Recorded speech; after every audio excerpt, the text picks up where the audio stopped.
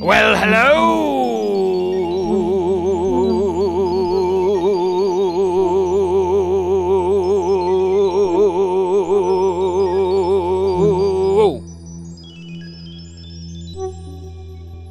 welcome to Sid Heresy DIY, the electronic dojo. Let's not boil it down to anything less.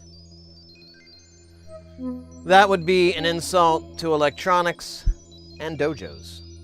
And those are two entities I'd rather eat a bucket of tacks than offend. And when I say a bucket of tacks, I'm talking about the big O ones when they bring like a bucket of beers, you know, when you go to the redneck bar and they got, well, we can sell you a bucket of beers for like $99.99, and you're like, what? I thought it was in Germany for a minute there. So you're just saying no over and over. But God, that's not the case. That would have been weird. It's that size bucket. Just realized this. Burp, burp, burp. That size bucket of awesome. Guys, welcome in. Michael over on the YouTube, welcome in. First one in. First one hitting the chat. Real mofo. Real mofo. And then, man, I lost my brain. And then we had Ekin coming in. Welcome in, Ekin. And look at that, we got Androphasia. I should have practiced pronouncing that before. Androphasia coming in with that follow and that generous howdy in the chat. Welcome in, mate. And we also had a resub from the one, the only, the Porphyry. What up, mate? Thank you so much for what was the numbers on there? 7 months. Fuck yeah. Fuck yeah. A couple more months, we're gonna have a sub baby. We need to think of a name. I'm thinking Sid the Third or the Fourth. Do you really have to like do it in numerical order? Couldn't we just make it Sid the Sixth? You know? I don't know, maybe we could do a hybrid of our name. Sidorfrey or something, or Porfrid. You know? I don't know. Got a couple months to think about it if things go the way they should. Welcome in, mates. Marzipanda in the house as well. Marzipanda, welcome in. Let me see, did I miss anybody? I can just, oh, Mr. Lurkitty as well. Welcome in. I think we're good there. I think we got it. A bunch of tacks. Yeah, like a big bucket of tacks. It's my new, it's been my go-to. Like, do you want to go to this person's wedding, a person you went to high school with and really don't keep up with and have anything, but they sent you a wedding invitation? The correct response would be, I would rather eat a bucket of tacks than go to that fucking doofus's wedding. Maybe not doofus. Doofus seems a little harsh, doesn't it? Dick face? Dick nose? There we go. There we go. Now we're cooking. What happened to the music, man? I'm going to skip ahead. There we go. We're back. Music problems.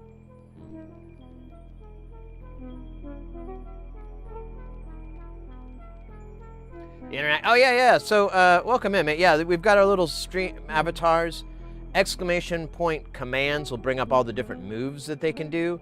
There's, you know, you can do little things like jump and, well, I'm not going to spoil it. There's also a few hidden ones in there.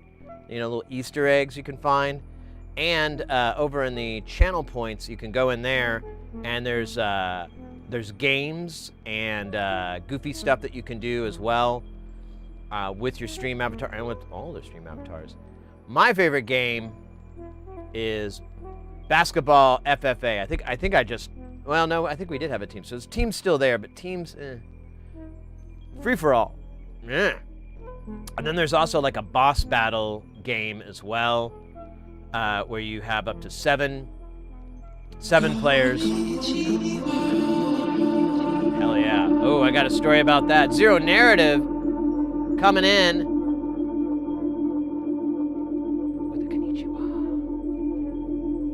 Or no, that was Substatica with the Konnichiwa. My bad, I was reading that wrong. Zero Narrative with the coked out Sid skull. I don't know, that's the only way I can imagine it. Or like a bucket of laxatives, something like that. Bucket of Laxatives is also the name of my avant-garde punk band. You gotta check us out. We'll be playing at the Cimarron the week of the 27th. And then we'll do a show February 31st. Come and see it.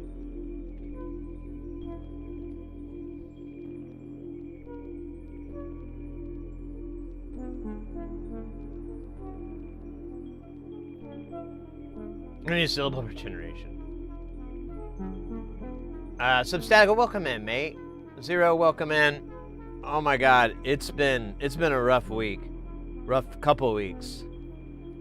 I'm still kind of like, ugh, but I was like, what am I gonna do? Just sit on the couch and see how much I can fart? No, that's tomorrow. Tomorrow I'm gonna do that. Today, we stream. Let's have a lot of goodies. We got a lot of goodies in the mail. Like, I'm looking at Goodie Central. Some of it interesting to you guys, some of it more interesting to me, but we'll just get it out of the way, you know?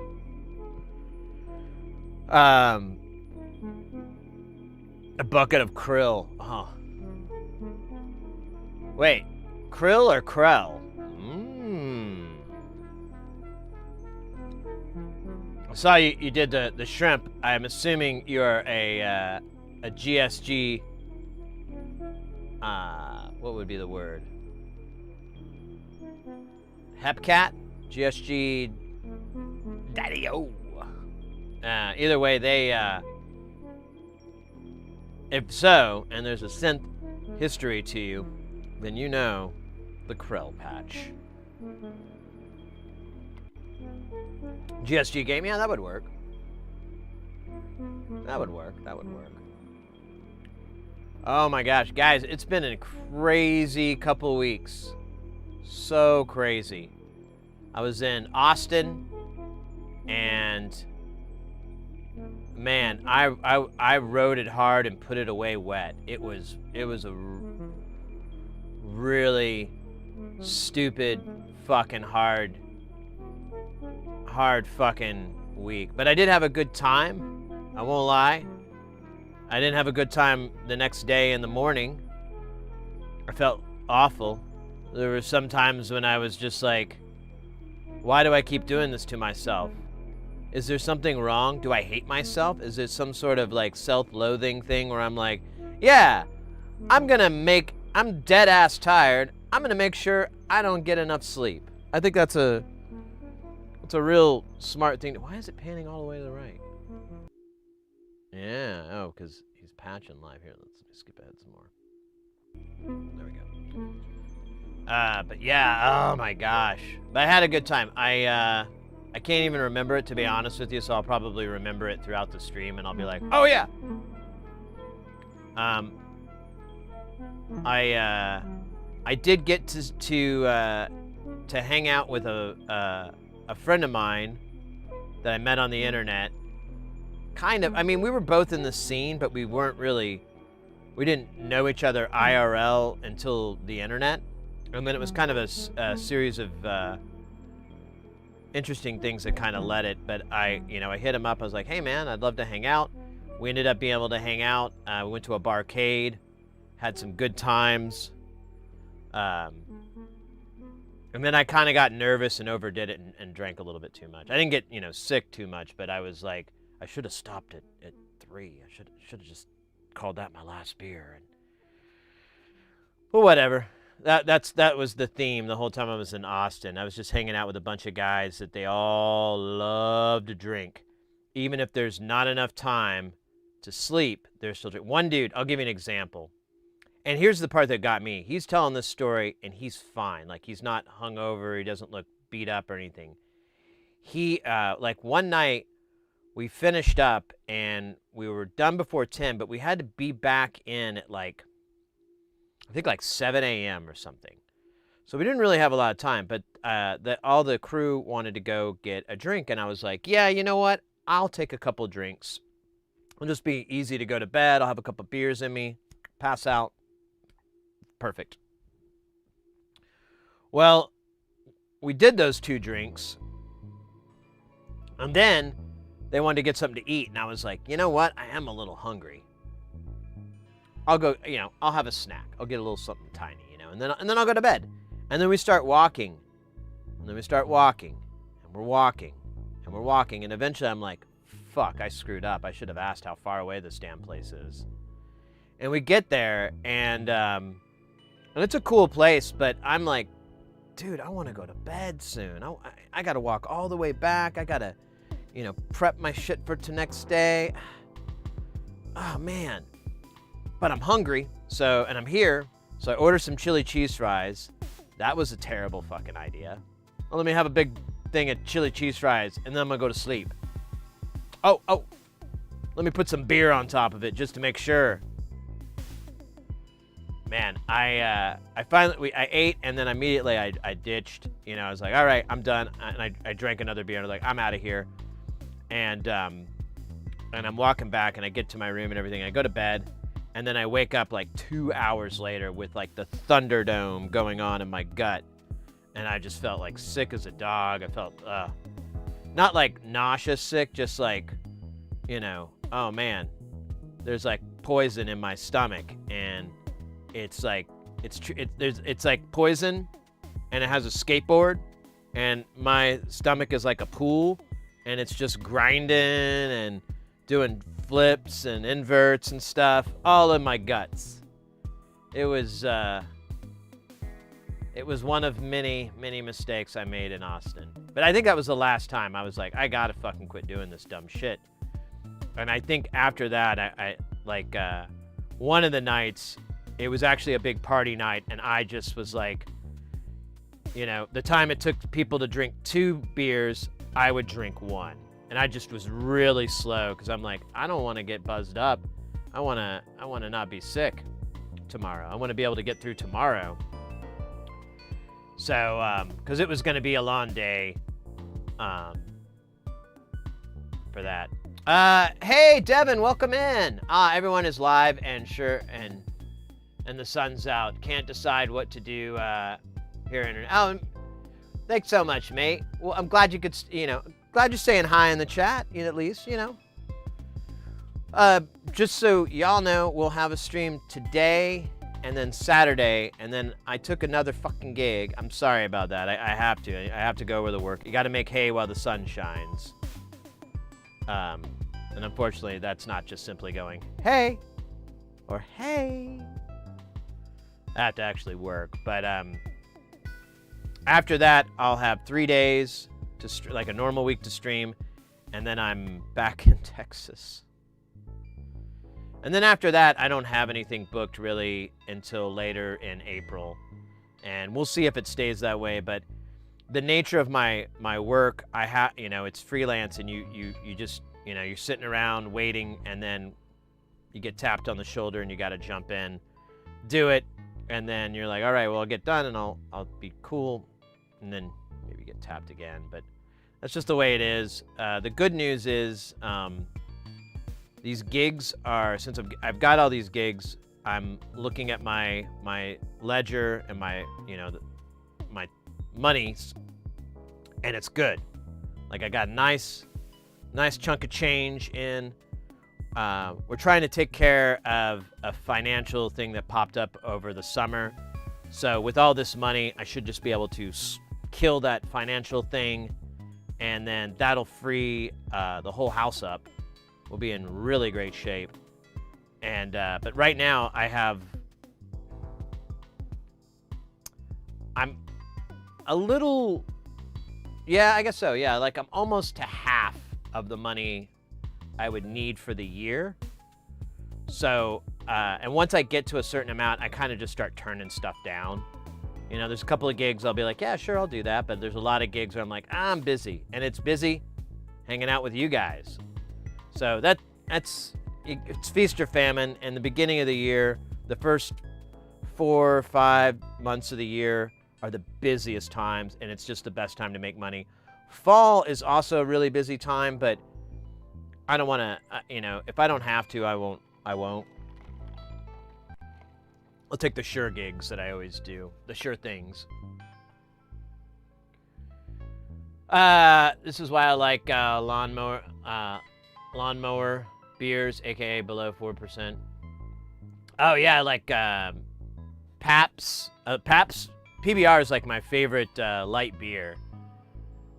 People say it gives them the poopies, but I haven't really noticed that correlation. And I'm drinking a lot of PBR, so I think I would start to notice, like, wait a minute. It's a vegan beer, or at least that's how it was introduced to me. I've never done some independent research, but vegans like it because there's no animal byproducts in it. Because I guess in regular beer they put like fish oil or some shit like that, which is terrible to make those fish have to drill for oil. I mean, I think that's a human thing. I mean, you shouldn't have fish do it, but you know, we live in these times where I'm sure when we look back, having fish drill for oil will be one of the darker stains in our history. Nah, it'll be fine.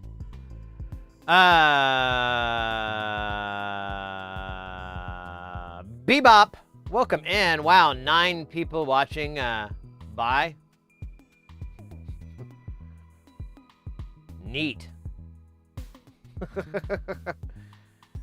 Ryan, welcome in. Hope your work trip was good.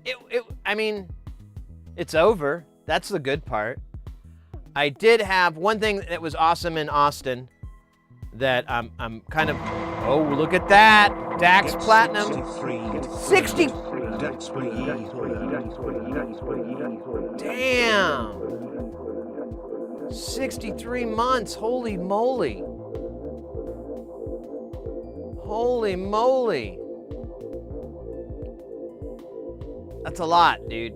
That's a lot. Thank you so very, very, very, very much. You are Zupagile.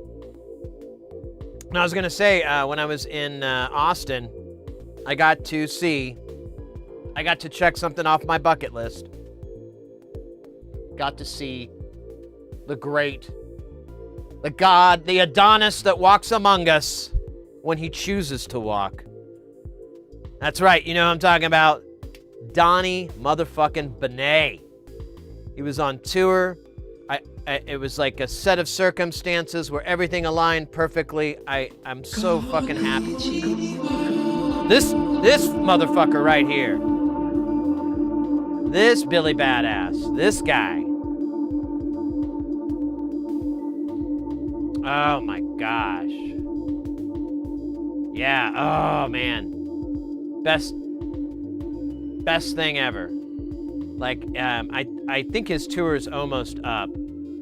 But, I mean, I know he's touring Europe, so any of you, anybody over in Europea, or European, should go catch him if he's coming to your town, your neck of the woods. Mind-blowing show. I went with the other audio, the lead engineer on this gig I was at, the A1, him, and he's a bassist. So I was like, you're gonna love it, dude. You're just gonna love it. You're gonna recognize all the shit, and you're gonna just have this big respect. He's like, oh no, he sounds kind of cool, but he never really listened to a bunch of Donnie, and he was just impressed. He was like, that was an incredible show. And I'm like, I know, right? And if you've never seen Donnie Benet, let me tell you, absolute showman. Every song has a little anecdote that he tells. He's so fucking hilarious and so funny. His deadpan delivery of comedy is just top tier. Top tier. And not even deadpan, I guess. Just like, just a delivery, I guess. I don't have to put deadpan in there. But I'll give you an example. One of the lines he said that I just was on the floor laughing my ass off. He's like, all right, so this next song, like many of my songs, is about making love. Then getting something to eat, having a wonderful meal, and then, of course, making love again. This one's called Second Dinner. Dude.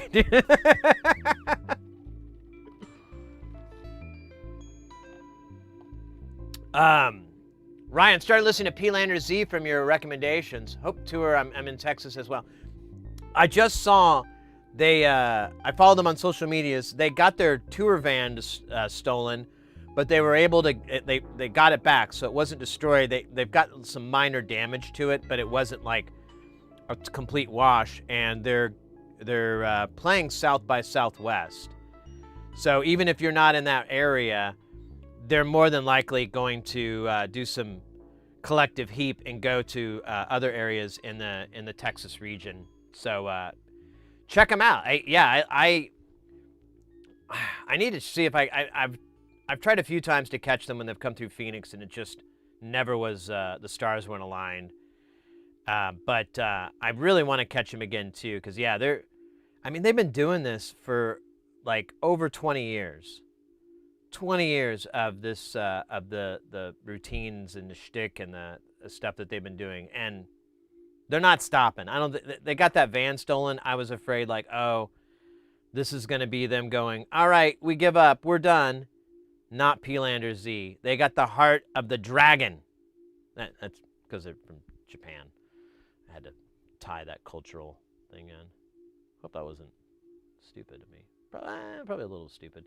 But yeah, welcome in, mate. Velvet Goat Cheese, welcome in. Cool, I'm glad you were able to make it to the concert. Also, hi, yeah. Yeah, so that was the thing, Substatic. I didn't know. It sounded like their gear wasn't in it, and that's what I was afraid of. I was afraid like all their gear and props were in their van, but I guess it was unloaded at the time, so they lucked out there because they didn't say anything to that effect. But I'm just glad those guys are back on track. They really are like an amazing performers, amazing musicians, and really just cool people on top of just good, solid humans. And then and they've just been at this for so long, working their butts off. I bet a lot of musicians well, not a lot, but I know a few musicians, I should say, that have been at this game for a really long time, 20 plus years. And I just have so much admiration for them because I'm like, dude, you're just killing it.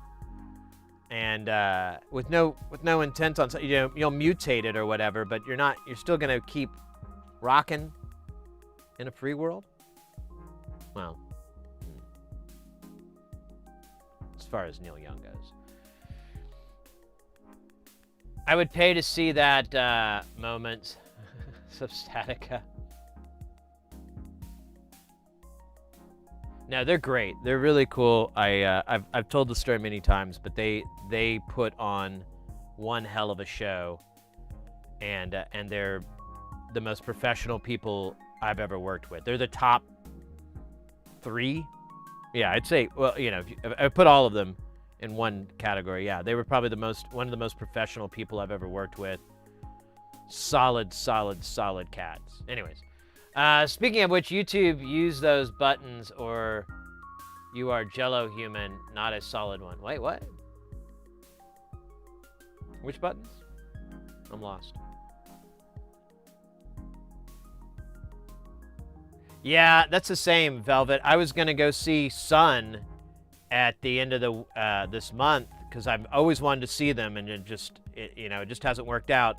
And then I took this gig in Texas again. No offense, but I'm fucking done with Texas. I wish I didn't have to go there over and over and over and over and over, but I'll be in Texas, so I'm gonna miss that concert, which sucks, but whatever.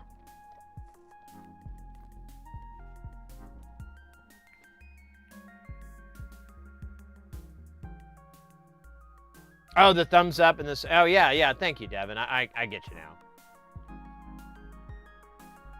Anyone here like slamming brutal death metal at all? I like some good metal. I like it. Ooh. Hello.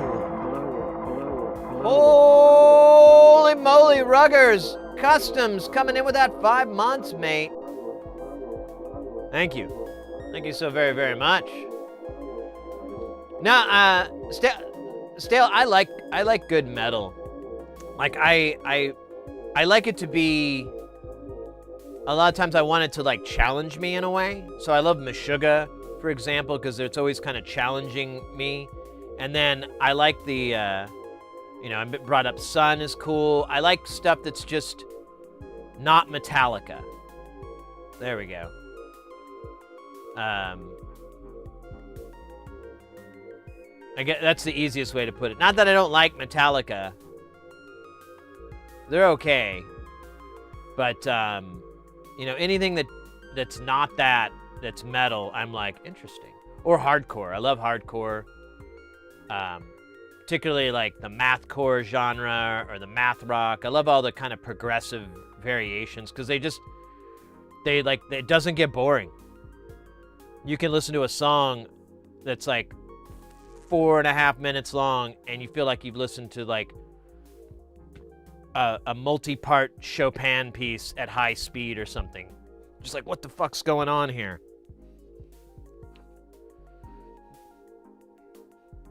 I like metal. Got to see Death Clog. Oh, cool. Hey, Tom, how would you solder pin headers to wire on a proto board? Wait, what? Like, are you talking about, like, pin headers like these kind?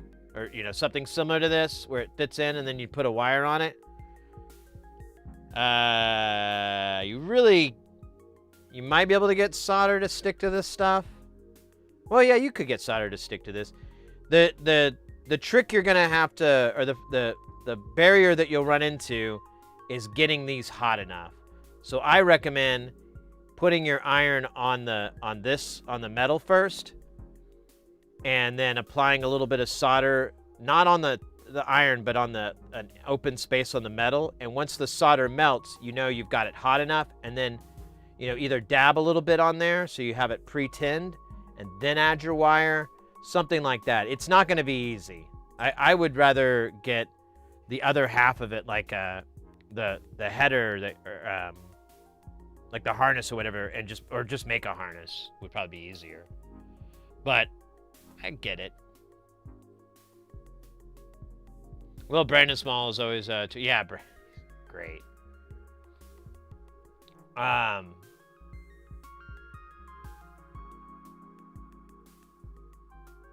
Karachi, wait, what? Who?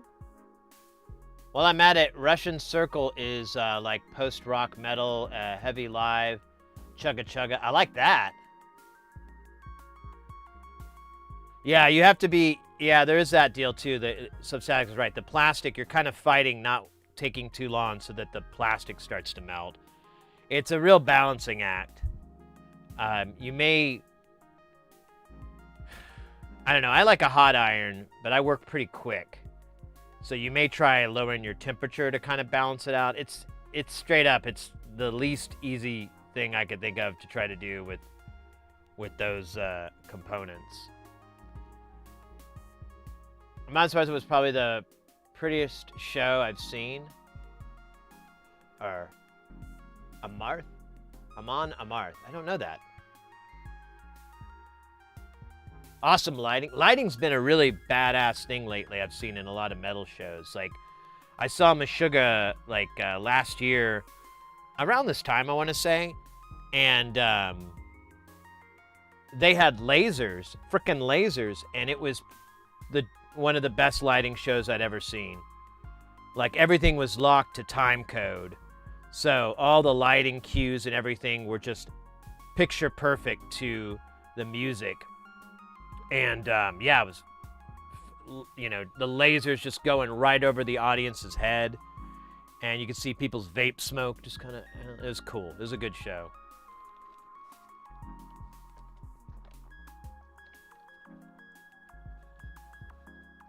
Yeah, just like that. I put heatsink clamps on the plastic parts before to help with preheating. Yeah, that's not a bad idea.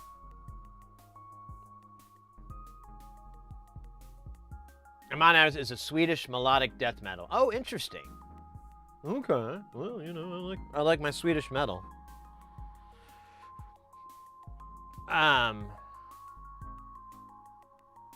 Mr. Kitty, if you plug it into a header, the header can help sink the heat and give you some more time to solder. That's true too.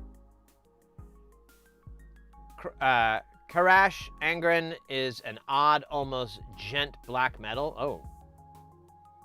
Alright. Let me just, you know.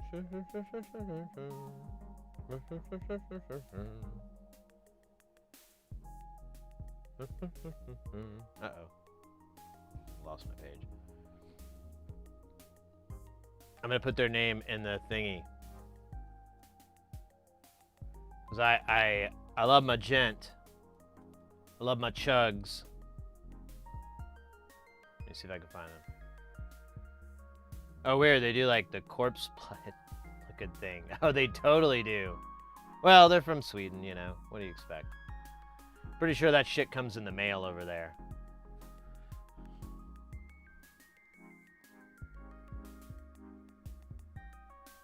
When crows tick on windows, maybe a good start for a song. Okay, I'll check it out. Check it out.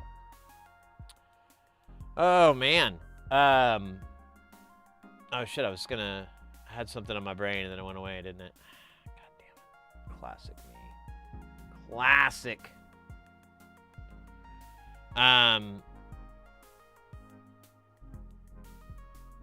What else? I don't know. I've just had a really hellish, well, not hellish, but busy 2 weeks.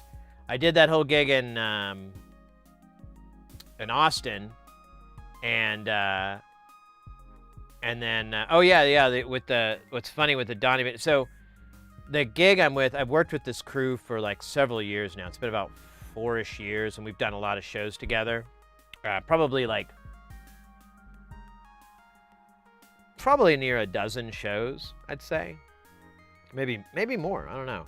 But the producer gal, she's really cool, and honestly, I admire her work because when I started working with her, it was when she first started, and she wasn't very good.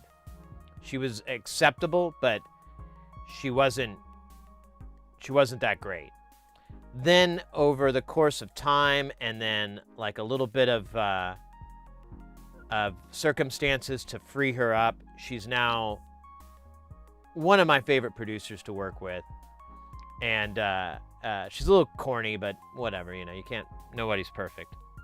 And but she's really good. So anyways, she wanted to throw a party for the crew, and so she made it a big surprise. But she's like, okay, on Wednesday, I think it was Wednesday, everybody, we're gonna go do this thing if you can make it. I don't know if you have plans. And I was like, oh, well, me and the A1, we were gonna go see this concert, and I really want to see this concert. We already bought the tickets. The tickets weren't cheap. They were like $60 a head, and she's like, okay, well, you know, I understand. That's fine.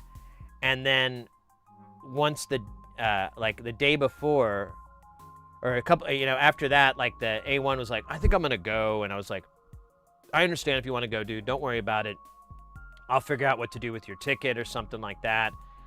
And I was kind of feeling around for friends that lived there that might want to go, but you know, everyone I know there is like, kind of into an extreme music that is pretty far away from Donny Benet, and I was like, it's kind of a stretch for them to want to cross that bridge. You know, if you, like one guy, he's into power noise and like, you know, industrial music, and I'm like, yeah, I'm sure you could appreciate Donny, but it's probably not going to be your favorite thing in the world, so all right. And the other guy's like a huge punk rock fan, and I'm like, yeah, I don't know. So I was having a hard time finding anybody for the ticket, and then like the day before, the A1's like, oh, I'm down to go, and I'm like, oh shit, all right. So I pulled back my offers, and then I was like, oh shit, I lost my train of thought. And then, oh yeah, so then I was like, all right, man, well, we'll go, and that Wednesday we were scheduled to work till, oh, Timinator, welcome in, mate, good to see you. We were scheduled to work till 5 o'clock that day, and the concert was at 8. So I was like, all right, well, I'll get like a really quick nap, like an hour. I need a nap, and then I'll be able to go to the concert. And then we ended up finishing up at like 2 o'clock in the afternoon. I'm like, holy shit.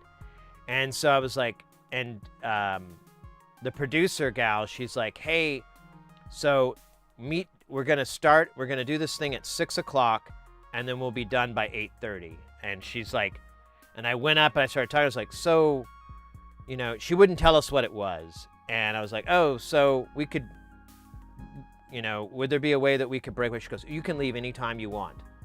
She goes, I just want you to be there at the beginning, and then you can leave anytime. You don't have to stay for the whole thing. And I'm like, okay, well, I think we could do both. And so I was talking with the A1, and I'm like, we could do both. And he's like, yeah. And I'm like, all right, so let's do it.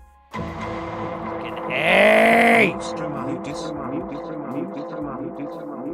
New streamer, who's this? I call myself Sid. Sid Heresy. It's a stupid name I came up with when I was 15, and now in my late 40s, I'm like, probably could have come up with something cooler, but we're stuck with what we get, mate. So we ended up doing the special event, which I called it. I knew exactly what it was, and I made fun of it. But I'm glad I went, I guess. It made the producer happy. Like, she was really, really happy.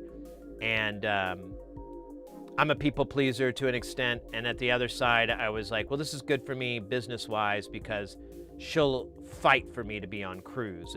If someone complains about, oh, we can't afford Andrew, or, you know, we can't afford it, you know, she'd be able to go, no, we have to get him on the gig, or we're not going to have a gig. You know, she was going to fight for me. So I thought that would, I figured, you know, it's a win-win for me. So we ended up going to it, and just like I thought it was a goddamn pedal pub. If you don't know what a pedal pub is, let me explain it to you. It's one of those dumb, long things you'll see on the street, and it's like a bar. It's two bars facing each other. Here, I can just get a picture. It's probably easier than pedal pub. What? Why do you think I want to go to one?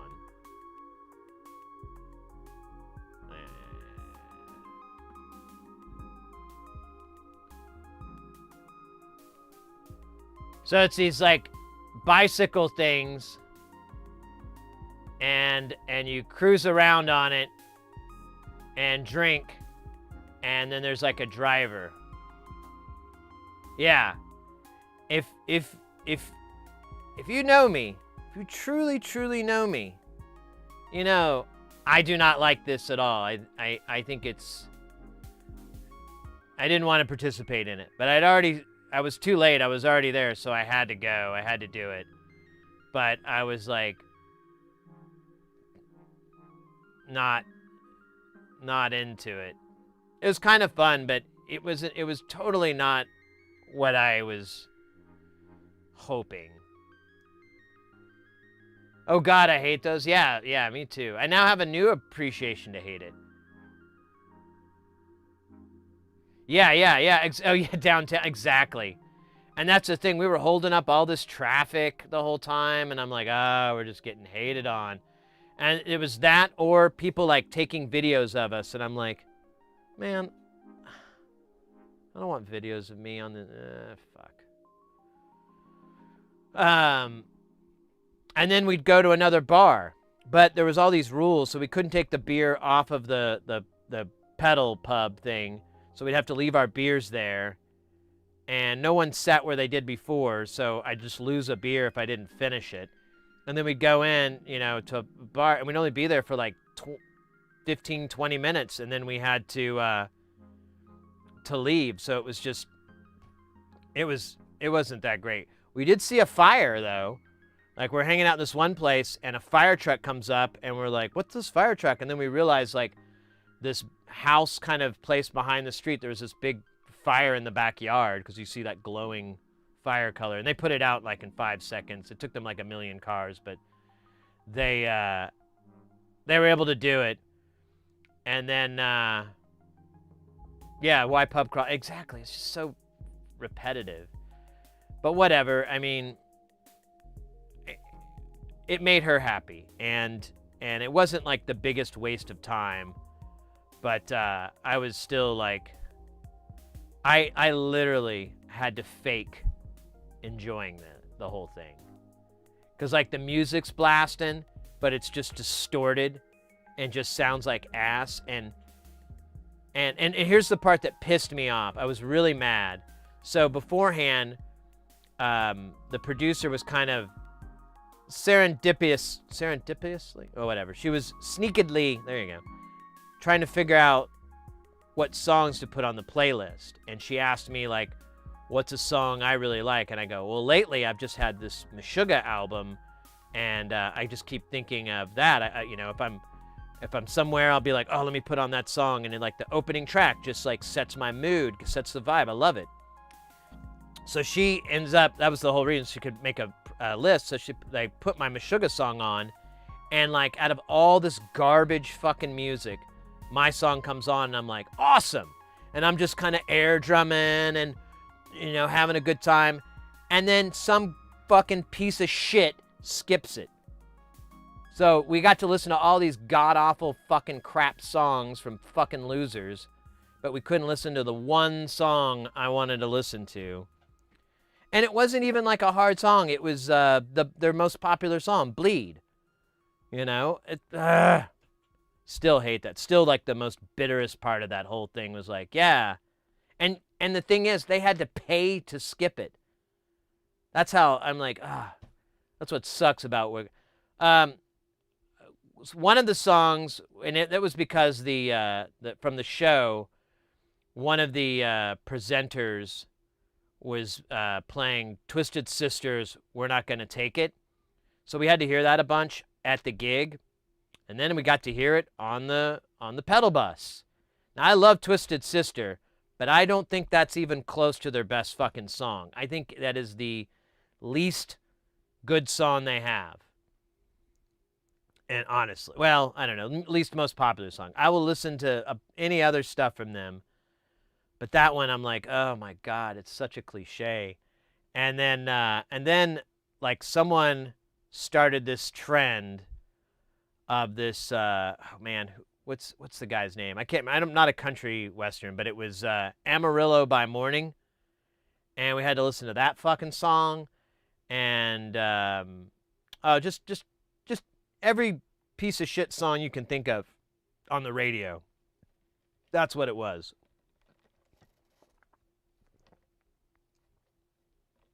Yeah, they weren't gonna take Meshuggah anymore. Exactly.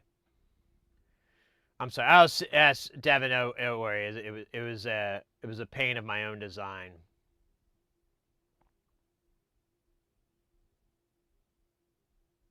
Faking enthusiasm like a game penalty. Yeah. I don't know. I tried. I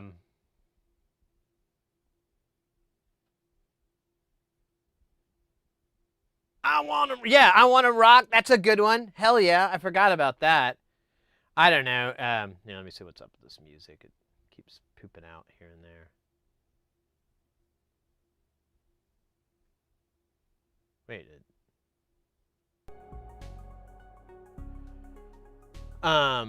Yeah, I can show you some photos, I think. Let me see. Let me look here. I have a bunch of photos from these gigs, but some of them I want to protect the innocent. Oh wait, did I get rid of my... There it is.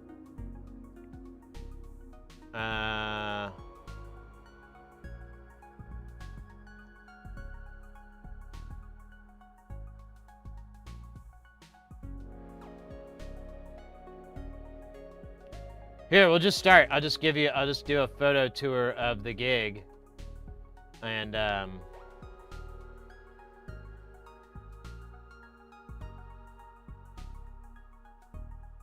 I'm gonna get rid of this real quick.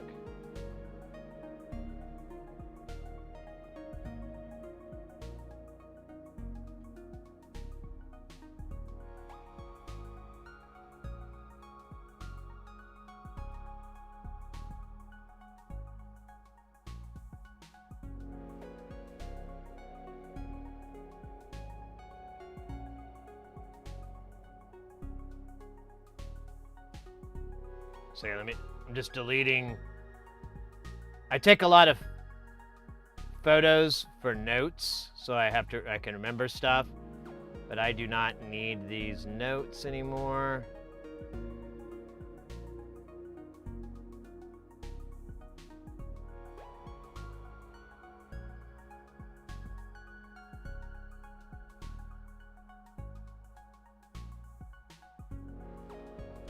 Second here, mates. Apologize. I should have done this before I started streaming.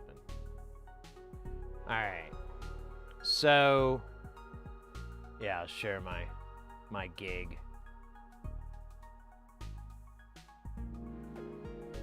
Let me make sure I'm not behind on that.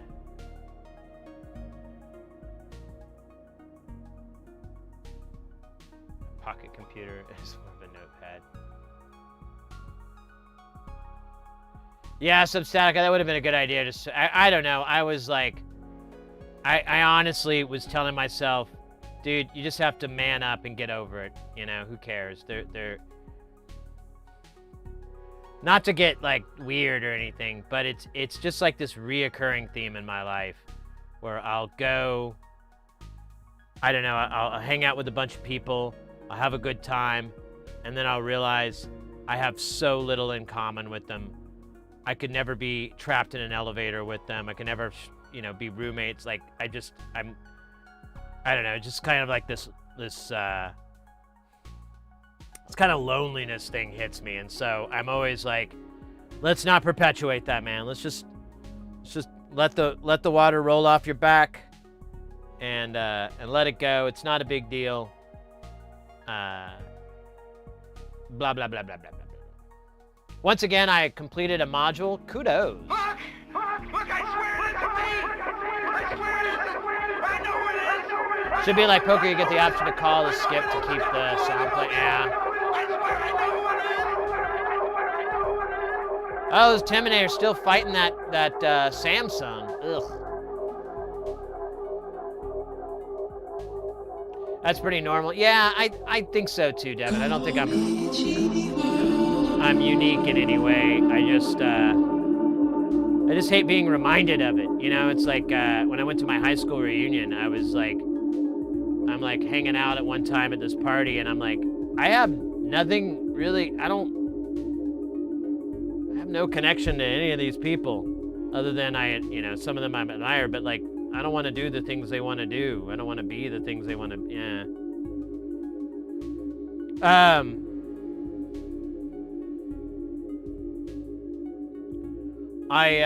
Mr. X is in the house. Mr. X, you showed up just in time. I was going to do a little photo show. If you know, you know.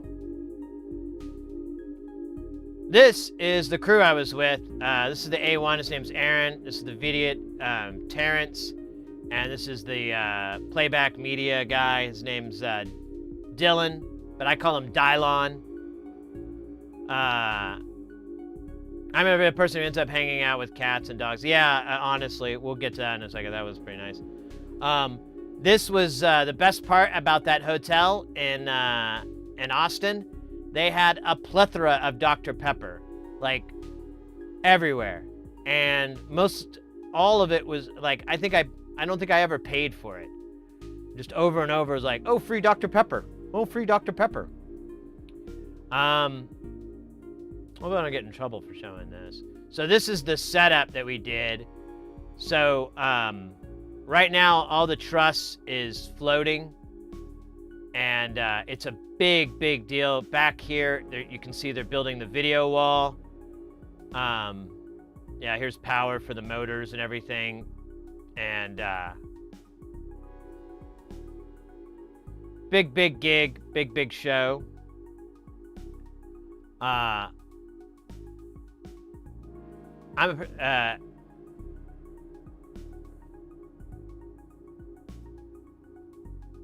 Recessed which system? What do you mean? Here's like me, like just taking a little artsy fartsy photo here. We had to keep changing this truss out. We were like 4 hours late because we kept having to move it and put it back on, and because the rigging points, if you see here, it's hard to tell. But we have, is it this one? Where is it? Yeah. So we have a point here, and then a point way over here, and we have like almost 2,000 pounds on the truss, which is too much. We'd get this deflection where the truss would bounce when it went up, which is super dangerous. So we had to change it over and over and over. Change it like 3 times. And it was funny, like the in-house rigging department was not very good, and they were so bad, and there was such a problem, they had to call in an outside rigging department that were just professionals.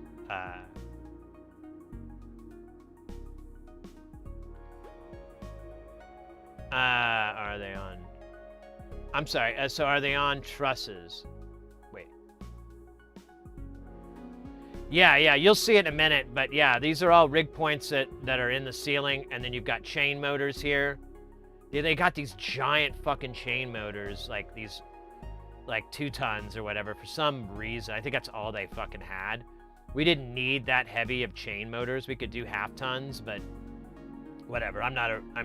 That's not my job, so can't speak too much about it to authority, but anyways.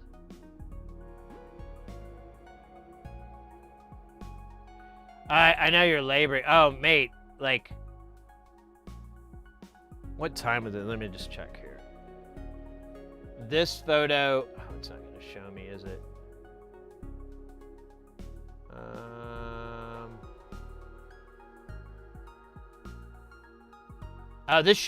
This part was pretty early in the gig. This is at 11 in the morning. Let me see again. I wish there was a way. Oh, yeah, we can. And then this is 3.5 hours later. I don't know if this is a video. No, it's just a shitty photo I took. Oh, it is a video. All right.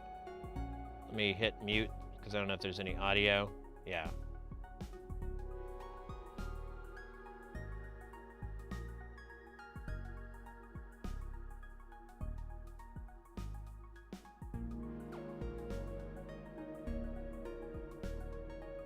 Yeah. I don't know what it is, but the motors always have to live on the truss. I'm not sure what the reasoning is, but I know what you're talking about. They'll do that from time to time where they'll rig the motors up and then have them pull. I have no idea. It might be just the way these things feed. I don't know.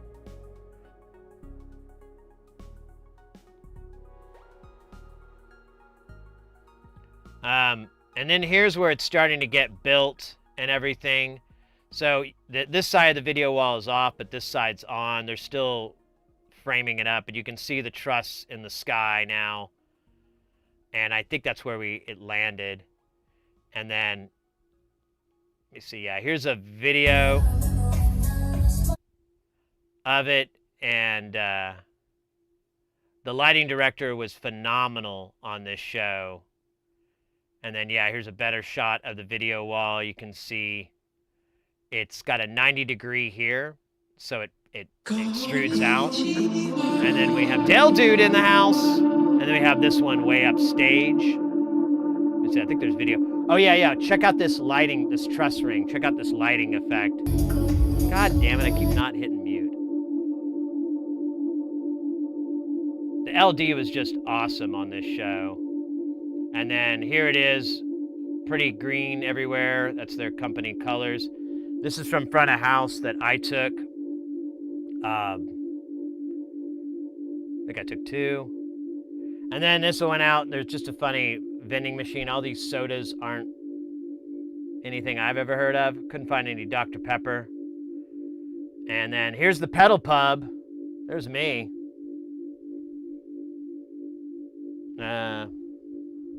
There I am again. There's our driver. There I am with the crew. More crew. Oh yeah, we got. I don't want to get copyrighted, so I'm just gonna hit mute. I tried to do a very avant-garde, coming out of focus and then zooming in. It was. Pulling from David Lynch a little bit there. Yeah, just cruising down. What's funny is these pedal things, you just need to pedal to get them going. It's an electric vehicle. And then the moment of awesome. Donnie. I think he doesn't. I think he's just talking here.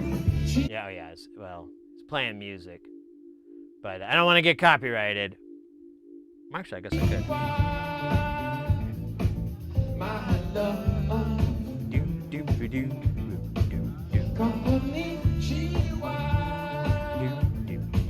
Let's make love. Oh, okay, guys. So fucking awesome. Such a bucket list moment.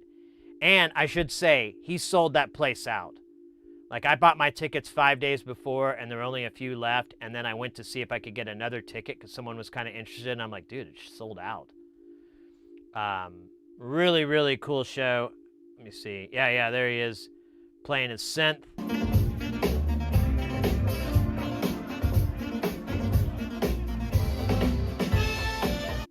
It was awesome. And then I went to LA and had a bratwurst and beer 2 days later, and got some good high scores at this barcade I found. Found this awesome game called Grand Lizard.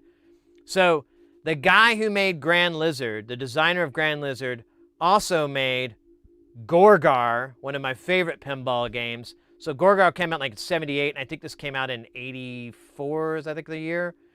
It has so much Gorgar vibes. It's awesome. It's one of my favorites. And I looked him up, and he actually created a bunch of famous games like Pinbot, the original Pinbot. It's the same designer. But what's cool is the sound effects are all like Atari sounding audio effects. You know, all the classic Atari like FM sounds and everything, or early FM, I guess you'd say. But it just these gnarly sounds. Really cool game. Got some scores on Jaws, and then I updated these fucking computers, and I thought, oh, this is only gonna take me like 4 or 5 hours. It was 10 hours, and I didn't even get half of them done. I had to give up. Huge waste of my day. All right, now I'm trying to remember what's the next photo. Oh yeah, this is just labels. I had to label the stage head. This is the gig I did after it, and it was just meh. Oh yeah, I did get. So in LA, there's all these little robots everywhere. Little delivery robots just cruising around. They're kind of cute. They look like they have little faces on them. Loved them. Couldn't get too many of them because, oh yeah, what's this? Here, I'm gonna mute this because it's probably something stupid. Oh yeah, here's the show I did. And there's that video wall, which looks like, meh. And then there's my PA, and it's just this giant fucking room that we had to fill. It was a pain. And then my hotel sucked, but I had an amazing view of the city. Just, oh yeah, here's like a little video I tried to make.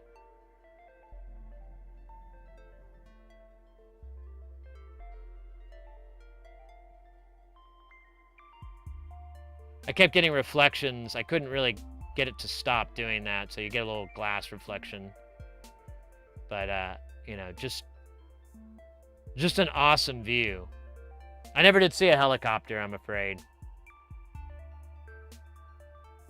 They have rubber... Yeah, I mean, it's all over downtown LA. Like, you just see those little robots crossing the street all the time. It was funny. Is this a video? No, it's just a... Oh, no, here's another vid. And this is one of the kind of cooler... There's me breathing. Gross.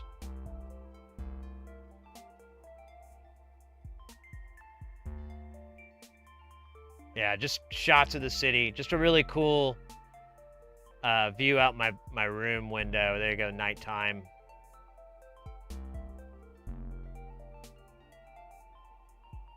And then, yeah, this one guy, he brought his dog with him, who was like one of the sep dudes, and I was kind of annoyed, but his dog was honestly pretty well behaved, and I love fur babies, so I like this little guy. He was pretty sweet. I forgot his name, but you had to pet his head. If you petted anywhere past his neck, he'd make these little whimpering noises, and it's like, oh, you don't want that? So, but if you petted his head, he'd just close his eyes and he'd be all happy. Let me see. I think it's the last photo. So there you go. You got to sit through. You had to sit through my photo show, my slideshow. But oh, weird.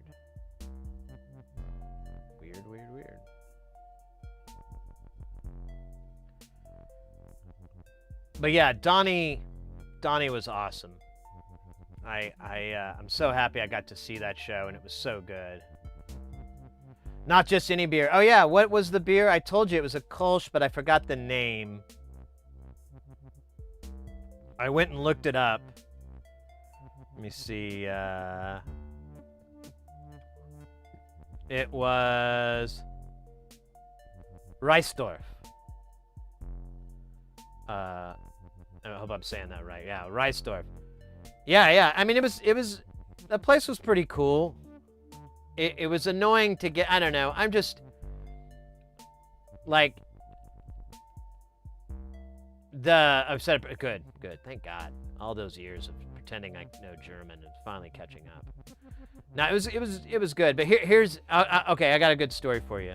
So my entire time in downtown LA, I'm not a scaredy cat. Like, I know poverty doesn't always equal crime. An area that's not taken care of doesn't mean someone's going to come out and mug you or anything like that or whatever. I'm pretty good about that. I have a good sense about it. Multiple times, I was Ralph from The Simpsons, where I'm like, I'm in danger. So when I was heading to this place, it was like over a mile, and I didn't want to walk it, and they have these little scooters that you can rent. So I was like, all right, I'll take one of these scooters. It'll be great. I'll have a good time.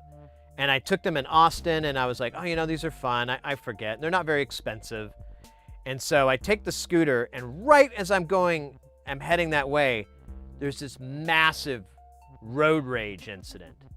And it looks like it started, this guy was about to turn right, but there were people crossing the street. So he stopped, as you should, because pedestrians have the right of way. They had the crosswalk, every reason that guy was right to stop. The dude behind him was pissed. Lays on the horn. And when I say lays on the horn, I mean he taped it down so it just went the whole time, would not stop. And so the guy finally goes, and the horn is still going, and that person behind him is just pissed. And they keep speeding up and slamming on their brakes like they're gonna run into the back of him over and over. And I'm like, dude, this is getting kind of heated. I'm really worried someone's gonna jump out with a gun and try to tell the other person to go fuck themselves. I don't want to catch a stray bullet. So I needed to go straight. I instead just made a right-hand turn and went around the block so that they could get ahead of me, and I'd be behind them, because no matter what I did, we were going about the same speed down the road. So that was fun.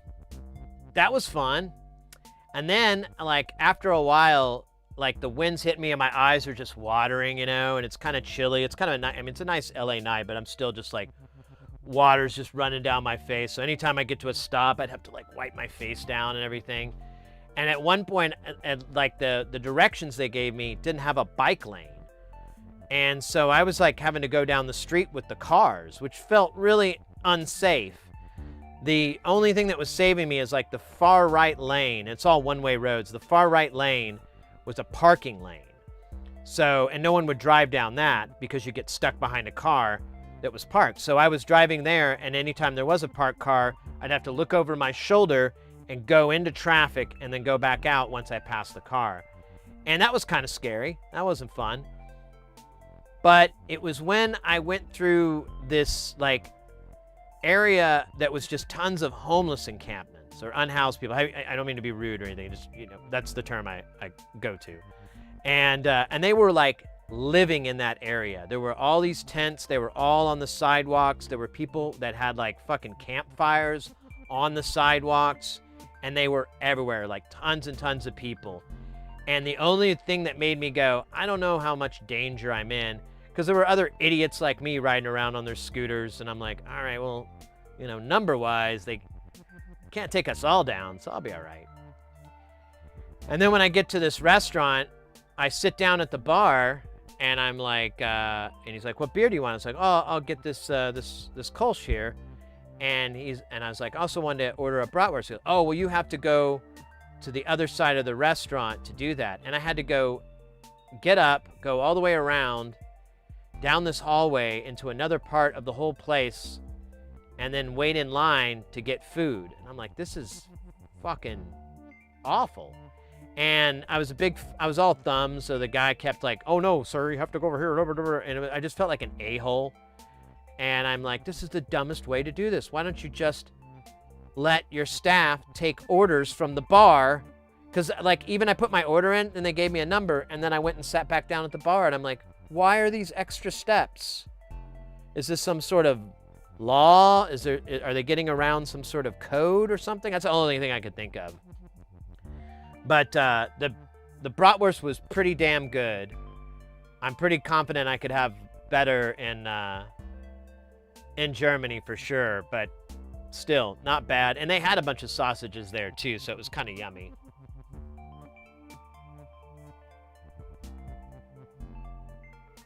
Yeah, it makes it easier when but I mean, there was not an extra staff. There was no like the bartender could have taken my order, and the person that brought the food out, you know, it was just extra steps for me. It didn't make any sense.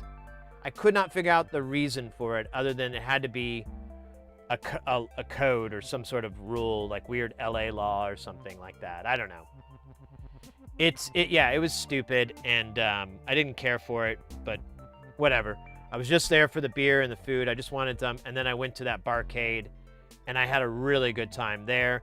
The games were all 50 cents, even the brand new games. So, and I like didn't realize that, and I put in a 20, and used to be when I first was kind of, you know, first couple of years I was getting into pinball, $20 would last me an hour.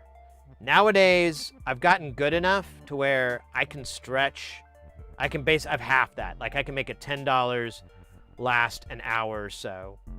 And last time when I was in Salt Lake, those games weren't cheap, but I really stretched my money there. I could really get it because I've gotten better at playing, so I can make a game last longer, and then I have a better opportunity to make to earn free games and stuff like that.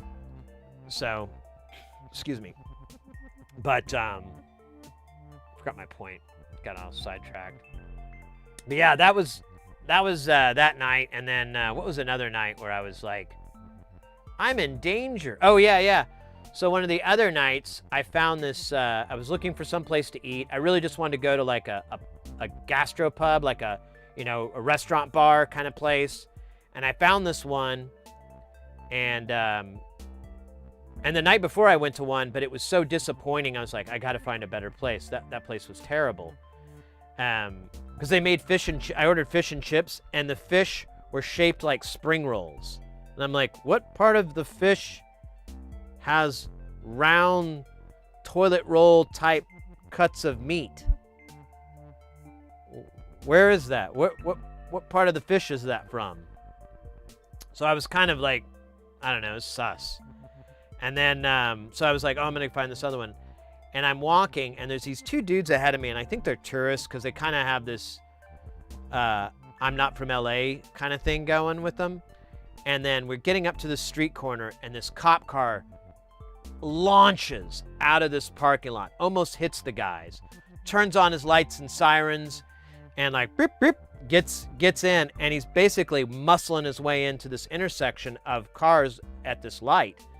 And then I realize there's another cop car on the far end of the road behind this other vehicle that'd been there this whole time, and they all get out, the cops, and draw their weapons and are screaming at the guy in the car to get the fuck out of the car with your hands up, walk backwards, blah, blah, blah, just the whole deal. And again, Ralph from The Simpsons jumped to my head like, I'm in danger.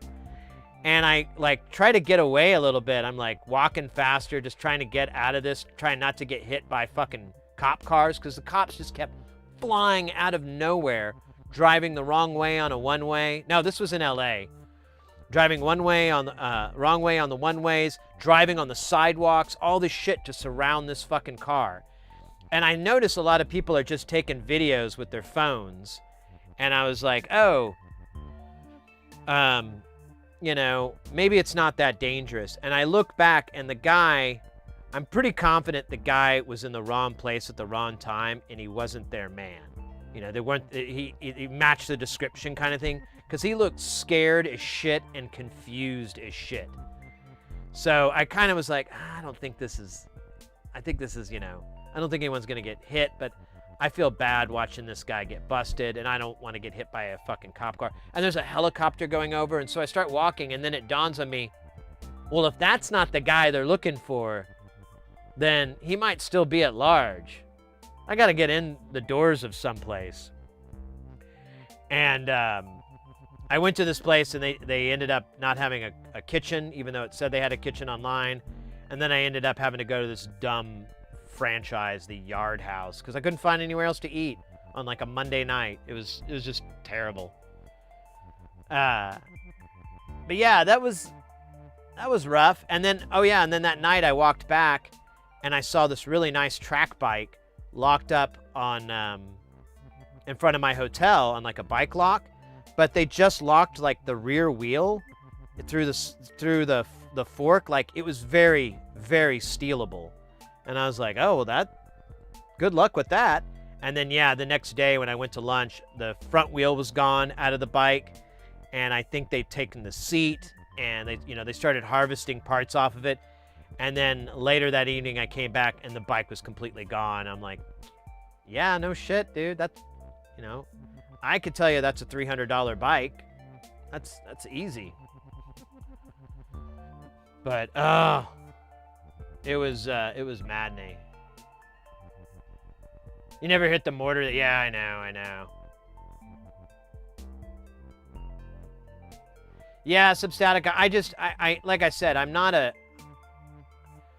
I learned this trick a long time ago. So when I was like 18 I was 18, I went to New Orleans with my family, and I had this incredible adventure. I'm not going to go over it again because, it's a long story. But I ended up hanging out with this couple, and we partied till like 4 or 5 in the morning, and then I was leaving their place, and I'm walking back to my hotel, and I mean, I looked pretty. I was a kid, I had dreads, and I had really bad acne, and I dressed real gothy, industrial and stuff. And I was leaving, and I asked my friend there. I was like, "Hey, man, should I be worried about getting mugged on my way back to my hotel? I mean, am I safe?" And he's like, "Nah, man, you're fine. As long as you look like someone who's trying to take a piss, that's all that matters. You don't look like a mark. You don't look like a tourist. Don't make yourself one. You'll be fine." And basically the rule is don't look like a target. Just look like the debris laying around. And I've always kind of kept that in my head. And there's been a few times where I've like gone out and dressed a little bit differently, and I realized like, oh shit, I'm the mark. I've turned myself into a mark. Someone's gonna hit me up. So I've learned just to kind of dress, try to look how the locals dress and try to match that as best I can. And like if you're in New York, you want to wear like dark clothes. You want to wear dark on dark clothes, like stuff like that. If you're in New York City or something, you want to dress gothy or whatever. Not gothy, but just wear dark clothing, not bright stuff, because then you'll attract attention to yourself. LA is very similar in that respect, I would say. So I wasn't worried about it. And again, just because I see some people that are, homeless or whatever, possibly, I know that they're not gonna, the next stage for them is to to knife me or something like that. Like, I know that's not the natural thing. You know, it's pretty far, there's a pretty strong separation. So I don't really get scaredy cat about that. But I can tell every now and then when I'm like, this is not good. These are too many circumstances I'm in where my danger level is high. But, and LA was like that. I don't know. And there was all these other instances. I was right by the fucking stadium. One day I was just trying to get a burger and a giant hockey game let out, and there were thousands and thousands of people leaving the stadium. And it's like swimming upstream. They won't part for you or anything. So you're just like walking against, you know, a few hundred people going the opposite direction you are. And I don't know, that, and then like the last night I found this arcade place and they had 2 pinballs, but I was like, I don't care. I just want to hang out. I'll play 1 or 2 of those games over and over and over. I don't care. And as I'm walking, there's all these street vendors and there's all these cops, and then the street's blocked off, or the sidewalk to the street's blocked off, and I realize there's a fucking Lakers game. And everyone's there to see the Lakers, and it was, you know, another just like, if you're claustrophobic, get ready to activate that fear zones. It was stupid. And then when I got to the restaurant, I had the worst chicken tenders I've ever had in my life. And then I asked, like, hey, don't you guys have like an arcade? I don't see how you get to it. She's like, oh, it's outside. You just walk out and you'll go into a different door, but it's only open on the weekends. And I'm like, oh, you just broke my heart, lady. All right. I'm just gonna go back to my fucking room. Yeah, exactly. The hockey games. Yeah, I had a hockey game and a basketball game, and both of those just hosed me.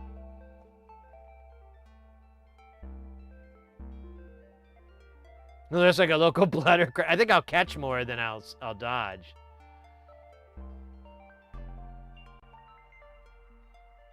Get all your blood and grips at hats.com. You want to represent?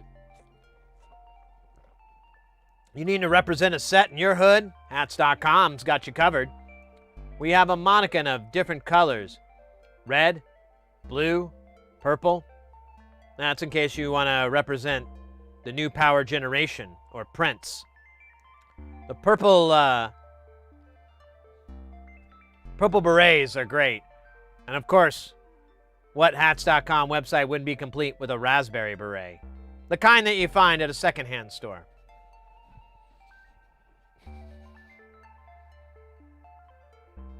Just don't dress like immigrant. Hey, I know, mates.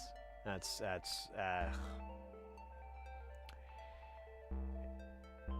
But I'll tell you what, as much as I hated downtown LA, and it's gotten just crummier and crummier down there and boringer, I will say this with 100% of my chest. The people there aren't bad. Like, the people living there, good folk. Really good folk.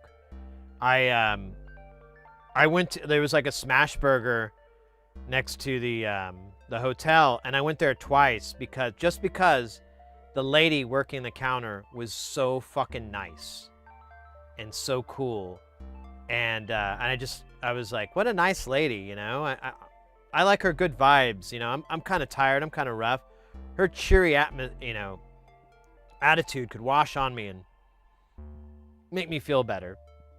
And then and I know this is going to sound like I'm kind of humble bragging. I'm not trying to do that. I'm just trying to give you an anecdote, which I look good, but that's not my point. So I'm walking at one point, and there's a mother and her kid, and her kid's maybe like 5 years old or something, and they're leaving, like they've got shopping bags and like paper bags from like Target or something like that, and they're it looks like they're getting into their Uber or Lyft or whatever. And one of the bags just blows out, and all her stuff goes everywhere. And I'm like walking right by, and I just jump in, and I'm like, "Oh no! May I help you get your stuff?" Because, you know, I don't want to freak her out or anything. I'm like, "May I help you get your stuff?" She's like, "Oh yes." And I'm helping her collect it, and we're putting it in the other 2 bags that aren't blown out. And she's like, oh, thank you. And I'm like, oh yeah. I mean, who would expect those bags to blow out like that? That's some cheap, I'm making little stupid jokes and everything.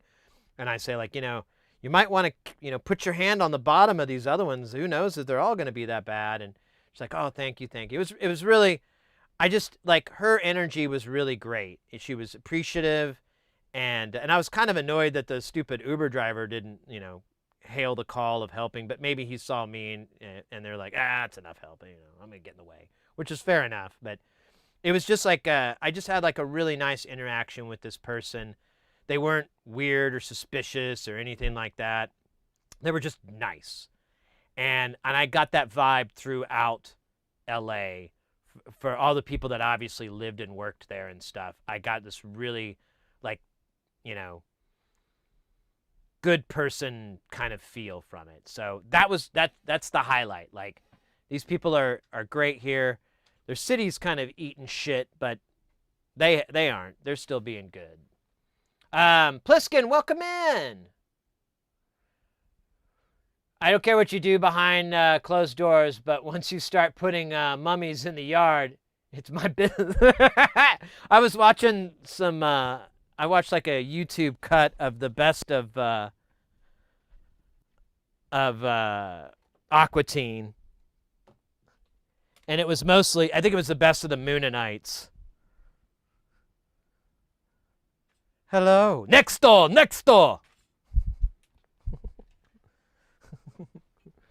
You freaks. Wait a second. Let me catch up on chat. I think I might be behind. I think Elo is first time I saw someone defecate. Oh, yeah, that was one good thing about this trip. I didn't see any piles of human shit. However, I did pass a gentleman who was trying to shit on the sidewalk. So, but I got past him before he did his business. So, I think that still counts. In the past, I've walked by just the most disgusting things I've ever seen just right there on the sidewalk. And I'm like, oh, that's gross. Yeah, LA kind of has a problem, I would say. You guys need some bathrooms. You need to put some bathrooms out here. Yeah, God loves a pooper.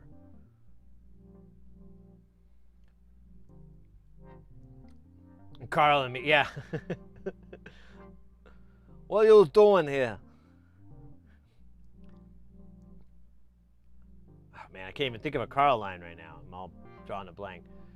I saw Skinny Puppy in Los Angeles and met them after the show. Danny Carey was hanging out at the show as well. Oh, cool. Do you remember which tour it was? We went and saw them during their first comeback. I can't remember the name of the album. I don't think it's Mythmaker. Let me see. Do Skinny Puppy Discog. The Greater Wrong or the Right. So we saw them during that tour, and that was an awesome experience, honestly. Like, the theater that we saw them in was really awesome. And then one of the neat things is, like, in between acts, you have to go to the rooftop, and that's where the smoking section is. And, like, some of my friends still smoked at the time, so we went up there, and we're hanging out, and we see Wayne Static.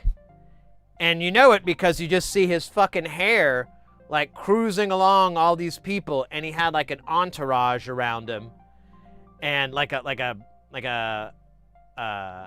queen bee with their drones or something. And that was kind of neat. Like, I couldn't even name you a Static X song or anything like that. I never really got into it, but you see a crazy performer and you go, holy crap, that's Wayne Static. That's neat. Yeah, of course he'd be here. Where else would he be? Oh, so, hey, Pliskin, we probably were at the same show. What was that? It was like, I think it was like the John Wayne Theater or something. It was named after, you know, some old famous person. And I remember the opening act was kind of sad because they kept giving him a hard time. Like, because the bassist looked like, oh, shit. Sorry, I'm going to look this up real quick. Lenny Kravitz. Looked like Lenny Kravitz. And they kept yelling at him, Lenny! And they kept, you know, play Are You Gonna... And they just kept giving him a hard time. But I'm like, dude, you really do look like Lenny Kravitz. You got his whole fashion, got the same hairdo as his. The only difference is you're playing a bass guitar.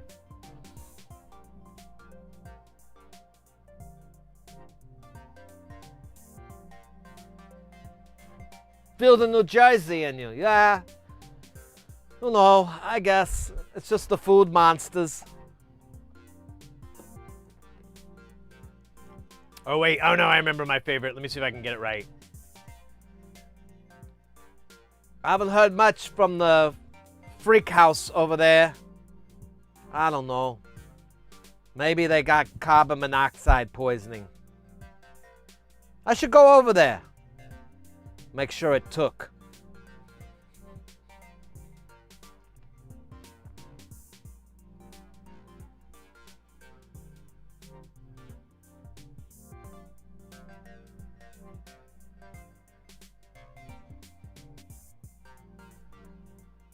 Anyways, it was a hell of a 2 weeks, mate.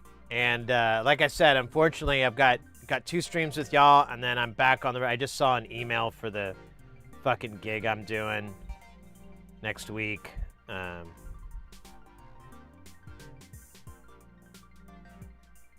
the fuck?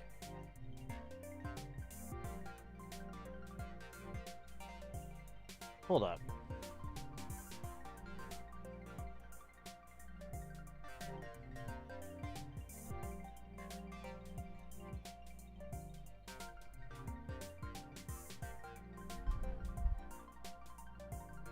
Oh, I guess I'm wrong. All right, I'm going to deal with this later. That company just cut 2 days off of that gig. They said it started on the 16th, I think. Dude, are you kidding me? Oh, well, I'll take it because I'm so dead-ass tired. Okay, good news.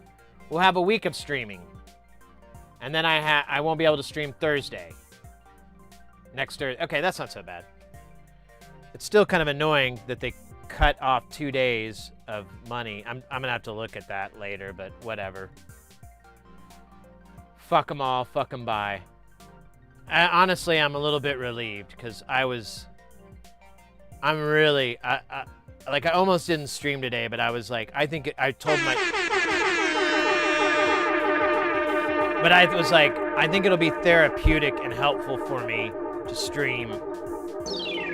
Fucking hell yeah!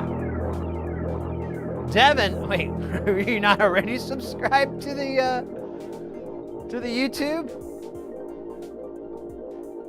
Last minute, I don't know, whatever. I raised my rate on them pretty high because I didn't really want to do the gig unless it was like a good amount of money. So I think we both kind of screwed each other.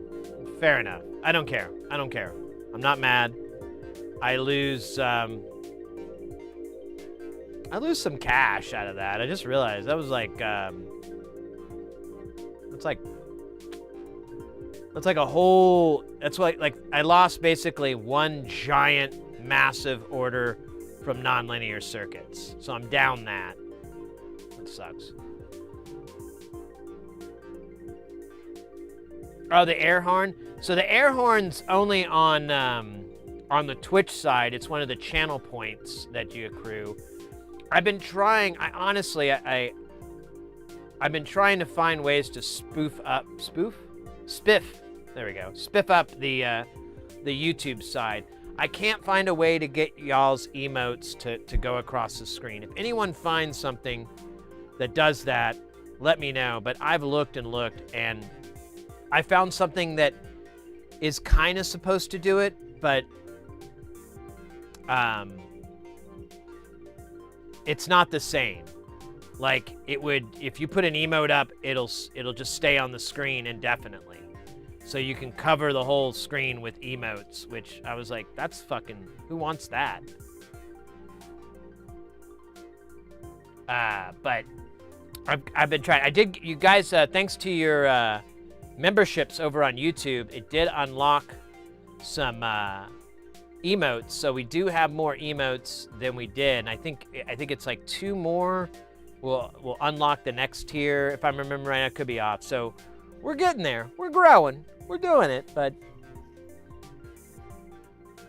it's still not as... I would argue the Twitch experience is a little bit more feedbacky. I think LA was the first time I saw someone defecate... Oh, yeah, we already talked about that. Yeah. Anyways,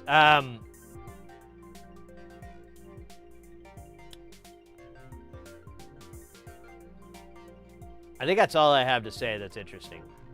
Thanks a lot, guys. See it. No.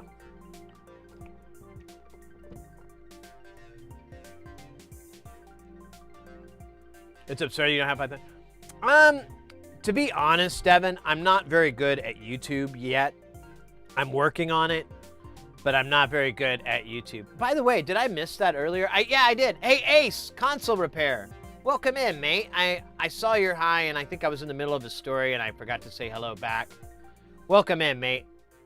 Go check out Ace Console Repairs. They're on YouTube and Twitch. And, I mean, I'm not gonna... the name kind of tells you what you're in store for, but it's good stuff. Good stuff. Great chill. Australian content streamer, repair, magician extraordinaire.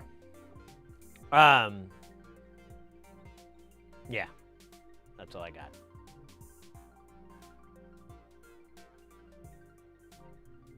Oh, well, no, Devin, like, you know, what makes YouTube content creators successful, in my opinion, is good content.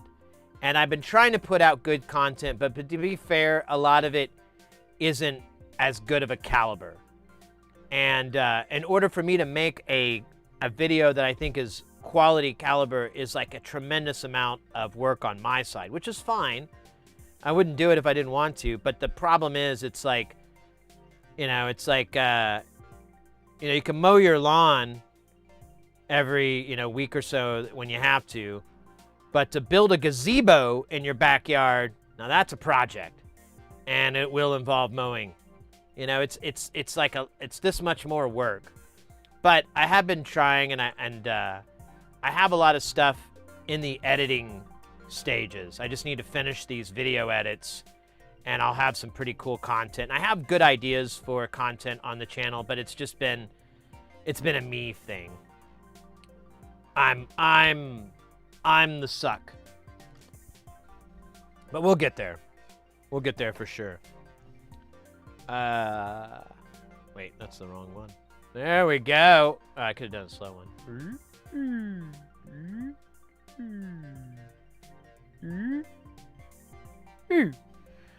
So one thing we got, brushes for the Uwu powered tip cleaner.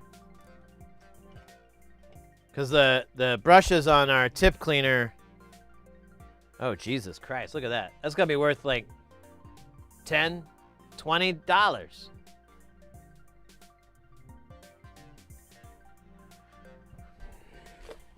Oops.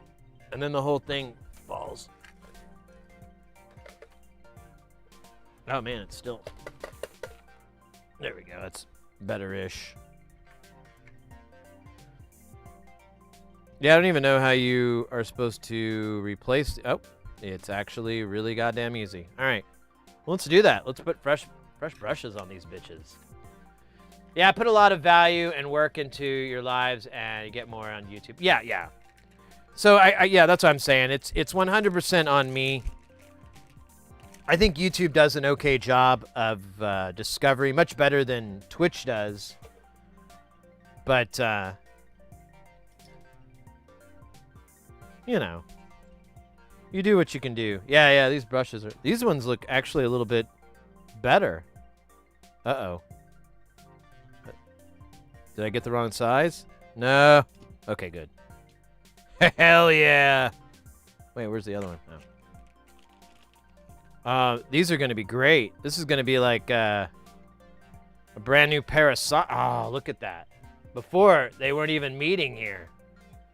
Oh, my tips are going to be so clean. People are going to write songs about it. Sit here, these tips are so clean. Bitches be trifling on me. I don't know why I threw that in. Oh, does it? Ooh, let's find out. Test it out. Ooh, woo. Ooh, whoa, it actually has like some... Ooh, yeah, you can get it to stick. Oh, nice. This is going to be nice. Of that J Muse gig, I'll keep you tabbed. Controller update. Almost have it all back. Oh, really?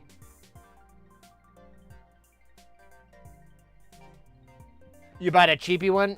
Hey, as long as it can take the replacement brushes, you're ahead of me. For sure. I've got a stack of packages here. Now, I didn't bother to black out my name and address and stuff, so I'm just going to open them slightly off camera. Oh, this is good. This is great. Everybody loves a little bit of fiber. This is like a 6-pack I bought of, I think this is multi-channel, multi whatever. Fiber. It's what's for dinner.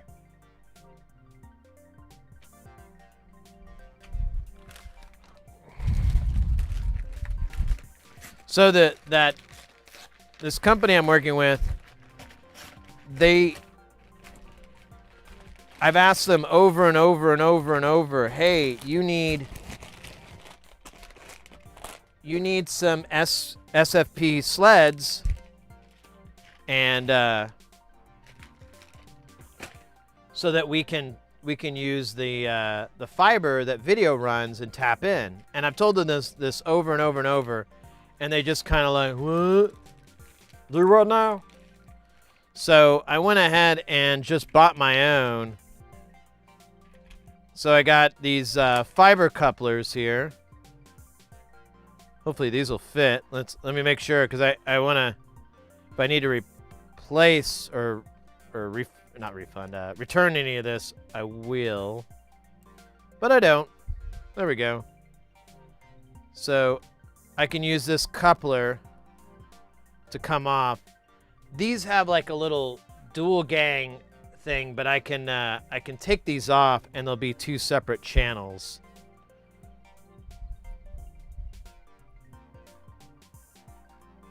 So this is a W.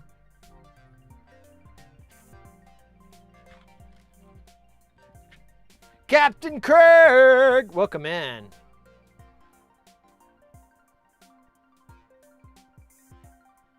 Cat 5. So I think if I were to wire my house up for networking, I would use fiber and use something like 8 channels or something. So, because you can do 10G down a single channel. And if you have multiple ones, you can gang them up to be, you know, let's say 20G is down the road or something like that. I think these are, yeah, these are paired ones for gang. And then I bought this Netgear switch for my desk.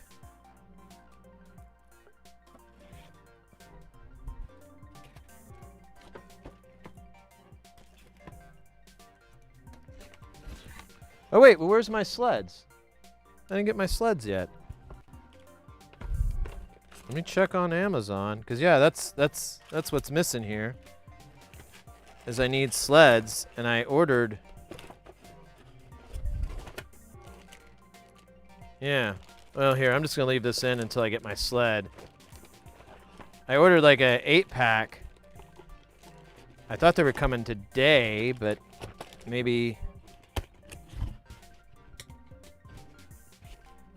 Now I'm gonna look it up just a second here. Amazon! Dun dun. Dun dun.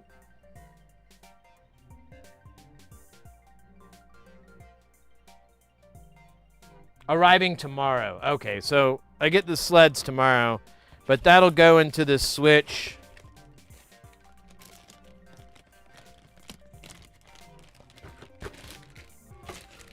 So this will come out.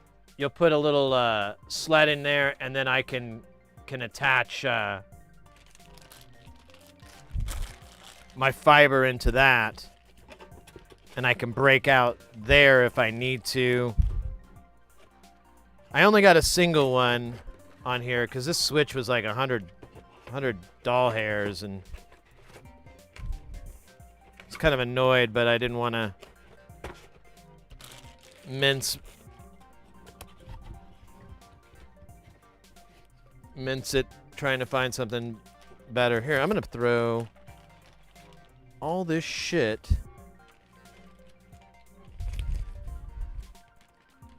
so I have to redo my patch kit to have this. Here, I'll throw this in here. And this is an unmanaged Switch. It's not even, you know, a smart one or anything. It's just a dumb Switch, but whatever. Let me catch up on... I get 10G over copper. Yeah. I mean, if you're rolling that, which is something I'd like to do personally, but it's just expensive to make that upgrade, and I've kind of been like dragging my feet on it because the issue is like my computer, I really need that to have a 10G interface. And I haven't looked lately, but the last time I looked, USB-C to 10G was like, adapter was well over $100. And I'm like, I don't want to pay that much money. So I'm kind of waiting for the price to come down. See, I'm already losing these little caps. Whatever.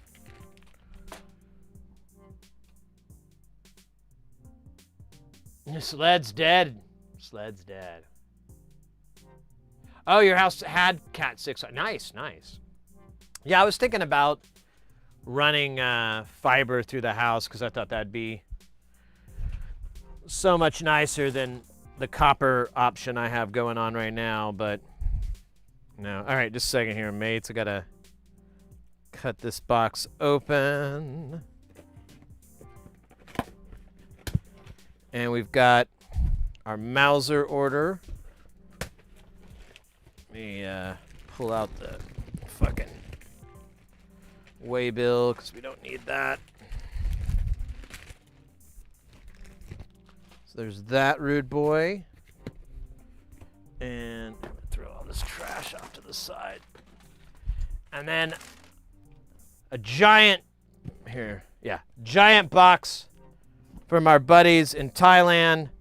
You know them, you love them, you call them Tata. Tata.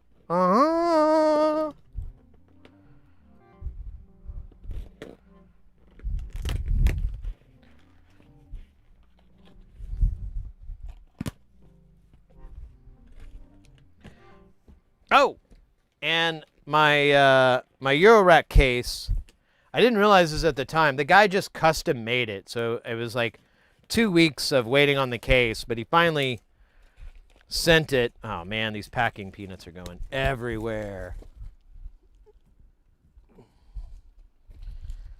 Good thing I don't have anything to worry about.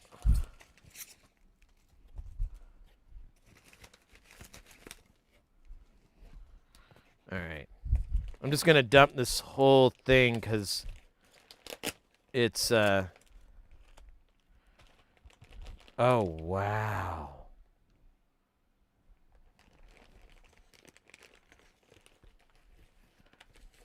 All right.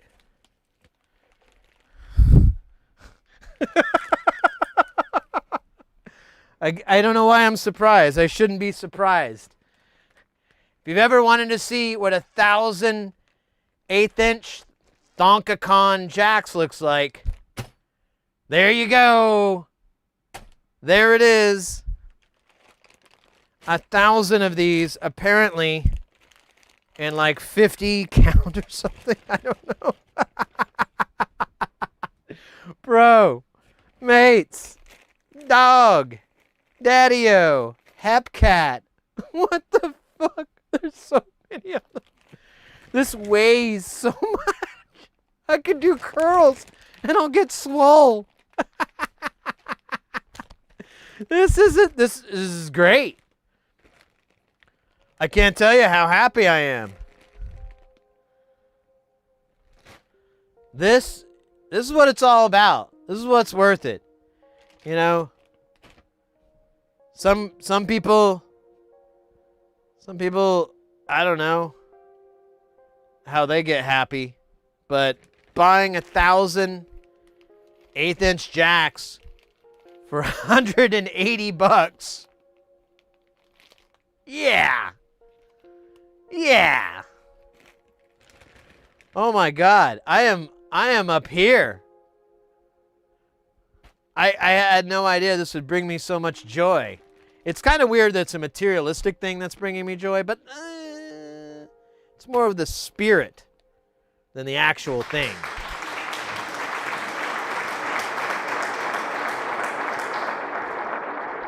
It's the spirit of it. Like, so many modules will be crafted from this. Oh, man, I'm glad we're shooting from the waist up.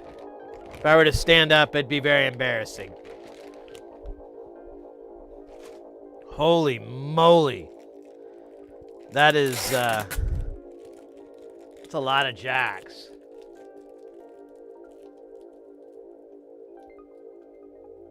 Bunch of 5E risers from dumpster, only way to be can afford the wires.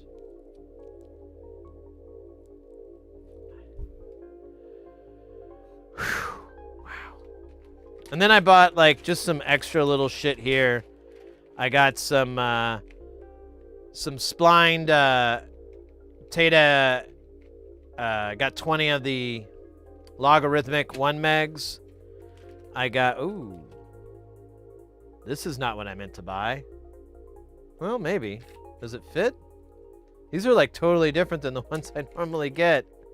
Oh no.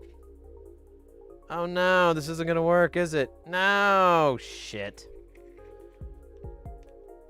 I didn't read. It's 2mm, not 2.54. Ah! A failure. And then I bought a bunch more of these sweet knobbies. All right, one fail, and I think this only cost me like a couple bucks, so I'll get over it. No, I'm over it. I'm over it. I'm over it. I'm over it.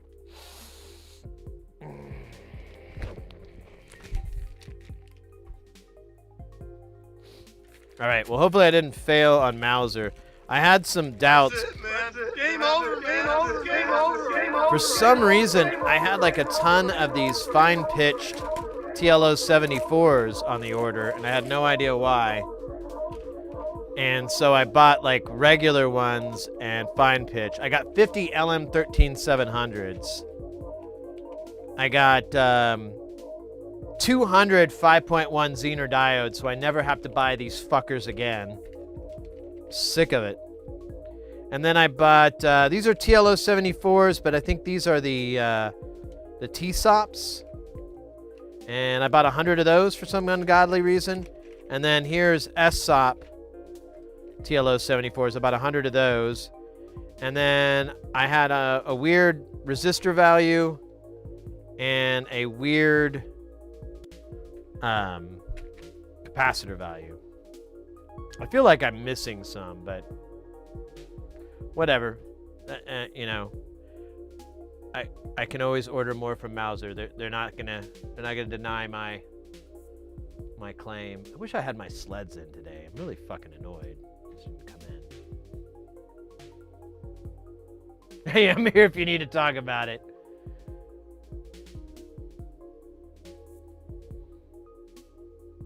That's enough. Yeah, exactly.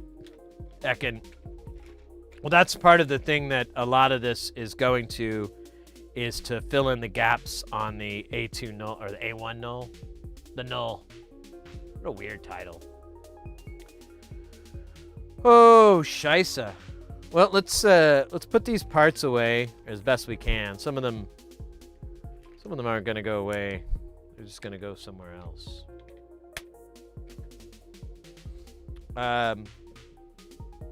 Dude, it is hot in here. What's the weather like outside? I know Phoenix is getting hot again. Yeah, it's 89 degrees right now. It's a lot of degrees. I'm gonna tell you. I'm gonna tell you right now, that's a big old bunch of degrees. Oh, scheisse.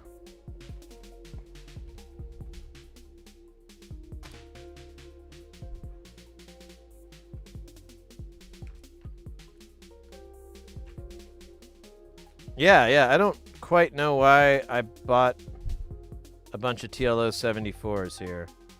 I don't need any of these. So this bag and this bag I'm gonna have to put in the Sterilite container of antiquity.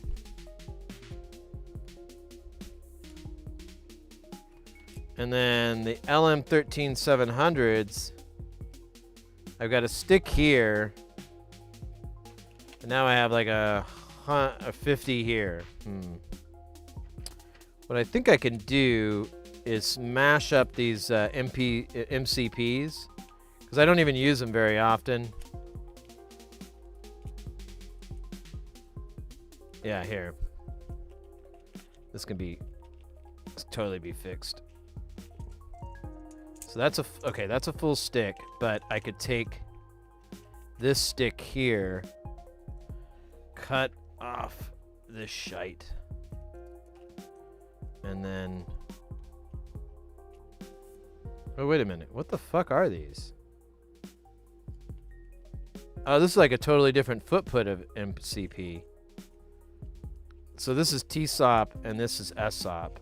I see. All right, well then, we'll just do that. Fuck them all. Fuck them by.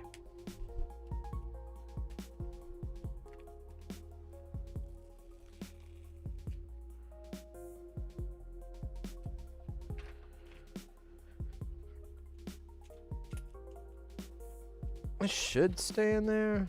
I don't know.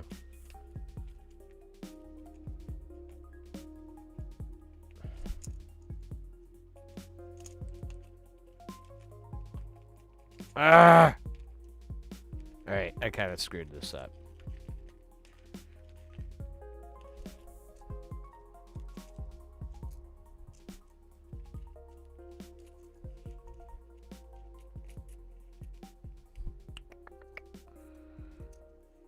There you go, you piece of dog vomit.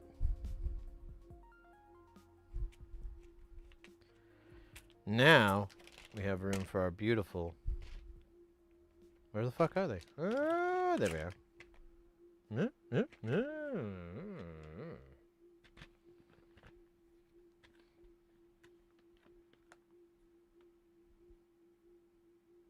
When you leave and come back, does it take a bit? Nah, not really.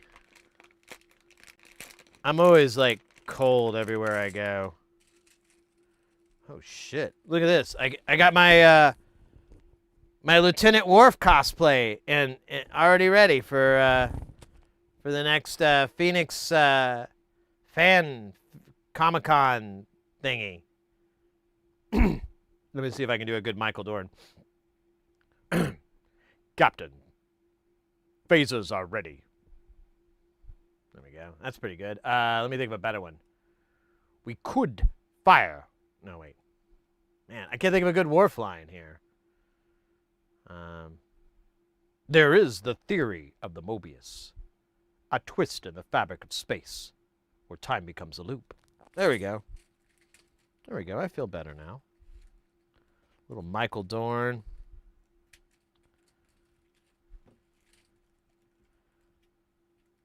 Fucking national treasure, Michael Dorn.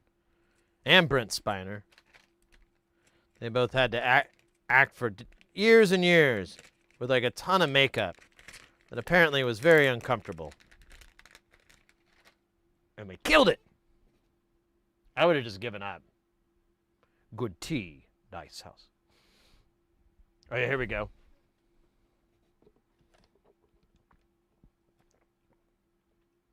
What is it? It's called prune juice. A warrior's drink. I don't know, I can't get that low in the register like old Mike Dorn there. A warrior's drink. Sir, I protest. I am not a merry man.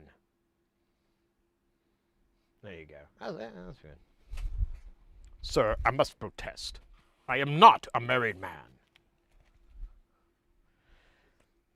Oh, neither am I, Wolf.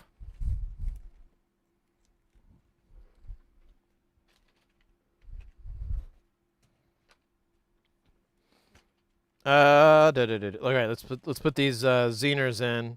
Oh, see. I really got to rethink the Zener scenario here. Honestly, I think the smart thing, well, these are really annoying because there's no markings that really show what they are. I'll tell you what, I'll put,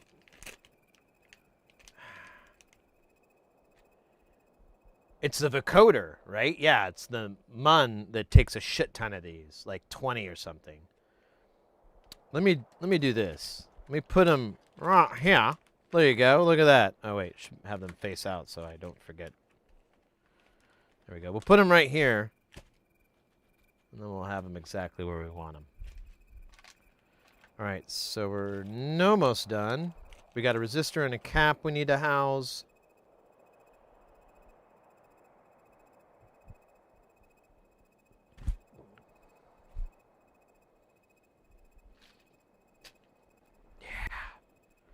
It's good to be back, mates.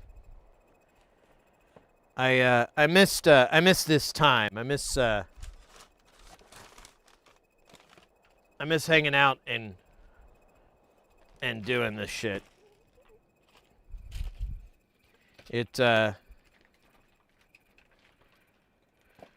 I'm glad I decided to do that today too, because I was, like I said earlier, I was a little bit like, oh man, I'm just so tired, I should just sleep. And I did sleep in pretty late today. Oh. But I'm glad I didn't decide to just make that my whole day. Alright, one fell, but I don't know where it went. And I don't really care, because we've got over 100 now. Now we need, we've got linear 1 mags. Why the wait, why the fuck did I buy this?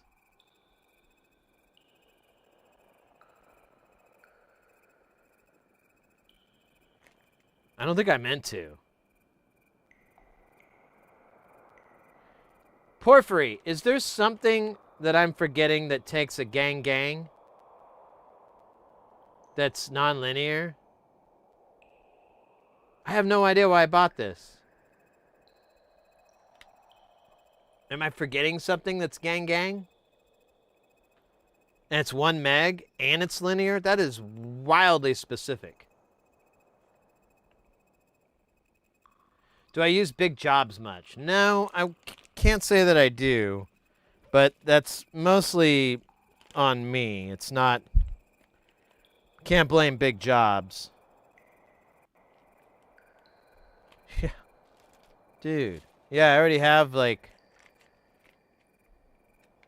Oh, wait, those are the reverse ones. So we'll put this one's here and this one's here. Or wait, are these alphas? Oh, these are alphas, so... Here, we'll just put these together. I have no idea what these are for. Can't wait to figure it out. You ended up with those too? Yeah, what the fuck are they for? I can't remember. And I bought 20 of them. I have no idea what it's for. And no idea why I needed that many of them. I think I dumped it from 10 to 20 just because I was like, 10's like too low of a number. Oh shit, we're getting little drops. Skip ahead. There we go. All right, well, as long as we're both miserable with components we don't recall ordering, I feel better. At least I'll have that taken care of in the future. I'll just be like, oh, dual linear 1 meg pots? Yeah, I got them. What, do you think I'm a fucking moron? Hell no. Well, maybe not fucking.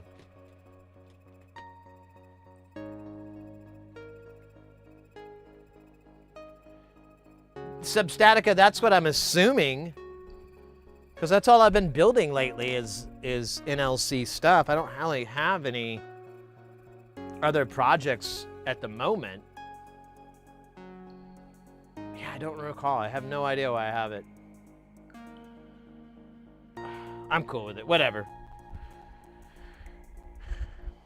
It's not like it's a part I'm never going to use. What was this resistor? 130.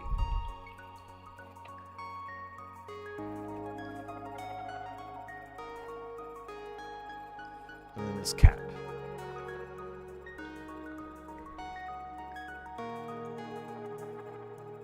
Yeah, the intimacy, I have that. I have the reverse logarithmic. Yeah, I have that one. The C.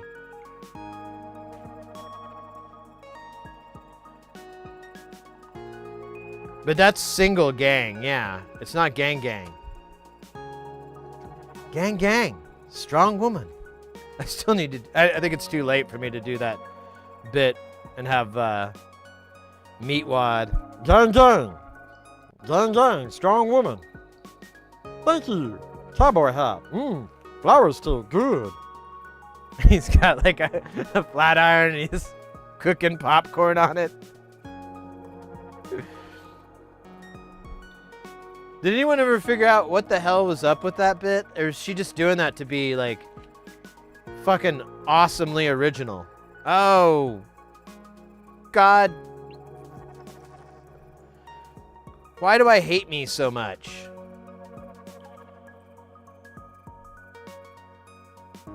What did I do to me to deserve me?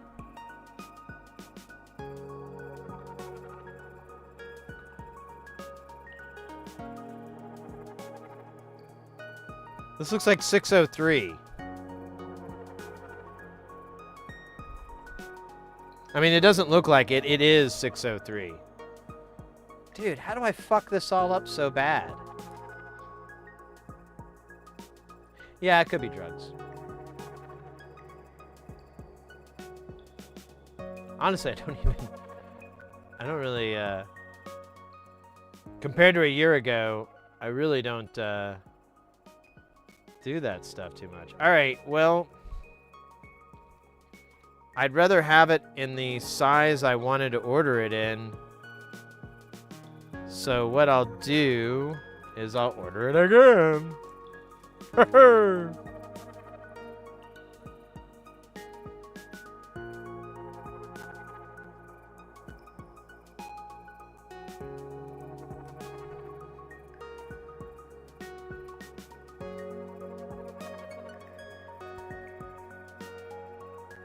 Oh my God. It never stops. It never goes away. So if you're getting into electronics and you're starting to buy your own components, sourcing your own components, don't worry, you'll fuck up. I've been doing this for like well over 15 years. and I'm still fucking them up. I'm still screwing up shit.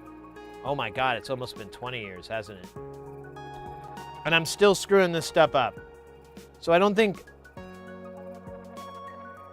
that will ever go away.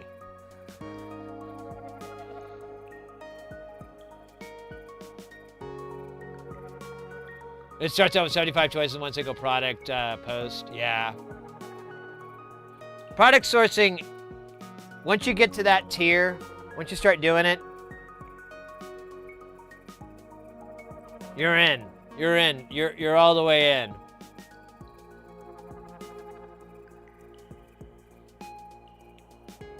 Dude, how...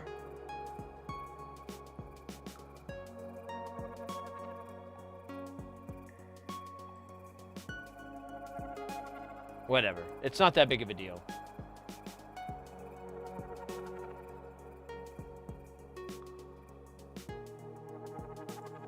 I should have typed 130 in here. 130 kilo ohms. We're gonna want 1%. I don't care the power rating. I just want it to be 805. And to narrow this down a little bit more, in stock, look at that, went from 74 to 14. That's substantial.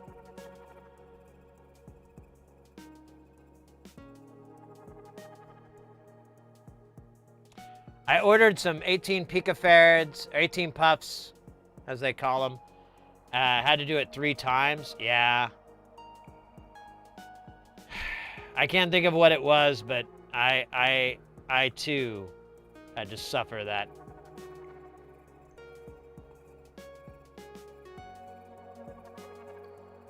It just happens, you know. But don't. I guess the point I'm trying to make is don't let that discourage you from the from ordering components or whatever. Don't let that kick you in the butt too hard, because it's just always going to happen. There's too many details. There's too many little factors for that not to happen every now and then.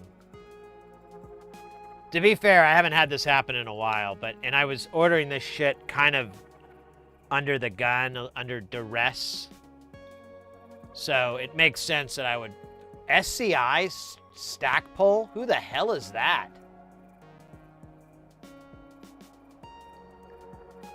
I have never heard of that manufacturer.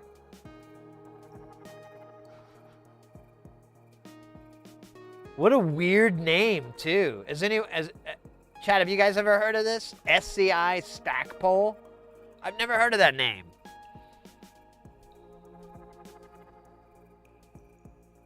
I've heard of KOA Spear. I've heard of Born. I've heard of Vichy. I've heard of Jaego. Jaego! Sorry. Had to do that. All right, cheapest 100s. I'm not going with this brand. That's too weird. SCI Stackpole. That's just like that name is too weird.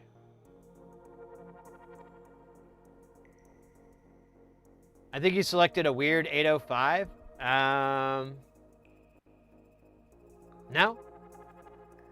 Case code, inches, 0805. Well, I don't think it's inches, but...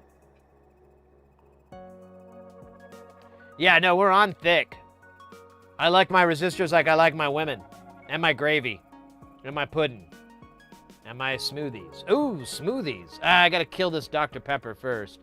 I accidentally ordered a Bladder Buster 9000 when I ordered my lunch. It's all, like, all the ice is melted. It's just watered down Dr. Pepper, but I'm not gonna waste money. Yeah, there's Panasonic. There's 2 Panasonics.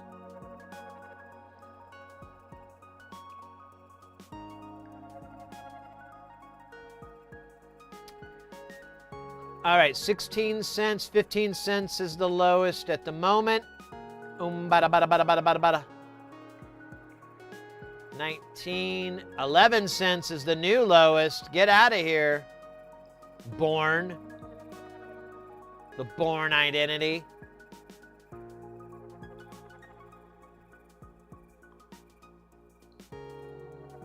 Yeah, and the rest of these are going to be expensive as hell. So we're going with Jaego. And here, I'm going to go to their page, make sure I don't hose myself again. 0805 2012. Where's my my truth ruler here?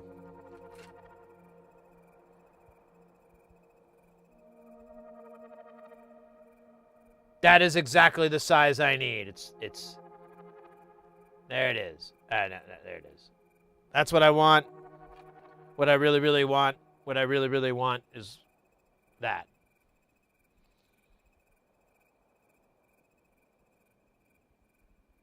Yeah, 130K is like a weirdo value. It's not.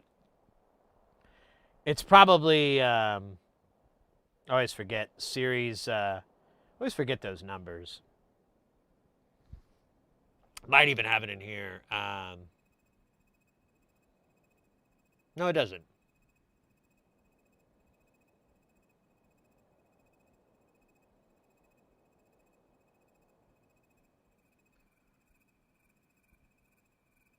Do you have any modules that integrate FM radio? I've been looking at Evo. I have seen some like that. It's probably the one you're talking about.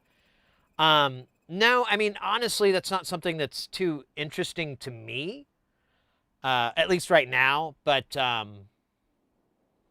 it's a cool idea. I think it's a novel idea to do something like that. But yeah, it doesn't jump out personally to me. Like, I can't think of anything I would do with it. All right, we started our Mauser order all over again. The circle of life. The yuck to my yams.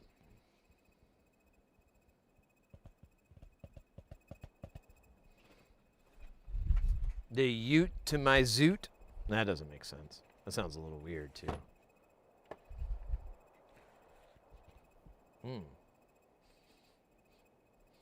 Man. So where I have all these, oh, hey. Found a knob. Where I have all these books is like also where I put my greenery. And since I haven't been smoking that much greenery, I kind of have a stockpile of it because people give it to. What fuck is fuck?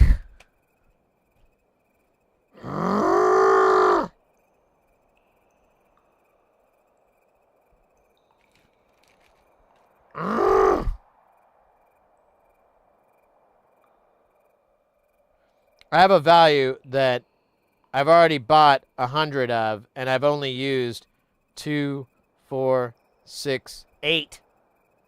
And now I have 100 more. Bro, I gotta open up my eBay and just start putting all this shit up for sale. I have way too much. It was okay a minute ago because that was funny. Now it's serious. Now it's real. As Charles Manson would say, now is the only thing that's real.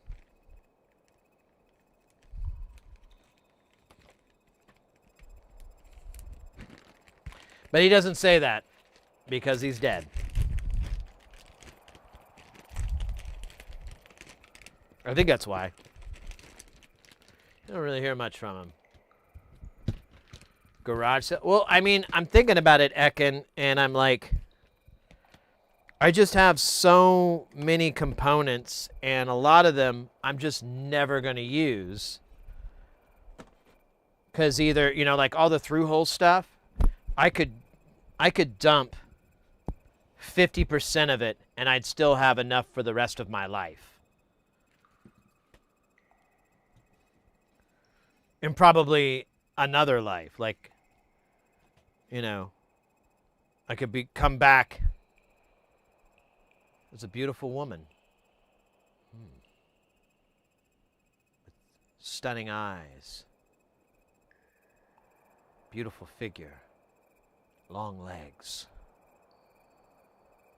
Arms and shoulders that demand respect, yet qualify for dainty masterfulness. Like a violinist or a cellist. Long flowing hair. Pouty lips.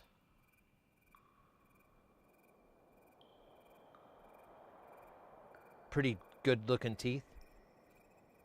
But, no, I mean, I don't think that's going to happen anytime soon. I hope not. But if I do come back as another person, I'll break into this house, because the stuff should still be here, and then I'll steal it, and then I'll come back as Sid, and then I'll spell it with an I to be even more cryptic.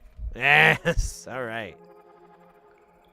What the fuck is going on in tape? Let's see if I have 150 nanofarads already here. Oh, look at that. Wonders never cease. All right, we have to move these guys down. See, like this. I have 220 nanofarads. I have well over 100 of these.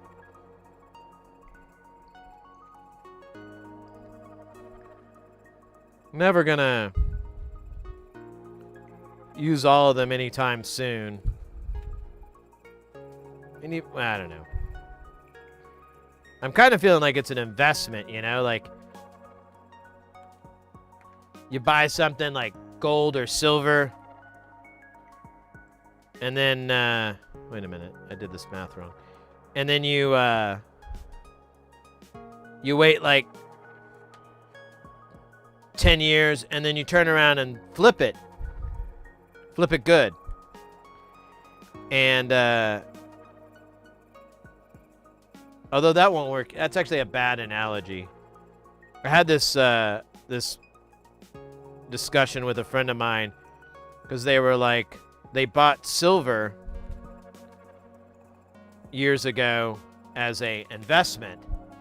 And I had to, like, tell them, I'm like, did you get it from a reputable source?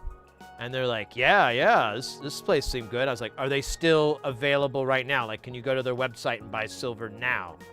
And they didn't know. And I'm like, yeah, that's not a reputable source. That's just a source. And then I was like, did you ever get it tested to make sure it's actually real silver?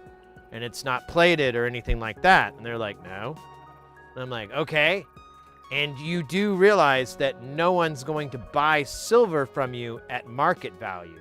You basically have a pawn shop scenario where you're going to sell it to someone who wants to flip it for a quick profit. So they're going to buy it from you at, you know, a 20% less or, you know, whatever from what the current market value is.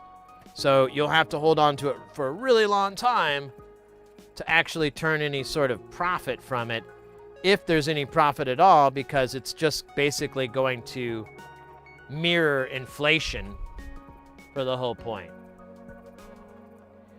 And they weren't really sure, and I was like, yeah. Stay tuned for more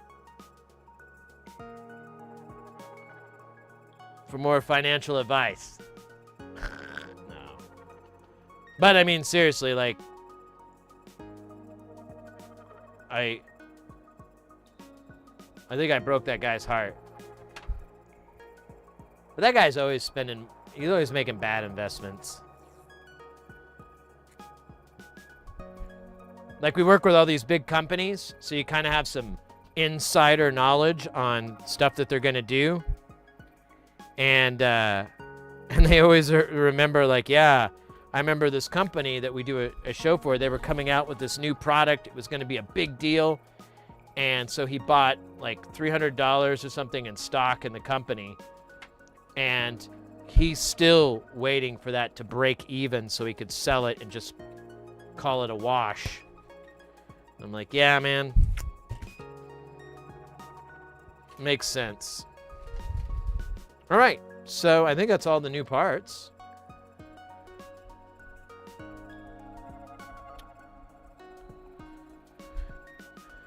Oh, shit. Sorry, I tripped myself here on these fucking cables. Almost biffed it.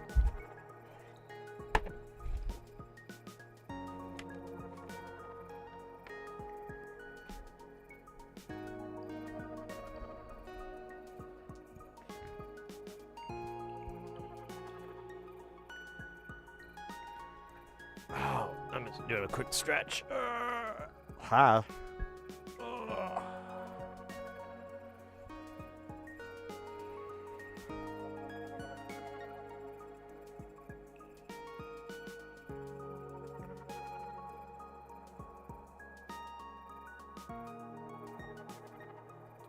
Yeah, so I'm having a hard time buying banana nuts. I was gonna buy a whole bunch of this from Bufaco, but their online store doesn't factor in tariffs. So I have to wait until it gets hit by, gets stuck in customs. Then I have to pay the tariffs to get it released. And I really don't want to do that. That's like wildly inconvenient for me. But if I go to any local supplier, their markup is a multiplier of it. Instead of like $15 a bag, let me see, what is Amplified Parts doing right now?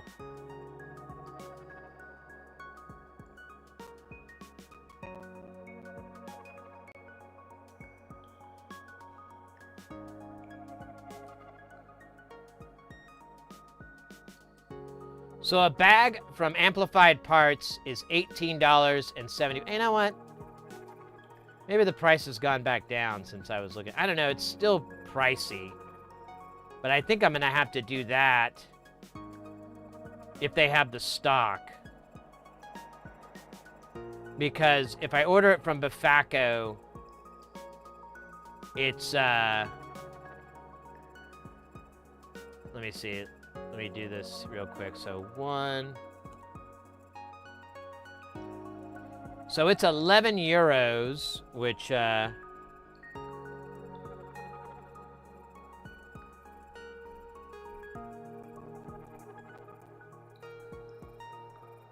$13, which isn't too bad, except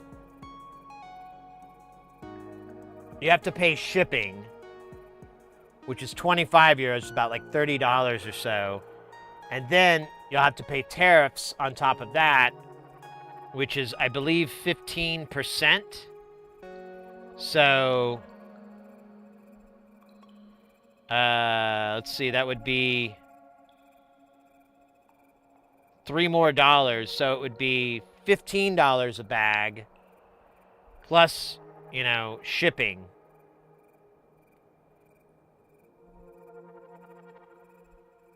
Which is, oh, yeah. I guess it's 50-50 because it's $18.75, and if I order $100, I get free shipping locally. I guess, yeah, I'm going to have to go through Amplified Parts and just buy a boatload because I just can't deal with these fucking tariffs, man. They're really, I was like trying to play ball, trying to get with it, but lately I've been like, God damn it, dude, these are killing me. They're just draining my will. And my Wheaton.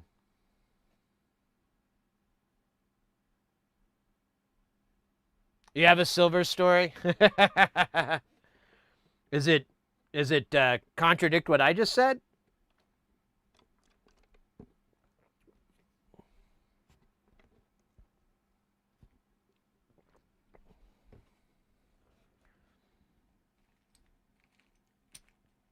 Well, that particular person was they were big into the oh God, what was the buzzword? Fiat currency type thing.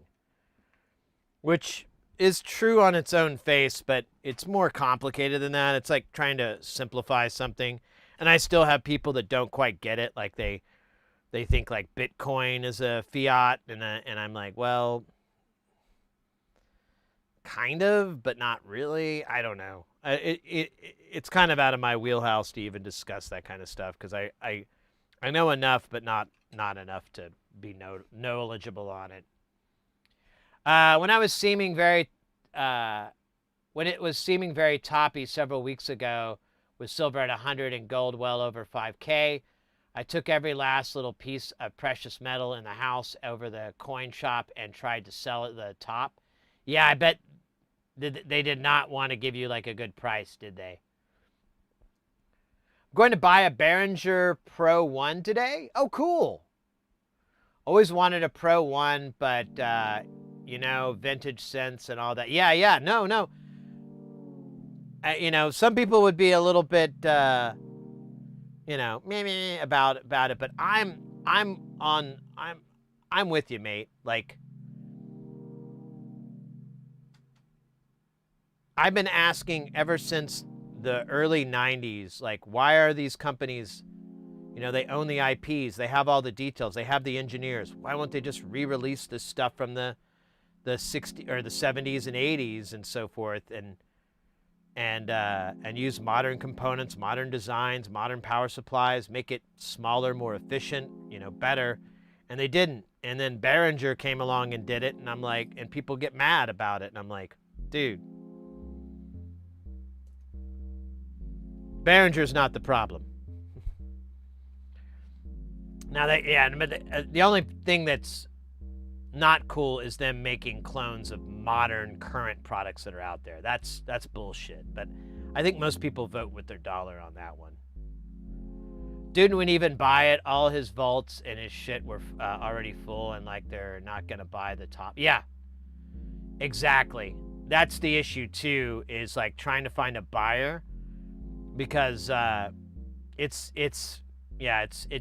just not that way. It's like going to a pawn shop and trying to sell a bike. And the pawn shop's got tons of bikes, scooters, motorcycles. They got all this shit. The last thing they want is another one of these things that they can't get rid of either. So yeah, it's totally makes sense. It's what I kind of learned over the years, and I don't know if I predicted it, but I was kind of like, well, if this is the greatest way to make money, why doesn't everybody do it? Oh, that's why, because the profitability has been grossly overstated. I wouldn't buy their modules that are clones of other. What modern clones have they made, actually? I don't know of any modules where they've cloned anybody. There might be some that I'm not aware of, but they did, like, one of the things they did was the vector synth. I can't remember it, but it was an old Dave Smith thing, and they made it for like, they were able to produce it for like $100, and I've still been wanting to get one. I think I want to say Mr. X might have bought one. I wanted to get two, but I just haven't felt like buying commercial modules lately, so I haven't really bothered. Let me see. What do we have to solder today? We've got, oh, the null. There it is. Damn. Let's top this bitch off. We'll just finish all the smids, and then we'll come back around and decide if we want to do the rest. And then I think this is the null. Nope, it's just the front panel. Oh yeah, the null bits are right here.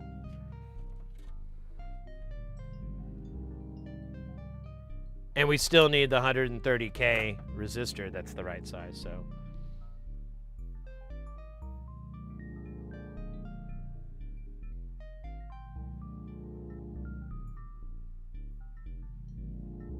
Didn't they rip off a Maths?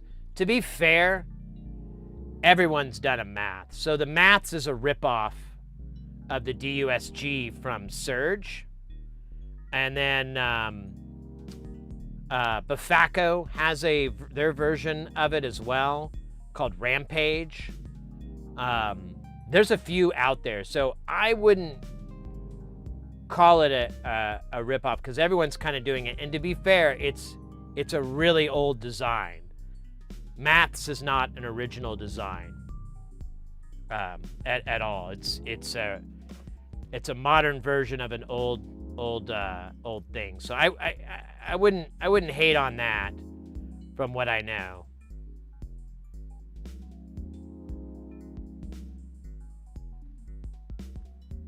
Yeah, Rampage is great. I built one and I've been meaning to edit the video, but it's a through-hole project and I thought the video would be like maybe 5 hours or something.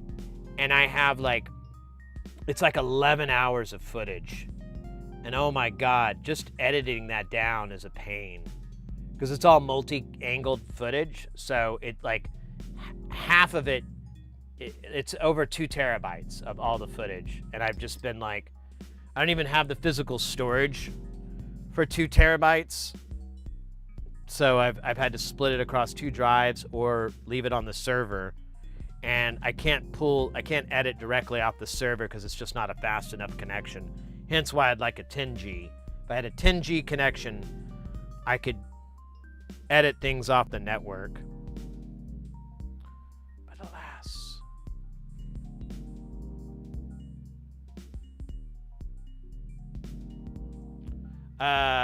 If you want to see some precious metal round, thinking you're gonna spend it in the apocalypse, fine, though that's probably won't work either. Yeah, I know, it'll be like, it'll just be everyone will have it, you know?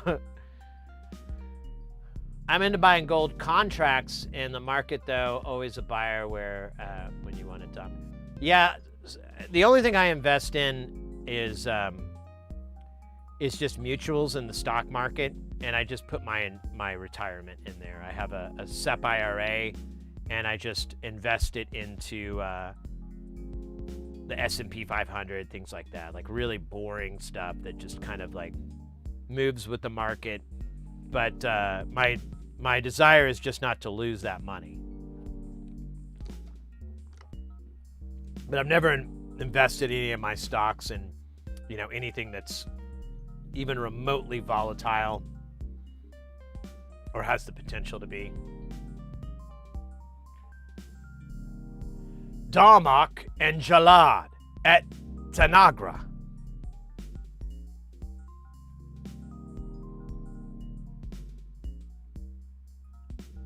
What was it?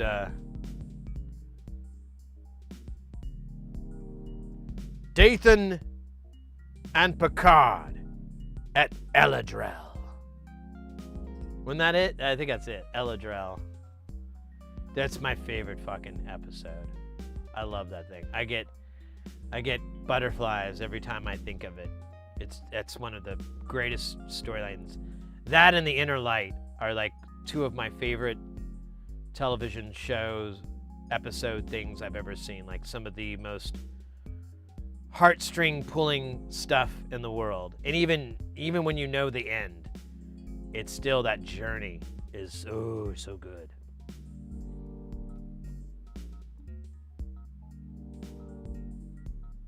Shitty air. Oh man, that sucks.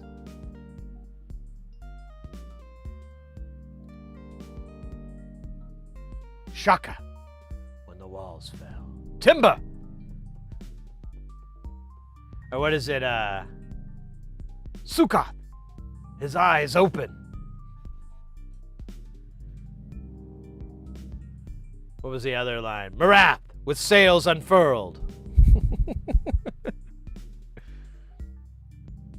And my favorite, Kiaze's children, their faces wet. All right, well, let's solder some LM13700s onto a circuit board and figure out what else we're missing. I think that's, honestly, I think we got everything else. I don't think this board is missing anything other than the LM13700s. We'll do a flyby, but I think we're bueno. Oh man, look at this dig. This thing has like a little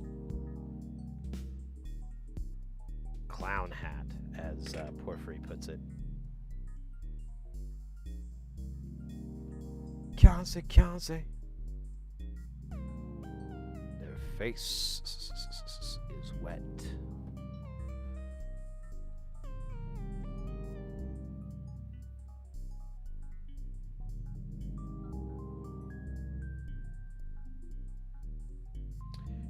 Yeah.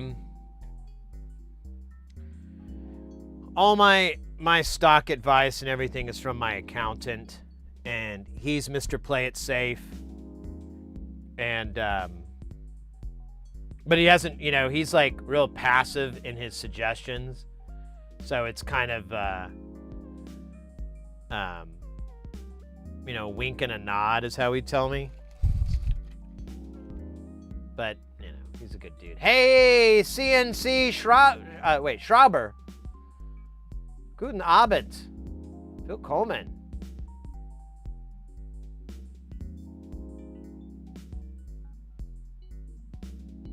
Guten Abend.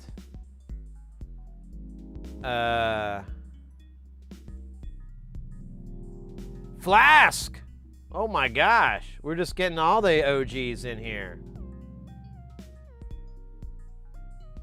I don't know what OG means, by the way. I think it means orange grocer, orangutan rapper. No, wait, that doesn't make sense. Orange ganja? I don't know.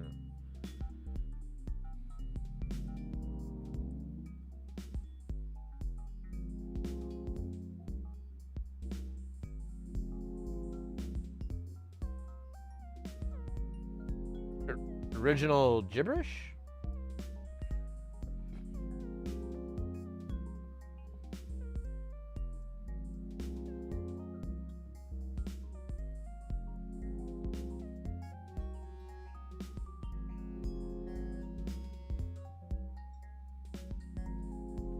Stand by here. I want to check on the status of my case. So you guys might remember I ordered a case from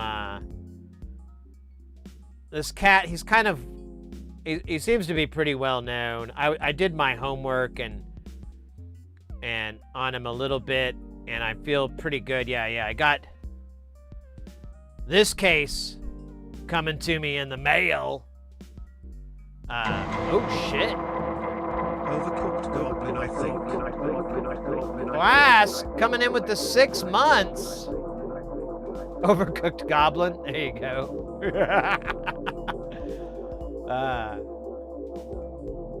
Heyo.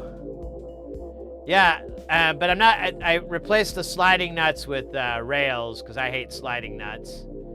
And what's funny though is I ordered this case, and he's like, if you want to save some money, we can do this off Etsy. And he's really trying to like save me money, but eventually I was like, all right, this is a little bit too much shadiness. Can I just get hold up there. Try to fix. Can I get the I'll do the PayPal business, because they wanted to do PayPal friends and family thing, and I was like, nah, let me do business just in case something goes south. I can recoup my money, or try to recoup it, and I'll pay the extra 3%. I'm not that big of it. But then like a week went by, and then 10 days went by, and I'm like, hey, just checking on the status, and he's like, oh, I'm almost finished. And I realized he made it from the order. I thought he had stock, and I was kind of mad because I'm like, oh shit. Well, if I would have had this made to order, I probably would have asked him to stain the wood, so it wasn't this. I mean, this blonde is okay. It kind of matches Space Station, like Space Station's that color wood. But I don't know. The goth in me was like, it'd be sicker if it wasn't. But we'll see. I'm not an idiot. I could take all the hardware off and stain it myself. I mean, it's not. I live in Phoenix. It's always hot as hell, so it should be easy to stain. Sliding nuts are as bad as stackable. I just don't like them. I really, really don't. I can't find any value in them other than they're cheaper. But I'd rather just pay the extra ungodly amount of money to not make them sliding, so that I can be happy and full of joy.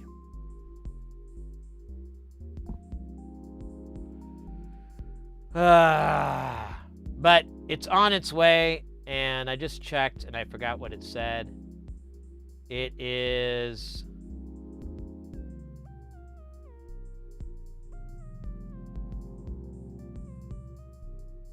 Man, it really doesn't have any details on it here yet from FedEx. Oh, here we go. Picked up.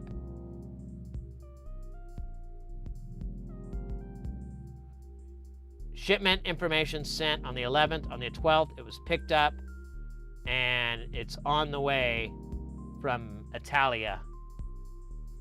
So, we'll see, man. We'll see.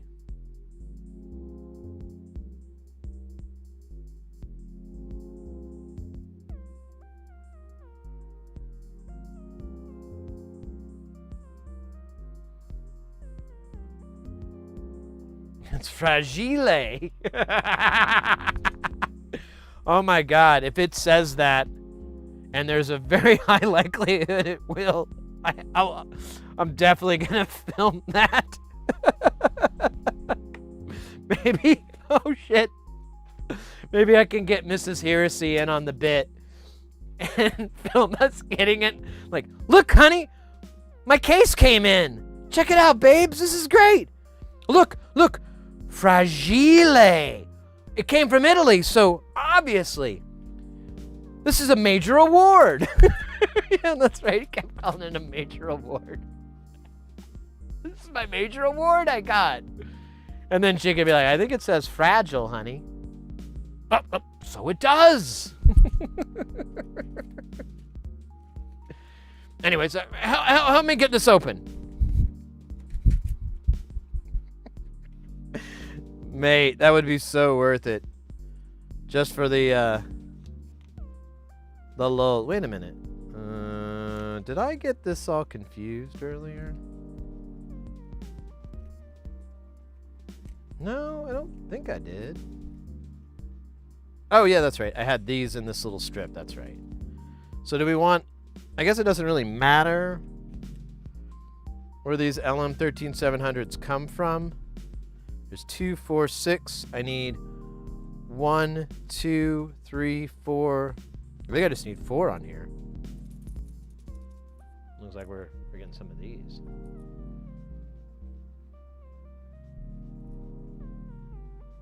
It says here it's Italian. Honey, it's a major award.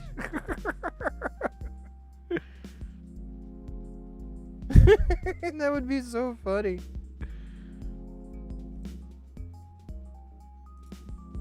You just needed 1.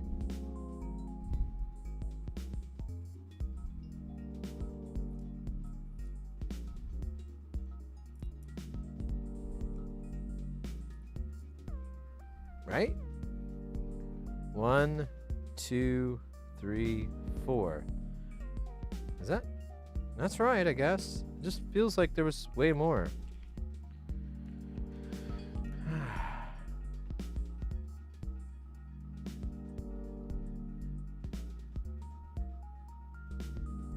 Fragile.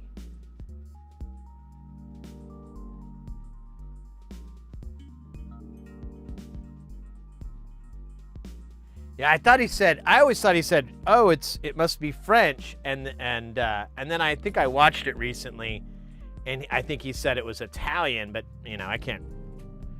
It's kind of irrelevant. It's wrong. it's an English word.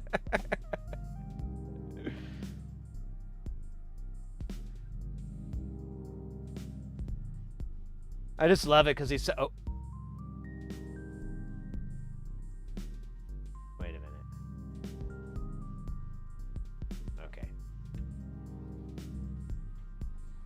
Man, for a minute, I thought there was new modules on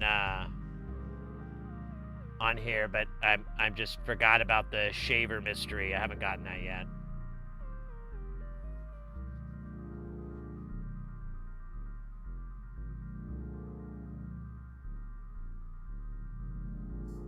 Your daughter's been begging for. All right, I mean, I'm not exactly kid friendly though. I'll do my best. I'll do my best, but I might have a couple of swears, you know. So you know, you just don't say these words until you're well out of earshot from any adults. That's the way I did it. That's how we all did it. Hell, that's how Ice Cube said it. Make it dirty. All right. Well, you know, I always get hyper-conscious. Hyper-conscious? I think that's what the spice does to you. I always get self-conscious about swearing around, you know, the youth, the people that got me beat by 30+ years. But I'll be happy to oblige. Give me 2 shakes. Well, give me more than 2 shakes, because it'll take me a minute to get this launched. What are we gonna do when Adobe Character Animator is no more? Down with the pee pants. Pick up your poo poo, pick up your hoo doo. I don't care if it's covered in doo doo. It's for the shorties. Damn. Where the hell it go? I'm dropping F-bombs. Fart you, mother farter. That's not dropping F-bombs. What do you mean, fart head? Oh, wait.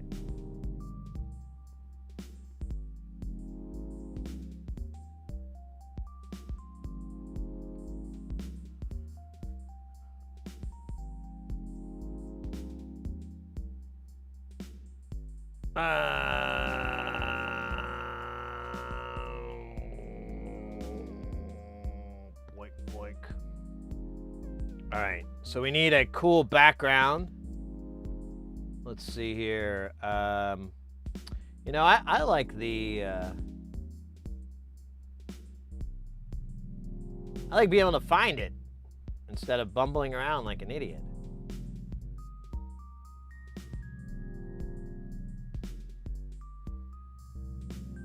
Go. There's that. We're gonna put it on the loop, and then we need some jam. So we're doing a meatwad wrap. All right. It's been a minute since I've done it, so hopefully I don't disappoint.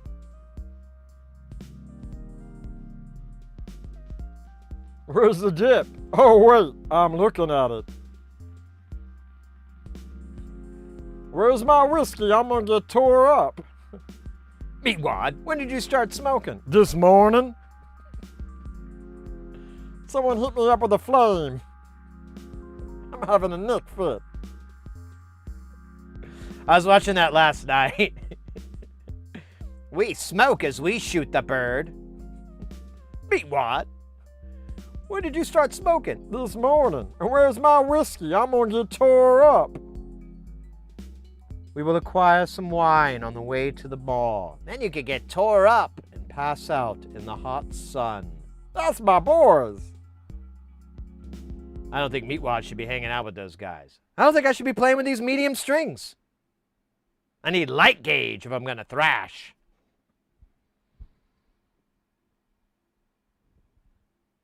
Let's see. Let me get the right background. There we go. That'll work.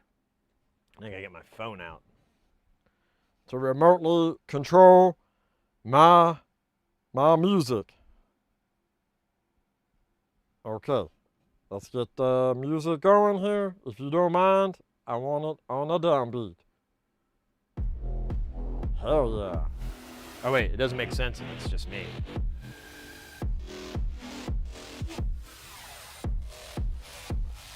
Let's go. Yeah. Do what?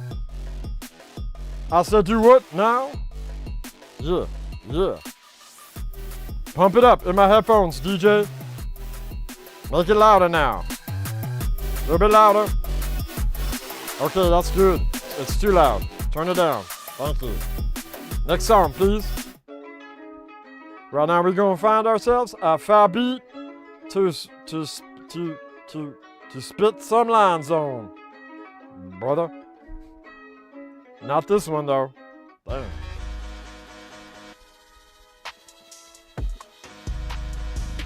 Word up. This is kind of like a trap beat.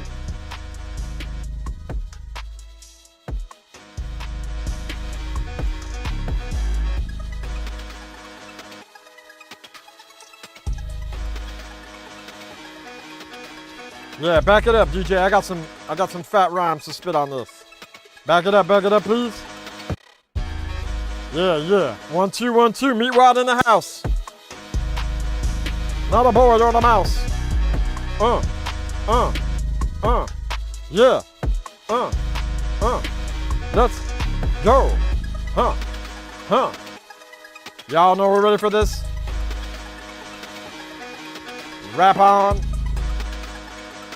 The Dabong, Master Chong. Let me tell you about the igloo hot dog. Everything is gonna be the rock blog. Gonna tell you one more time and I'm gonna wrap it up and I'm gonna roll on the star.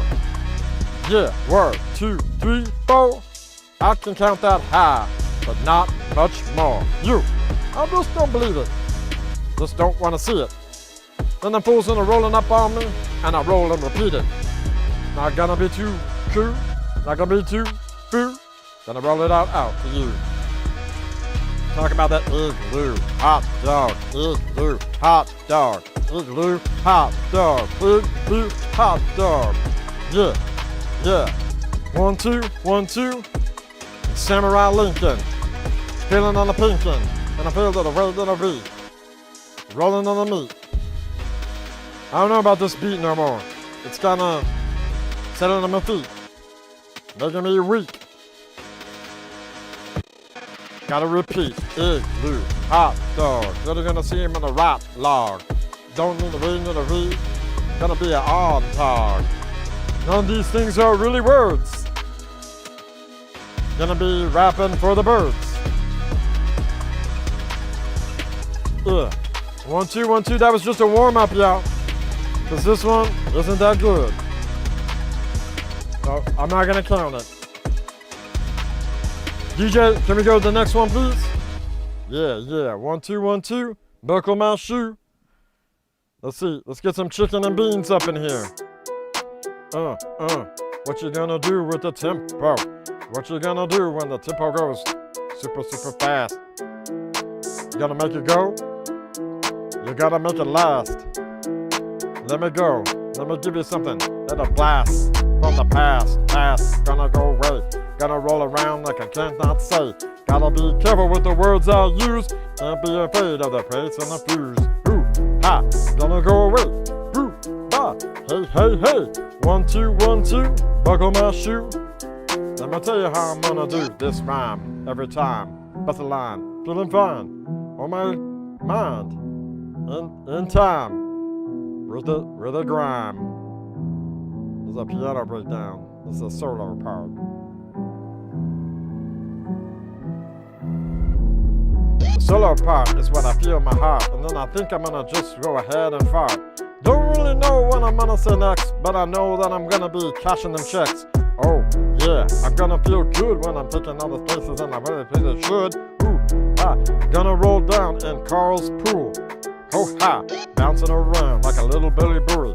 Don't feel a floating, you're floating in the flurry. Don't really know what else to say except do what now? Hey.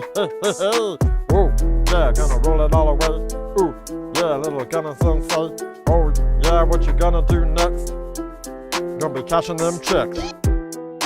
Oh yeah, freestyle on Mao to the pal, Gomer Pal. Remember him? Probably not.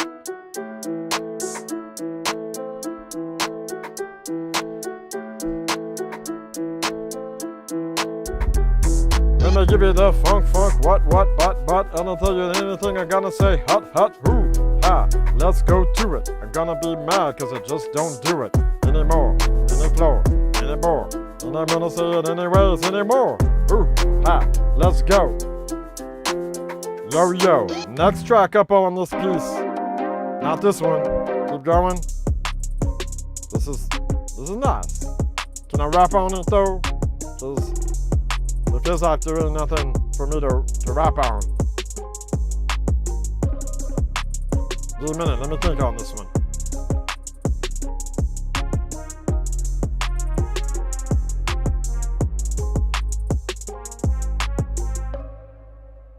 Keep going. Not this one. This feels like a synthwave track.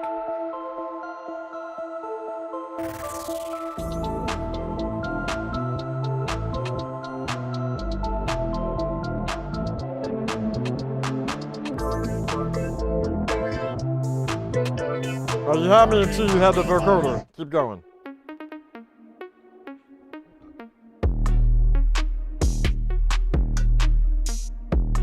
This is not gonna work. Okay, this one's got me in the belly.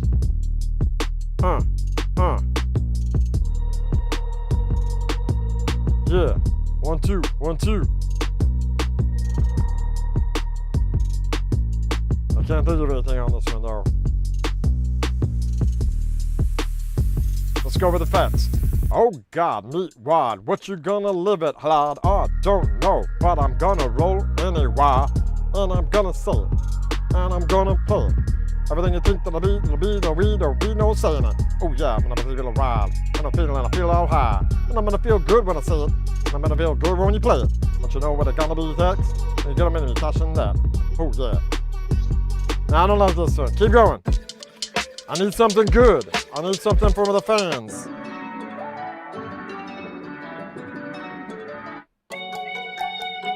Keep going.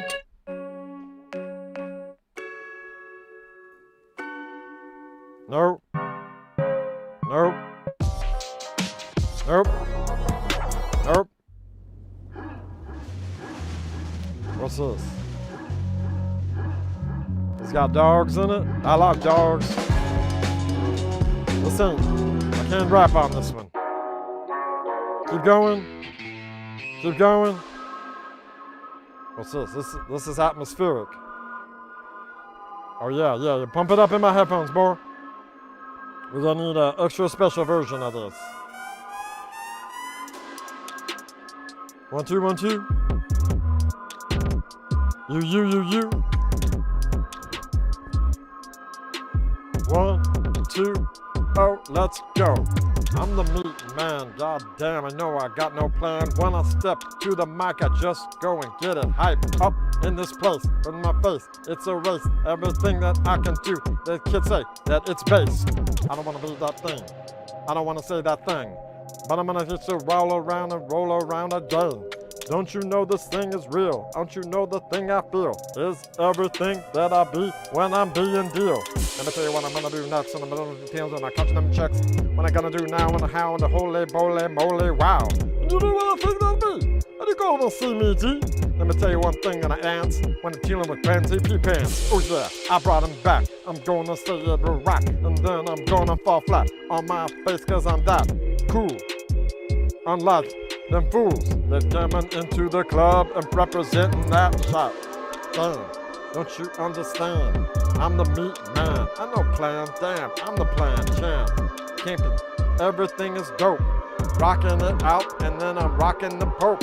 Oh, whatever, bring that Catholic. I'm gonna believe in the being them rock. I'm so good at feeling that tactics, and I'm gonna be everything back to. We got DJ Joey in the house. That's what that red siren's for. I thought that was in the song. I thought that was part of the beat. But it's just something we feel, and I will feel it. Everybody, give it up for DJ Joey. He's in the house. One rhyme. DJ Joey, don't you know it? Everything is gonna be going. All the place you wanna be. Everything you want to see. Remember hyped up in the chat. Gonna really feel and I'm feeling all that. Don't you know that DJ Joey's where it's fucking up the at? Oh, yeah, gonna be there. Gonna be there, but you don't know where. Are you gonna see some video games? Gonna go see some arts and planes? Don't you wanna see that rock? Don't you wanna see that roll? Then go and chill. And DJ Joey's hole. Oh, yeah. Thank you very much. I'll be performing at the Get Ladium, which is I thought it was a Palladium, but it was actually the Get Ladium, which was the back of this old boy's house. And I'm gonna tell you right now, I didn't feel comfortable there. he kept wanting me to wear like some sort of dress and a fruit hat. And I was like, I ain't wearing no fruit hat, but I'll wear the dress. It was a good one. I sold some cookies there. And I made cookie money that I invested later into the cookie stock market. And I got a nice return of 4.75. That's a lot of cookies, in case you didn't know. All right, thank you so much. And thank you, Porphyry, for the meat wad wrap thing, because otherwise we wouldn't have had it. And that would have been depressing. Bye for now. Ho!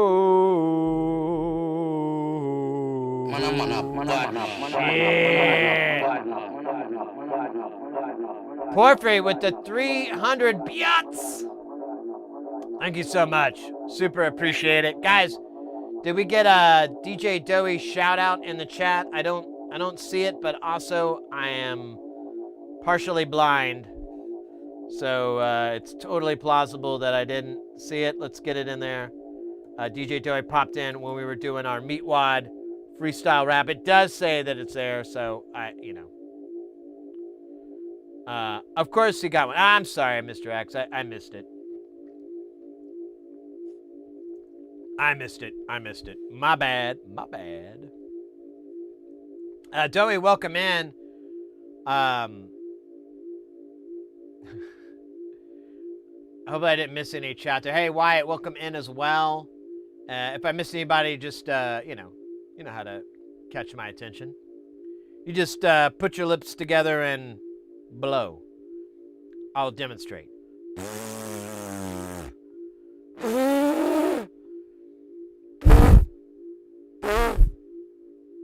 That's how you get my attention. I'll be like, are you okay? Are you having like a asthma attack or something there? What is that sound? That sound is terrifying.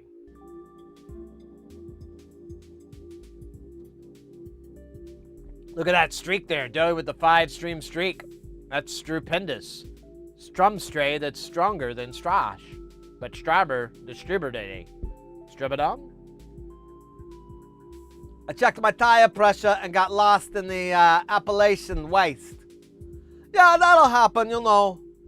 I mean, it doesn't happen to me because, you know, I ain't a fruity idiot. But, you know, other people, they have that happen. It's fine, you know.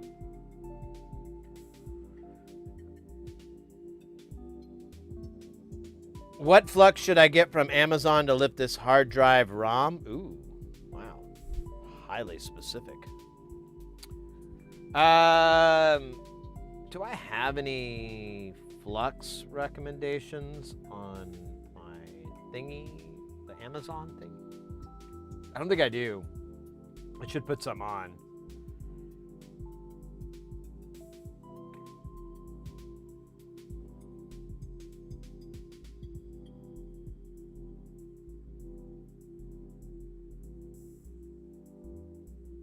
Let me check here. Do I have any flux on the Zon?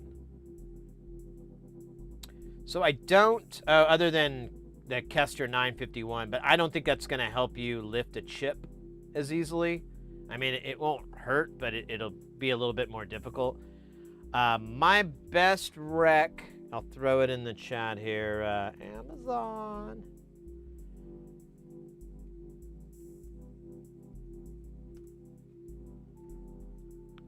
Is Chip Quick SMD 291.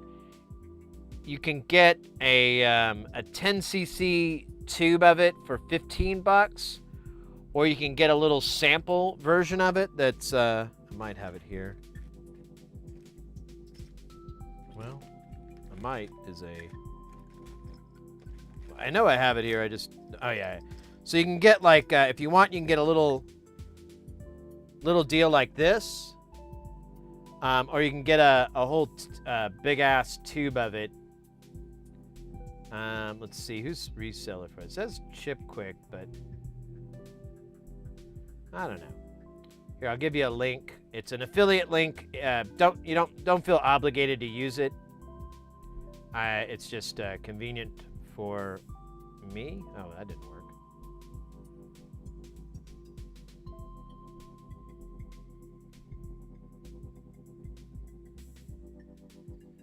But there's some, and then I'll get you the, let me get the other one too. So that's like the 10cc, but if you just want like a little guy to get you through, you can also pick this up, which is the stuff like this. It's a tacky flux. It's fairly easy to clean, but it's still going to be a pain in the ass to clean. When you're cleaning it, just put lots of alcohol on it, and the alcohol will kind of break it down. You give it, 30 seconds or so, and then you can wipe it off, and it'll kind of act like a detergent, sort of. And you'll have to do that a couple of times, maybe, to get all the flux off. But that'll be after you're done swapping everything out and everything. Because I remember you were doing a hard drive. You were like, if memory serves me right, you were swapping the ROM from one drive to the next, from one motherboard to the next. And if that's the case, then yeah, you just want to clean up afterwards as best as you can. I have a puck of Chip Quick. It works for me. Yeah.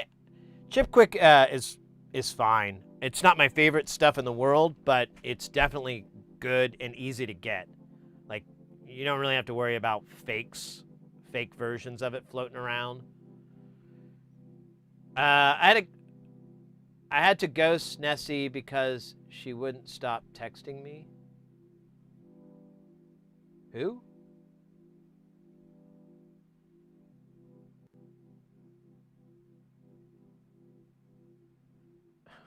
What are you talking about, DJ Toby?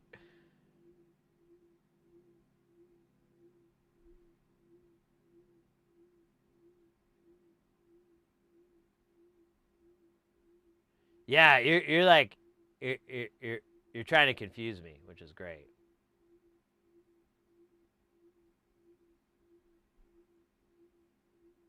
Gotta run. Yeah, guys, the link was in the chat and everything. Go check out DJ Doe if you're not already familiar with them. Variety streamer, mostly gaming, but they do all kinds of stuff, and they've got a really nice vibe there where they're at. They stream nearly daily, so you've always got a chance to, you always got something on your follow list to watch, and in the evening hours of the North American area. I ate too much ramen. Now I'm ramen sick. Hold on a second.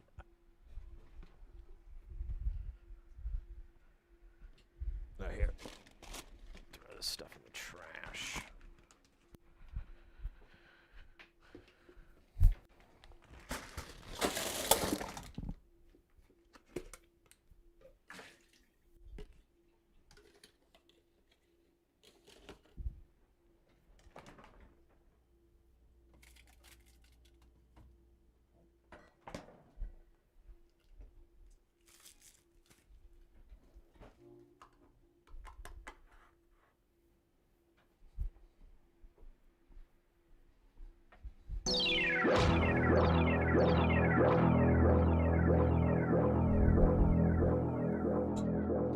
It's so funny, like after a Meatwad thing, I keep thinking of, oh, hey, what? I missed something there. Captain Craig, thank you so much for joining the YouTube there. Appreciate that, mate. Appreciate that a bunch. I guarantee you we'll eventually get to actually doing electronic stuff. Probably the last 5 minutes of the stream, but some say that's the least important part of the stream. Know what is important now? We got smoothie. And this will bring my energy levels through the roof. And I don't know. I kind of ran out of things to say about it. Boom, boom, boom. Oh, wow.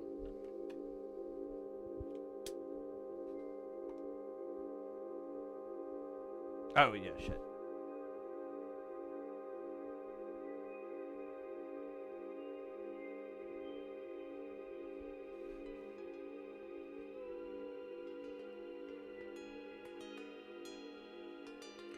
I was building a Ragnar, but your channel is fun.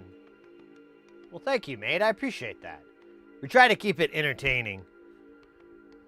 Basically to accommodate for my lack of actual knowledge or anything. And, furthermore, to backtrack my self-deprecation. It's just an Ouroboros, really.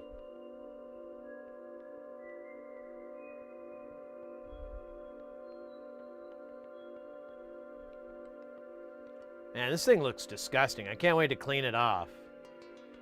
Oh, shit. Shit.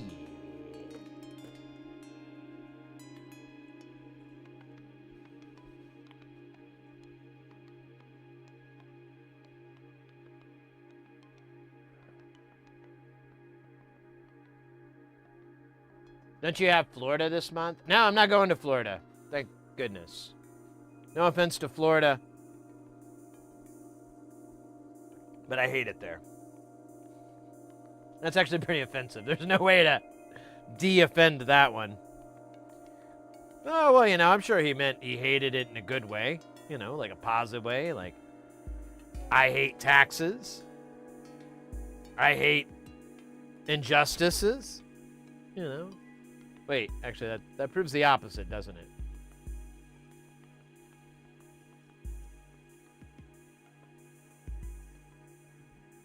No, I have to go to Texas again. Texas is the new Florida.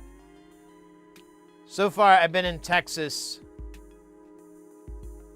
in the last 6 months.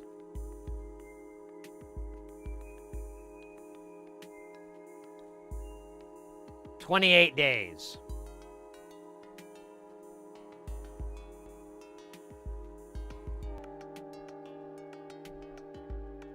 Now, I will say, 7 plus 6, 13 of those days were in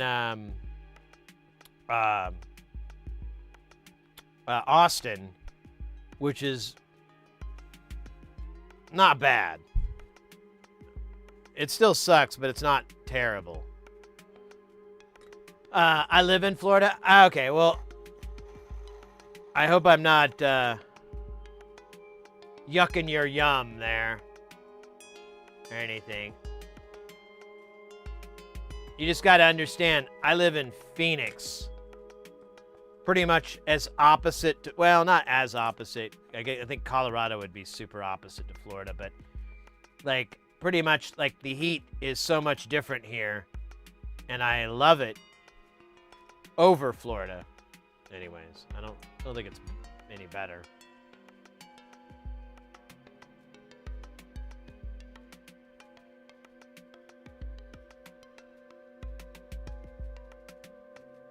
Our local antique ice cream shack opened for the season today, so we were driving back during that hot-ass route.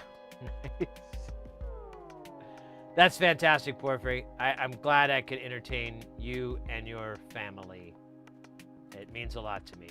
It's a pretty awesome thing, honestly. I feel really lucky I get to do that.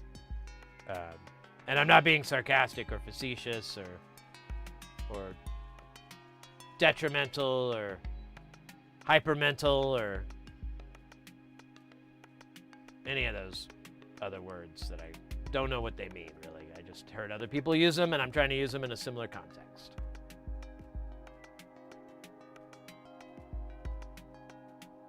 Austin was probably, I don't know, I went there like, I used to go there a lot for some gigs. Like, everything kind of comes in waves, and I would go there pretty regularly, like about 8 or 10 years ago, and it was different though. Like, I remembered I'd cross the river, and I'd usually be smoking a jazz cigarette or something, and then I'd get to the other side, and there was all these cool, fun things to do. But nowadays, it's, I don't know, man. It's just, there's all those places are still there, but they're just not, I don't know, the fun factor has been reduced. And I don't know if that's Austin or if it's me. You know, that could be on me. I could be the guy that's like, you know,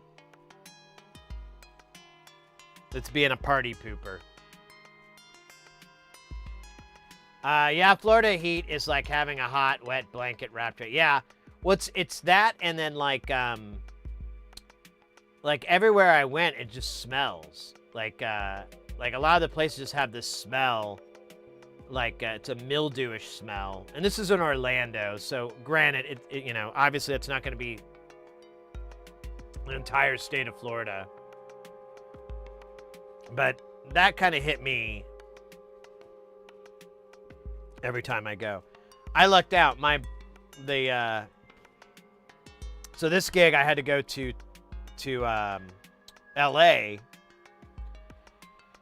and I could, if I didn't take this gig, if things would have worked out differently, I would have been in I think it was Orlando. Actually, I think it was on the beach, so it was like Miami or something like that. And I think, yeah, it was Miami. And my buddy was doing this gig, and he just sending me pictures of this outdoor setup, and it looked like hell. It looked awful. I was like, oh my God, dude, I'm so glad I'm not you right now. Being outside, setting up. I have a rule. I don't do outside gigs anymore. Like I'll only do gigs in a ballroom these days because I don't want to be outside. I've had kidney stones, and they were all the result of me not being able to hydrate myself fast enough, and thus dehydrating, and then getting more kidney stones, which are the most horribly painful thing I've ever experienced in my life. So I'd rather not do that, and if it costs me a couple of gigs, that's fine. I loved living in Austin, but I had to get out more into the sticks.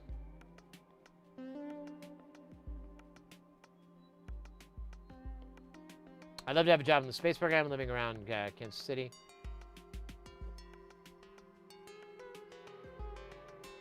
Hey, my criticisms of these towns and regions does not reflect the reality of it. It's really from my point of view of like having to work there, and you're basically like, you know, you have to live like a tourist. And so from that point of view, I'm always real hypercritical.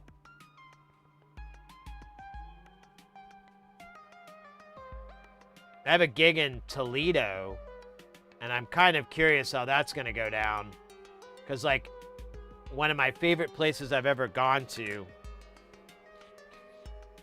for just going there was Cleveland. Like, one of the best places I've ever worked was Cleveland, Ohio. Just because it was just chill as fuck. It was insanely chill. I say, and after 12, I'm not a fan of the heat. Yeah, same here. In Phoenix, when it starts to get the summer months, I'm sleeping in as much as I can get away with. I still stream, so it kind of counters it, but I usually just stay up really late at night because that's like the cool times, and it's quieter. You know, there's less buttholes driving their fucking trucks around and diesel trucks and letting them outside my house. And I'm like, dude, we get it. Your penis was horribly destroyed in an accident. You don't have to have this truck to compensate for it. You could just accept it and move on. But he can't hear me because I'm inside my house, and he can't hear me over his stupid truck. So, you know, the knowledge never gets passed on. Dig Drugster, welcome in. Hola. Hola, mi amigo.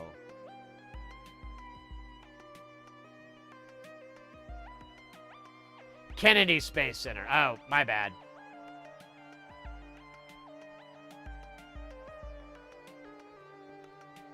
That makes more sense, too. Glass.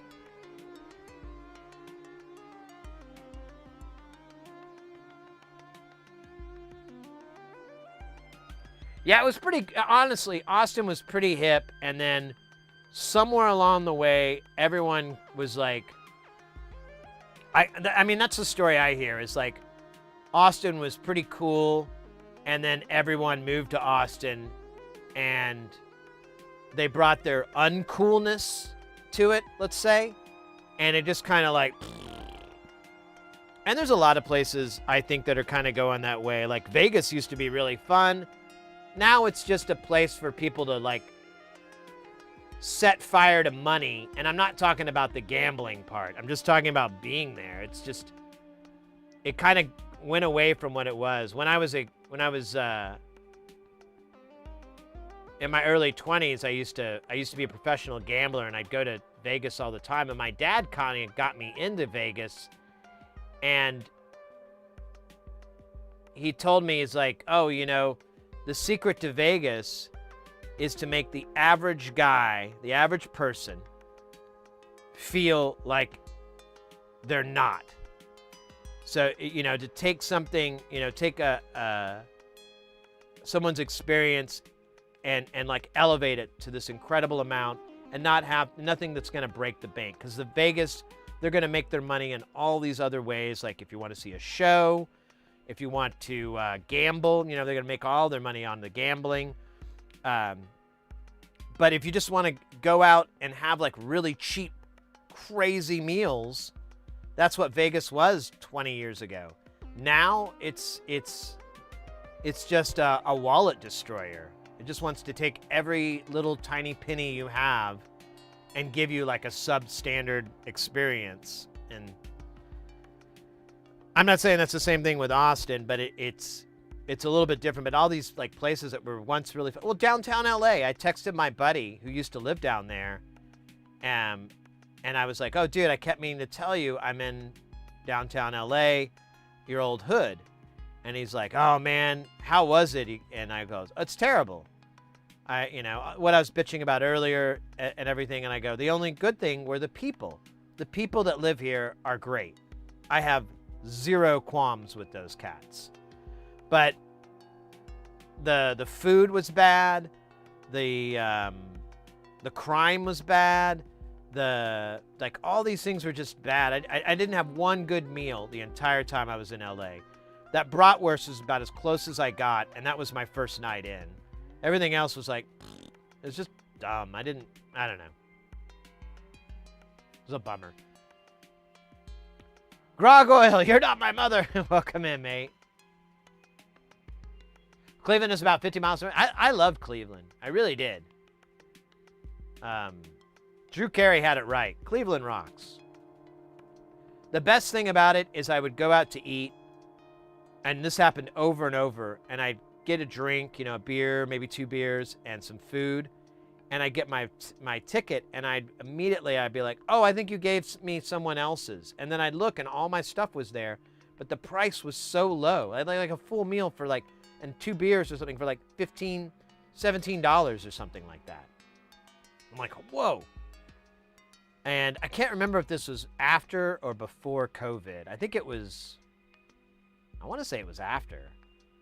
But I don't know. It was just I liked Cleveland, and the hospitality, just like everyone working and stuff, they were great, and that goes a long ways with me. Obviously, if the people in the town are cool, we're cool.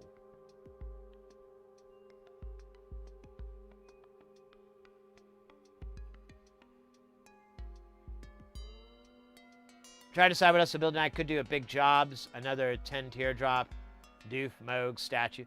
Yeah, I'm at this point, like, now I'm like, well, what should I make more of?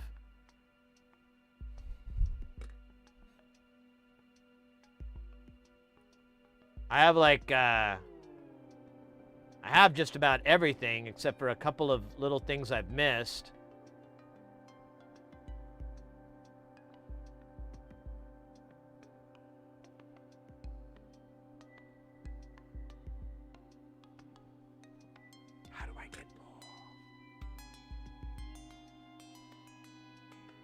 Used to be this slogan in Austin that everyone loved. Keep Austin weird. Yeah. Well, that's so you find that in other cities. Like we used to have that all over in Phoenix. Like in the early aughts, there were these stickers that went everywhere, and you would see "Keep Phoenix Weird," "Keep PHX Weird." And then I saw that in Austin, maybe later. I don't quite recall, but it's a common thing for art, kind of the art movement in different cities, where you've got the traditional arts like sculpture, painting, and stuff like that. And then you have the music scene, that part of the art scene, and all that kind of pulling together, and that whole keep this city weird, keep things cool, keep it original, keep us entertained.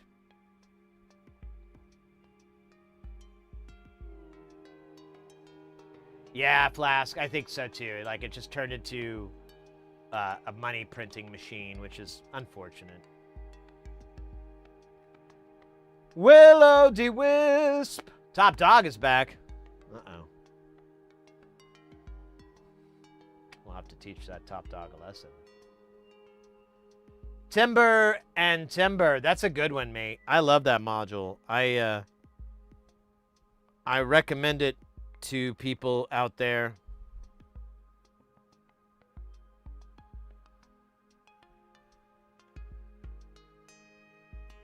There's a good wave folder. Although, product is pretty amazing too. I think they're two different things that do the same thing, but you get a different result. Like, we did a side-by-side comparison, but product, the way it folds when you're looking on a scope and the way Timber folds are very different, and you get a very different harmonic response from how the folding occurs. One's like an accordion, and the other one is more like a concertina. Sorry, that was a really bad joke.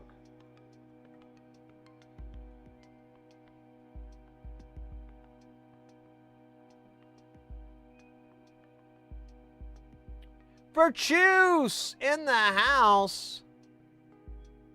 Hola. It's Ola, right?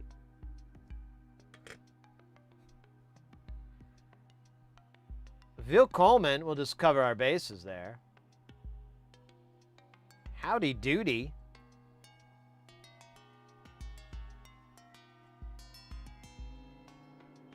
Oh, he's gonna get one. Nice, mate. I'm so glad you're able to one, have an excuse to do more soldering, and at the same time help your buddy out with getting some cool modules.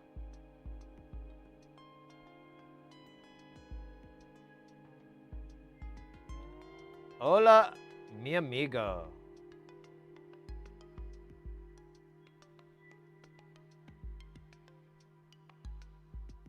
That's probably incorrect grammar, pronunciation there. Mi amigo? Yeah, I don't think there's an in there. Or maybe it is, yeah, amigo. So mi amigo. Yeah, maybe. I don't know. Spanish is one of those languages I really need to learn. It's so funny, the guy I was working with, so that the producer guy, I mentioned him before, but his he's Indian, like Indian, and he's like as short as me too, which is always nice. And but he's British. He's originally from London, but he's lived in the U.S. since the early mid '90s. But he still has his accent. And we're in LA, and the house guys come up and they talk to him and they start speaking to him in Spanish. And he's like, "Oh, I'm sorry, I don't know Spanish." And they're like, "Oh," and he's like, "I know I look like I might, but I don't." Referring to his skin color. And we all had a big laugh and everything. And then I told him, like, "Dude, you've lived in Florida like for like 30 years, man. You haven't learned Spanish yet?" Hola, amigo. Or ¿Cómo está, amigo? Oh, yeah. ¿Cómo está? Yeah, sí. And I was like, dude, you got to learn it. I was like, I think it would be hilarious to hear you speak Spanish with your London accent, like, in there. And you're Indian. Like, all these things combined, it's going to get some sort of a chuckle. There's too many room for a chuckle there.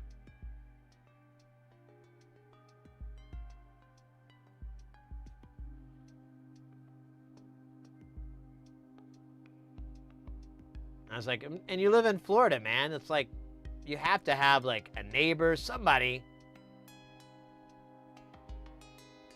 that you could go and speak a little Spanish to, and they'd be like, oh, yeah, actually, it's this way, you know, give you a little bit of tips and tricks.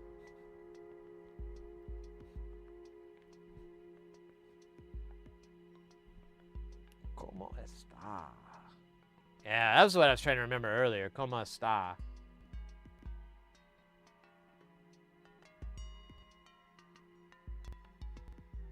All right, let's clean up these holes I got solder in, like some sort of moronic chump.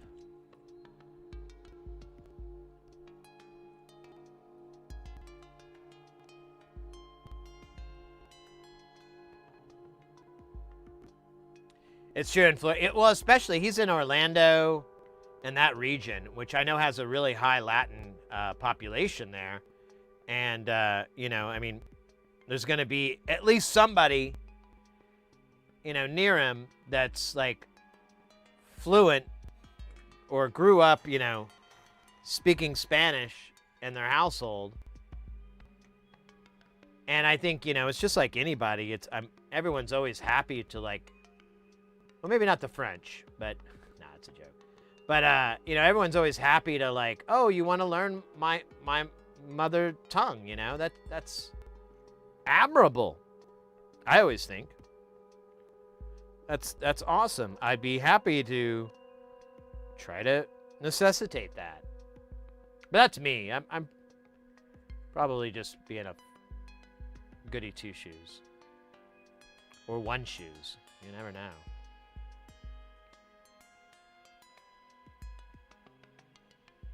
Yeah, I mean, Arizona, Phoenix, we have a very, very large Latin community here, primarily Mexican. But as I've been surfing around, I've been able to find some other, like restaurants and whatnot that are, of course, the Colombian restaurant I found. That's heaven, man. I keep trying to find an excuse to go back there. And then I found, what was it?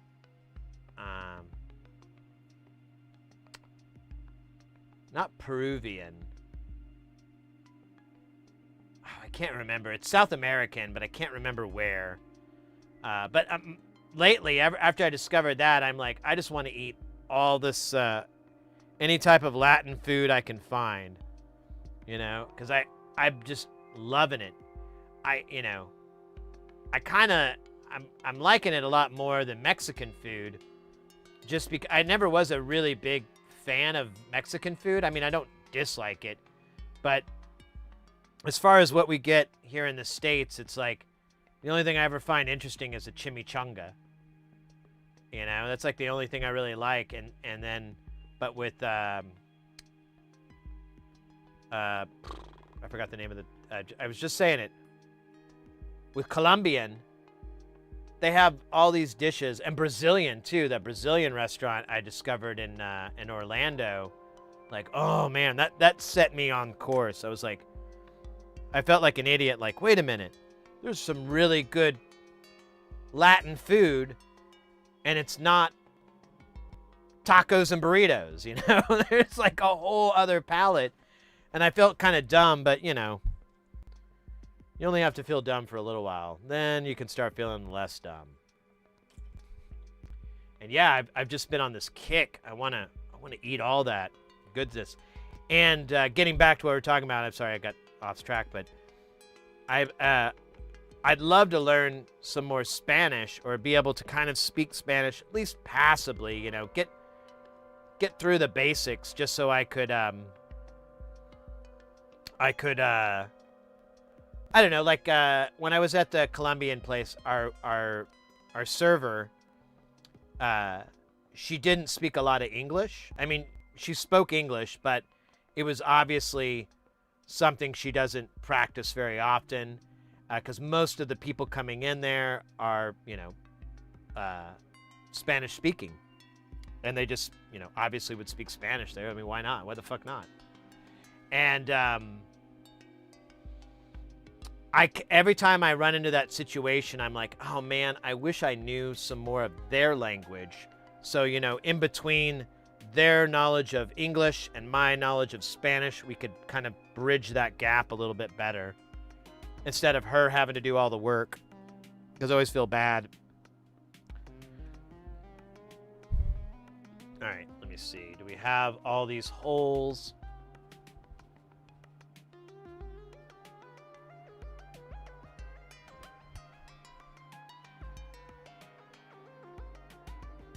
Oh, those aren't through holes. Those are vias.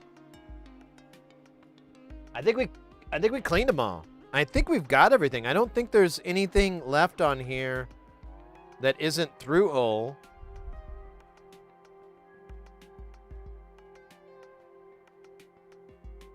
We can begin the cleansing. Dude, this is a big clean too. We might have to just get big sheets for this.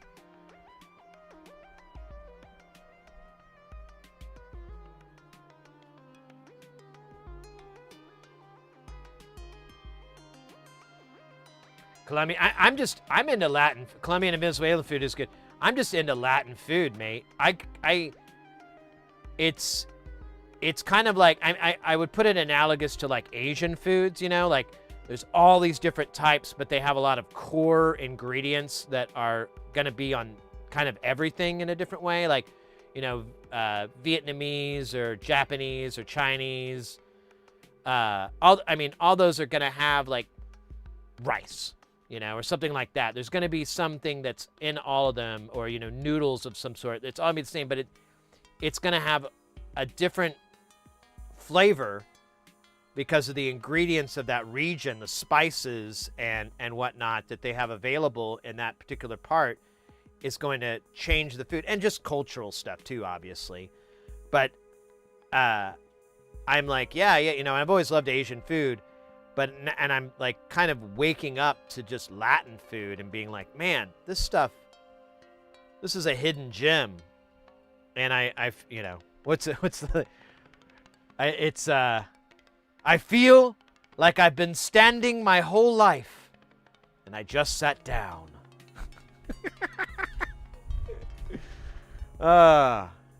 It's such a big tasty meal. All right, let me find the thing I'm looking for to do the stuff I need to do. Oh, yeah, here we go. Let's just grab... this is way too many sheets, but we'll just deal with it. In Peru, there's more fusion and Asian food. And that sounds awesome! Like, if you could even mash it up with other cultures, other food areas, too, I'm even more into that. I mean, I love my American hot dogs and cheeseburgers and what have you, but my palate has grown a little bit snooty. It needs variety.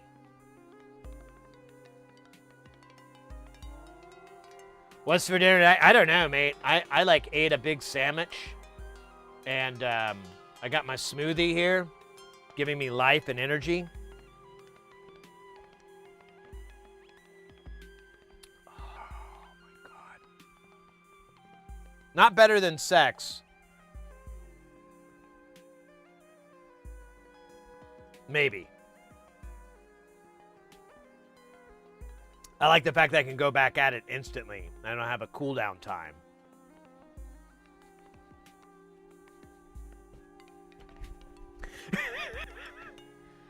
You know, that's the benefit. You can just keep hitting that thing. Nothing bad's gonna happen to you.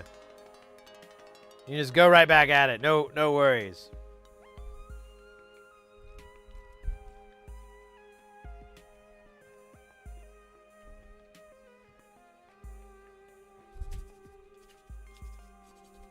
Actually, I should have just done it this way.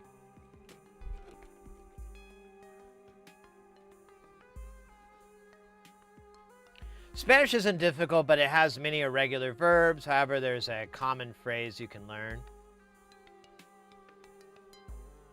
Yeah, that's why I just need to learn. I feel like I can get by if I just learn like a few kind of ground level verbs and adjectives and nouns. So I could, you know, I don't have to get the grammar right. If I can just be like, if I could be able to go to a restaurant like, do you guys have bread? What kind of bread do you have? You know, I might have to mime some of it out. But if I could be like, I'm looking for bread. Or, you know, I am thirsty. You know, things like this. Like, what drinks do you have? If I could just learn stuff like that, I'd feel a lot better about myself.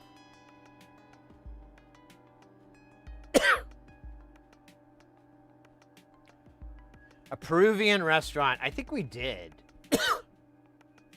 Dude, I don't know why I'm coughing now. Must be that packet A. Let's go to maps. I think I have a seed in my throat.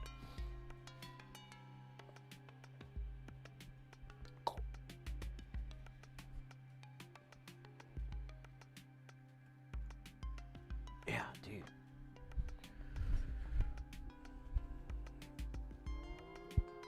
I wonder if I'm gonna have to turn the fucking air conditioner on in this house.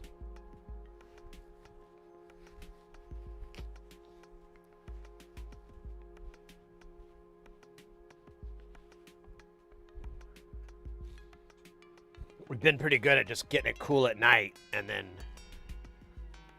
dealing with the runoff in the day.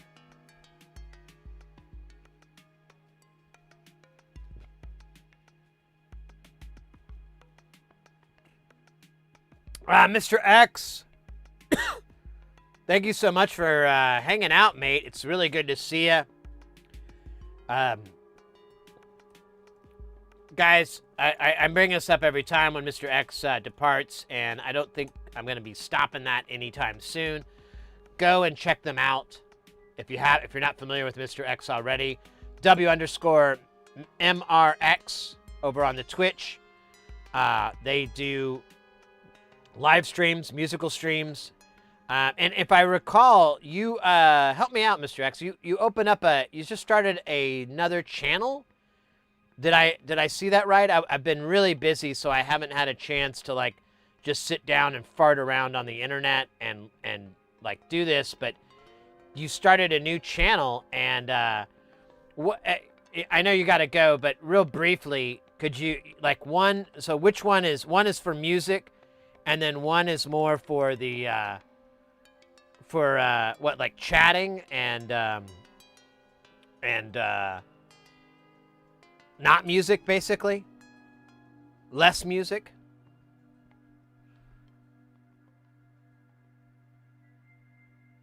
Have is tiene un pedazo de pan. Okay.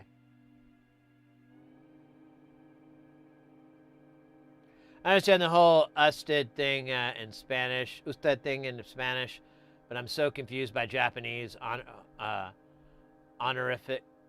honorifics too, since English has none of that. Yeah. Language is very difficult. Like anyone who's speaks more than one language, you have like so much admiration and respect from me, because I can barely speak English. And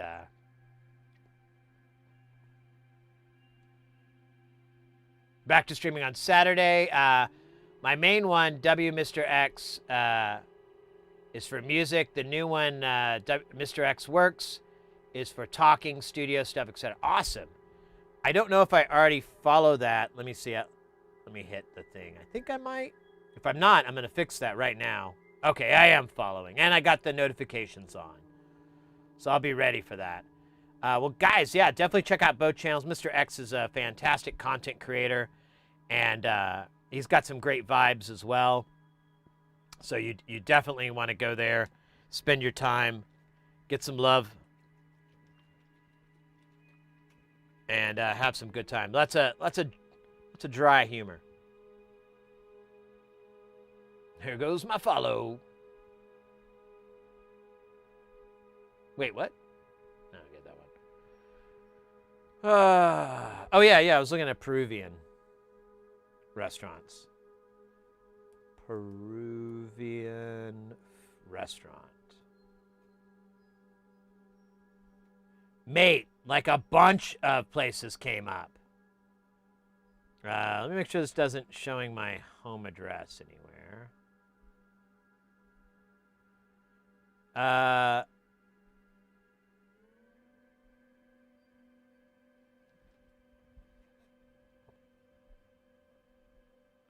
Yeah, let's see. I'll put it up real quick on the big screen. So, mi coralito charbroiled Peruvian chicken.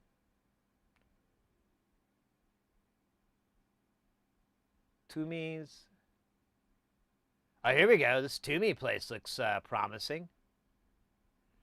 Their charcoal Peruvian chicken is incredible. I guess that's a big thing so far, I'm noticing. Peruvian ceviche was fresh. Oh, wow.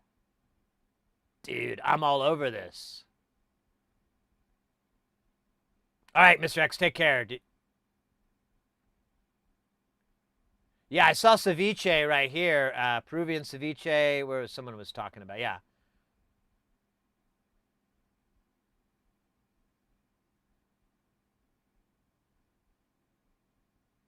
This says Venezuelan. Yeah, it's on my list. I really, once I get some time, I'd love to just, I don't know if I want to do the whole content creating thing, but maybe, you know, I don't know. It's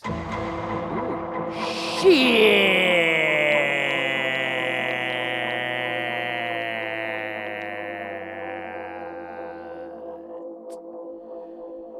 Check that out, guys. Callus with the 6 months in a row. Let's go, mate. How you doing? Good to see you. How's the scope stuff going? Any updates? I know you were, if I remember right, that big ass one you have, you were noticing that it was having some glitches with pulse waves, which is how you're going to tell if it's working or not. Like a sine wave, it'll kind of butter it up, but a pulse wave will really show if there's any issues with it, or you're able to like calibrate it better. Because you can eyeball a 50-50 cycle.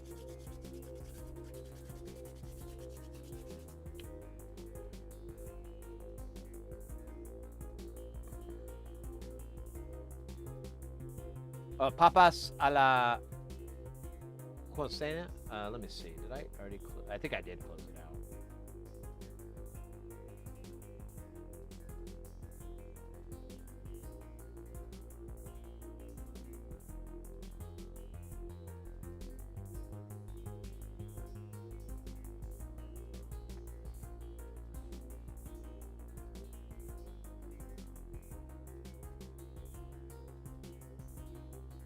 What'd you say? It was papas a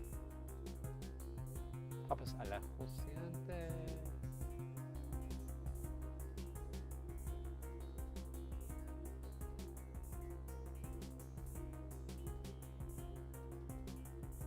All right, I'm gonna have to look some more. I'm down, mate. I'm so down.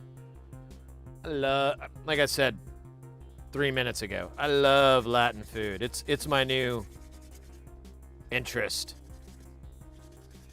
I just wish I get the Mrs. Heresy into the whole thing. She's a bit old-fashioned and just, you know, likes her middle American kind of food, which is no slight. I get it. I get it. But I don't know. My palate needs some parties. Boat parties.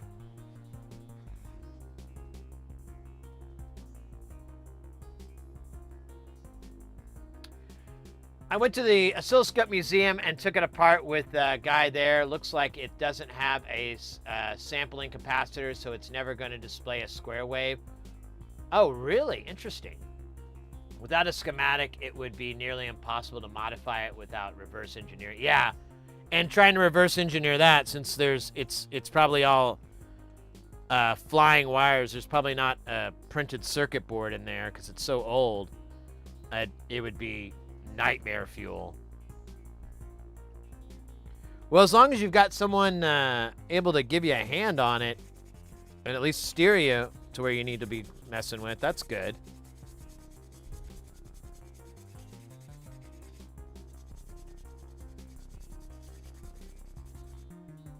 I'm happy for you, mate. That's awesome.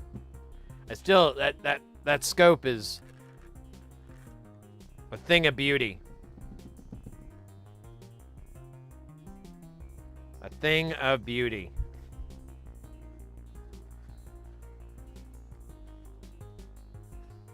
Already been refurbished once, so there's not much I can do to make it better other than clean the pots. Well,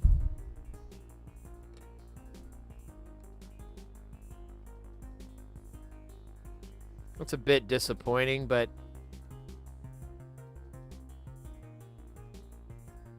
maybe we were expecting too much from it anyways, you know?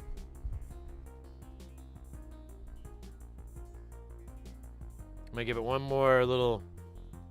Actually, I should do it this way, so... Alright, we'll let this air dry. And we'll start on the vocoder.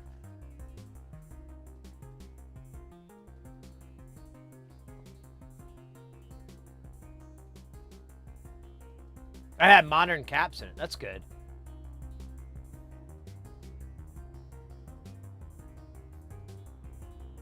Had 200. So, oh wow. So you still had like, oh wow, that's so dope, dude. That's freaking dope, mate. I'm psyched for you. It's one of those things I don't think normies would really get how awesome that scope. I mean, it looks cool, you know, and everything, but I don't think they really could gather like, wow, this thing is a piece of history. And I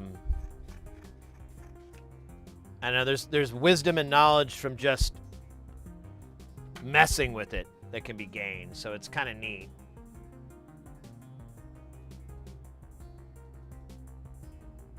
Man, now I want some Peruvian food. I'm not even hungry. Uh-oh. Oh my gosh, yeah, we got a lot to do on this. Oh yeah, it's 2 boards. Oh, you know what? I haven't done in a while, and I wouldn't mind having a little bit of tink-tink. Just a little tink-tink.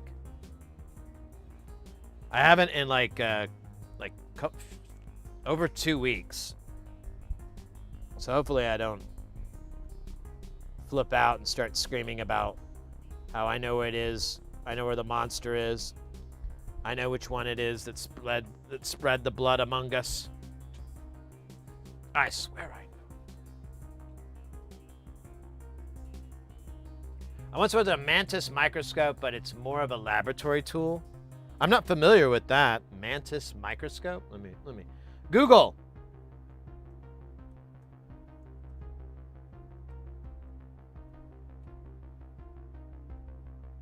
Dude. That is straight out of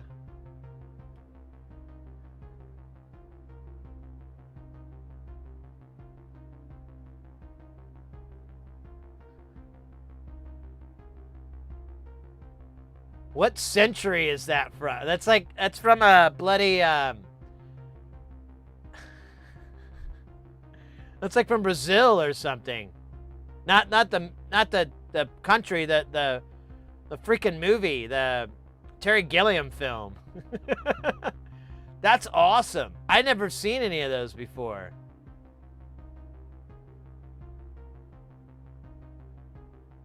I kind of want one. I don't think I could use it, but that never stopped me before. I have a whole room filled with shit I can't use.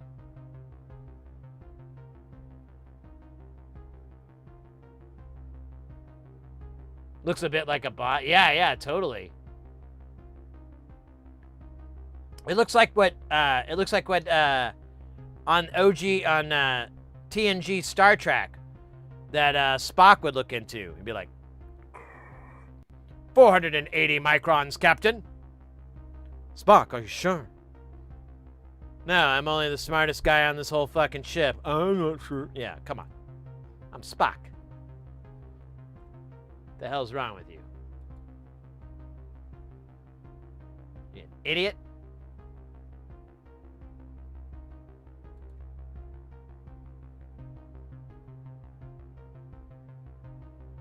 It's a stereo microscope? So you get like a 3D image out of that thing? Bro. How much would one of these items cost me?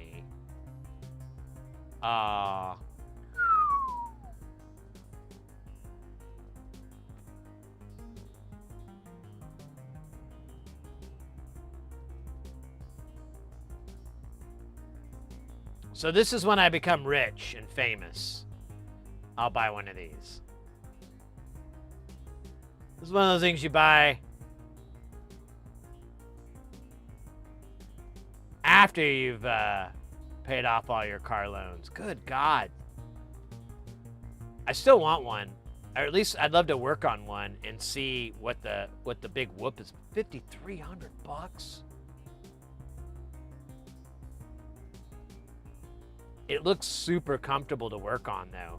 Because you could just stand back and just beep, beep, beep. Oh, yeah. Thanks for putting that thing in my wish list. Looks a bit like an Astrobot. There you go.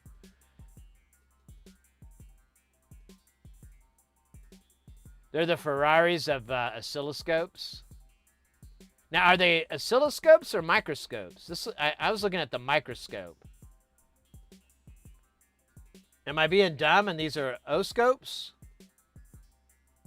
It says stereo microscope on here.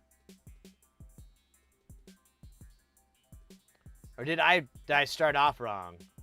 Okay, good. Okay, so, all right, just making sure I wasn't being an idiot this whole time.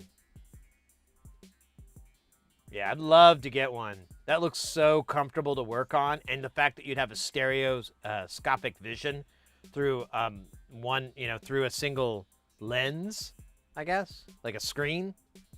Yeah, that's a winner.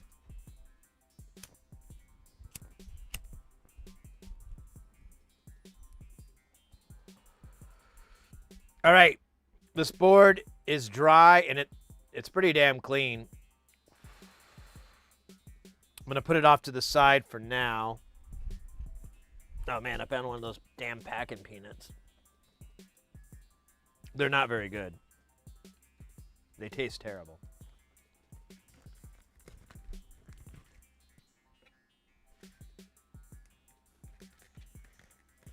So all that's really left on the A1 is the through-hole stuff, which is going to be a big project on its own. Because we're talking about, what, like 30 jacks? Or no, like 50 jacks, I think. And then a few dozen pods. Once you were, yeah, I mean, I with my monocular microscope, like this guy, I love it. And another Discord server, someone hit me up and they were like asking about that, and I was like, oh, here's the different ways, and I'm telling them even like, hit me up or come into the stream if you have time or whatever, and I'll go over it. But I like this because of its comfortable and convenience, and I don't really like microscopes. My eyesight's really, really, really, really, really, really, really, really bad. And so for me to use a microscope is it's exhausting. Like it wears my eyes out. I get not necessarily a headache, but I just feel like, I don't know, I just feel tired. And from going back, and it takes like several seconds for my eyes to go from looking up close to looking far away. It's shit. I went to the eye doctor a couple of weeks ago, and he kind of made me feel better because I was afraid I was losing my eyesight in my right eye. But he's like, no, you're just getting worse, but you're not going to lose it. I'm like, okay. But he was bringing up other stuff like cataracts, which I know I'm destined for. Everyone older than me and my family has had cataracts. So, everyone.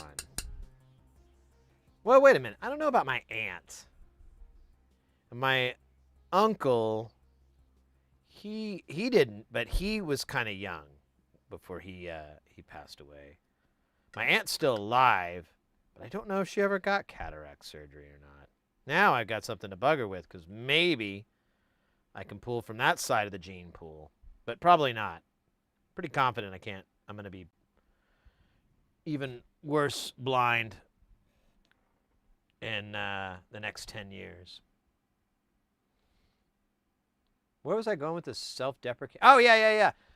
So the big screen and having the microscope on there, very much desirable. But that snorkel thing, I want that. I want that bad. I mean, damn it, look at that lady. Look how comfortable she is. Look at her posture. I want that kind of posture. I also want that kind of ponytail. That's a hell of a ponytail. You think she's real? It's almost AI looking. Yeah, that almost doesn't look real. Oh, though, one thing I don't dig on her setup is she's just looking at something, like a petri dish or whatever. And I want it to go over a platform. It looks like you can still do that. But dude, I got to close this window so she's distracting. Not her. She's average. But the scope.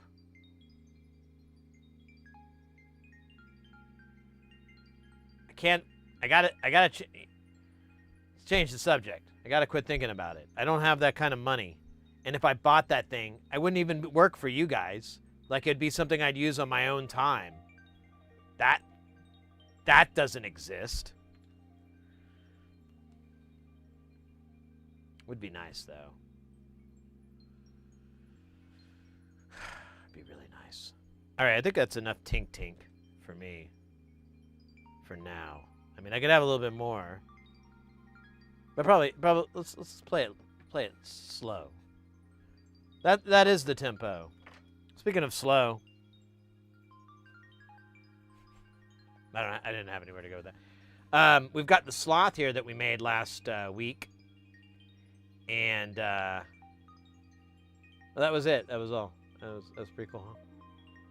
No, I'm looking forward to putting this in. I need to get some more of our 1U builds done, and for now, I'll just put them in. Oh shit! What are we calling that case? We need to come up with a name for the new case. We have this guy's space station, and then where is he? And then we have this guy Jamtown. But what do we call the little case?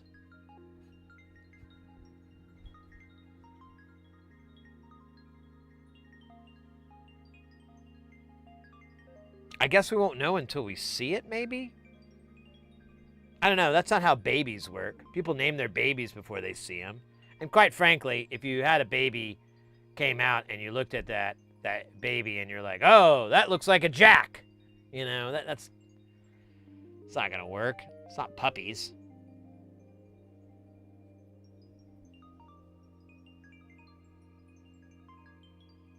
Yeah, I probably will look into that for Choose because I think it'd be like just a nice thing to have, even if I'm not using it all the time. I still want it. Yeah, really bad.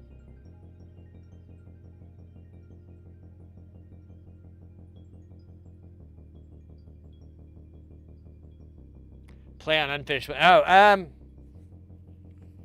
well, I think we need to go with the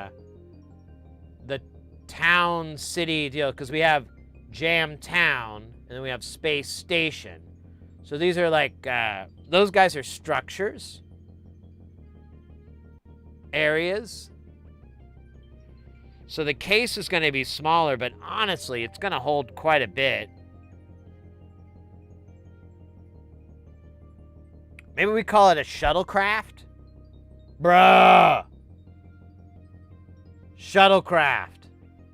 Or something like that. It'll be like a shuttle.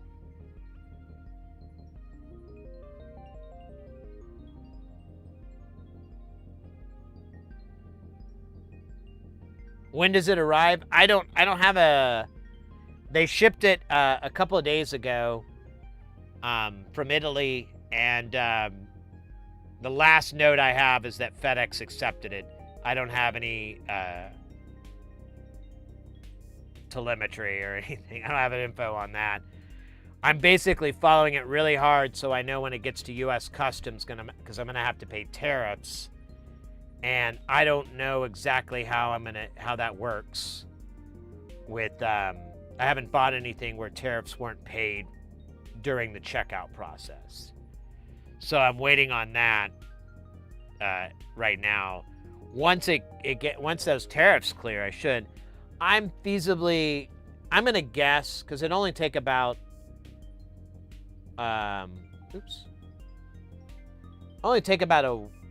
a week, I would say, to get to the U.S. And then I don't know how many days to clear customs, and then maybe another week. So I don't know.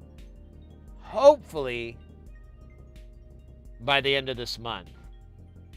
And the other issue that sucks is that I need to be home when it gets here because it needs to be signed.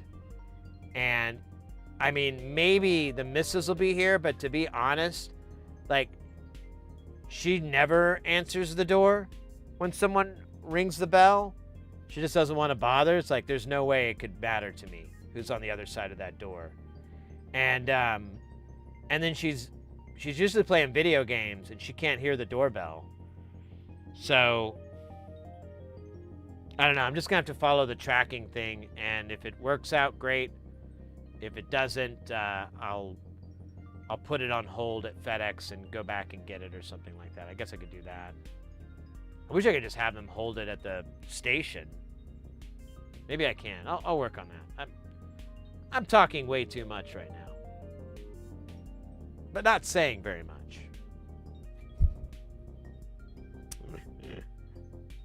Oh, scheisse. Okay, so let's at least knock out these diodes. There's like a lot of them. Well, I guess there's not that many. I think there's like 24 of them. And then we'll see where we're at. I don't know. I haven't really thought this far ahead.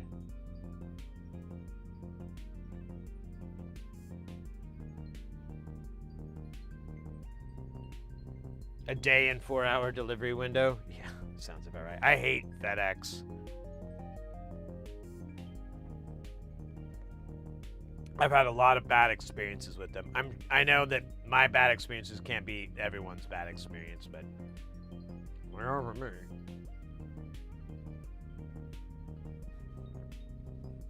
I haven't really thought this through. No, that's daily.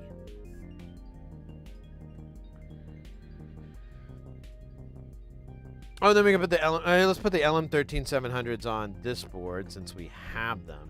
We'll need Cinco, Foomph, 5 of these rude boys.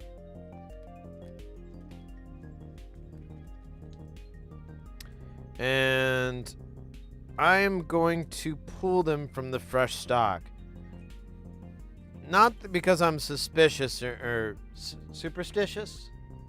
Maybe a little stitious, but my general feeling is I kind of want, if I'm working on a board and I have chips that were made literally one after the other, single file, they'll probably match pretty close, and I want to keep them all together. But if I do a little bit from this old order and then from this order, I don't, you know, it feels like a no-brainer.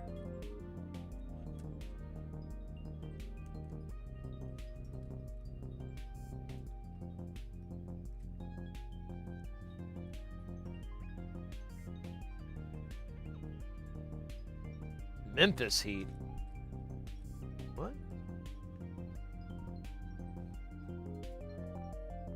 Don't want to separate it. Yeah, you know. I'd like it to either go to 2 separate projects. There's 2 left in that one deal, or find something that needs a pair, and then, you know, it's perfect.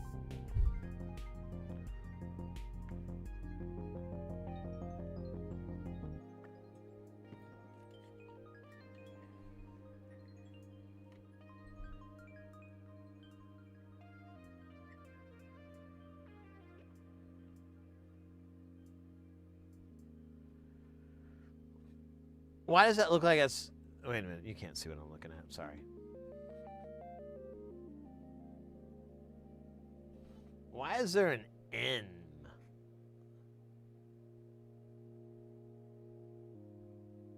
What the fuck is that about? I didn't sign up for that. Oh my god, I'm not signing up for anything.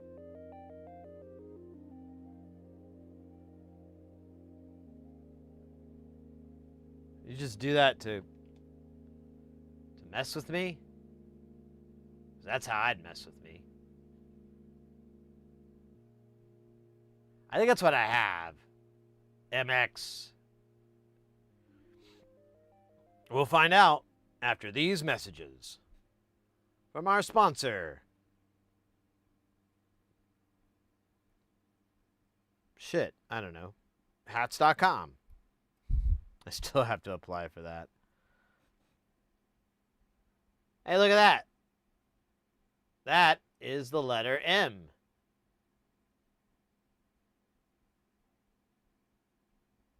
As in Michelangelo or mnemonic or Maria.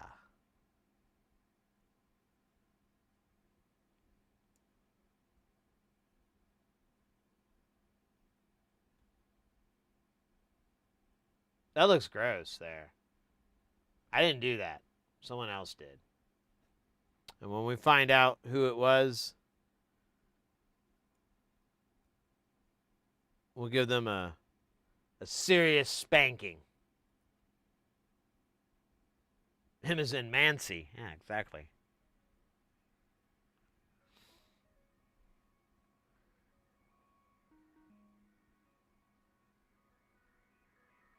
P is in pneumonia. I'm sure I've told you this guy's story, and I think it's an old joke now, but when I like in my 20s, I had a lot of call center jobs and like doing tech support and stuff like that. Some sales, but let's not muddy the waters here. And one of the first ones I worked at was this little company you might have heard of called Creative Labs. They were most famous for making the Sound Blaster board. I'm kidding.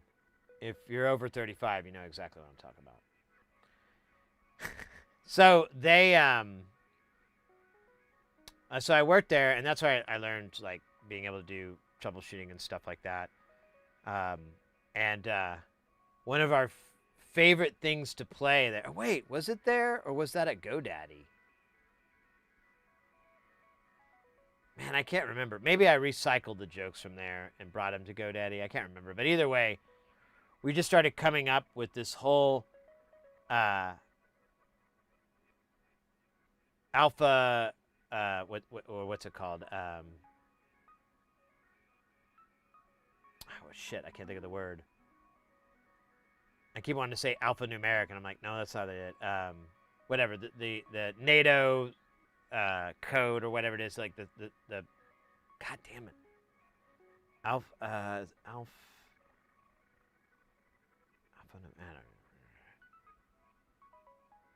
Mnemonic?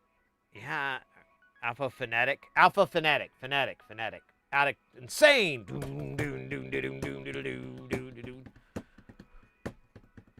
Alphanumeric phonetic insane.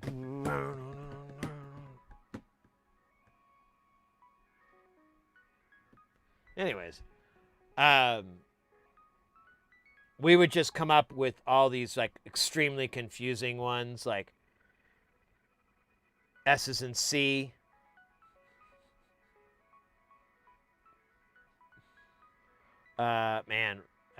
P is in phonetic. P is in pneumatic.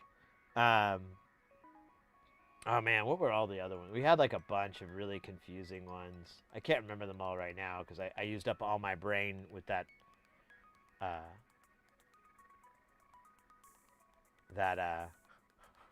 reference, the musical reference, the Prodigy reference there. Oh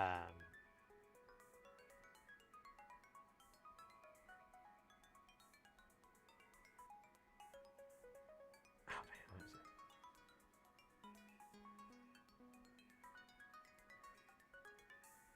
Anyways. Z is in check? No, I don't think that would work. C is in check. That would work. There was one that was really confusing. It was like S is in C. C is in... Oh, but I can't remember what it was now. Anyways, it's a stupid joke. And you can tell I love to totally remember half of a joke. It's like a skill set. Man, I just need more smoothie. I think that's what's wrong.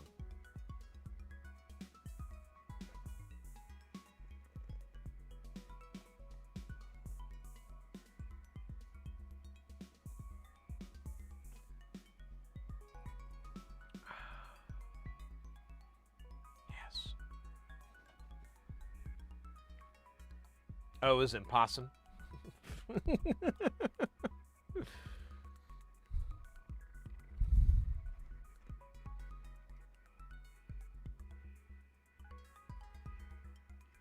Smoothies for a gal, man.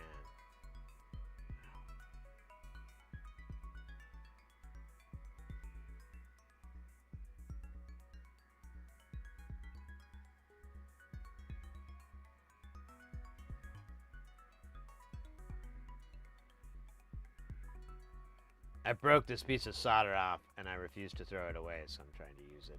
But I have to hold it with my tweezers.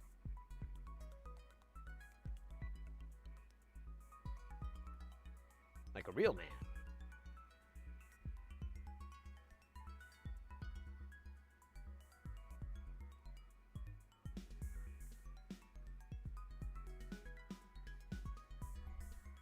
Man, I gotta fix these lights. I just keep getting in the way of them with my dumb mittens here. It's not too much of a deal here, but this one I keep getting right in it. Like a goober. And now we're out of focus.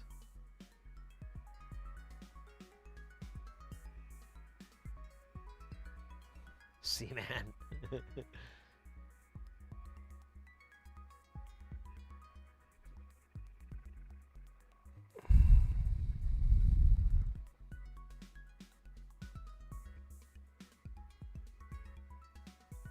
can't remember. It's been so long. We never use that at work. You know, we just do that as a joke to each other. Or at least I don't think anybody did.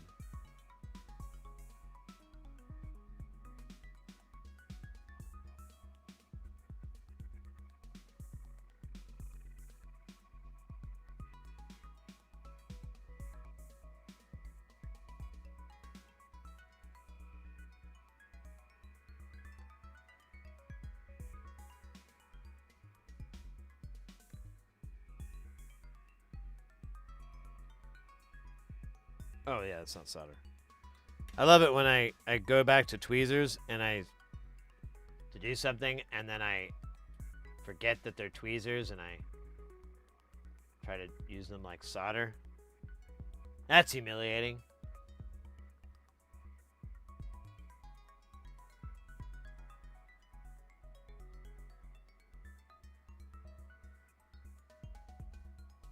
I don't know why I did that. I was trying to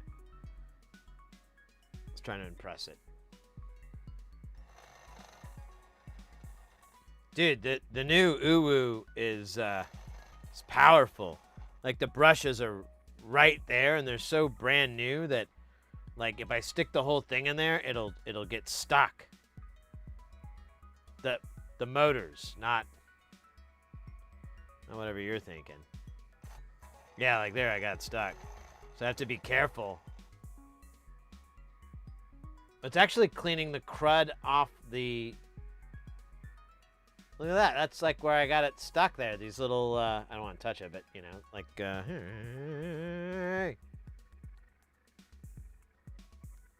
like that and that. That's from, like, getting it stuck in there. Holy Christ.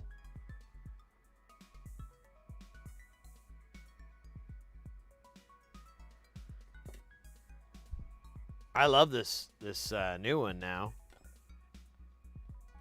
I want to ask it to the dance.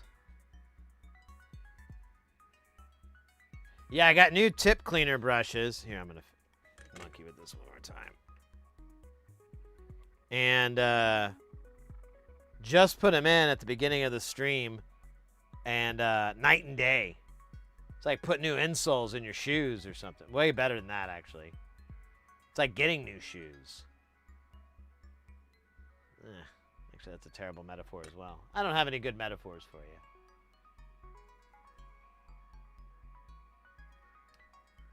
At Lexmark Tech Support, we would call in and try to fool other tech support agents with wacky stories.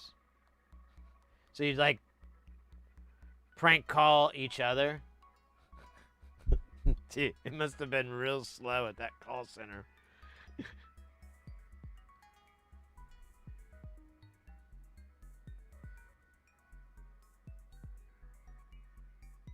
Yeah, one time I was working at when I was at Creative Labs, and like we did Windows NT support, and one of the things, I don't remember the details, but I remember one of the things you had to do was like NT would clear its registry, but you had to reboot the system 4 times.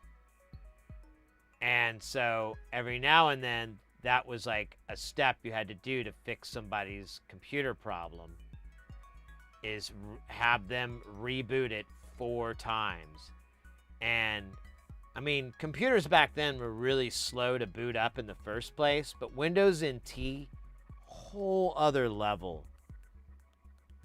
I don't remember the times, and I don't want to like just name a number, but one time this guy, I was rebooting, we were doing this shit, working on his computer, rebooting it, and like I remember I was really tired. I might have had 2 jobs because I was working like a second job to get money to move out here to Phoenix.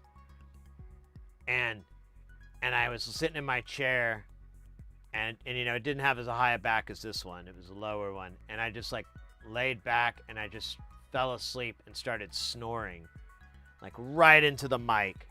Dude could hear it and everything, called me out. And I think I even like, you know, when I regained consciousness. And I'm pretty sure I fessed to it. Like, yeah, you got me, man.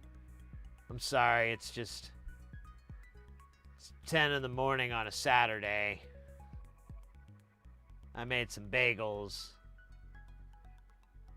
last night till 5 a.m. at my other job. A little tired. And waiting for this computer to reboot and you not being able to just call back when it's done. It's really hosing me.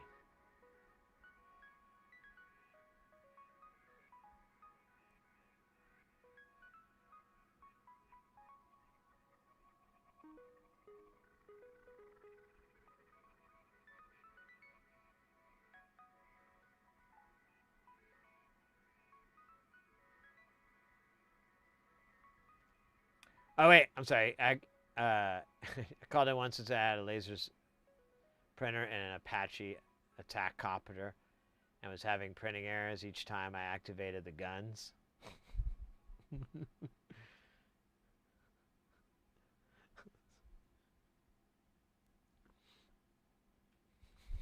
That's good.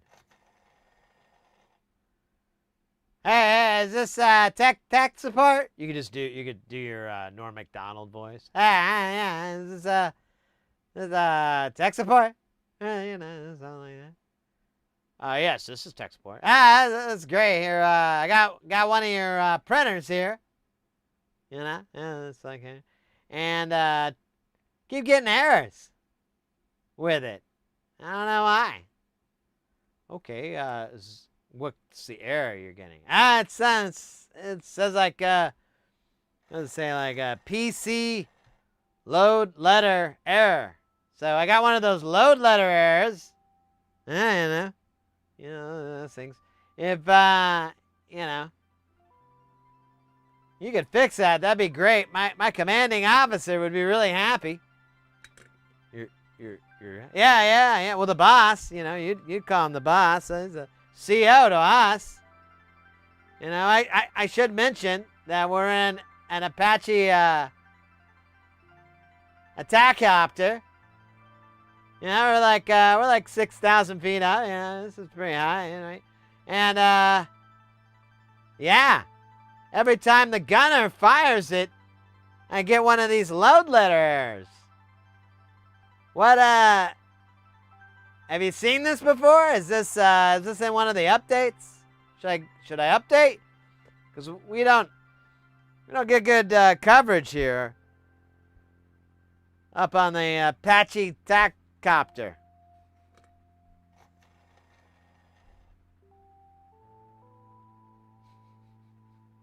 Thank you. That was my worst Norm Macdonald impression ever. I perform this weekly at the Sphere in Las Vegas. And every now and then, I'll do state fairs. If the money's good. So I always tell them, good money brings a good show. Captain Captain Hunt. We just call him Mike, you know, for short. But it's every now and then we gotta give him his whole name, you know. So we call.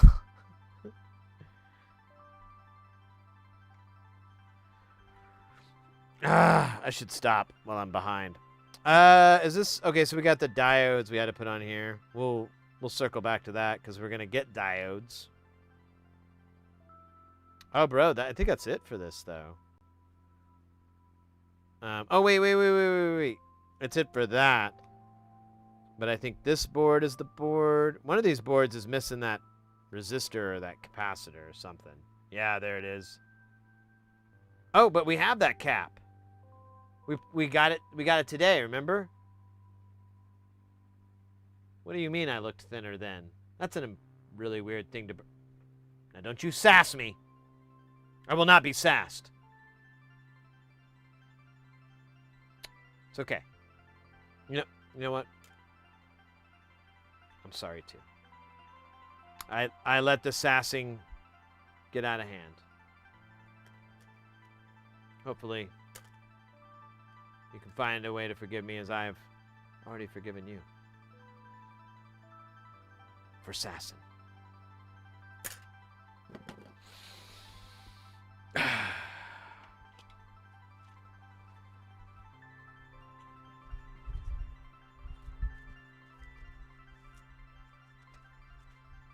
I like the stream when Sid just goes completely sideways, starts talking like he's on a scripted show that nobody's producing.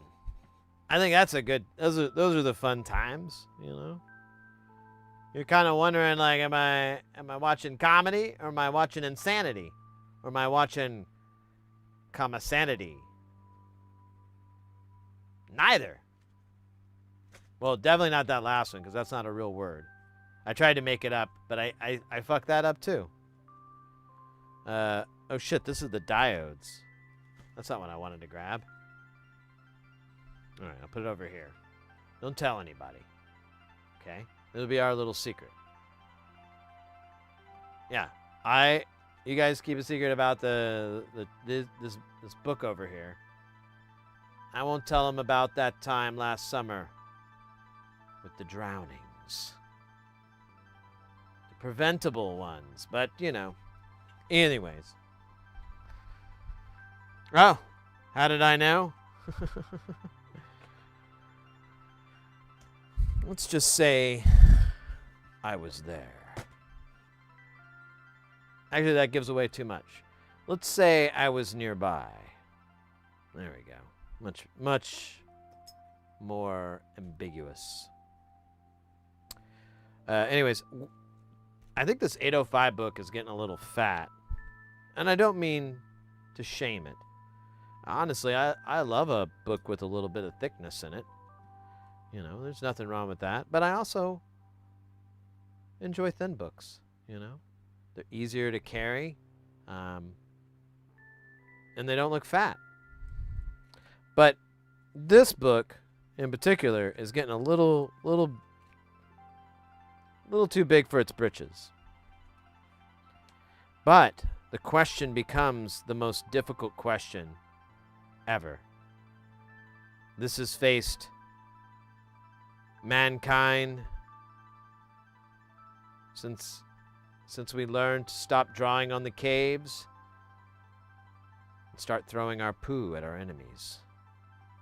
That transitionary period. You know, anthropologists aren't sure which came first.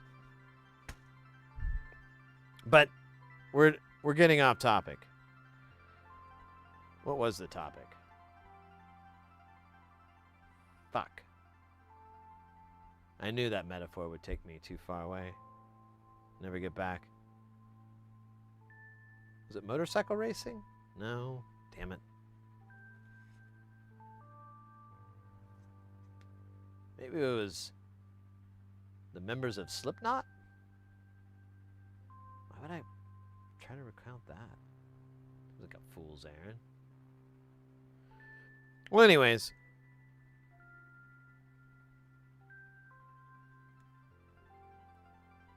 That's why I don't pay my taxes. I need 9 of these 150 nanofarads. Now it does, I know it sounds like I might have said no in German, but 9. Das ist not the case. Alright, I'm gonna stop getting stupid. Ooh. You think the smoothie will fix that?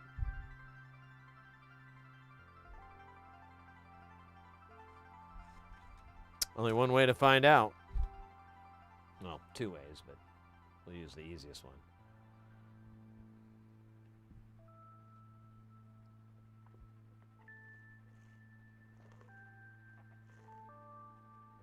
Protein shake.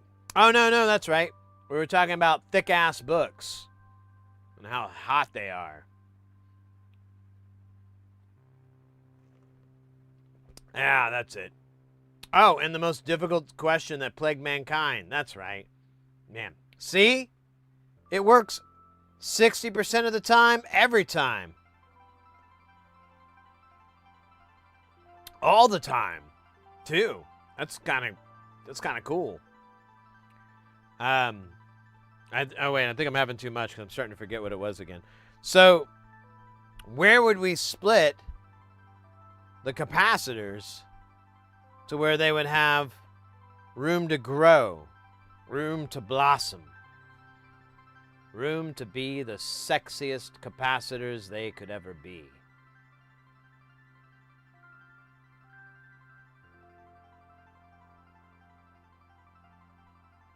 I have no idea. I don't know the answer to that one.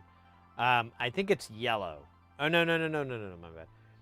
I don't know. I guess we could grab this book and go in the middle. Let's see. Yeah, we could.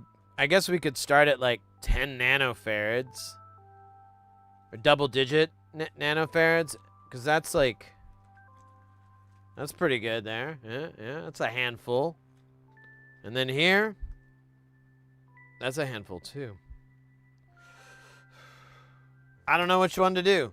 All I know is 1 is the loneliest number of them all.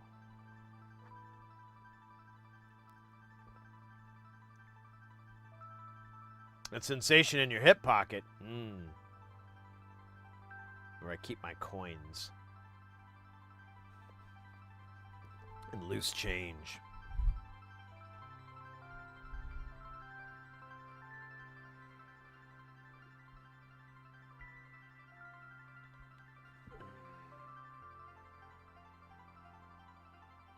Oh, wait. Damn it.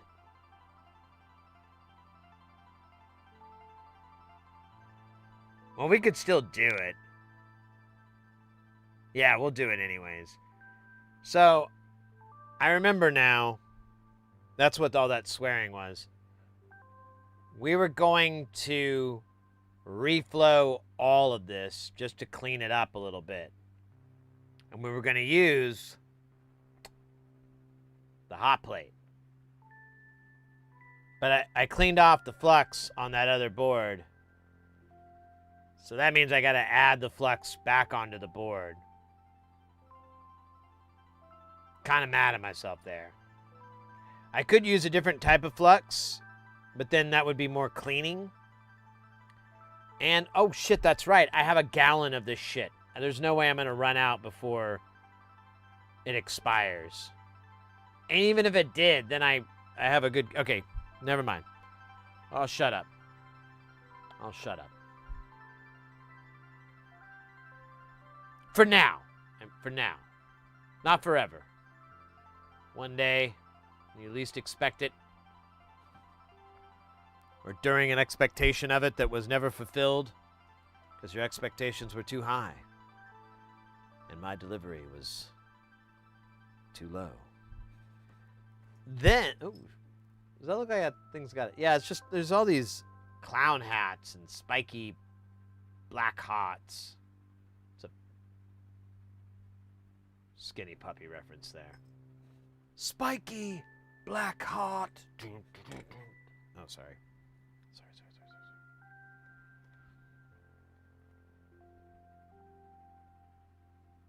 Yeah, look at this. This guy's got a... It looks like a... Oh, wait. That was an optical illusion.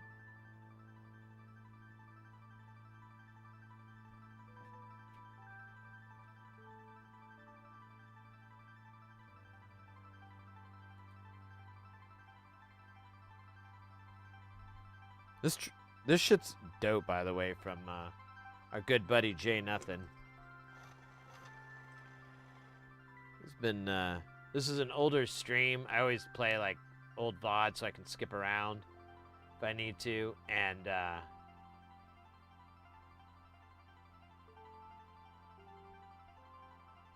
this one's pretty good.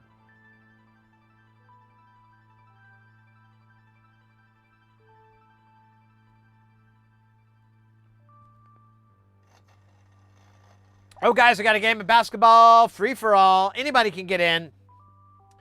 The point is to score 7 points. You need to come from this guy over here to this guy into here. You got 2 numbers. The first one is your angle, that's 0 to 180. Then your second one is the amount of power, that's 1 to 100. YouTube, you guys can join in as well. It's a game for anybody who loves to game. All you need to do is put those 2 numbers in. You could do, like for this, like maybe 100 degrees, maybe 30, 40, something like that. So you do 100 space 40.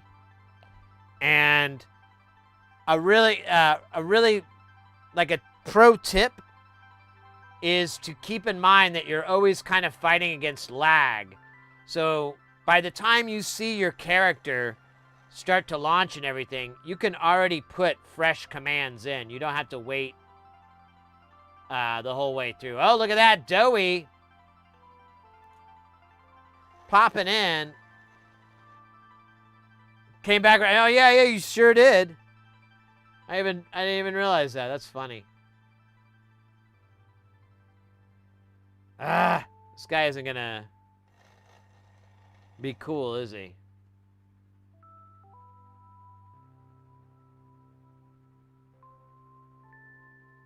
Alright, I'm just gonna leave that as is, because I don't wanna... When we reflow this, it'll fix it.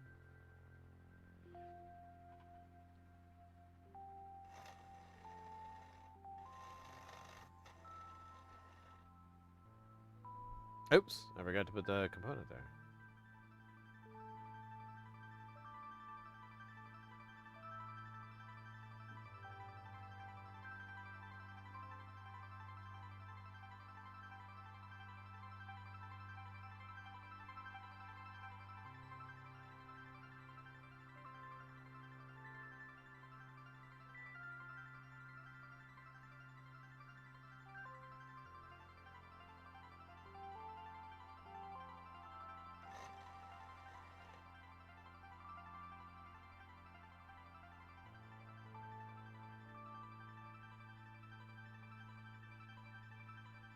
Oh, there it is. Oh, yeah, you can't come from underneath. I should have brought that up, but I was hyper-focused. You got to use the walls to bounce off, make a sweet... Oh, look at that. Damn, Doughy. I see. I know. It was way too late. My apologies.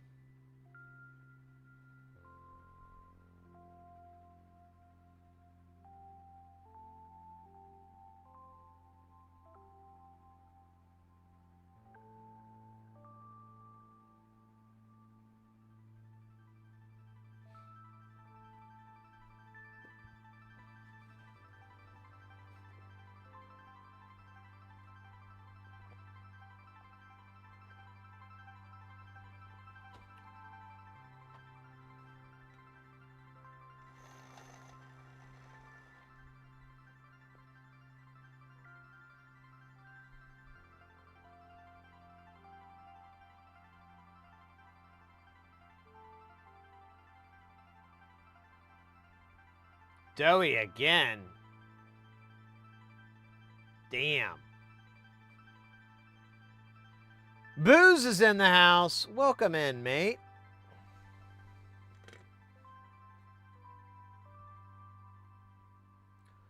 The moon rules #1 on my car with the key.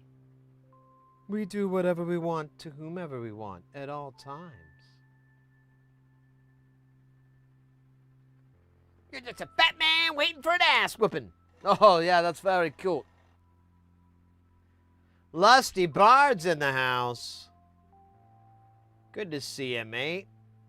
We got a game of basketball free-for-all going on, but I'll warn you, Doughy's just kicking ass, taking names, getting driver's license.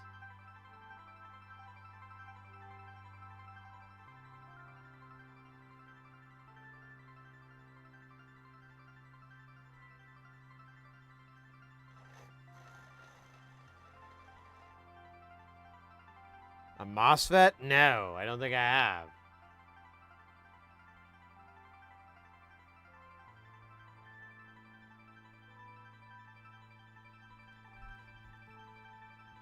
This is wild.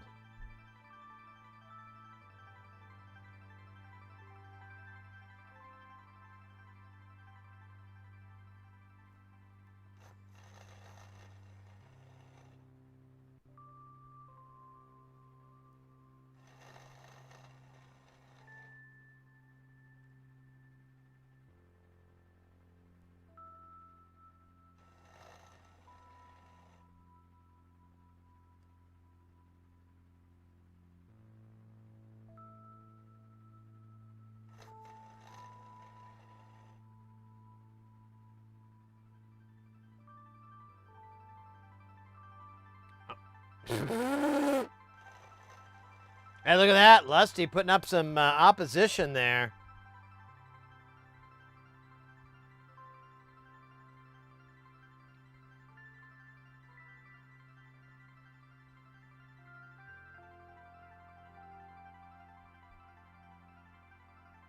Oh, man, it's funny. You can't even see. Oh, there it is. It's up there. By the...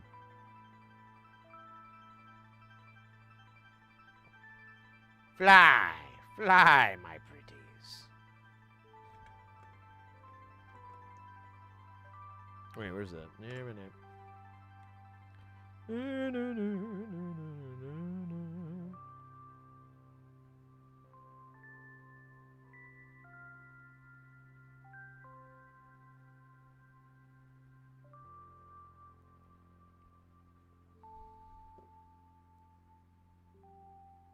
Oh, look at that!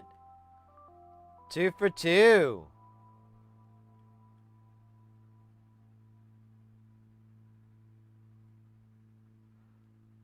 Will the tables turn completely, or will they completely turn?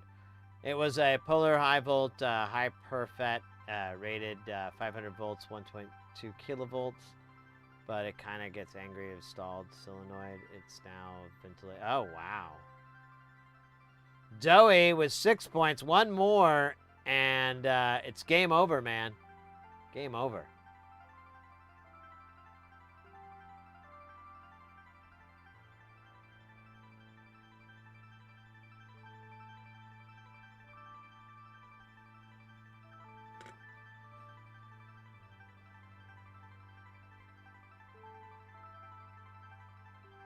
Yeah, it's afraid of that. Let's move this over here a little bit more. There we go. Zero narrative with 2 points. 2 minutes left on the clock. This is a barn burner here. They can keep their momentum. They might be able to overtake Doey and get the grand championship. A lifetime supply of air. Brought to you by Earth. It's your mother. And hats.com.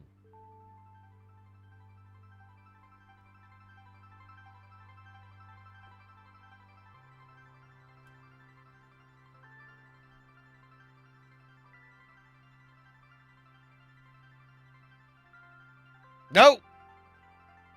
Yeah. It's just under. Oh my gosh. Look at that shit. This is a pretty good one.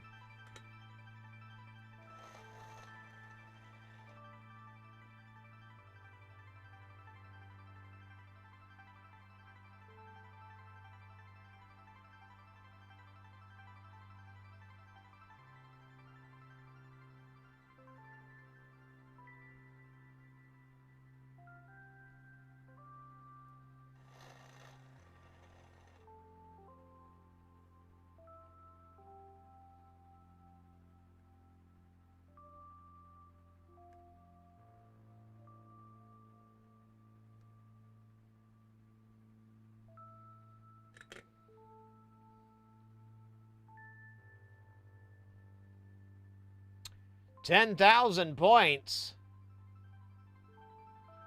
In a boss battle, it's entirely up to you. As long as you have enough points, you should be able to, and it's pretty easy to get those points. Look at this shite. Who did this?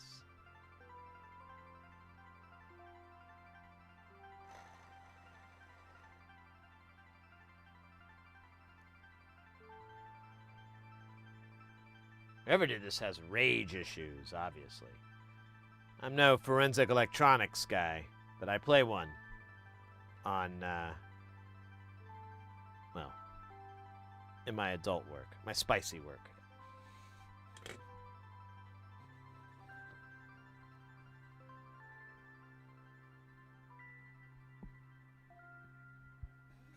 Last time we didn't have enough people.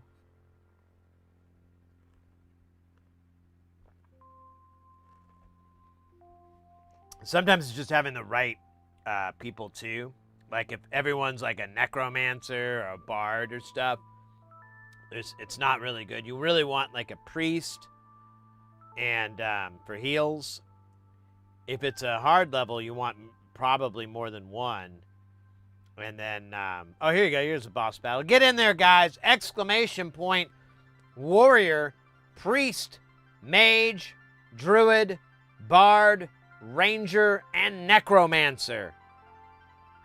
Simply type in. You don't have to do the join part. You can just do exclamation, whatever character your archetype you want to be, and you will be in it. We got a maximum of 7. Looks like we got 4, 5. 2 more slots open. I hope it's a Sid Boss 2. I hope it's a Sid Boss 2. See, 2, 4, 6, I think. Or no, wait, that's just a glob, isn't it? There we go. There we go. Makes it easier.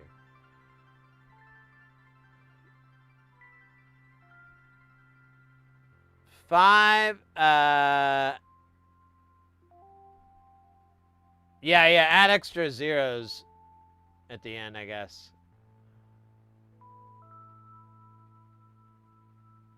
We just finished an ad like a little while ago, so we should have plenty of time. For Chusazan, that's 6. 15 seconds left.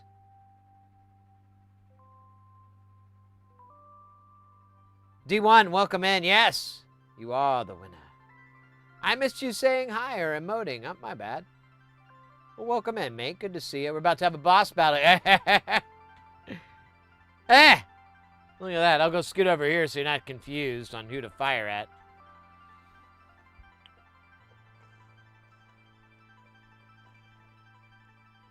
All right, you can type in 1, 2, or 3.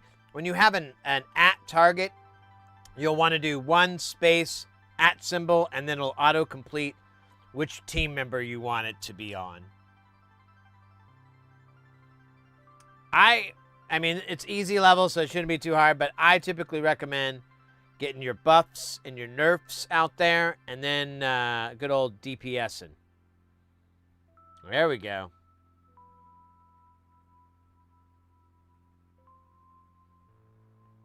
All right, let's see, Bard. Yeah, 1, 2, or 3. If you do 2, you'll just need to do 2 at, and then your teammate that you want to praise.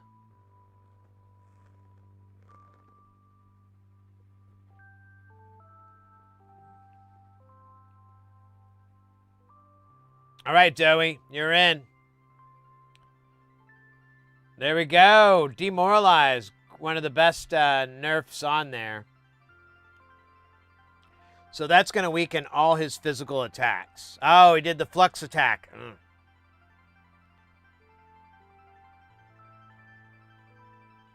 There's a lot of damage, actually. All right. Wait. Oh, Doey's back. Oh, yeah, because they did the praise thing, right? Or oh, that's right.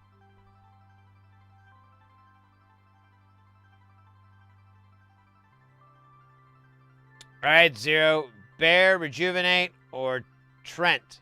Or Trent? Yeah, Trent. I don't know what that word means, but it deals 6% healing received as damage.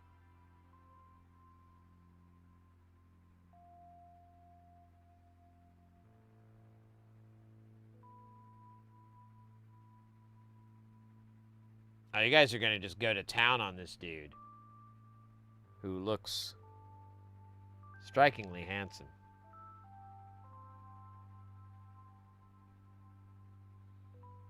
All right, I would recommend an Uno there, but you can do whatever you want to do. Demoralize is still up. It's got 14 turns, so it's got some time.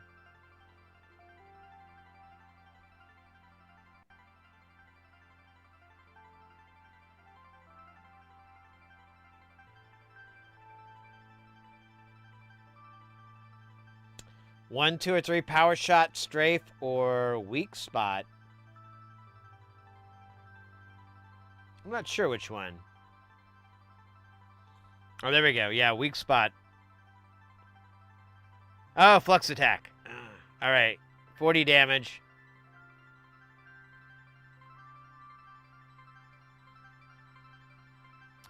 Bones, Poison Nova, a Vampirism.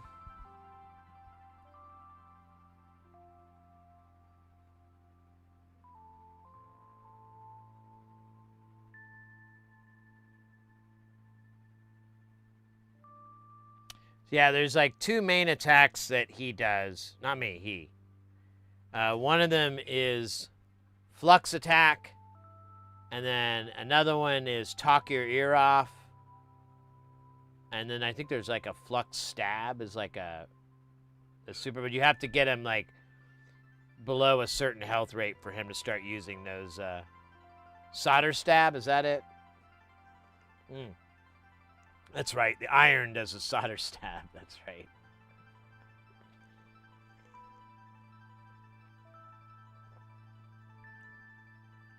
Damn. Damn. This is quality TV, by the way. I mean, technically it's not television, but, you know.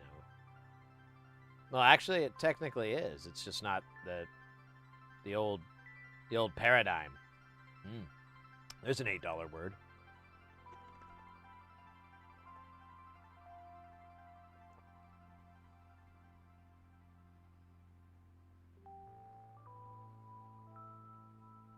Damn.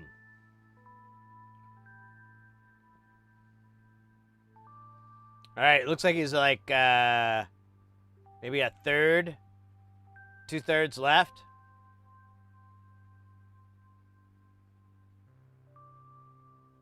As a TV tune, so oh, there you go. That's sweet. That's dope.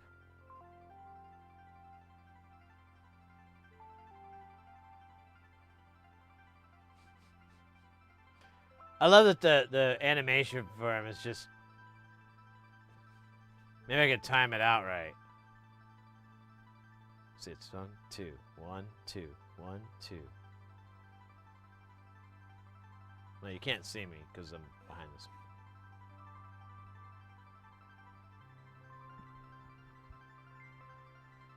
All right, his demoralize is gone though. Oh, and he's at 50% health. So he's got, once they get down below 50, they enter a state of enraged. The bosses. So the attacks are going to be higher, and the shielding is going to go up on your enemy, on the boss. But it only lasts for like 3 minutes or something like that. So you kind of just, you know, wait it out. And then after that, there's no... Oh, there you go. Solder Stab. There it was. Finally. Yeah, because we're below 50%. Well, I'm surprised we don't see enough Talk Your Ear Off. That one's a damn shame. Man, someone needs to heal Substatica. Do we have any priest on this? I don't think I saw any. We could do like vampirism and get some healthy healths, I guess. Ah, there we go. See if that works. Didn't really do shit. That was bad advice. Sorry. Lusty Bard could do songs, which will heal all allies 16 to 27% and give plus 16 damage, 4 turns.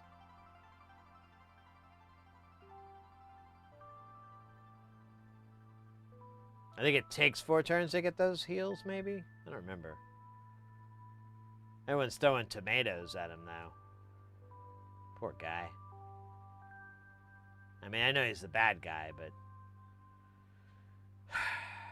Oh, Flux Attack, and he looked really pissed there. Oh, shit.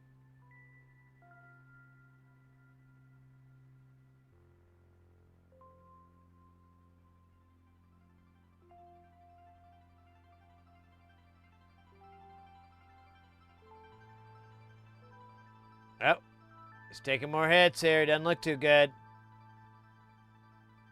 What are we gonna do, Joey?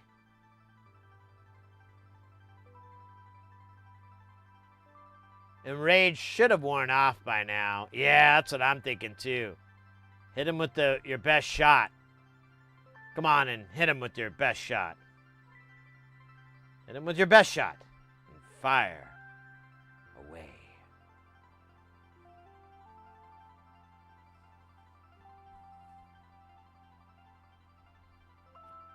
You're a long, tough cookie with a long history. Breaking little hearts. Like the one in me. It's okay. I don't fight fair. Shit, I forgot the rest of it. Alright. This guy's gotta be dead soon. He's gonna attack. Look out. Oh, it's a solder stab. Damn. Nothing happened there. The fug? Alright.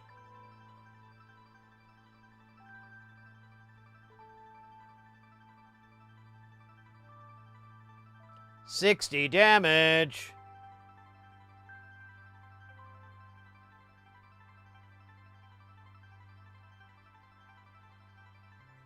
Hold for 2 turns, fires 2 to 3 shots. I don't know.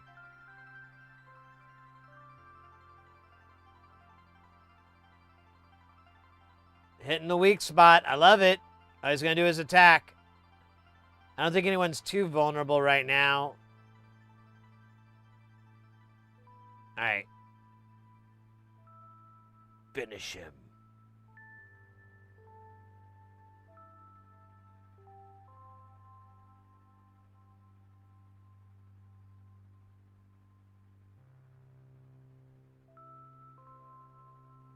Honestly, yeah, all those may not be finishing moves. They might be overtime moves. Lusty Bard might be able to get the final blow. Just right across the bow there. Laughter. And oh, wait, no, are you kidding me? He's got like a bee's dick of health there. What the heck? There we go. There we go. This is slow.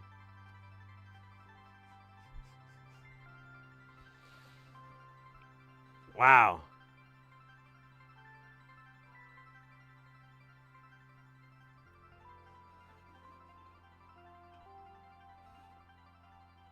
That was a pretty good game there. I feel like I was part of something bigger than all of us.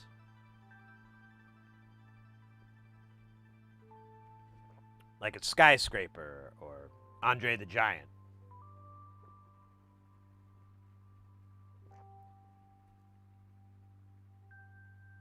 Great narration. Just need like a David Attenborough. Here we find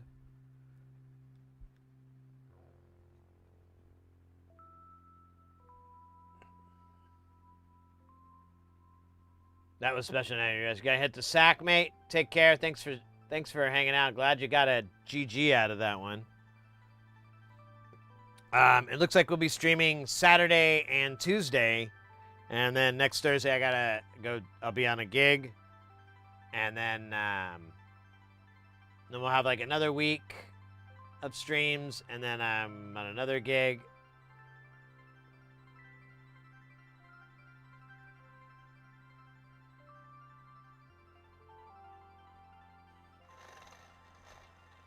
Oh, you're still. Oh, damn. Okay. No, it's great. It's great. It's great. I had all these plans, but you know, whatever. Doesn't matter. I mean, what am I plans?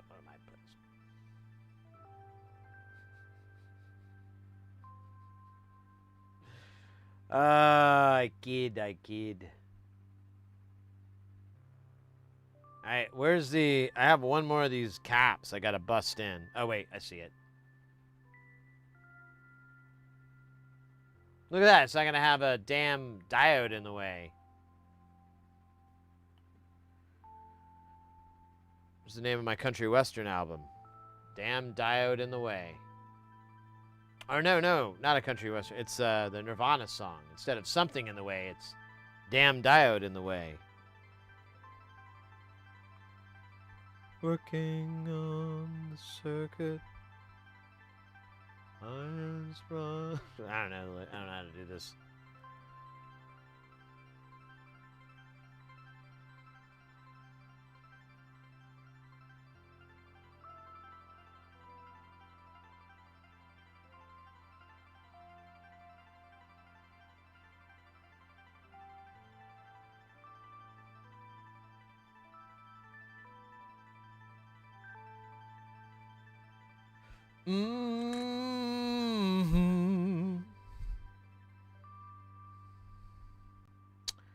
All right, that's all the caps, ladies and gentlemen. Brought to you by capacitors. We do shit. I know, it's not a really good slogan. I told them that, and they told me to fuck off. Figure that one out, right? I was like, that's not a good slogan. Like, fuck off. And they threatened to punch me a bunch of times, so I hightailed it out of there. The story was brought to you by hats.com.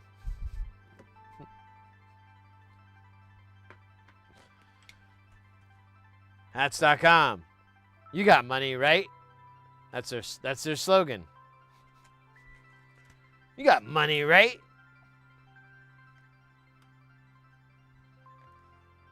Oh, yeah, I was going to use these bats because they're fun.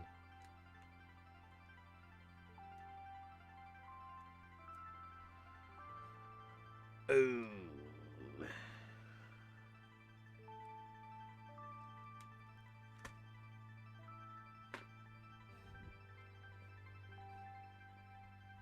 $220 Kango hats. That's so funny, mates. That's just such a weird inside joke meme that we've ran across. I really got to apply to them, but I'll be honest with you. I'm really expecting them to turn me down. Because they'll be like, we don't see you ever wearing a hat. You're an electronics channel. And we've caught a couple times you just made fun of us. Me? What, me? No. It was positive humor. I wasn't making fun of you. I was laughing at you. Shit. No, I meant laughing with you at yourself. You know, that's important. Isn't that what Shaquille O'Neal once said? No. No, it wasn't Shaquille O'Neal.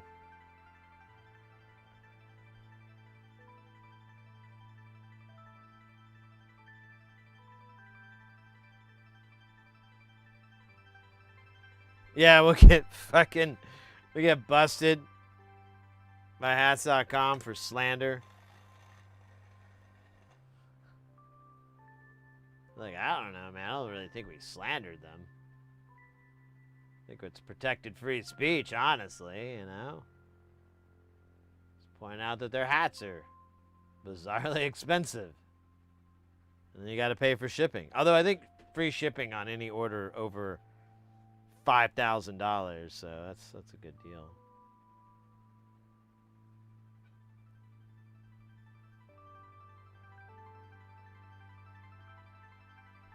Can you imagine the episode of Shark Tank that was?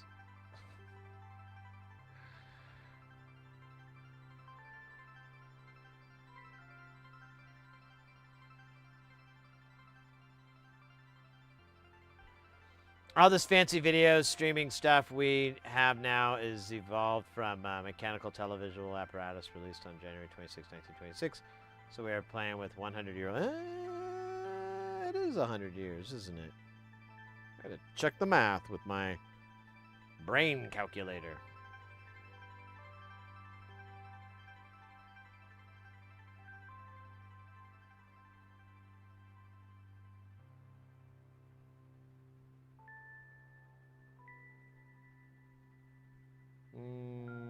Hope that works. I guess it doesn't really matter, but Oh, no, no, no, no, no, no, no, no, no, no, no, no. I did this. Why did I do this? Why do I do this? This isn't the first time I've done this. There we go, you dumbass.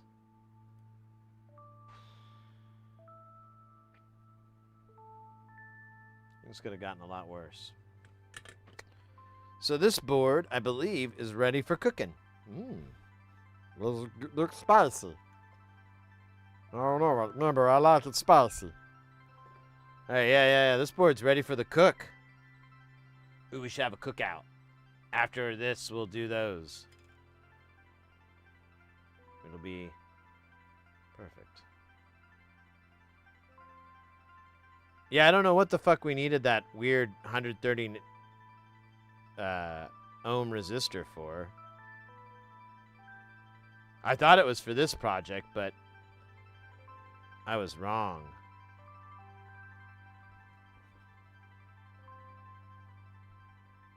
Oh wait, it does say there's... Was it 150K that we bought? That it was so stupid of me? Let me see. I have the way bill in here. I can just look at that.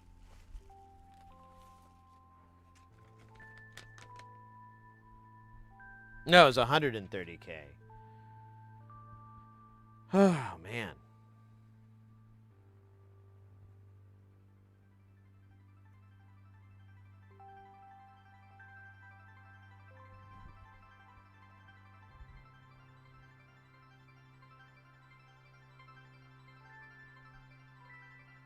That's a nice car. You think that's a straight 6? I think I got a straight 6.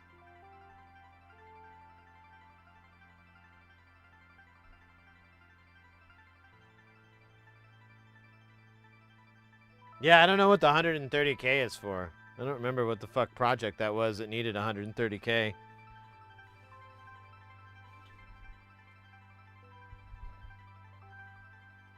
Yeah, no clue. And you know what? I don't fucking care.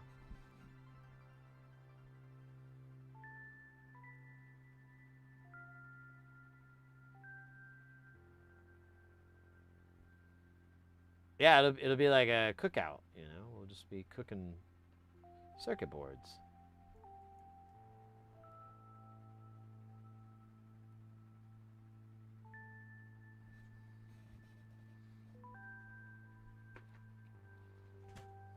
All right. This be real. You know what? Since I don't really care about the diodes, because they're not gonna be. We can just kill that whole strip, and then we'll reload it with a fresh strip, or a freshie, as I like to call them. I think a lot of people do. There we go. 5-1. We need how many 5-1 Zeners? 20. 1, 2, 3, 4, 5, 6, 7, 8. I don't know why I'm singing it this way. 9, 10, 11.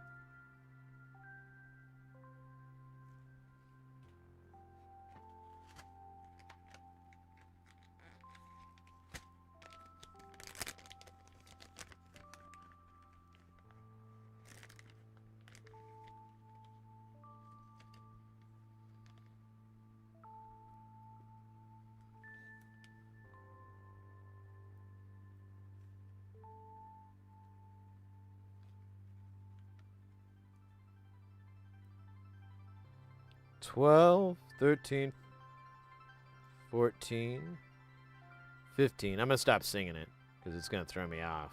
I know it. 16, 17, 18, 19, 20.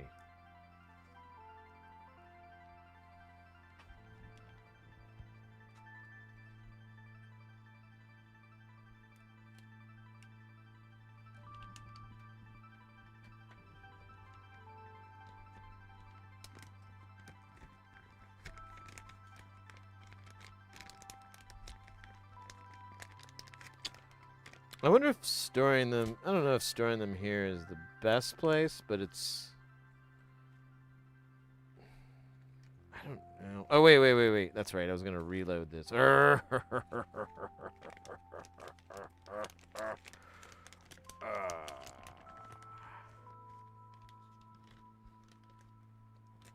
Come on, you filthy animal.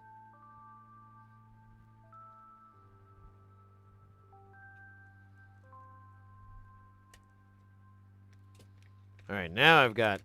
What do I do with this?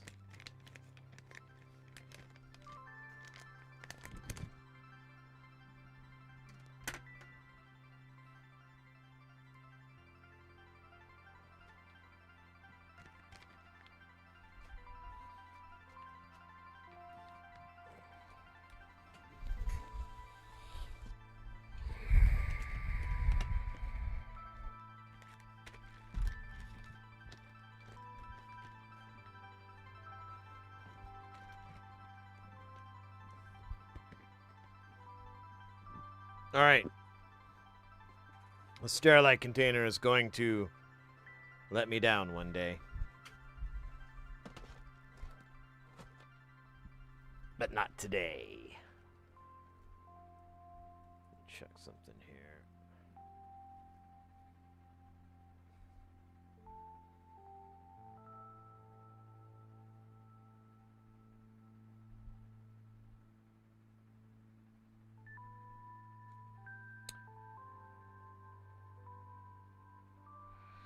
All right.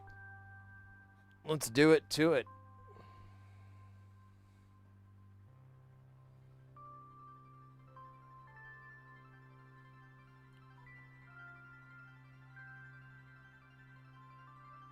After a word from our sponsors, Smoothie. No.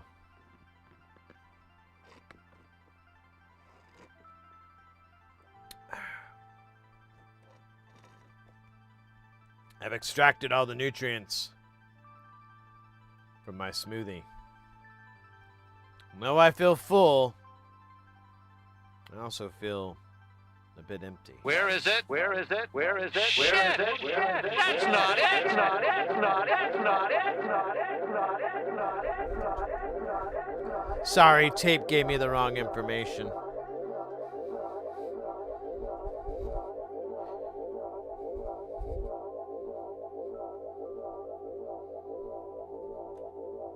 Damn, I just checked the weather to see if it was cool enough outside to open the windows, and it's not.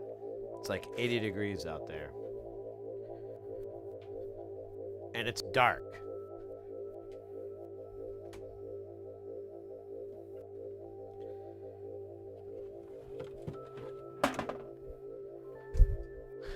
This summer is going to be brutal.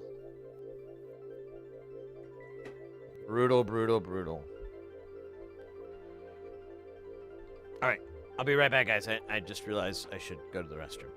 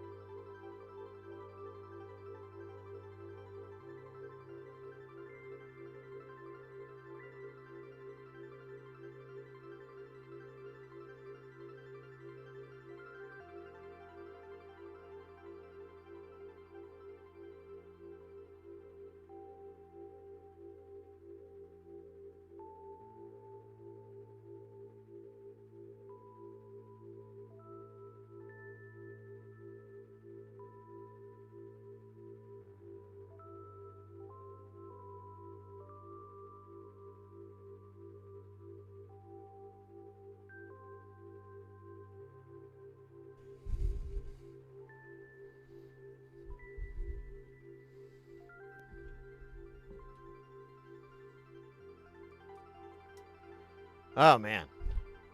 Well, the restroom was 14th best idea I've had today. Branolin, welcome in.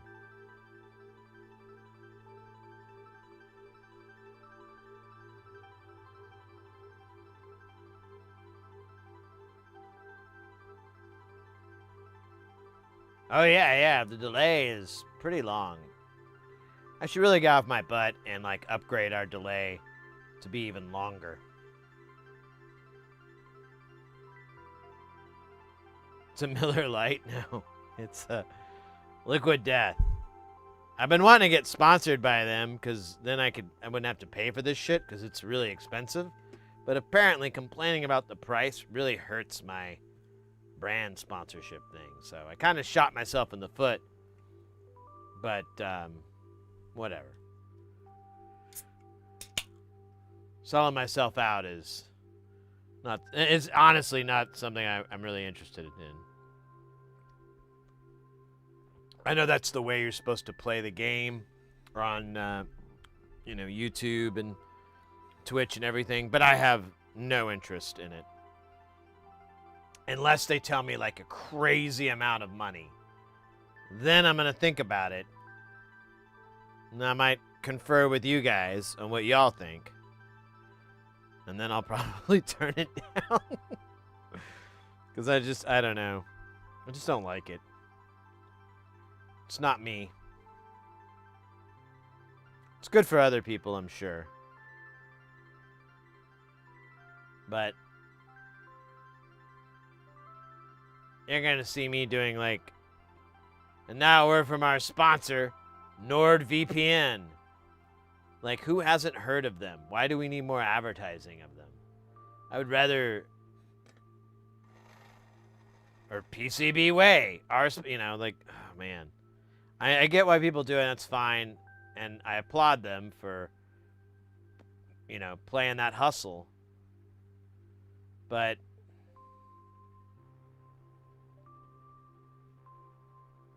like, to what end? For like an extra $300? No, thank you. I will make my money the old-fashioned way. By avoiding taxes. And taking all the pennies out of the leave a penny jar. Man, that's got to be hard these days. All those forms of cash are gone. Now, I probably will do a deal with FanDuel or one of those sports betting things, because apparently they pay so much money that people you would never expect to have anything to do with such a fucking thing are doing ads for them. That's got to be a lot of money. If it's enough money where I can retire,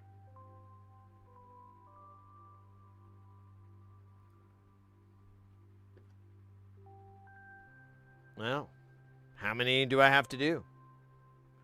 How long is the ad campaign?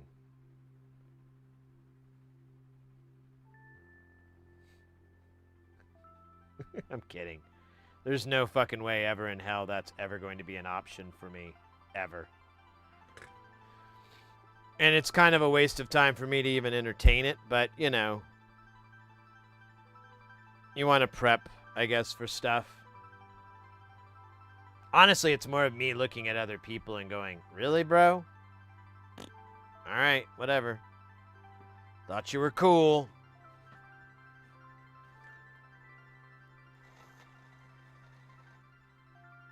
Pay off gambling debts, right.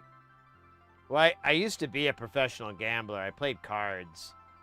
And when I say that, it was very short-lived, but still, it was a way I earned income for a while. And, yeah, not necessarily addiction, but, like, knowing when to hold them and when to fold them, and knowing when to walk away when the deal is done. That was more of what I had to deal with, which I guess would be pretty similar to addiction in a way. But, I don't know, in card playing, there's a lot of,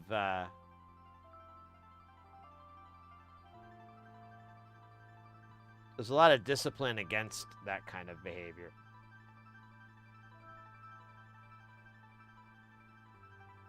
or that's kind of like what you're trying to be good at, is not chasing cards or lowering your odds. You're always trying to just get the best odds for something. And stuff like sports betting and whatnot, it's like you can never really win. It's the same with like roulette, all these long odd stakes games. It's a game for someone who doesn't really care if they make any money or not. They're trying to feed some rush, so maybe that's the addiction aspect of it. But I was like, no, I'm not. I learned early on, like, really, like, games like craps and blackjack were about as far off on table game. Maybe baccarat would be like the only card table games you'd want to mess with. Everything else was, for fun. And even then, blackjack you'd play very strictly, and craps you'd play super strict. So it's not even that fun. You're just playing the odds of your chance and maybe, tinkering with your betting amount, but that's it. It's not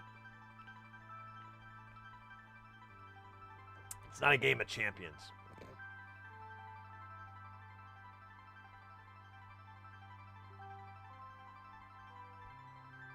We underwrap this, yeah.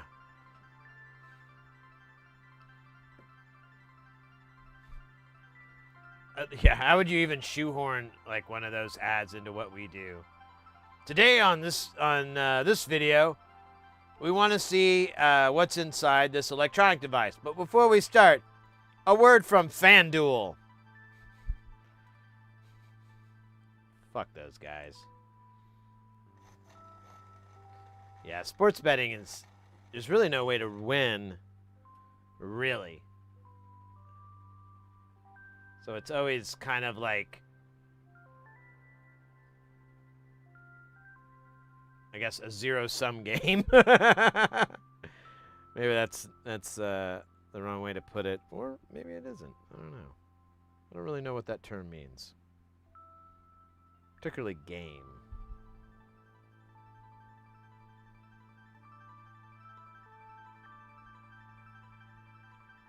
Gotta laugh at some of the mad scams ads pumped out by the Big G. Listed as personal safety equipment, spring-loaded batons for protection from attackers, and wild dogs. Ads show a fucking stiletto-style sword. Yeah. Hey, Casanova. Yes, they are. The little band indicates that it goes along with this line.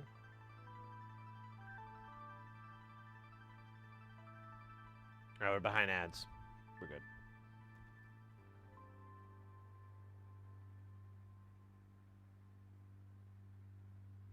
Just wrecked that timber board. What if it was... Wait, like, broke it, or... Oh, you don't get ads? Okay, cool. When I was advertising... What if I was advertising soldering equipment you already use?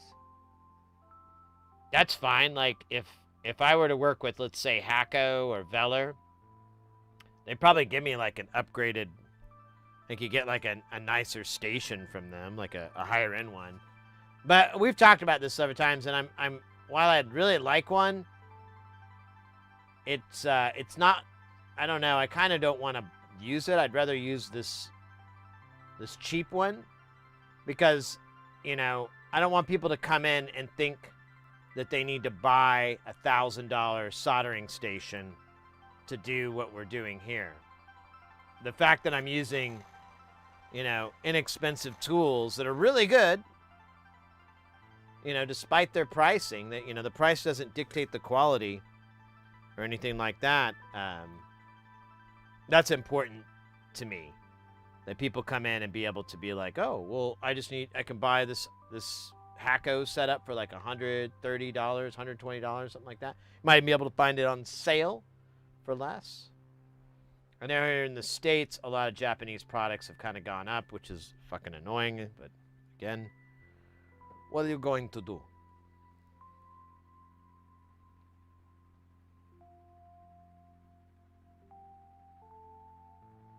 Completed it hopefully cleanly. Okay, good on you.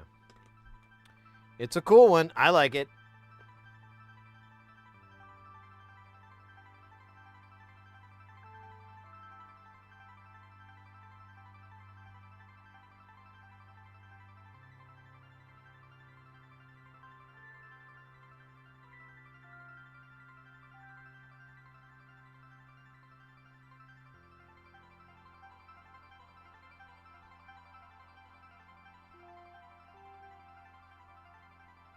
There we go.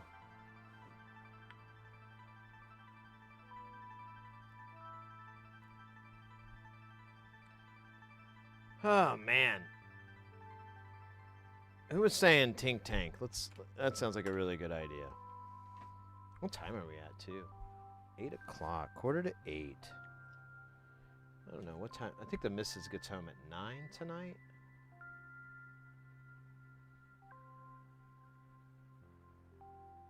Yeah, looks like 9 o'clock. Let me check this out.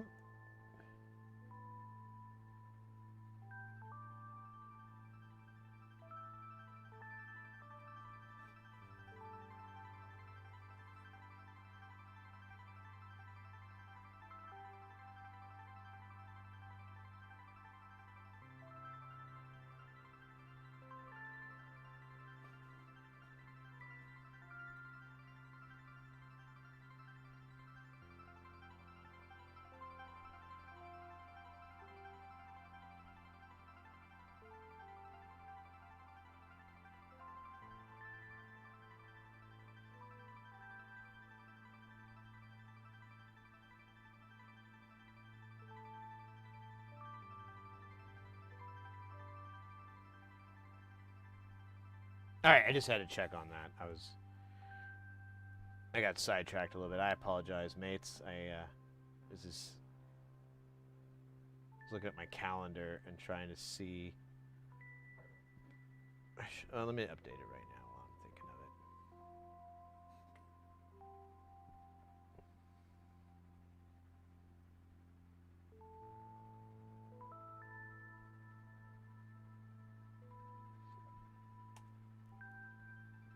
Oh, that means I have St. Patrick's Day open. Oh, we'll stream on St. Patrick's Day. I didn't realize that. Wow. That'll be uneventful. I can't think of anything cool to do for St. Patrick's Day for this stream. I don't think we've ever had this.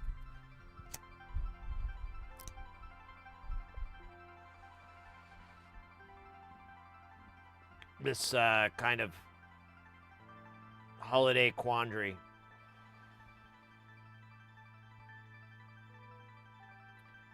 I use an Xtronics 4000 soldering station from the late 80s and 90s. I bought on eBay and fixed with a $4 solder. Oh, nice.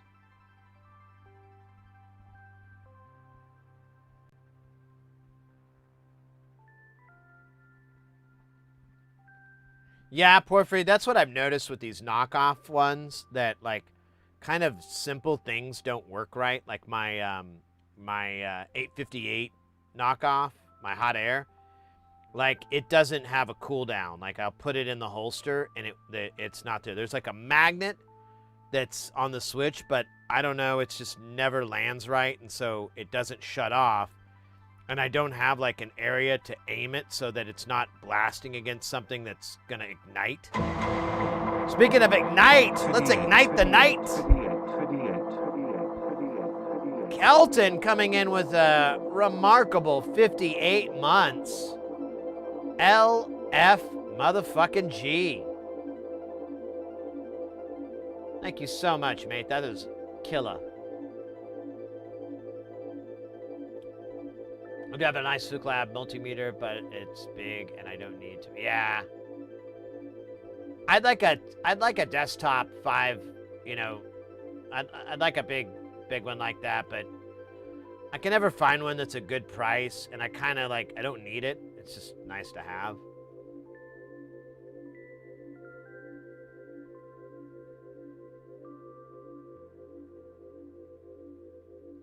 The secret to your soldering, it does soothe the soul and the synapses, some say.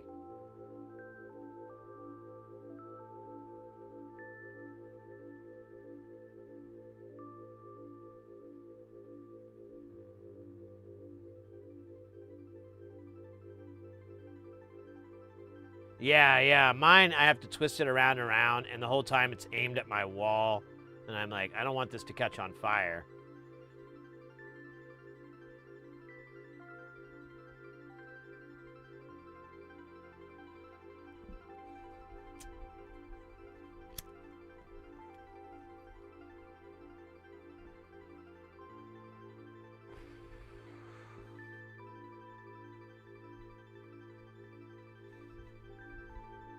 Yeah, I'll do it later.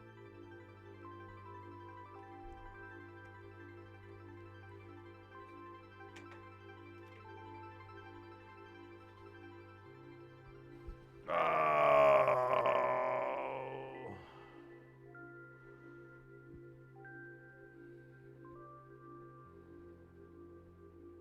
Are you a brony? What? Me? No. The only brony I know is Ken Stone.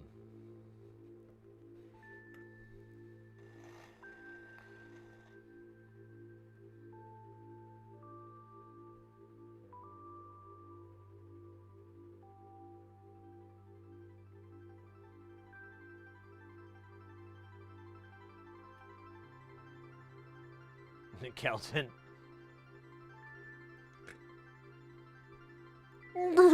Nay.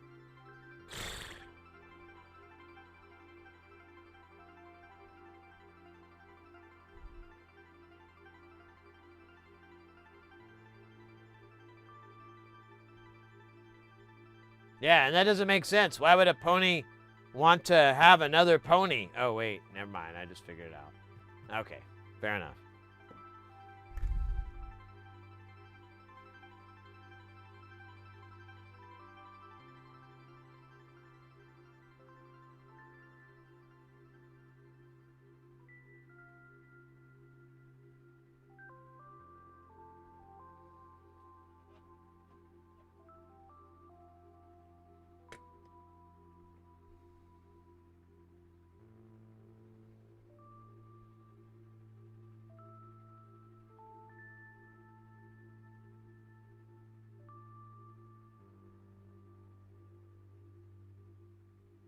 I'm sorry. I'm just titting with the tatting.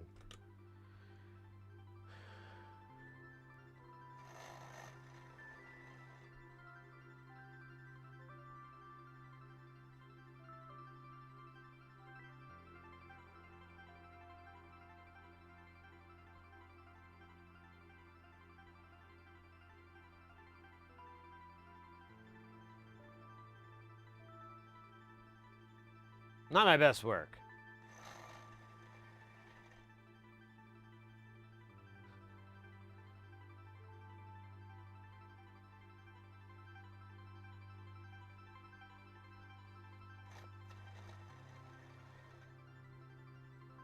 I keep putting my tip in the tip cleaner too deep, and it like grabs it and kind of hurts a little bit. It's a little too much. And I tell it that. I'm like, you're crossing a line, but the tip cleaner is like, you know you like it. Don't be a bitch. I thought you were cool. And I'm like, I am cool, tip cleaner. I am cool. Well, why don't you fucking shut up? That's what cool people do. And I don't know about you, but that feels a little bit manipulative. But I've never had like a tip cleaner really come at me like that, you know? Like most of them are pretty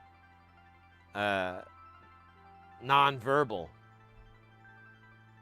They're in fact, you know what? Now I think about it, I think this is the first one that's ever spoken to me. Yeah. That can't be good.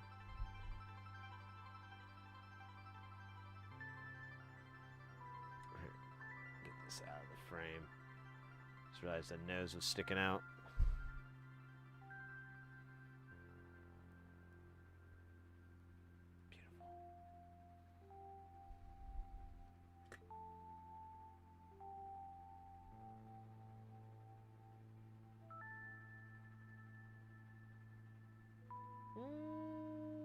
Kinda. Gonna tap you right there, partner. Okay. Oh, don't you look nice? Oh, yeah. That's a good one. Let's see here.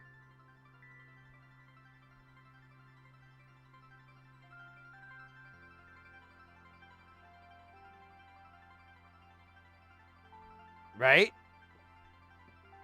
That's an eyebrow wag.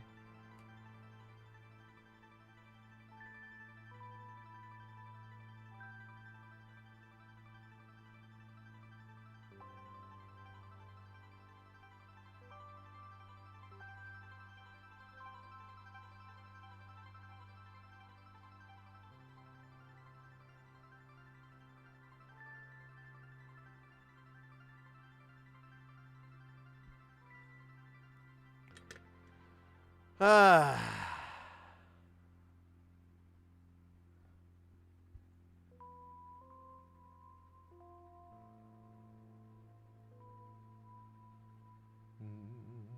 Oh, shit. Okay. Well, fuck that then.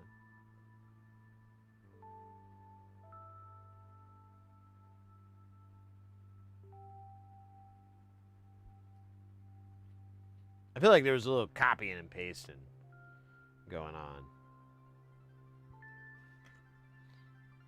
I mean, not in a bad way or anything. I'm just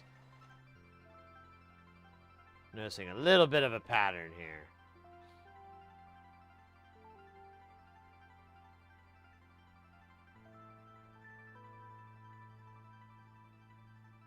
Mini mason jar with gold paint. Oh, yeah. That's my punk band. We're called Mini Mason Jar with Gold Paint. And our first album was called Ludicrous. And our third album was not as successful. It was more of a fusion experimental thing. We called Bubba Buck.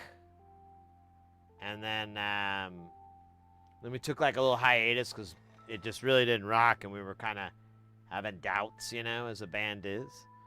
And then about 6 years later, we went back into the studio, and we wrote Oasis Sucks, our fifth studio album. And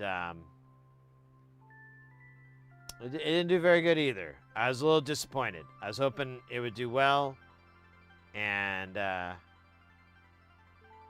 it's pretty experimental though. So I mean, we still had our punk roots, but everybody in the band, the only instrument we would play was a kazoo. We called it our kazoo stage. And then we'd laugh like that was some sort of pun, but you know, to this day, I have no idea why we would laugh every time. And then, you know, we'd do our parts, vocals included. Of course, you just get the melody. Really, you can't really understand what the fuck they're saying. And but we do that on stage. And it was pretty cool. We all wore the little Borat onesies things because those were very popular at the time. It was kind of, you know, it was kind of our tribute to David Lee Roth in a way, you know, and, you know, much as Dr. Roxo would be a tribute to David Lee Roth.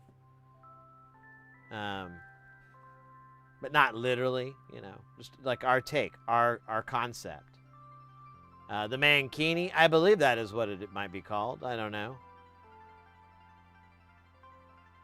I really wasn't too excited to wear it, to be honest with you. I mean, I had my kazoo out and everything, and I'm on stage. I was the lead guitar. Wow, that's funny. It disallowed mention. Yeah, I know. We would always tour in the winter, and that's not easy to do. I mean, made my nips hard, so that kind of helped. You know, gave the audience something to stare at and feel, you know, some sort of lack of shame, but mostly it was shame. I could feel that radiating from the audience. Unfortunately, their shame didn't radiate really any heat, so it was kind of annoying. I was still cold as fuck. After that, we kind of just called it quits. You know, we realized the kazoo thing was awful. For one, it's hard to mic. And then two, drums just don't sound very good when you play them through a kazoo.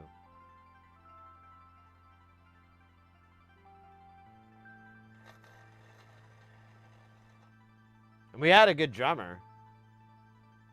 But I guess in hindsight, maybe we didn't have the best drum playing kazoo player. That happens, you know. I heard that happen to the Rolling Stones one time.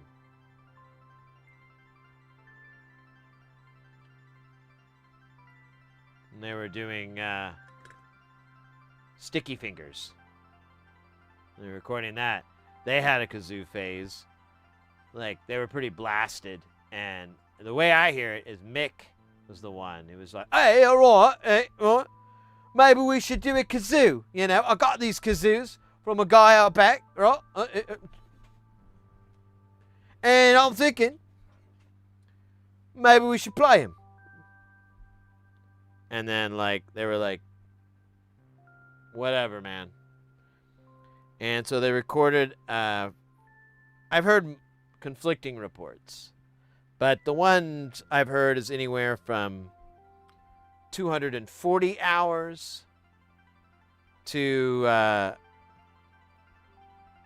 245 hours of material with the Rolling Stones playing kazoos. And then once the label heard it, they were appalled and very upset that something like $2.1 million in today's dollars was spent on them recording kazoos. Because again, I brought up earlier, they're very difficult to mic. You really can't capture the magic of a kazoo simply by aiming a single mic down at it. In order to get the kazoo's force, the kazoo's energy, you have to invent a microphone. And at that time, they didn't know how to invent microphones, so the kazoo lay dormant. Or something like that. I think some of that story I might be misremembering. Yeah, some of it I may be remembering a dream.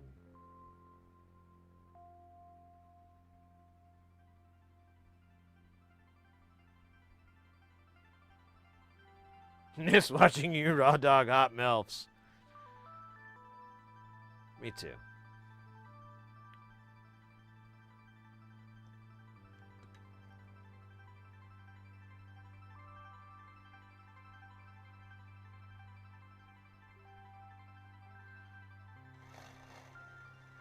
Well, I mean, you have the same problem with recording like a cello or a saxophone. You're dealing with like high SPL instrument, and then you're dealing with a low SPL instrument. In this instance, the kazoo is all those things. It can be low and high, you know, and it's really up to the player and how much that musician hates everyone around them, that the volume is reflectant of that.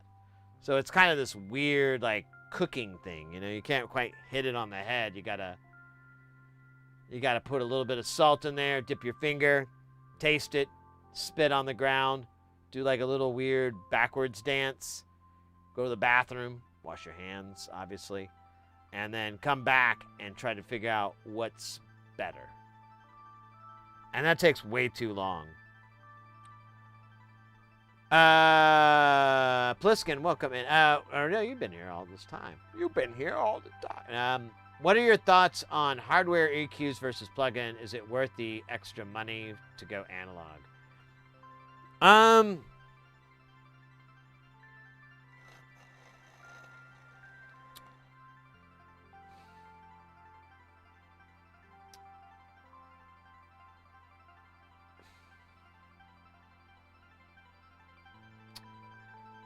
That's a good one. I don't really have a hard rule with that per se. I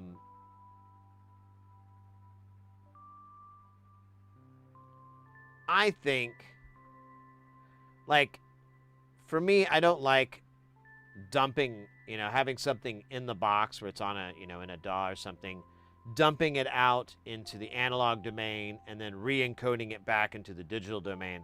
I really don't like that. I think you should do everything in one spot.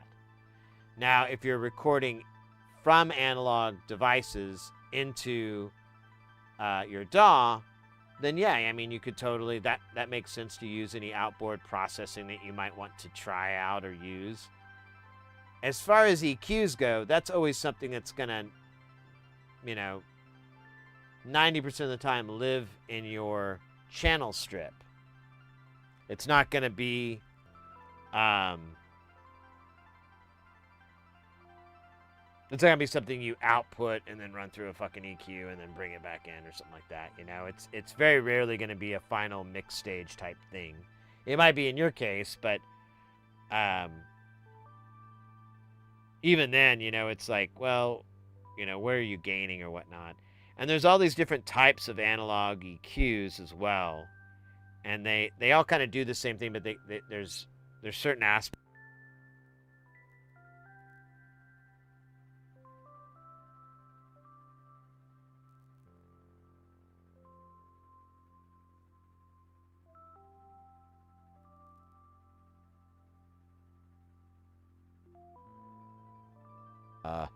Personally, to do my job and to do what I want to do, or not what I want to do, but do what I generally do, is I prefer digital. The technology has really come a long ways than shit that was made 20 plus years ago. 20 plus years ago, 25, 30 years ago, pretty shit. Nowadays, not really the case. The DSP aspect or whatever you want to, throw in there is pretty damn good.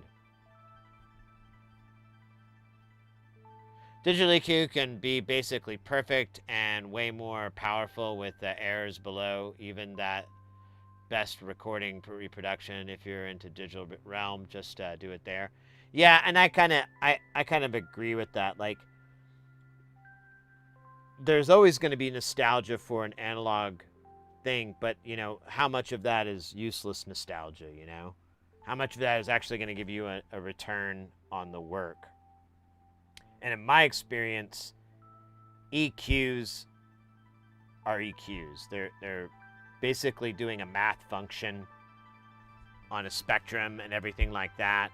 So if it was digital, or if you were using op amps and resistors and caps to do it, the return is going to be, I'll leave the room, nearly identical. I think digital is going to have more benefits because you have, for a very low price, a lot of the times, a monicum of choices. You can do different types and different algorithms and different formats. And to find the analog equivalent of like, an old Clark Technic or a Pool Tech or something like that, it's going to be astronomical, and it's not going to really be worth it, I think, in the end. Typically, for those type of things that are those really cool vintage deals that have their whole specialness to it, you really want to build an entire studio around that type of signal chain.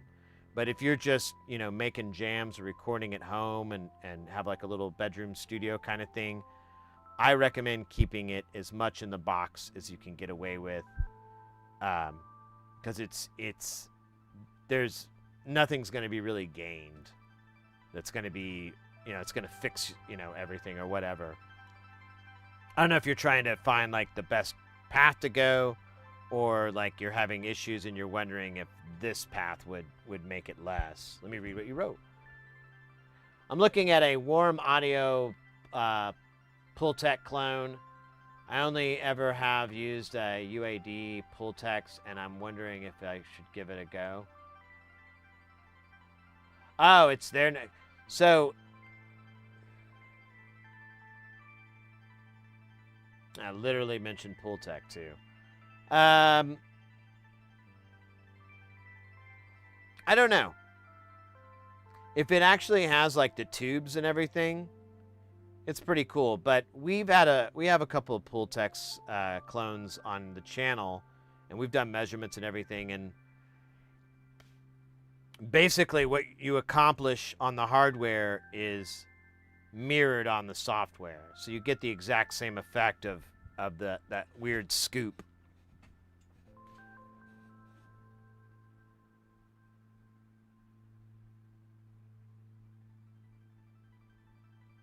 VST. Yeah. I mean, a lot of the issues that made digital effects kind of less desirable are gone. Latency and like aliasing and just kind of like not really bringing out the best of the audio is lost. But nowadays you can model any of this stuff pretty thoroughly and get a like an impulse response. I don't know, there's different ways to do it. I don't know the actual tech on how they do it, but there's ways to map out how this or that works, and you can replicate it in code. And I've never done the Pepsi challenge. I'd love to be able to just have a real Pultec and a VST version, and just have a one source to monitor it through. Everything kind of is summed up, so I can just have that too, and I could go back and forth and see if there is an audible, like, oh, this sounds better. And even doing like a Pepsi challenge of just being blindfolded and not really knowing which one you're listening to, and being able to say like, oh, which one do I think sounds better? And, maybe that. I don't know. That would be cool, but I don't have... I feel like somebody's already done that, and, at the end of the day, you're just trusting someone else's ears. And my ears are great and all, but I don't feel like they're worth, like, an opinion. Like, I can hear stuff pretty good, and I have opinions, but, it's questionable if mine are going to match most people. Like, most people like, oh yeah, this bass is great, and I'm like, no, this is too much. It's muddying up this. I can't hear that. I'm kind of like that, and I don't know if that fares well with everybody. I have no real complaints about any of the nicest VST EQs and compressors. I do wonder if the best ones aren't the ones that try to model analog compressors, but instead the ones that just to try to take as much advantage of the DSP. So there is that fab filter. Oh, nice. There is, Kelton, like a couple of new algorithms, so to speak, that are out there that you'll see on digital consoles. Like the Behringer has vintage. Oh yeah, Behringer and Yamaha both have EQs different types that they call vintage and precision. And I think Yamaha is like a third, but I can't remember what it's called. And I don't know where the hell that came from. I don't know exactly. Maybe I'm ignorant. It's supposed to reference something specific, but I've seen that come up, and that that doesn't mean it's trying to emulate you know, a Clark Technic or you know, an old Clark Technic or something like that. So, anyways, blah, blah, blah, blah, blah, blah, blah. Good quality 2 years ago was horrifically expensive and balancing act between cost and good enough computer to handle all the VSTs, DOS. Yeah, that's true too with the DSP power these days. Primary limit, DOS plus VSTs, etc. is more economical.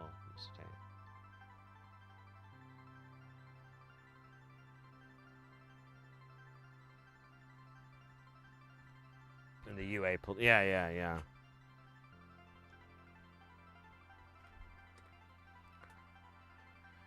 Yeah, I'm kind of a. I don't have any problems with digital, and I don't have any allegiances to analog. I kind of am just whichever sounds best, whichever is going to hit my ears the best is the best. And I feel like that's always going to be arguably a case-by-case basis, but then, you know, there is some generalities between it.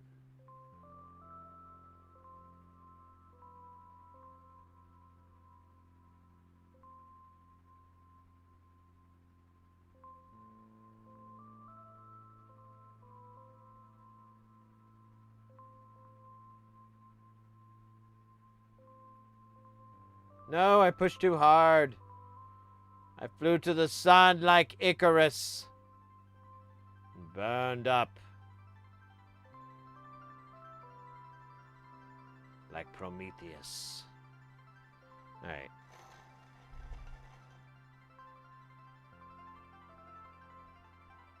Alright, whatever. We're gonna reflow it. It's gonna be awesome. The guy who played Uncle Phil in Fresh Prince of Bel-Air is going to be there. Wait, maybe not. I think he passed, actually. That was a very distasteful joke. Sorry. Simple mistake on my part to forget.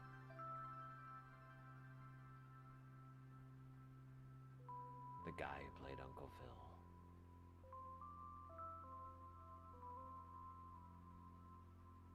Actually, he was like a famous actor, wasn't he? I think so. I think I'm being a total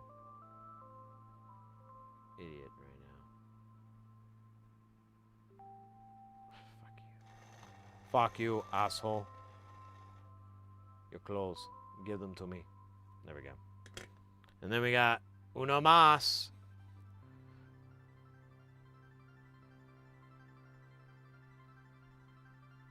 Dibby-dibby-dibby-dibby-doo. This would be way more about analog, but these days being able to load up a Raspberry Pi with DSPs and MIDI filters at 64-bit precision as you want kind of shifted in a lot. Yeah, that's what I'm getting at, is like the technology. I saw like this video of this old studio engineer guy, and he was like, you know, this is why analog's better than digital. And he was like a famous, you know, made 100 hit records. Very smart. But then I saw someone else responding to that video who was an engineer and who was like, you know, maybe a little younger than me. And he was pointing out what I kind of caught too on how wildly inaccurate everything he was saying was. Like he was saying the sampling rate of tape, and it's like, tape doesn't have a sampling rate. That's not how that works. And there was like all these tells that this guy was just talking out his butt. And a lot of his arguments were ridiculous. And I didn't like him either, because I was like, no, tape has like a frequency limit, and you're always trapped in that realm. Nyquist is dealt with, you know, it's not... You know, all his complaints were kind of valid if you were using digital equipment in the 90s. But we don't really have those issues anymore. Those have all been dealt with.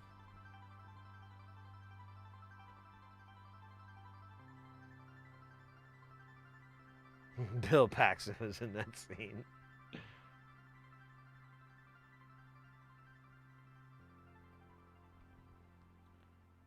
Sounds like the consensus is digital. Well, I mean, that's my opinion. And like I said, there may be something in the Pultec real thing that's great, but I don't know. I've heard a lot of people. I think that thing has been cloned pretty well digitally, but I don't know.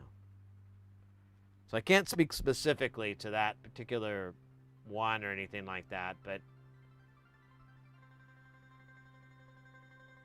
if you're wanting low noise in your setup, then keep it digital. Just keep it ones and zeros, have a nice clean source when you start, and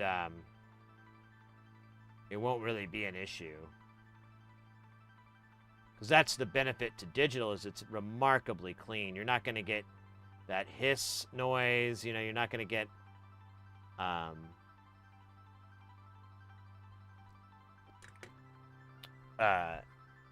well, I mean, even if you, yeah, like even distortion or you know, limited peaking out and stuff, it can all be replicated digitally, and it's not very hard to do, from what I understand.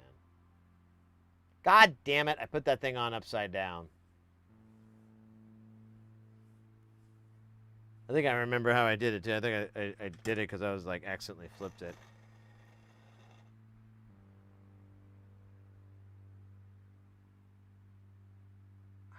Come on, you bastard. No, no, no, I meant like that, not like that.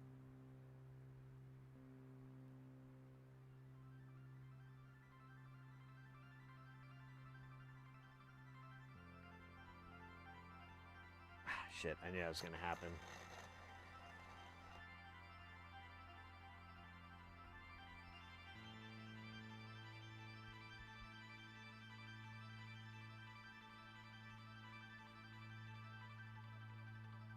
Can't get it to straighten up there. I guess I could just wait for the reflow, but you know.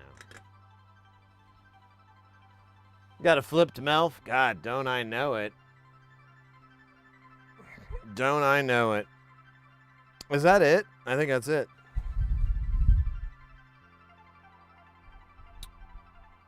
Let's have a cook-off, mates. This should be fun.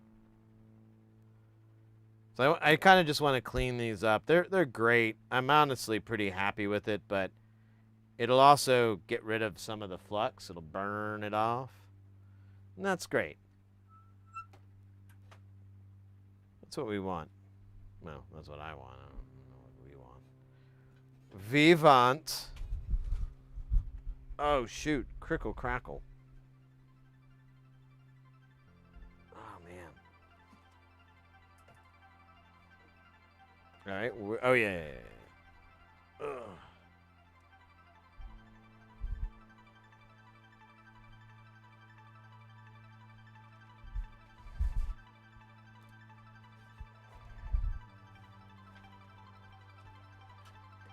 This stain-ridden shit show. Here, let's prep the other board.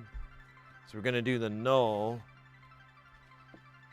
Just gonna reflow to make it all clean, ready for Valhalla. But I cleaned the damn board like a doofus. So I gotta reapply the flux, but I don't have to put too much on there. Maybe like a couple layers, maybe. I think that's probably reasonable.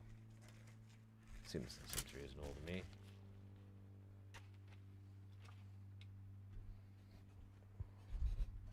Oh, this isn't plugged in. Yeah, that'll do it. I'm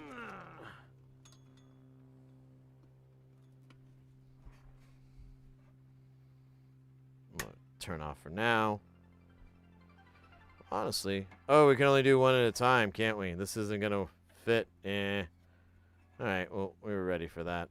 Okay, I guess we'll start because this is gonna take a few minutes each time.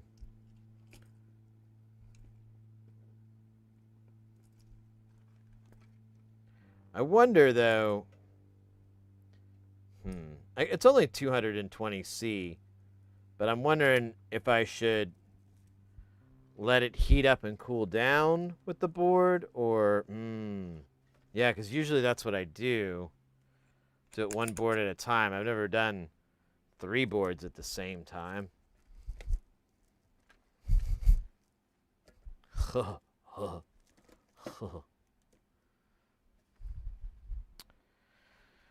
Let's see. I mean, I could do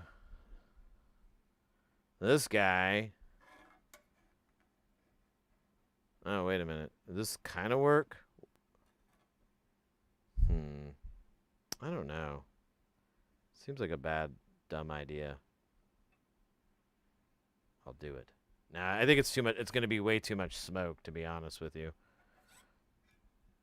And trying to cut back. I think we'll be okay. I mean, it's a circuit board. If I fucking bruise it or whatever, I'll get over it. What happened to our jams? There we go.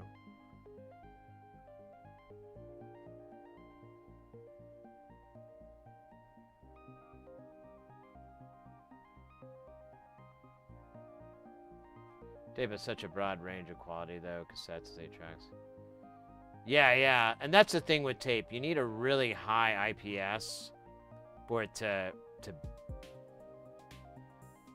pretty much remove all its shortcomings, or not all of them, but the majority of them.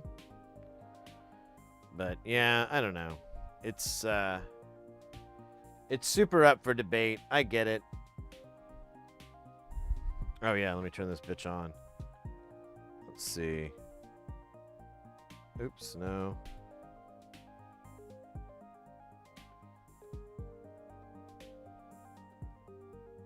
Turn up to 221, baby. I love it. Let's get our camera shots from here. Chopper 5.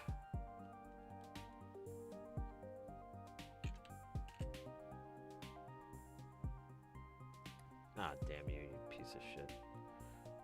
There we go.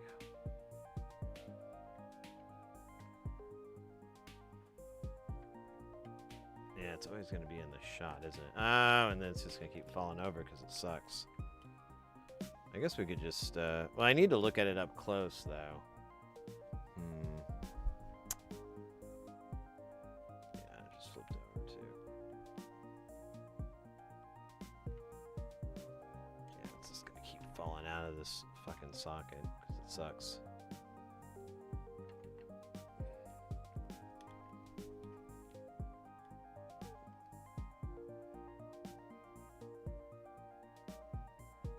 Is that gonna fall? Yeah, but it's still not gonna work because I need it to be.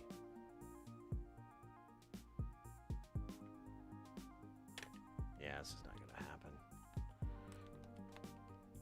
All right, we'll just look at it up close.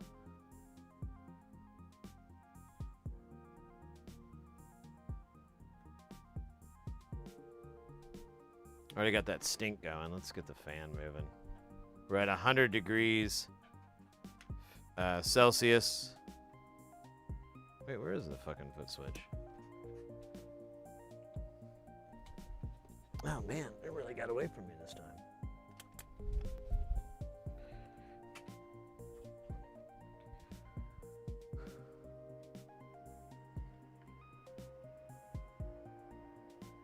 Oops.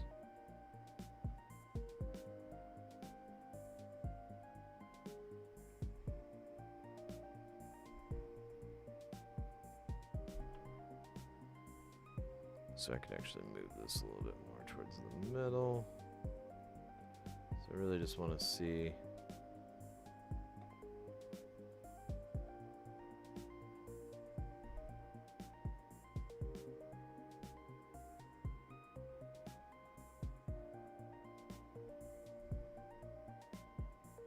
And I'm seeing smoke, so we're good there. My little smoke guy was a little bit better. There we go. Oh, shit. Oh, that's great.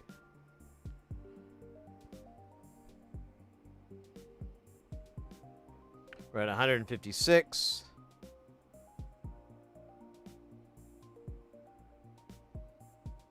Hey, Leo, welcome in. I'm not too bad. I'm a little sore from the road, but still not too bad. Glad to be back.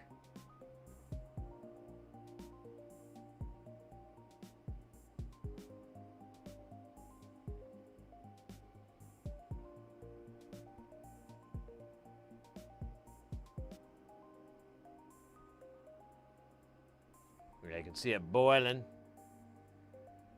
We're at 172. At 182 is when this leaded solder should start melting.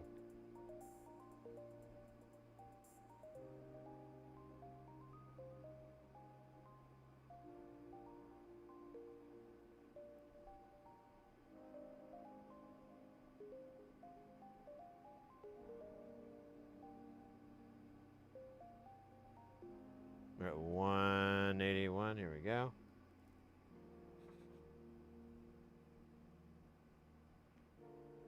Set a timer for 5 minutes. 5 minutes, starting now. I don't know why I changed the robot voice, but whatever. All right. So now the bottom of it's 182. Now we just need the heat to transfer to the other side of the board. And we should see these guys turn T1000 shiny. Maybe.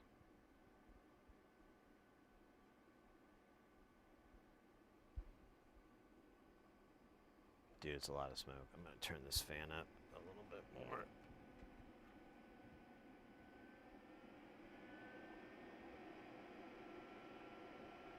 Yeah, just turn on max.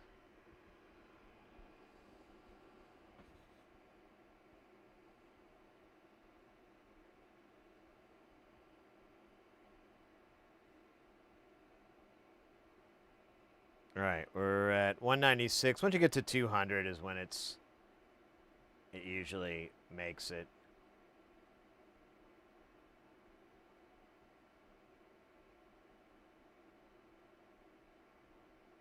There we go. Saw 47 change. Should see this 220. I see the cap is changing.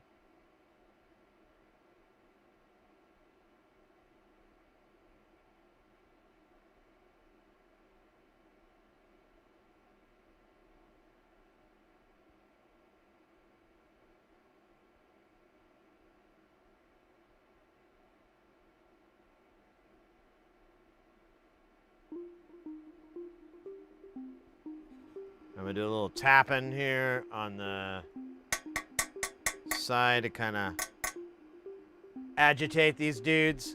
I don't know if it's going to work or not, but it's also really good if you want to play low rider. Dun, dun, dun, dun, dun, dun, dun, dun, dun, dun.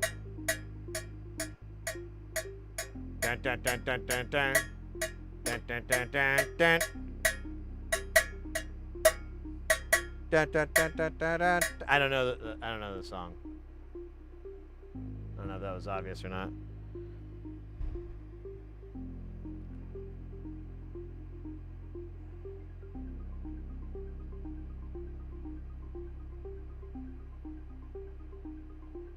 All my friends are made of tires.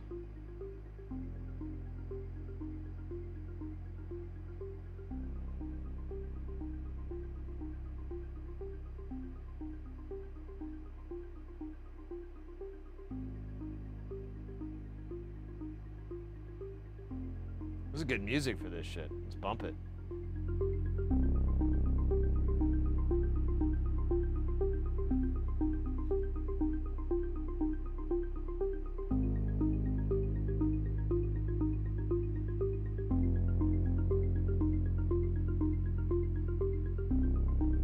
Driving down Phoenix in a 64 and 5. There you go.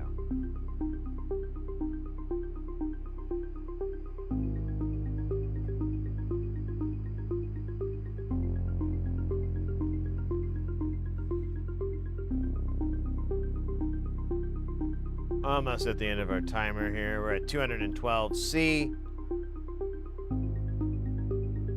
Let's check our diodes here. How are those guys doing? They actually don't really look affected, do they?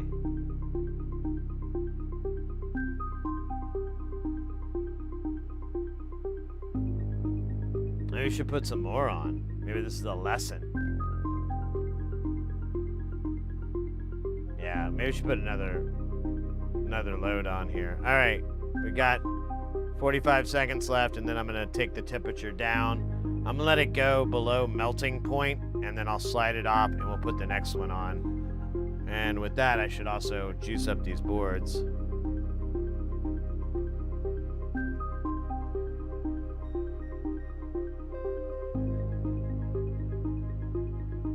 Dude, there's a lot of juice.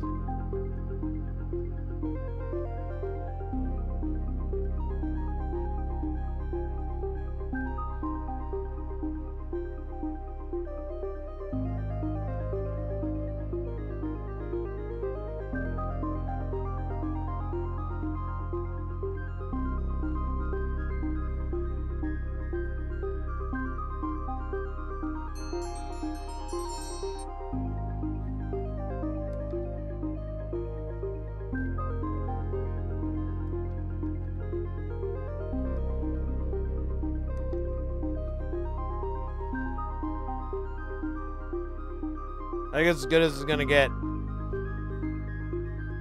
Hopefully there's no clown hats or spikiness.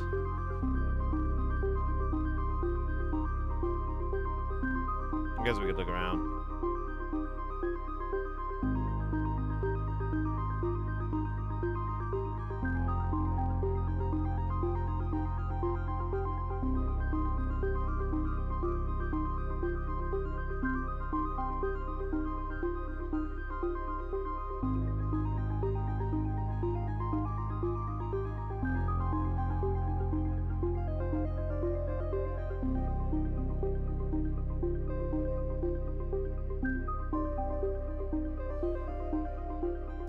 Something.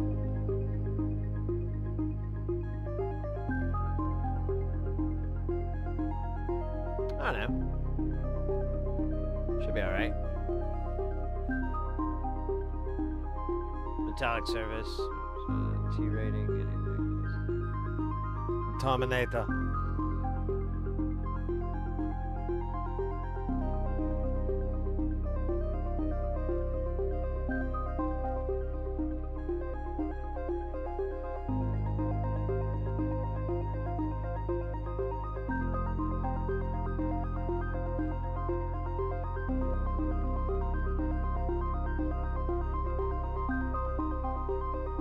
There's still like a lot of smoke coming out of it. I don't know if you can see it. Smokey Robinson.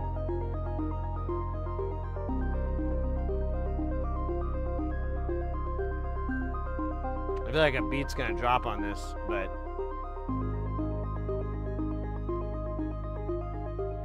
it's gonna be like a big drop.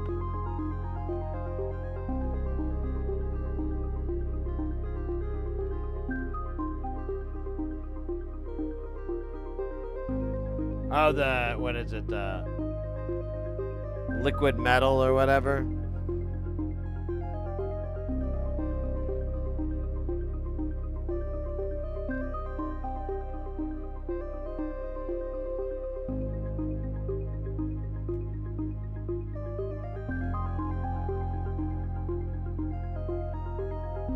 Board be smoking.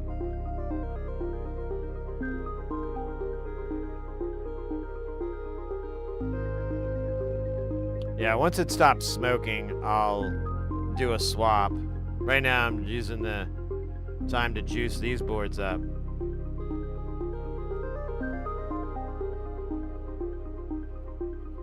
This will be fun, they said.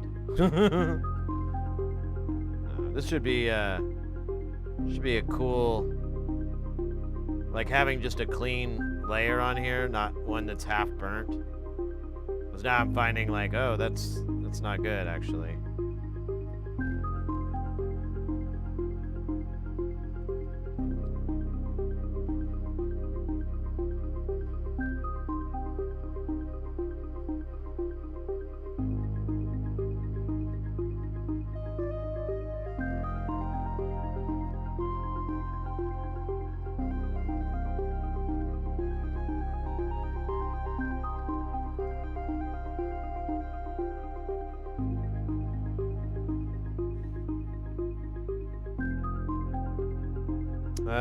Looks like it's stopping smoking. I see a little bit of smoke, but I don't think it's coming from the board. We're at 179 C, so.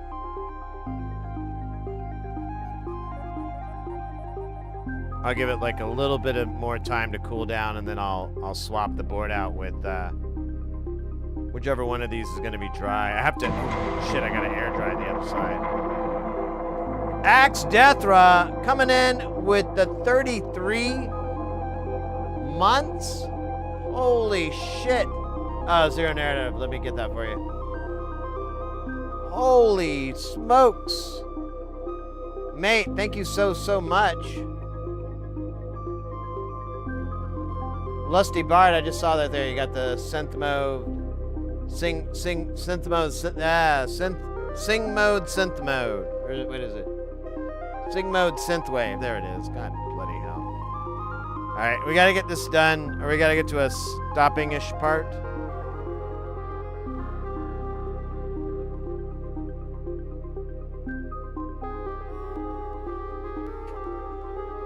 I think stuff on top is evaporated. It needs to sit up so the bottom will evaporate.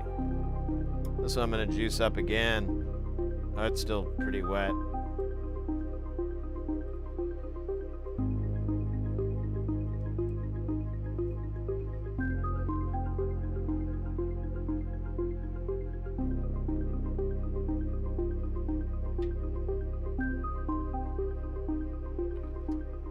Yeah, I don't want to cook all that alcohol.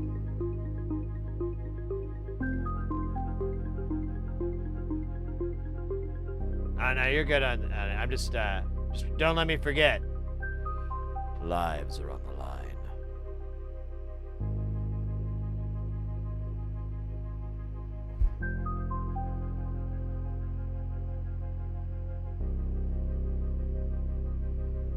Pull this on the edge.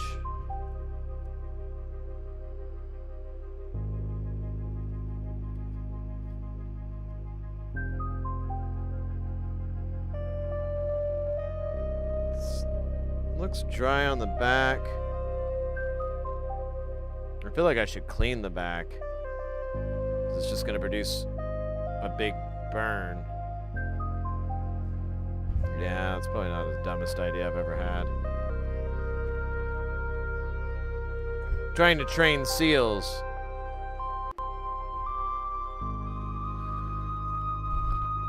To be,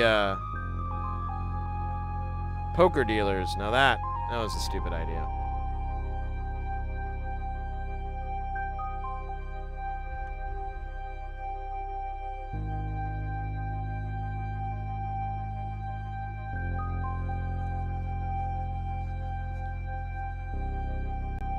Just realized I could do this way easier by just wiping it on the bottom like a guy who's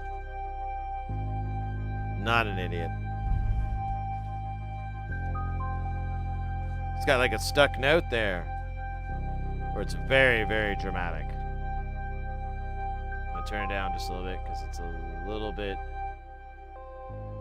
Damn, that was dramatic. My bad. Misjudged.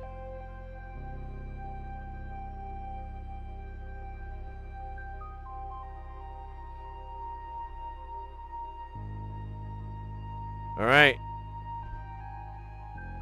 Let's do board 2.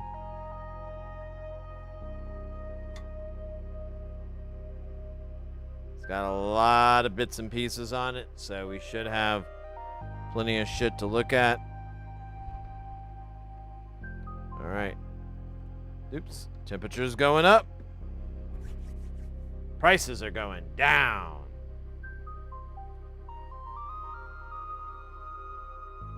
Dropped a hard note. Exactly. I gotta wipe my damn hands. They have like all this fucking. Oh shit. Maybe I should have let it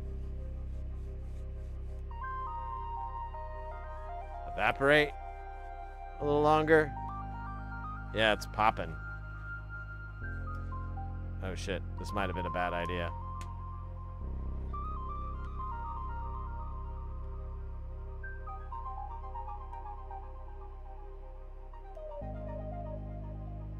Here, I'm gonna turn it back down so it's...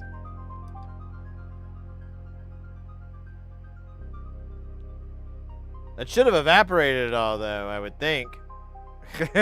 Just need a little bit of heat. I guess it's the stuff that's trapped underneath some of the components. I'm gonna put it back on here. Let it cook, chat. Let it cook.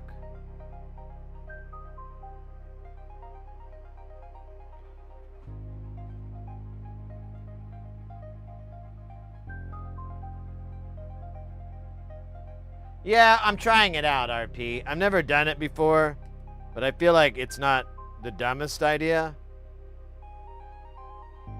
I don't know, maybe it is. I just wanted to see if it could clean it up a little bit. You know, I got some spikes and stuff there. It's got some uglies.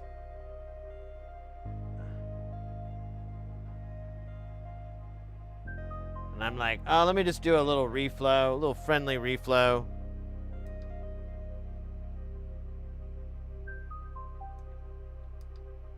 All right, it stopped popping. I'm taking it to temp. Temporary insanity. I'm kidding. It's permanent. Trying to see if I can find like a little spiky hat.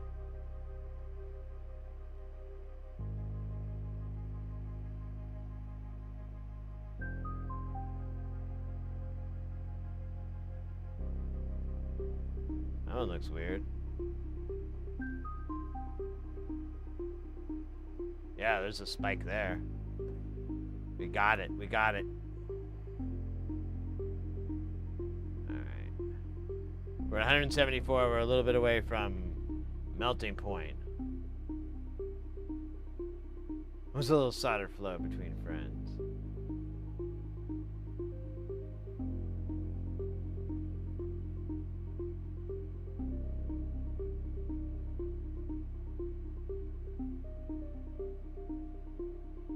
The data sheet? Oh yeah, like all these things are fine.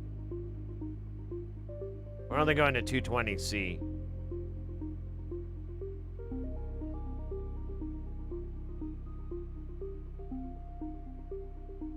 Medium rare, got it.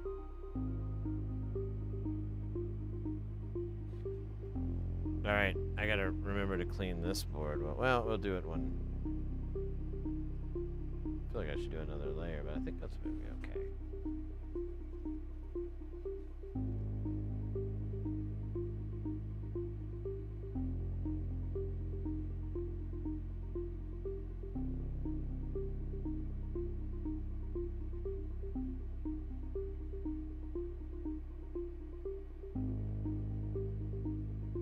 We're at 194. Oh shit. Set a timer for 4 minutes. Oops. 4 minutes, starting now. I think I was a little shy there.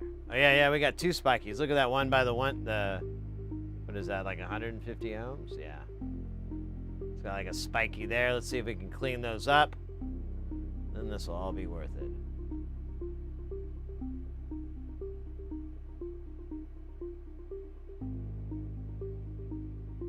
$200 Celsius.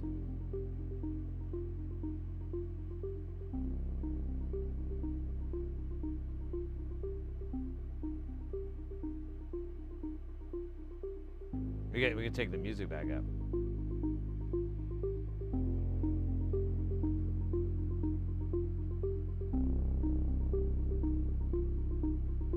Captain, you can't take much more of this.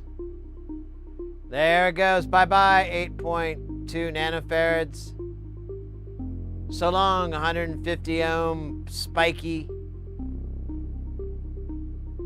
Yeah, it's just taking care of all those spikes, really. Little clown hats, as Porphyry puts them. I like that one.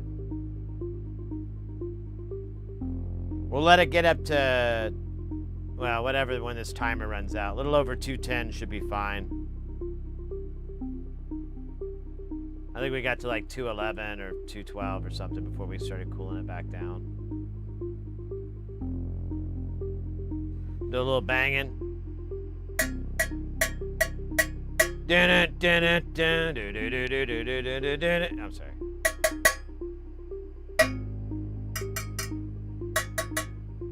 feel like Einstürzen Sie neuen Bot.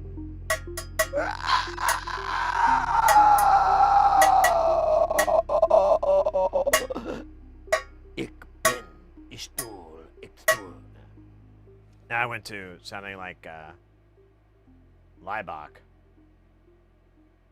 Was ist das?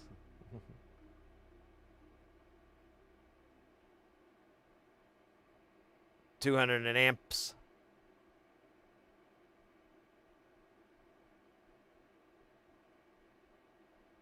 Yeah, it's total ASMR.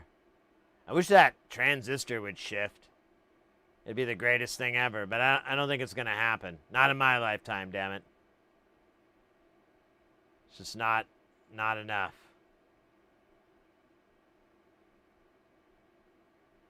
Drives a little lighter.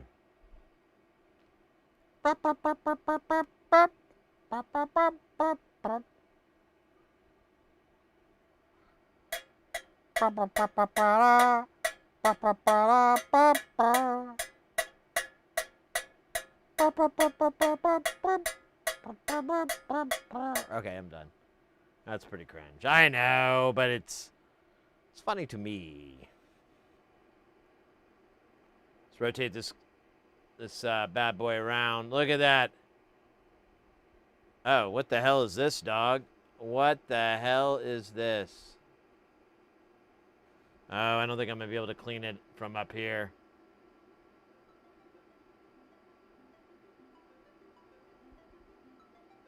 Or am I?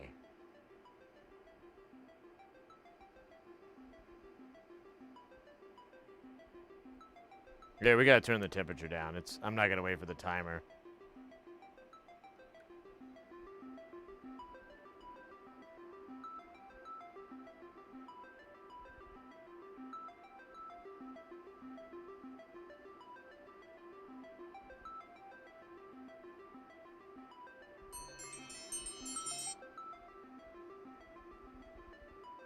Bridge joint be gone. Bridge joint be damned. Not on my watch. Not in my Walmart Supercenter.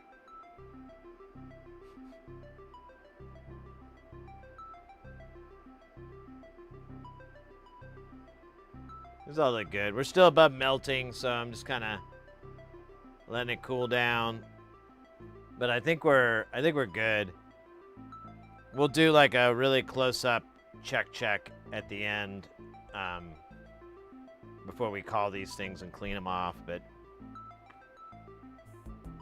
I think this has gone well, except for the snap, crackle, pop bits. But I've quit wetting this board. I just got to clean the back of it.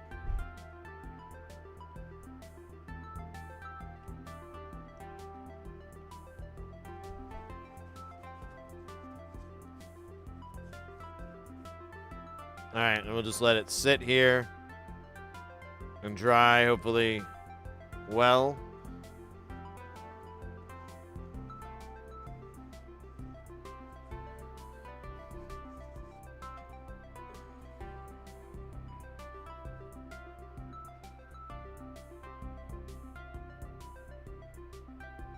Yeah, Zero Narrative, we heated it up, and I just wanted to reflow it to just kind of get rid of the clown hats and little things like that, just to kind of make it look a little bit better, because it's such a dense board, and it was really challenging to get it all to work and everything. It just made sense. Yeah, this is a hot plate. You can pick these up for like $70 or so. They're pretty cheap, and they do the job nicely. The only thing is, if you're going to go hot plate, you have to get a fume extractor, or you need to do it in your like garage or something where you're not going to be breathing in, because it's a ton of smoke that comes off of it when you do that. And if you're indoors, it's going to catch up to you. But you can get fume extractors like mine for under $200, so.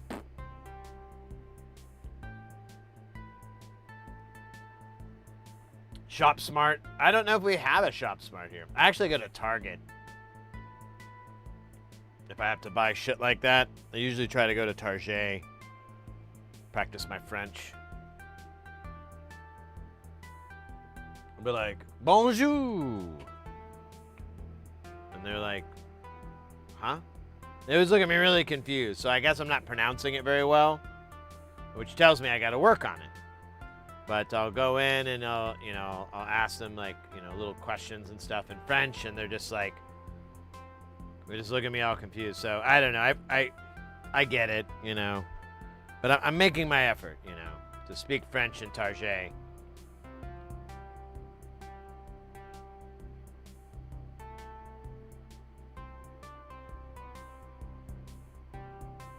Off gases will kill. More of a Bruce Campbell. Ah, poor Bruce Campbell. I heard that story that he's not super well.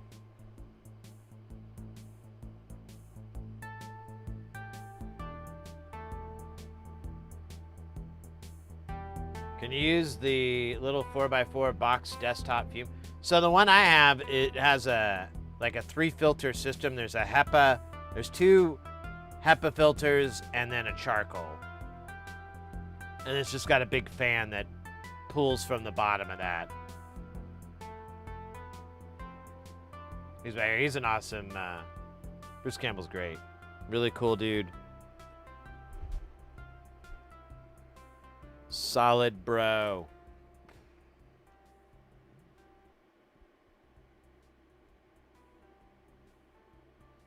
All right, we're kind of at that point we could probably slide it off. I'm not seeing any smoke anymore. This next board is going to be a bit of a challenge. Hopefully I can get most of the oh wow, this thing is so crispy now.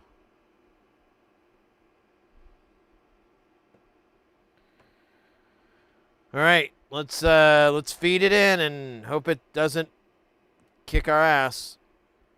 Can't move this back anymore, not much.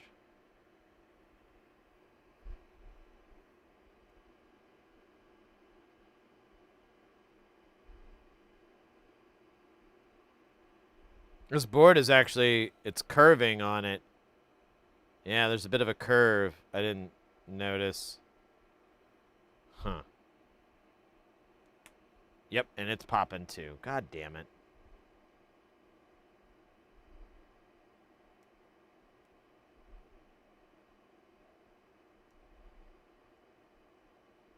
I'll just let it cool down.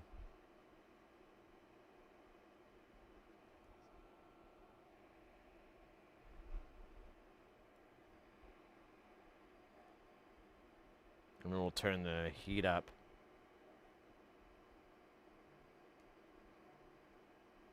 There's really nowhere to grab on this side.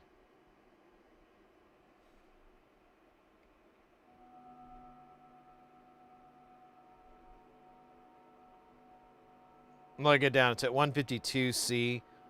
I'll let it get down to 150. If I haven't heard a pop, I'll go ahead and crank it up. We're at 151. Still no popping. And 150. We're going up.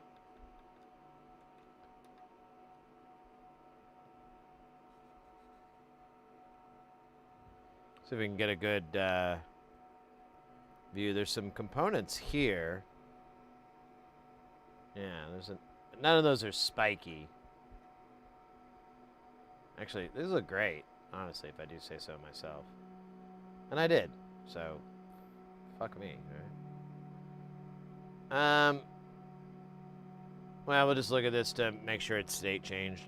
I mean, I see clown hats on the side here, but there's not like an easy way to film it, and the fume extractor is going to get everything real well, so. In fact, I should probably pull it back just a slight. Well, honestly, having it right on the camera is probably the best way to go.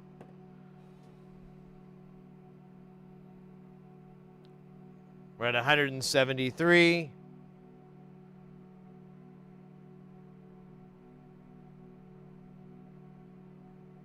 See the water and alcohol burning off, I think is what that is. It could be the flux liquefying, I don't know. Nobody knows. Scientists believe it is all a lie. told from the gods to keep us from climbing to the tallest mountain and fighting them with dirty, dirty, dirty tactics. I need to fix the pots on my mixer.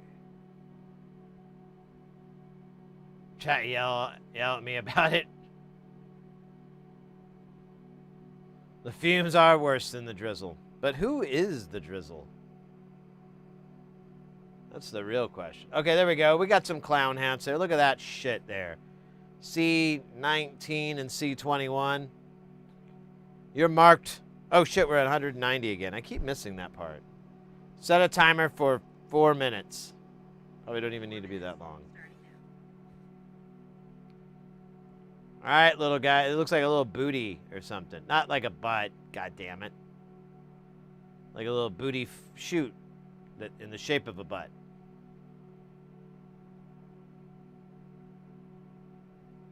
Who is the drizzle?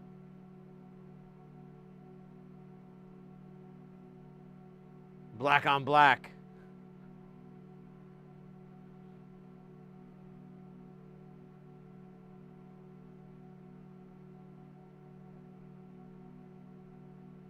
Melt, melt. We're at 198.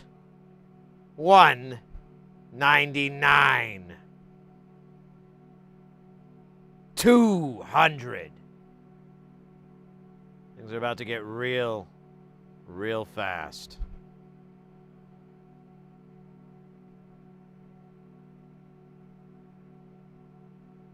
They could be casting spells so that nobody's looking.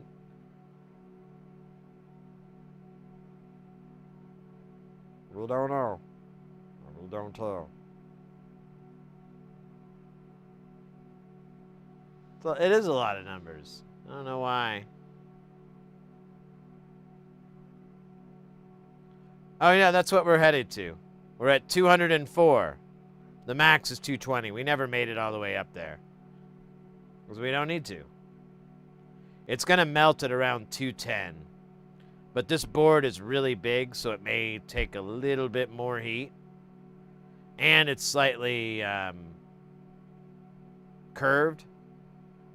So some of the heat is going to have to radiate up to the other guys. So yeah, we might have to let this sit for a little bit longer than usual. Because it's so big. But let us not forget. It's so big, but it's also very sexy. Right? Look at that. The mitten, that little feet are going away. Little wizard hats are disappearing. They're gone. I was telling that stupid story and I missed it. Ah, me and my big mouth. Ruined Christmas and now this.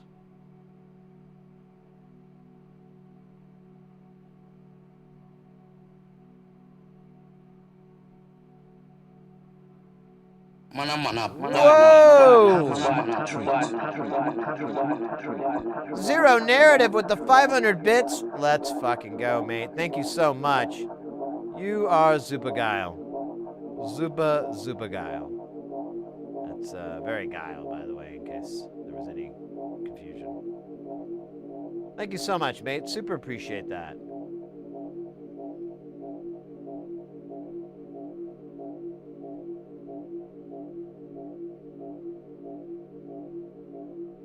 My AI. Oh, look at that. We get some shininess showing up. They were all dull before, but now they're turning shiny. We're at 213C. We're almost definitely going to hit 220. I'm kind of waiting for this chip to change, but it hasn't yet. It's a little weird.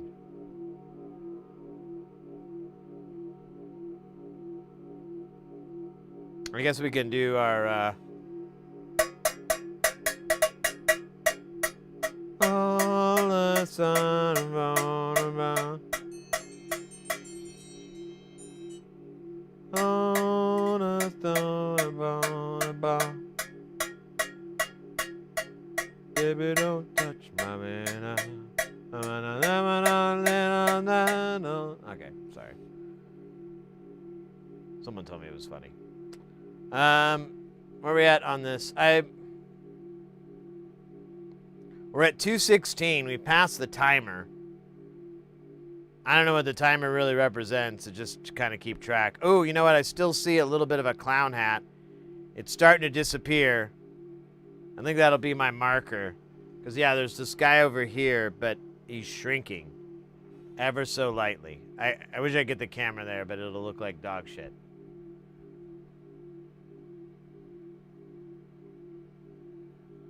As I said in the book of Sid, all who were dull shall be shiny. All that did not have continuity shall be connected.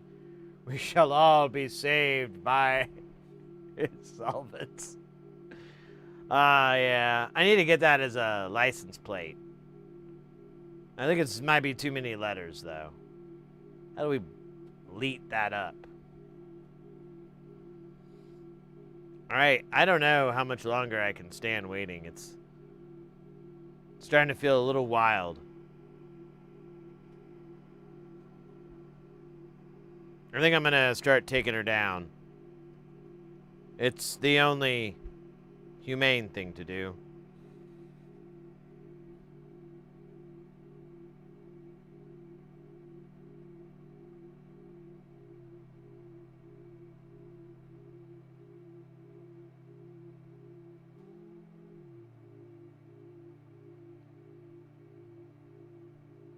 I wonder how much. Well, it's still smoking like an old lady at a daycare center.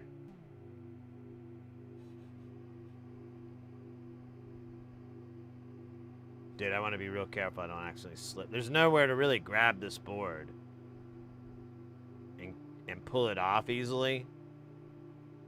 The board, not the greatest heist mankind has ever known.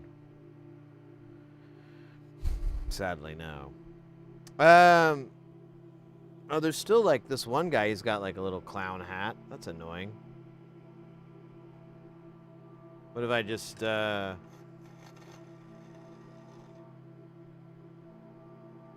problem solved. I oh, you didn't see it. I'm sorry. I forgot to switch the camera back. It wasn't. You really couldn't see it anyways, but you won't be bothering us anymore.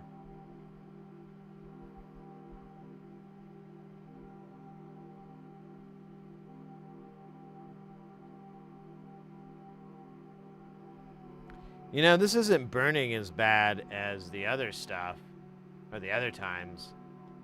These guys are toast. They look bad. And not the good kind. No. The bad kind of bad. You know it. You know. Shema. Yeah, let's just start getting these things soaking.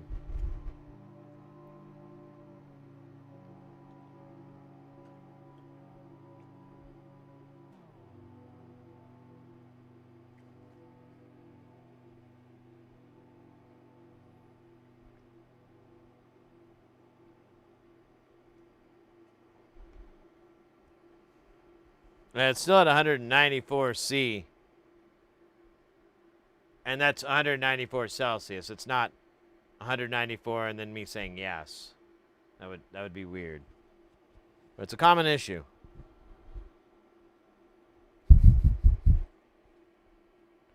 Under 94 C.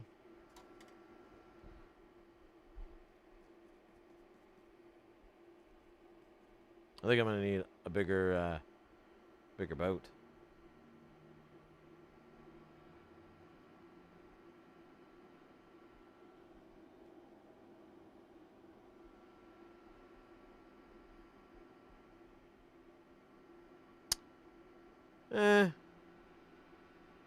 This one didn't work as well as I was hoping it would.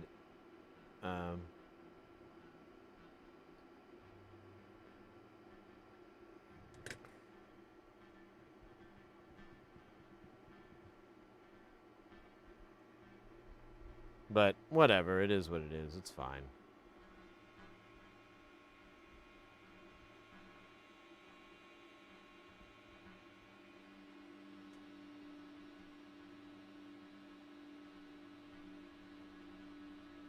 You're dissolved in his presence. That's great, mate. That is hilarity. That is hilarity. All right, so we've got a synth wave on the horizon, as they say. I'm kidding. No one says that.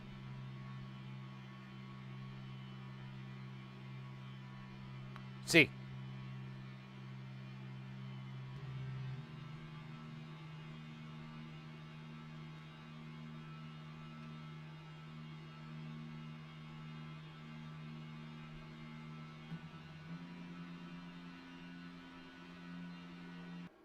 All right, we're gonna stop this.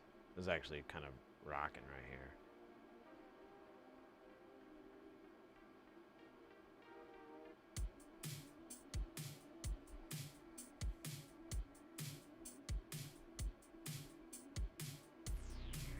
Oh, shit. Betrayed me yet again.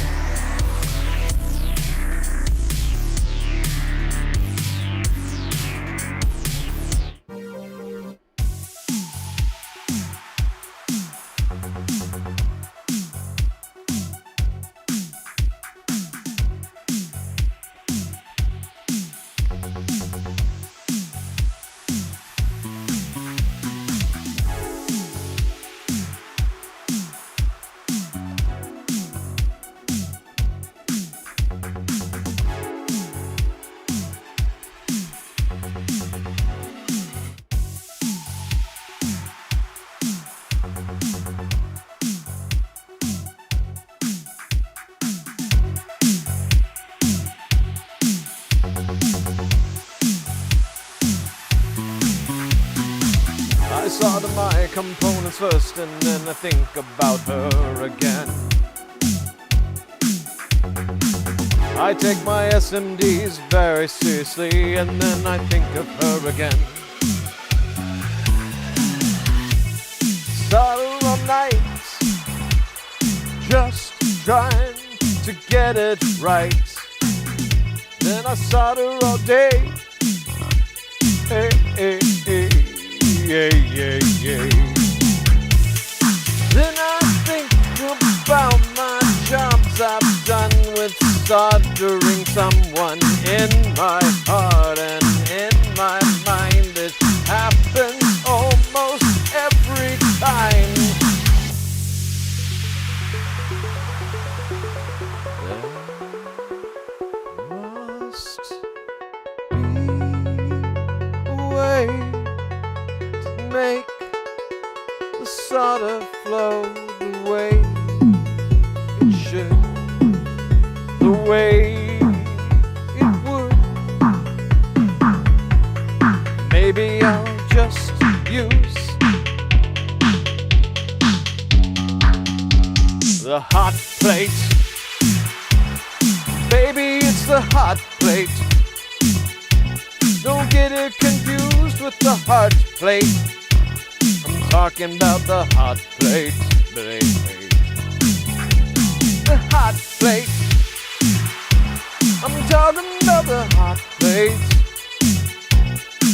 I reflow all my troubles away, and I look at it as it displays its sincerity. I solder and then I think of her, and then I solder some more and I go soldering off to my solder land. Hot plate, I'm talking about the hot plate. The hot plate, I'm talking about the hot plate. The hot plate. The hot plate is where it's at. All right, that was pretty good. Song was about finding love on the dance floor. This song, I don't know what the hell it is. You know, actually, that wasn't too bad. I could have done something with that. Let's try it again.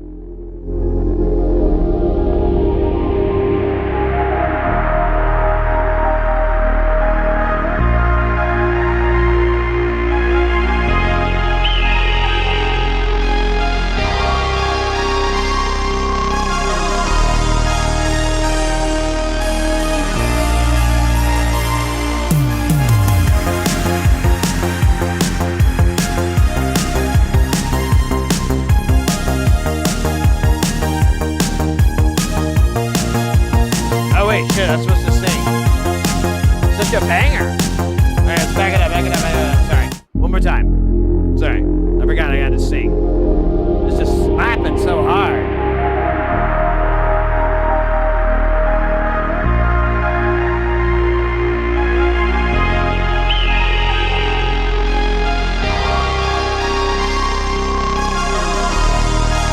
It's like a rooster.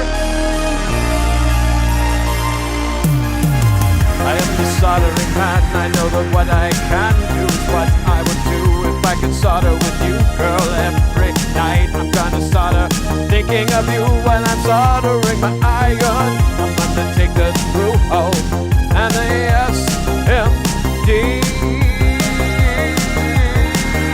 I'm gonna solder with you, girl. Solder all night.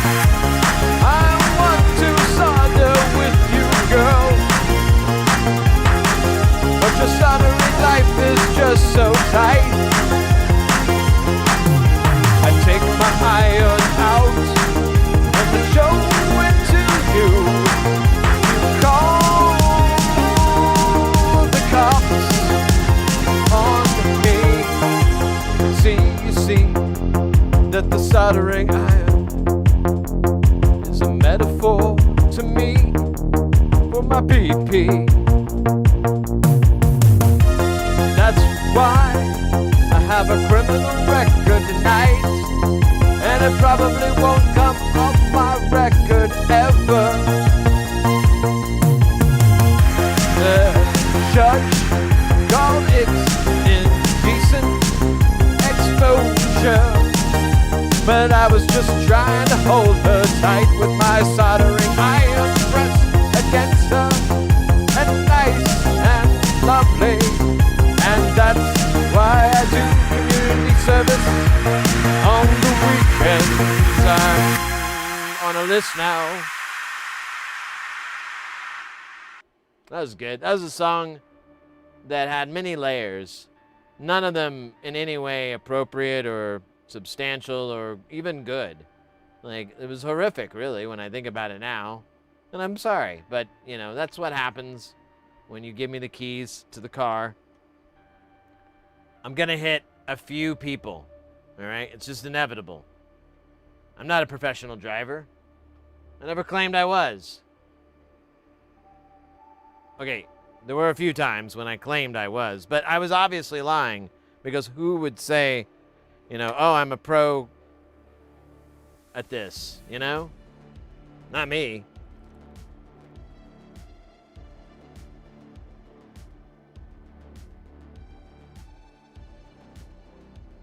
That's close enough. All right, that was great. Also, it was good for my prostate, I think. No. What's the part of your body that's connected to your nervous system? Because let me tell you, I'm a little nervous. And I've got a copy of System of a Down, so figure that up for me and send it to me. We got a bass solo too, and then can't forget the meat wad for 5. Let's make it happen, captains.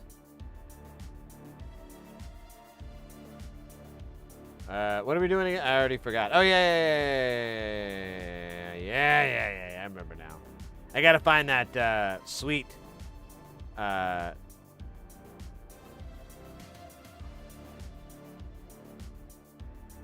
Where's favorites?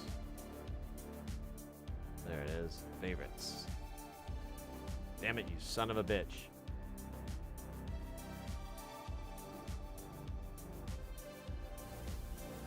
I didn't want you to play it, and yet you did. Alright. Okay. Let me get the bass. Oh my gosh. It's 1,000,000 degrees in this goddamn house. 1,000,001 with me in it. Where's the bass? Oh, it's here where I dropped it. It was dropping the bass.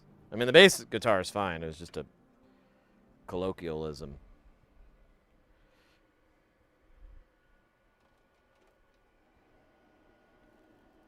Wait a minute. Where is the colloquialism at?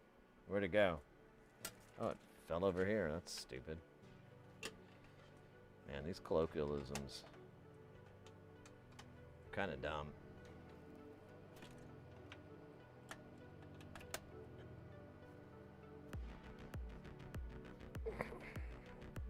I guess we need another...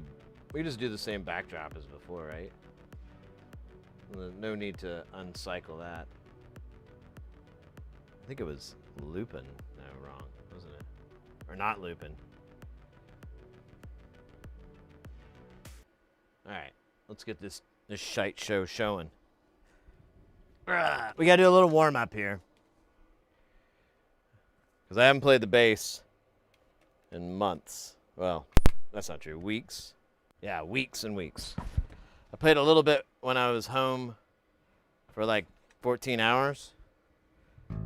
That wasn't enough, I'm gonna tell you right now. Oh shit, we're...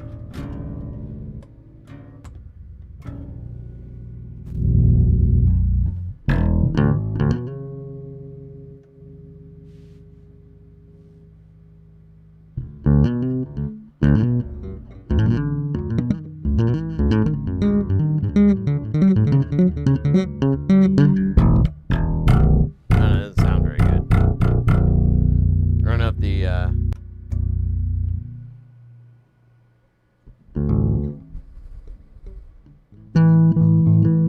let's see.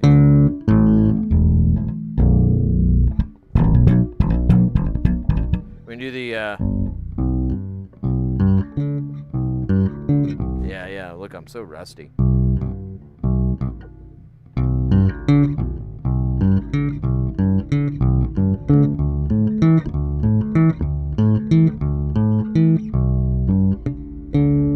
Yeah, I'm pretty rusty there. Let me do a... Oh, that was a little jazzy version. Oh, it's less jazzy.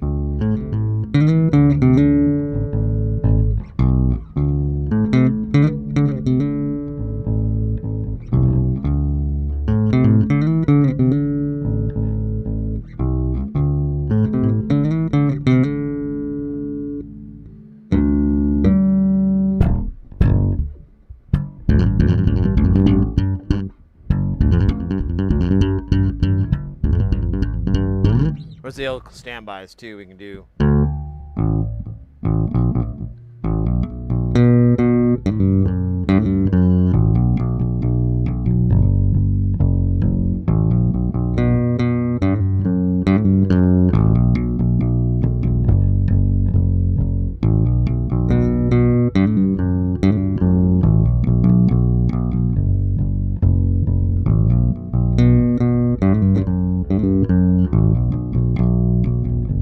We can do also. All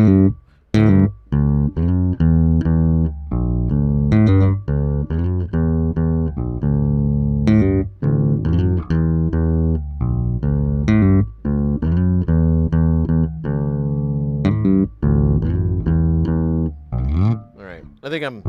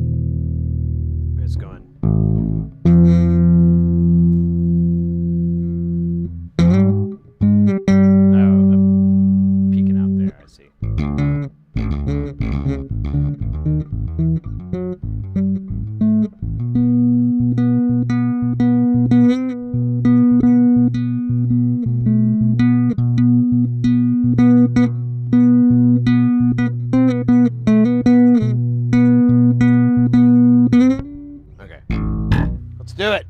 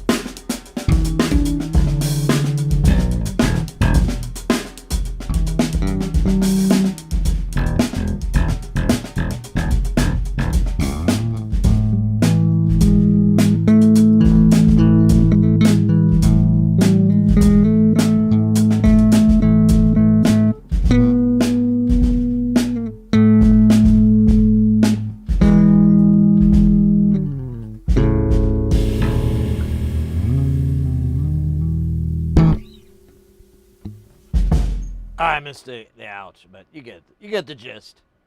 That was good. That was fun. Do a little bit of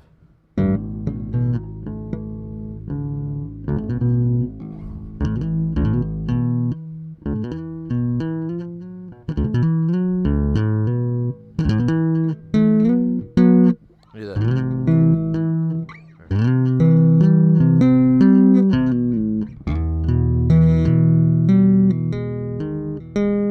I forgot how it goes now. Yeah, there it goes.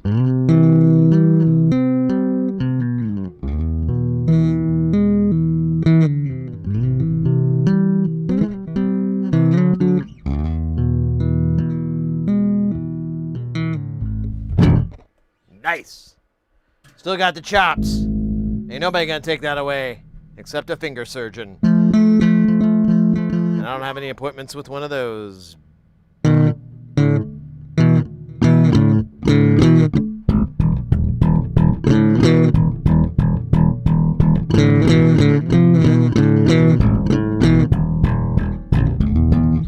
All right.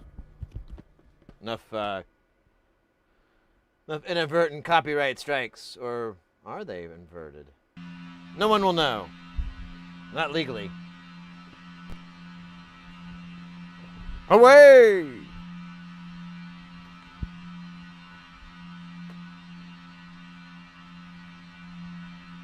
Back!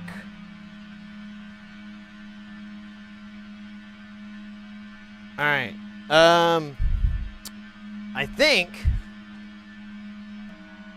that board's clean. Or that board's cooled down enough. I don't really have anywhere to put it right now, so we'll just let it live there with the rest of it. Did I miss any chat here?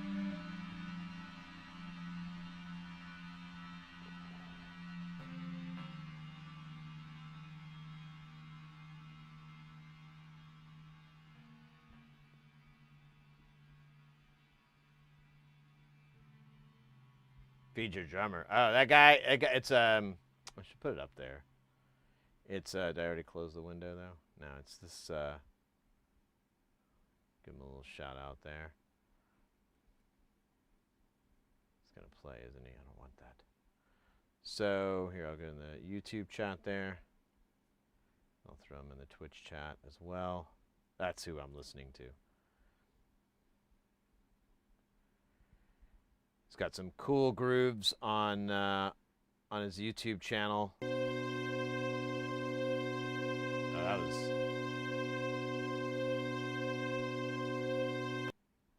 startling. There we go.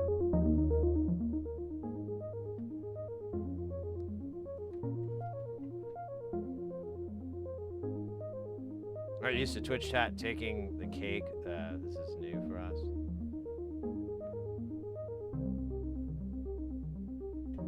Oh wait, what's about that?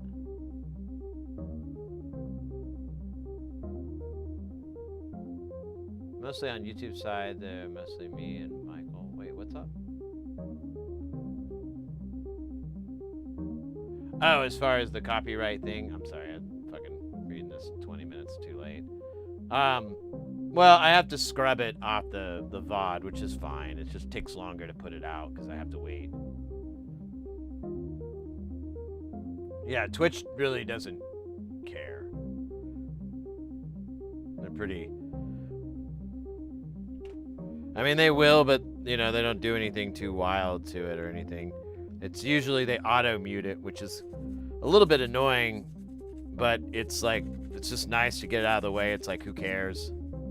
Oh, shit. Actually, let me be right back. I need to check with Mrs. here. So she got home a little bit ago, and I wanted to make sure, you know, dinner and all that is taken care of.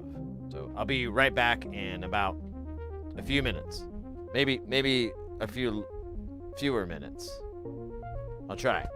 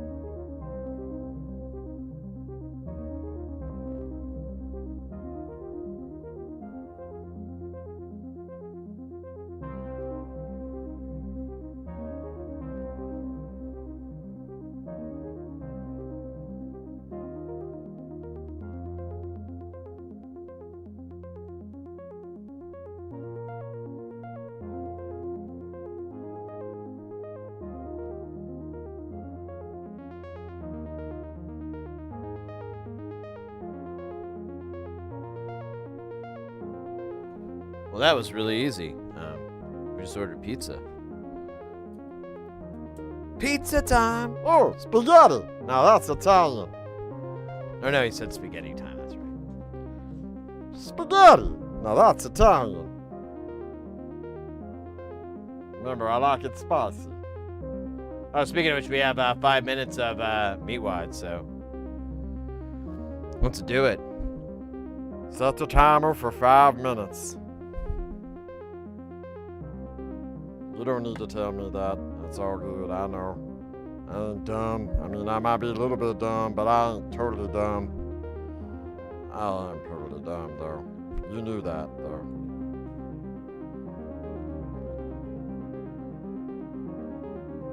One of mine seems very hot and seems like it's what you talking about, boy? So should both channels of the timber operate identically? Yes. They are the same and they are unique.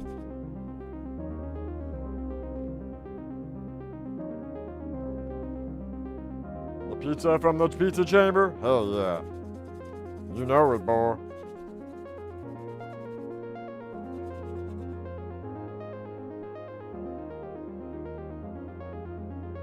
Oh yeah, you probably got something messed up or something. Damn it. That's what happens sometimes when you get ripped up. You zig when you mean to zag. I was zagging pretty hard.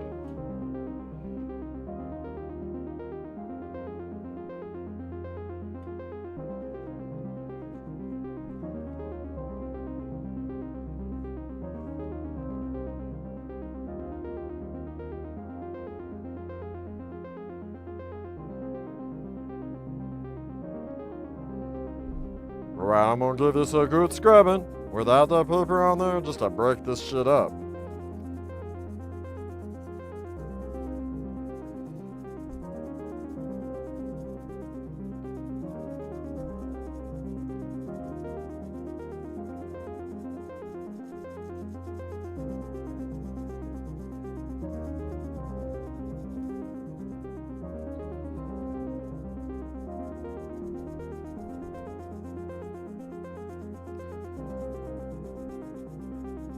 Damn, this is dirty as hell. I can't believe how bad it is. And yet, here I am, believing it. Alright, let's do a little bit here. Yeah, look at all that. That's all brown, yo. That ain't right.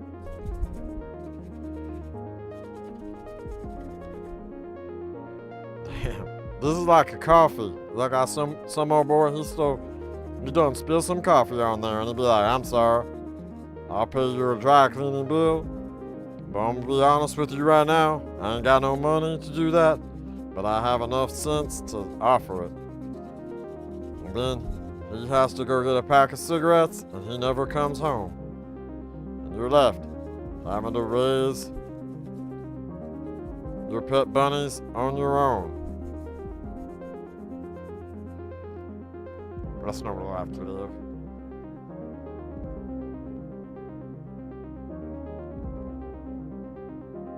Yeah, that was a single, I think. The double was like, I made like 3 of them. And they all do the same thing. They timber the timbers. And they shiver me timbers sometimes.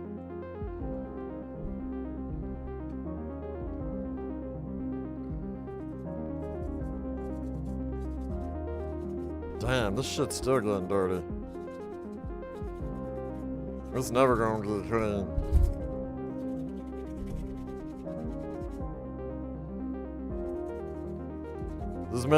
This may not have been a good idea.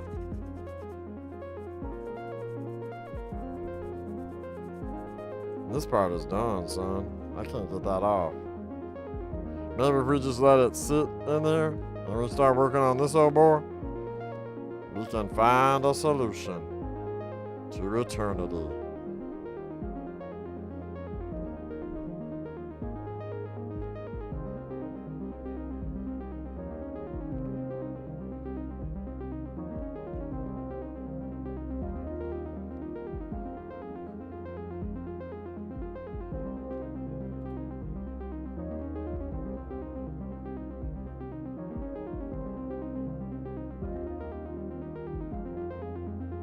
No, you don't mean like heat? Okay, I get it now.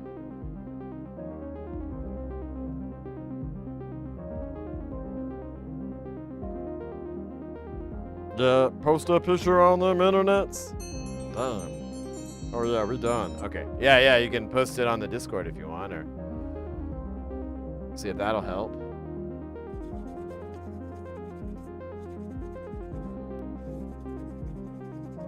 Oh, damn, son. Starting to get the gross off of this. But it ain't easy.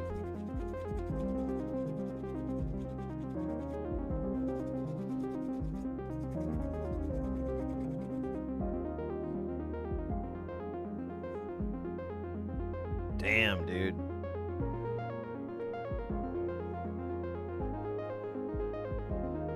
All right.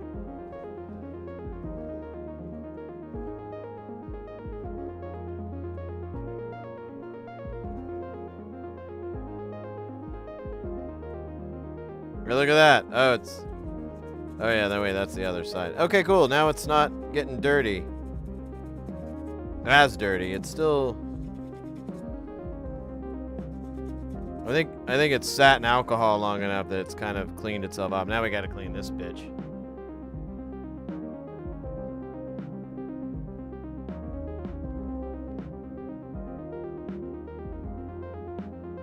You West Coast kids. Yeah. That and Dr. Dre just make it really nice. You know, fun fact, Dr. Dre is not a doctor at all. It was a self-adorned title. Like mine, when I call myself King Fuckface. No. Kidding, I would never call myself that. It'd be Billy Badass or something cool. But my name's not Billy.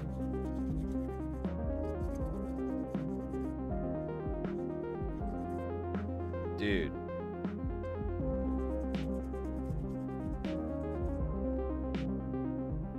This is really gross. It's pretty burnt. Dre is a fraud? Well, I wouldn't go that far. But he doesn't have a license to practice medicine, nor does he have a doctoral degree. As far as I know, I don't even think he went to college or anything. I think he was straight out of Compton.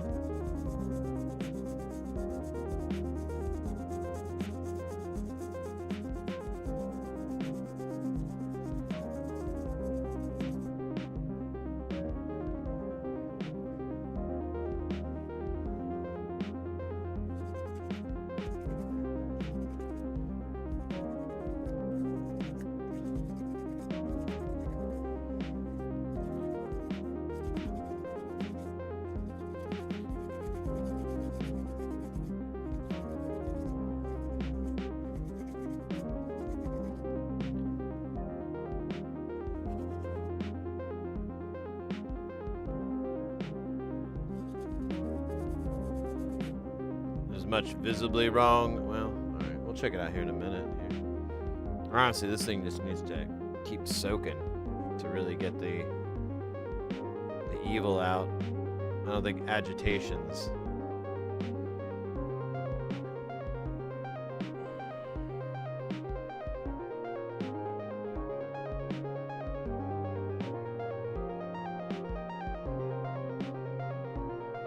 Enhance.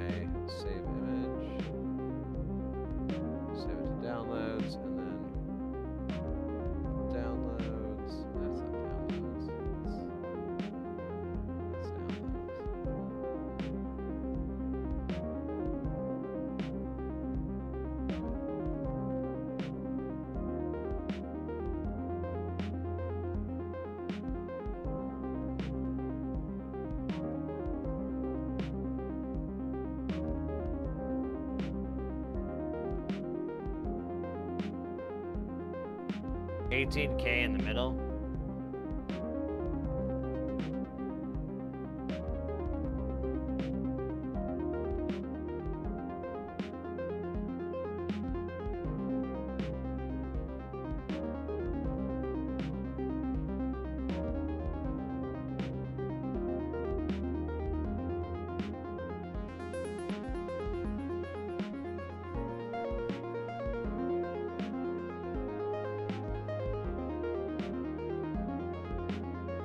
This looks okay to me.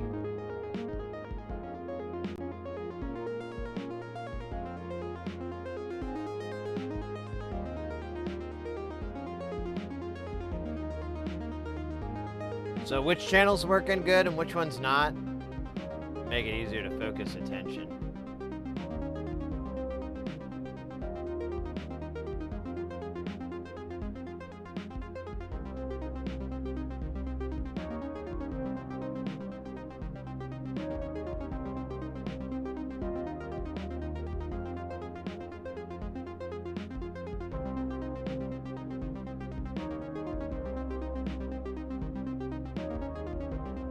Why do you have 100K here when it says 33?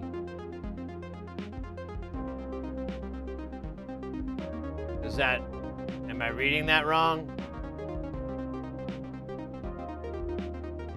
That looks like 100K and that looks like it's supposed to be at 33K. Oh, is that a mod? Alright, hold up. Let me go back. I didn't read.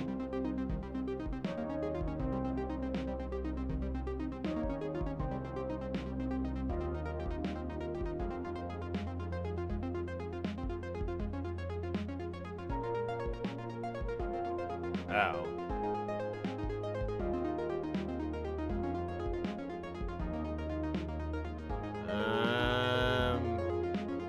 Alright.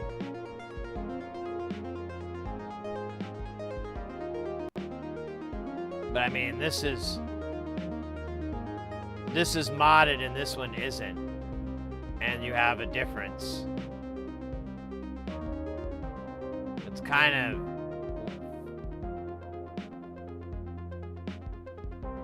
It might be your issue.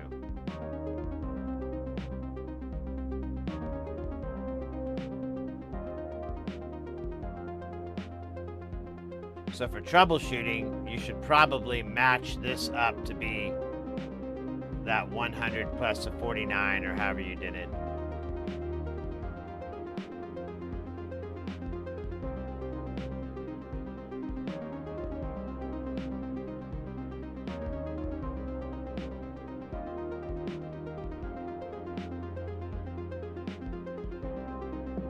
Yes, and then this one's like this. But where's the other 33?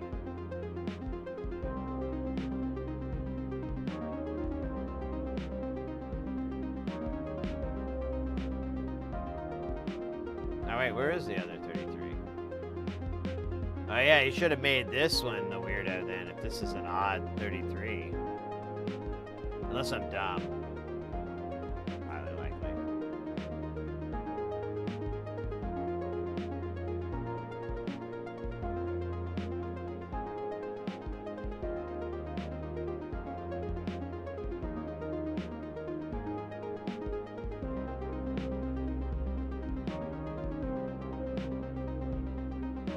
Is there an even number of 33Ks?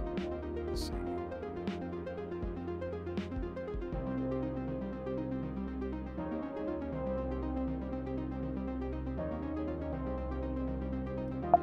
Ah, God bloody hell.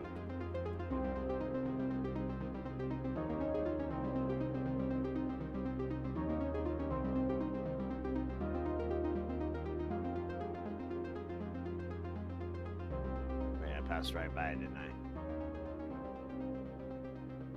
There's 6, so it isn't even. There's just, for some reason, I'm missing it.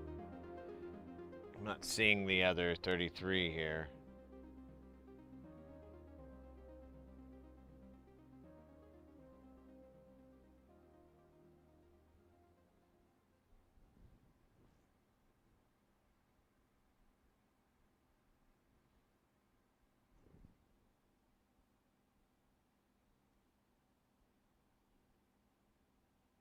I can't read these. I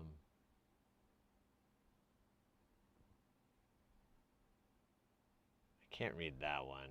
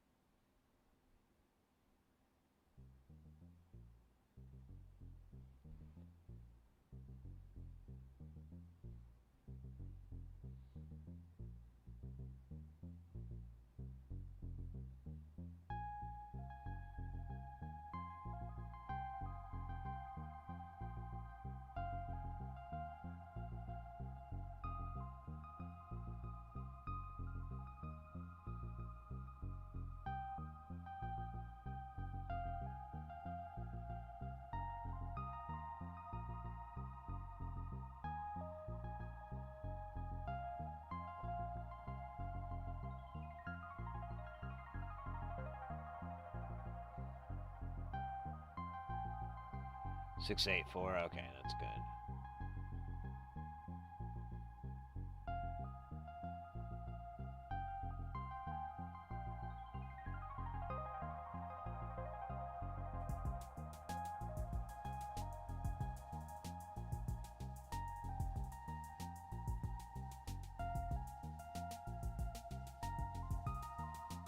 I don't know. 680K, I know, right?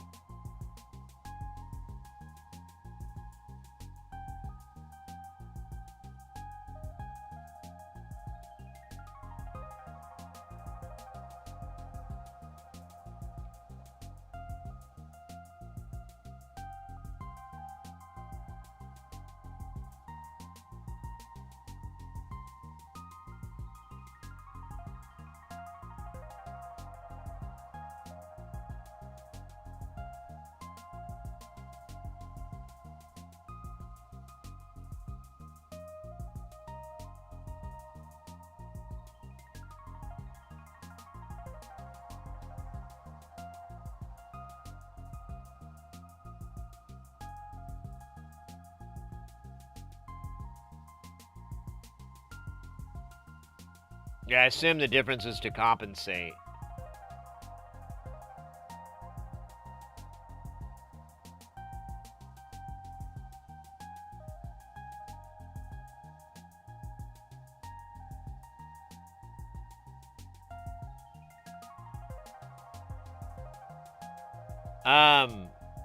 Sort of.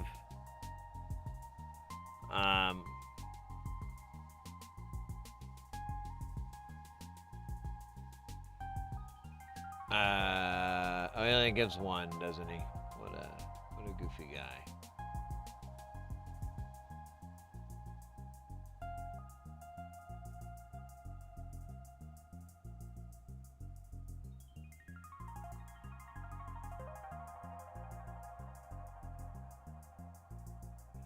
Yeah, he's got a switch going into, so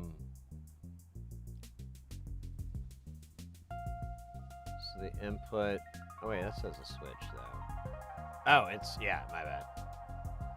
So it's attached to, oh, that's CV though. That doesn't make any sense. Am I looking at ground? No, it is connecting it.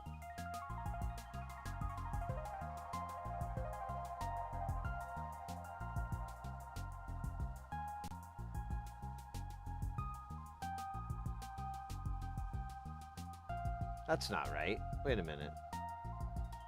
What am I getting? Oh, because we're looking at the back. So it's input 1. And there's, and that outputs into input 2. So yeah, it feeds both. Like you can plug it into one and both of them will go, but their outputs are independent.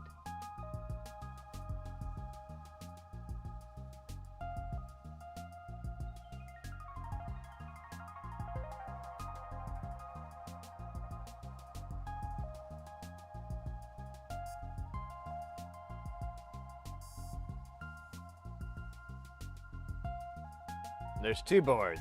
There's this board, and then there's that. Hey, Timinator, welcome back.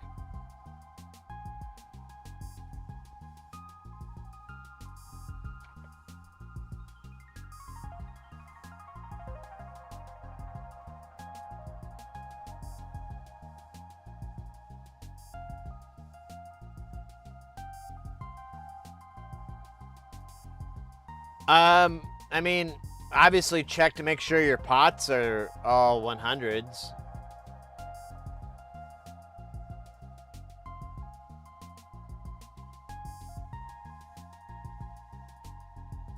I mean, I don't know, mate. It's, Oh. Oh, wait, no, these are 3 digits. My bad.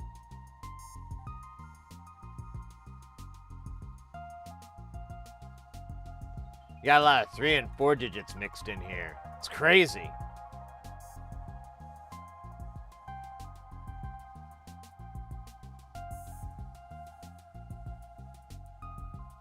Yeah, that looks like a 2.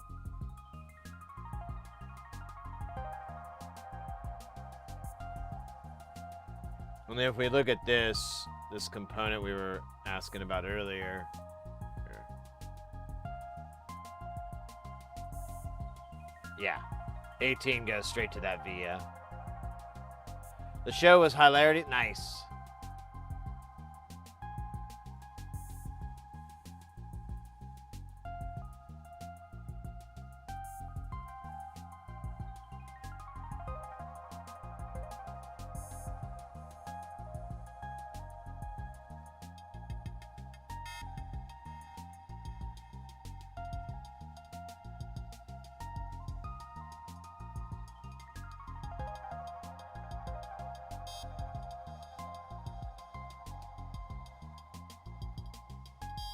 No clue, mate.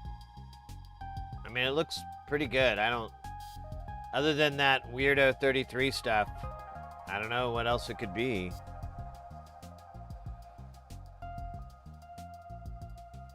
Oh, wow. I didn't realize that piece of this so far. This is the Timber.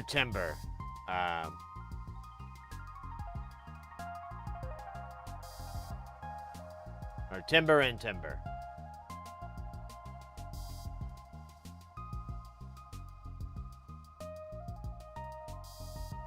These are identical. Everything should behave the same.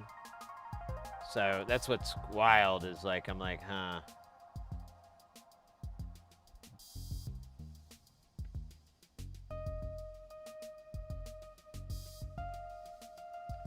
I did have a weird problem with the single timber, but that's because I substituted a bunch of parts and it caught up with me.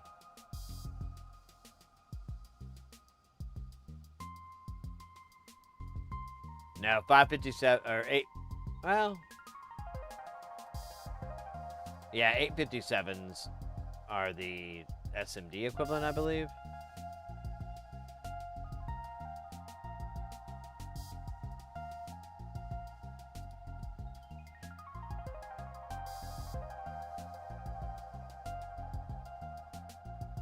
Dude, this has still got gunk on it. Oh my gosh. I feel like I just soak these boards in alcohol to really get them clean because it's like burnt on there pretty good.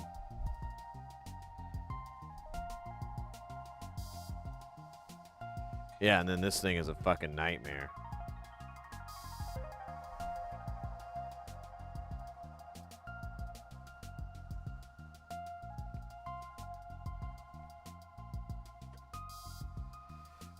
Yeah, I guess I could try scrubbing it.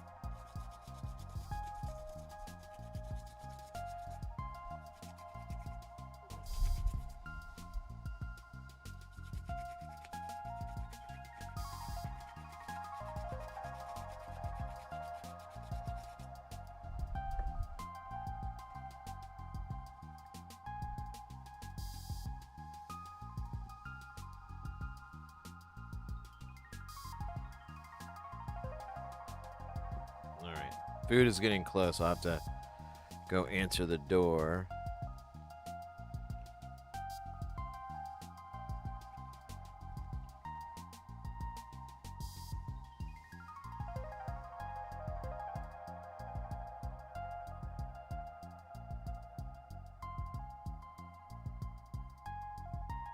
Yeah, Porphyry, it's because I substituted components. I think I got it fixed. Can't remember. Re5 flux, exactly. Yeah, it's cooked on flux. I kind of... Maybe I should have cleaned it and then put it on, because this one is fine. This is going to be pretty easy to clean. But this one is... these two have been a pain, because I burnt it on there pretty good. I should have cleaned it, then refluxed it with a fresh coat of 951, and then ran it through the reflower 9000, but I did not. The shame I feel will last generations.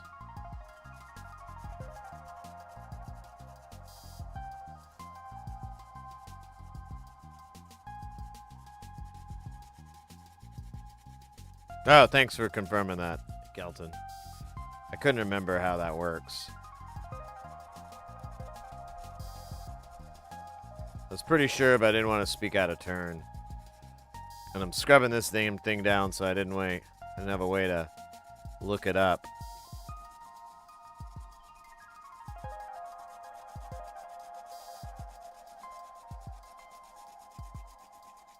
Yeah, this is like ridiculously more work than I was wanting to do.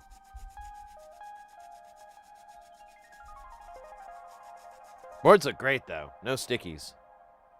No pokies. No, shit.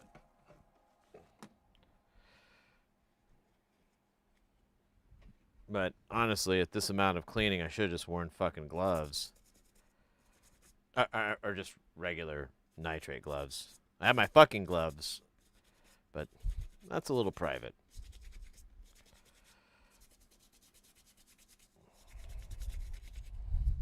They go up to my upper arm, though. They look pretty sexy. I won't lie. Wait, where's our food? Food is nearby. I'll be right back. Oh, wait. No, it's not. I'm still showing it around the corner. Oh, wow. They took the back way. It's weird. Oh, no, they're here. I'll be right back.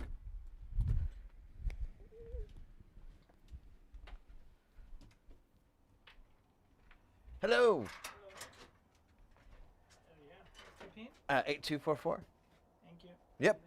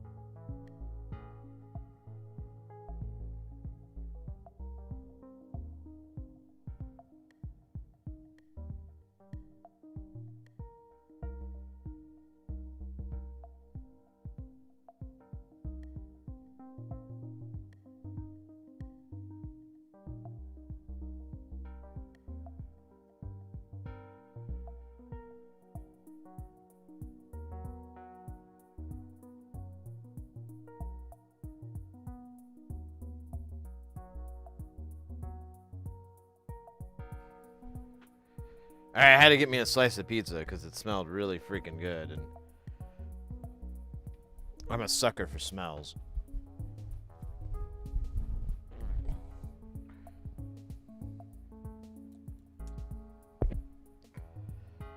so I gotta eat a little bit of it. Let me do this so I don't have to wash my fucking hands again.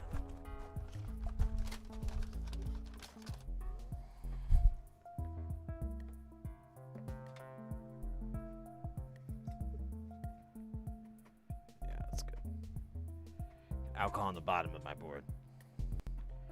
Just like the ancients. So my pizza got obliterated when I was taking it out, so I'm gonna have to eat it with a fork for the most part. Like all my toppings just like ate shit. It's pretty tragic, honestly. I'm trying to contact the families, but no one wants to do that. It's not fun. Everyone wants to do the fun stuff. Let's see if I can find a video real quick for us to enjoy of maybe a little Dave Rat.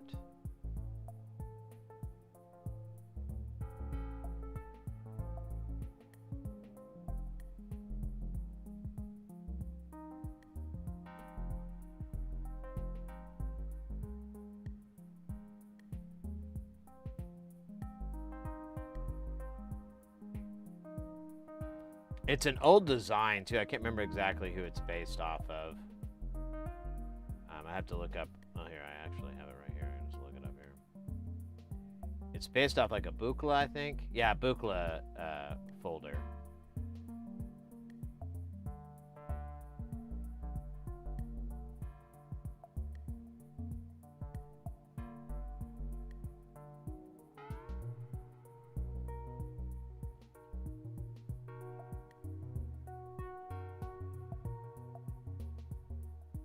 Let's see.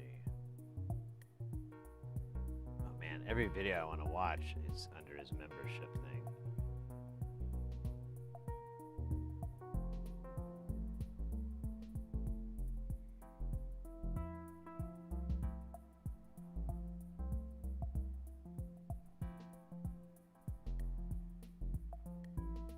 This might actually work. Let's do this one.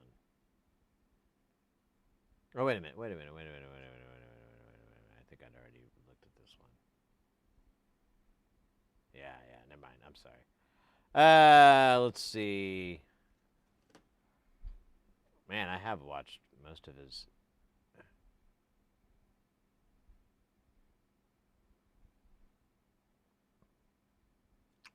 See, digital audio meters don't show what you hear sometimes. All right, that's a pretty innocuous statement. I'll take that one up. Let's get it up here. All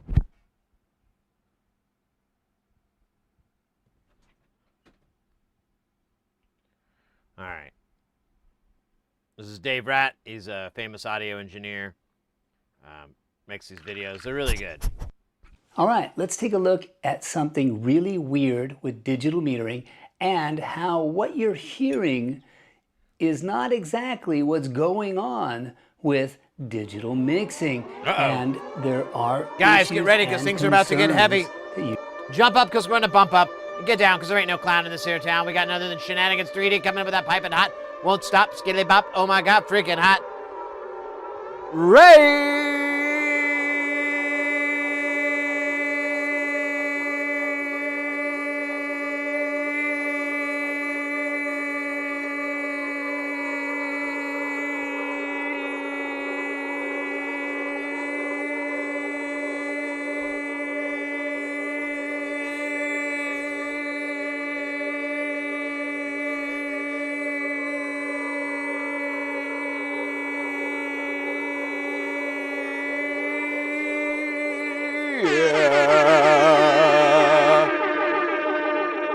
Holy macaroni. Guys, welcome in. Shenanigans 3D coming in with that with the raid. God, I can't talk now. My talk bit muscles are all broken. Welcome in. How was the stream? What were y'all up to today besides shenanigans that are in 3D? That was pretty low hanging fruit. I could have done better. I know. Let's see. Let me pull up your channel here. Maybe it'll tell me there.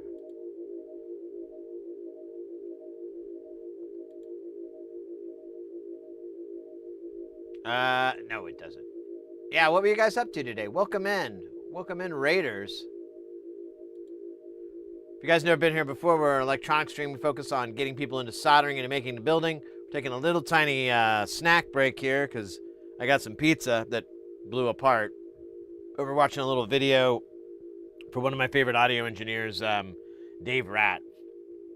He does, he's famous for different bands that he's done, they tour with and so forth. He also is like the lead systems tech for like Coachella and Stagecoach and all those other festivals that go out in California. Any other Barry Manilow fans gathered here tonight? I think we're all a little bit Barry Manilow fans. Oh. Shannon's great stream building a silicon printer. Oh, wow. That's cool. That's cool. I didn't even know that was a thing yet.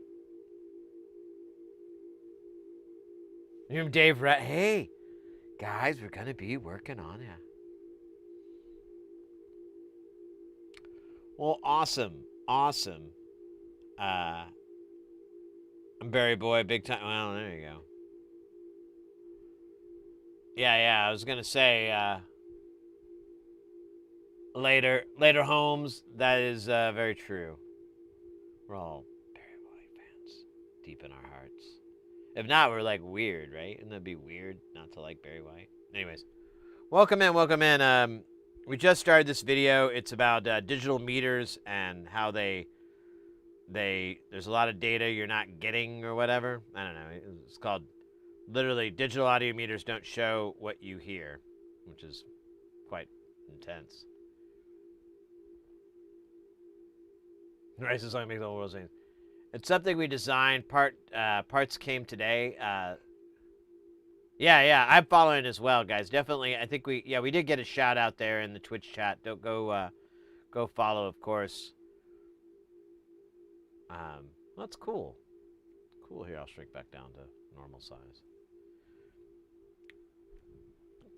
Yeah. Here, feel free to break into chat and interrupt because this is just I'm just filling the time while I'm eating this pizza really fast. Trying to eat it fast. Not doing very good right now. Is not exactly what's going on with digital mixing, and there are issues and concerns that you should know about. So what I've got here is I've got a wing, but this applies to other consoles. This happened to me first mixing one of these videos in Adobe Premiere. Then I tested it in Adobe Audition and then tested it in other formats and confirmed the issue is there to some degree in Reaper as well as Pro Tools. And then I went and tested it on some of our bigger format digital consoles. All right, so let's take a look at what I got here. I've got white noise going into these 4 channels of the console. And out of that, it's going to the left, right, which is then going to the Bearded Printer, welcome in. side of this durometer, which is a wonderful high precision meter that's got 1 dB increments for each LED. Also, these go to 2 bus sends. And the bus send number 1 comes into this analog console, and bus send number 2 goes into the other channel of this analog console. So what I'm going to do is I'm going to take 2 white noise signals and sum them together inside of the digital console. I've seen him do this before. And I'm This is also going to brilliant. take those exact same 2 white noise signals, come out of the console and sum them together analog. And then we're going to be able to see on the left side of this meter the analog summing. On the right side, we'll see the digital summing. And you'll be able to hear those 2 summed signals as well in the video. And I'm using white noise because it loads a lot more energy in the higher frequencies where digital struggles or has more challenges. Pink noise, it's got too much low frequency content to really see Interesting. what's I never going thought about on. that. And white noise will help divulge this issue. All right, so we'll turn on the first white noise channel, and it shows up here and shows up at minus 10 dB on the output of the wing, as well as minus 10 dB on the right side of the durometer. It also, when I unmute the analog, will show up as minus 10 dB on the left side of the durometer. And we can mute that, and we can see that the digital is on this side and the analog is on this side. All good. Everything is working as planned. Now I'm going to unmute a second channel, and they're going to sum together. It's just taking two white noise sources that are identical and summing them together, and we should see 6 dB increase when you sum identical signals. Turn that on, and we're at -4. So -10 to -4 is 6 dB. And over here on the output, we're at -4, we're at -4. Also, I've got the output of the digital console coming back in to a channel here so that we can see them returning. So we actually can look at the digital here, but we can also look at it here. And I've got the output of the analog coming back into these two. So these two here are, again, more metering reference points. All good. Does exactly like it should. Now, when you have two dissimilar signals that are fully decorrelated and have no relevance to each other, you should get an increase of 3 dB. Well, first, let's make sure these are correlated. So we'll turn them on, and we will go to polarity, and I'm going to polarity reverse one of them. Goes to silence everywhere. Because they're fully correlated, they can cancel each other out perfectly when one is polarity reversed. If we change the volume, it will throw that off. Oh, I can do that. And we can find a null here. Great. We have fully correlated signals. We're getting a 6 dB increase. So now what I'm going to do is, instead of using identical sources, we're going to use dissimilar sources. When the sources are completely decorrelated and they don't have any common energy, we should get 3 dB of increase. And so by using a separate white noise generator, we should be decorrelated. So I'll do that and use oscillator number 2 on this channel 10. Let's go ahead and fire this up. And we can listen to, we should have 10, -10 on everything here, which we do. And when I fire up the other one, we should get a 3 dB increase. And we do. We get, we're at -7 on both the duros. And we've got the 3 dB increase. We go from 0 to 4, about 3 dB here on the analog meters. But wait a minute, look at the meters on the output of the wing. If I go to oscillator 1, I'll be damned. watch the meters. The sound gets louder. The analog monitoring meters get louder. The analog console gets louder. Everything But is that louder. oh, but the damn. digital meters on the wing stay exactly the same. Oh, wild. No change. Why is that? We can do this another way that's a little easier. I'll put it on oscillator 1. And you can decorrelate pink noise or white noise with itself by delaying it. So we'll go to this channel here, and we will add a delay. Okay, we should see a 3 dB increase, no delay. Add the delay. We see a 3 dB Those drop. change, this one doesn't. Interesting. Take the delay out, we see a 3 dB increase. But again, the meter on the digital console stays exactly the same. It cannot hear that change in audio level. We can hear it, but the meter does not show it. Is the signal truly decorrelated? We can test that by inverting. So here is no delay. We invert. We get silence. We put a delay in there. We invert. And we get no change at all. Invert, Right. no change. Invert, no change. Take the delay out. Correlated, we invert. What a weird tattoo So on we his know the hand. I'm sounds are hyper-focused on decorrelated. that We now. can do that with the white noise generator as well. We can put the oscillator 2 on there. And again, take the delay off. We can invert. No change because it's fully decorrelated. And we go to oscillator 1. We're now correlated.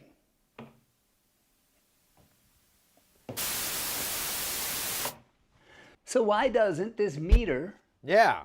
on the wing know that it got louder? Why is it totally clueless to that volume change of summing two decorrelated signals versus summing correlated signals? If the signals are the same, it says, oh yeah, it's louder, 6 dB. The analog meters, they know. The analog console, it knows. Everything knows. Even if I come out of the wing and back into the wing, it knows.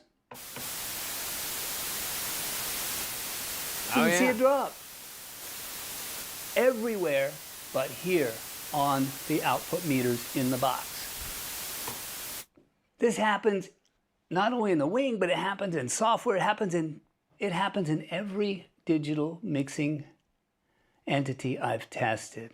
The digital meters are not showing us what we hear. Now, part of that could be attributed to something that's of concern. If you're mixing at 96K, but your primary sound that you're dealing with is 20 to 20K, that means there's frequencies that could be doing all kinds of willy-nilly things, driving your meters down or carrying signals that mess with compressors or do all kinds of weird stuff that you have no ability to hear because your speakers don't reproduce it and our ears are not going to perceive it. Even if you can hear 40K, it's probably not going to come out of the speakers.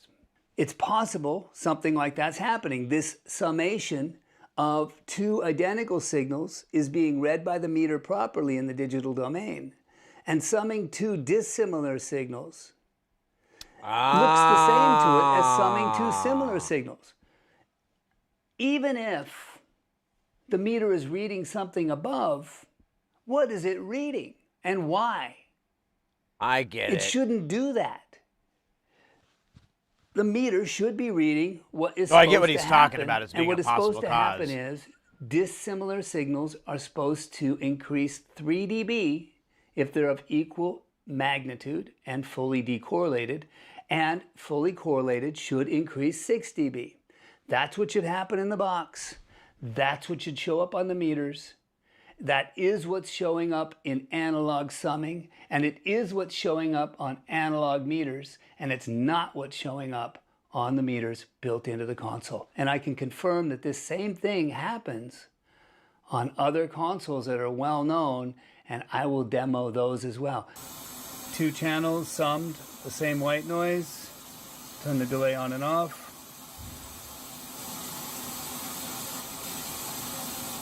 Wow.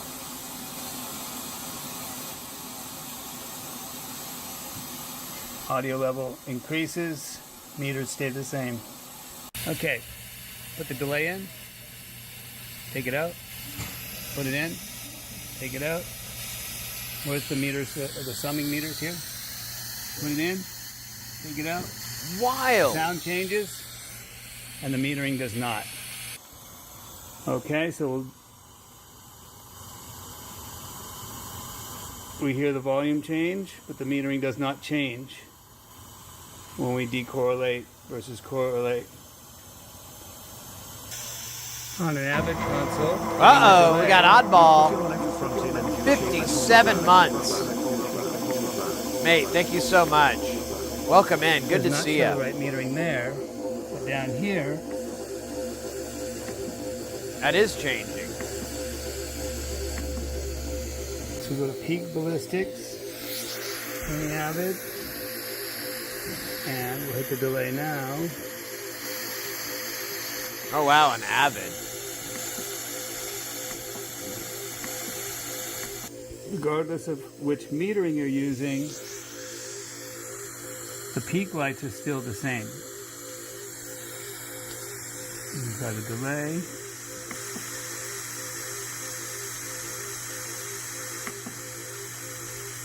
Why don't you give this a shot and tell me what happens? I would love to know if there's a single console out there where the meters read this correctly, or it does what it's supposed to do. Yo, Mr. Dillinger, welcome such in. that the meters will show you something that's correct. So to do this, take a white noise generator and run it into 2 channels of the console, and the output of those 2 channels run to left and right in mono.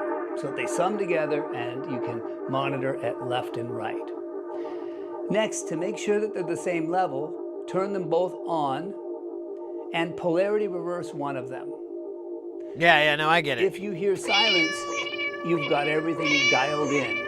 If you hear noise with one polarity reverse, they're not summing properly. So you want to do everything you can to make sure that when you polarity reverse one of the channels, you get silence, and when you take the polarity reverse out, you get the noise. Mute one of them, check out your metering, unmute both of them, you should get a 6 dB increase. Look at your metering. Next, put a time delay on one of the channels. It has to be fairly long, longer than the longest wavelength we're dealing with, so over 40 or 50 milliseconds. And I'd just crank the delay all the way up and turn the delay on and off while listening to the sound. The sound should drop 3 dB when you turn the delay on and boost 3 dB when you turn the delay off. Do that while looking at your meters. Your meters should indicate the same thing you're hearing. And if they don't, there's something fishy going on. Why is this an issue? Well, if your meters are reading more signal than you actually can hear, then your mix might be too low. So the internal meters are reading different levels than the external meters. Right. If you bring it up so that the external meters are reading the levels you want to be at, and the internal meters are clipping, you're causing distortion inside the box. I've confirmed that when the meters clip, even though they're reading a phantom signal that we don't hear, that is digital distortion. You have to trust that those meters are giving you the right indication. But why are they reading louder than they should? And what is that phantom signal? It's definitely not a good thing. But is it an audible bad thing? That's my next adventure to figure out. Interesting. Cool. Thank you, Dave. Dave Rat, ladies and gentlemen. Audio engineer extraordinaire and possible alien. We don't know. I'm gonna go put my plate away. I'm gonna hit the head real fast. I'll be right back.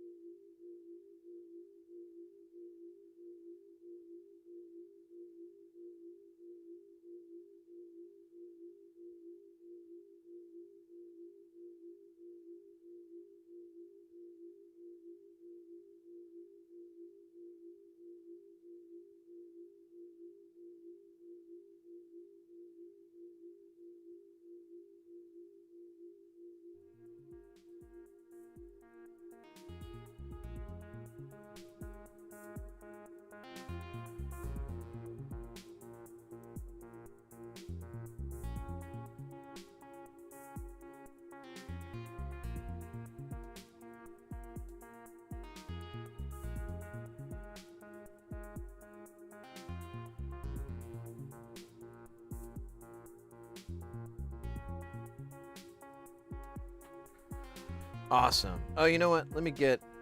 Well, there's still plenty of juice in here. I'll drink the rest of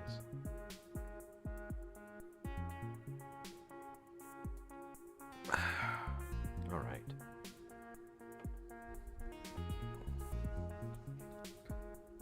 Now I think I'm going to wear gloves for the rest of this cleaning. I know how much it's going to ruin my skin.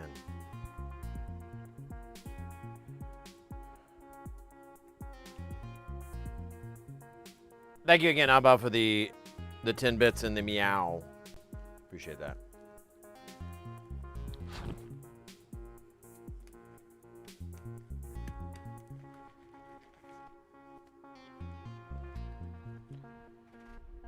Grab the other love, because these boards are filthy.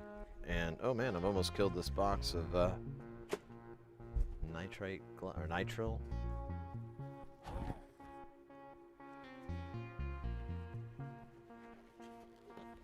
What have we been going for? 8.5 hours? That's reasonable. It's a reasonable amount of time to stream. We could honestly, I think we can get rid of this.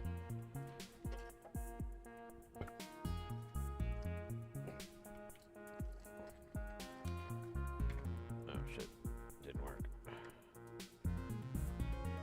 Oops. We gotta put this away.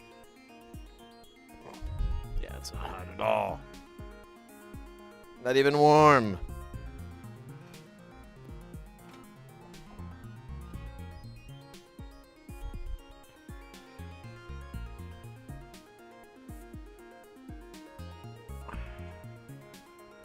All right, now we got buckets of room air to clean these damn things.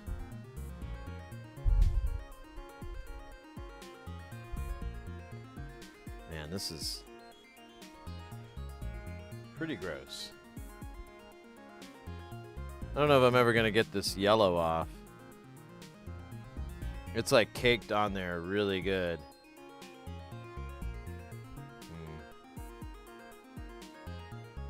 I think it was a mistake. But whatever.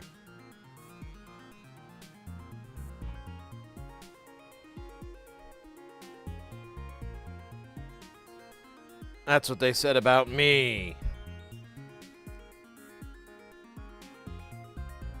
Oh God.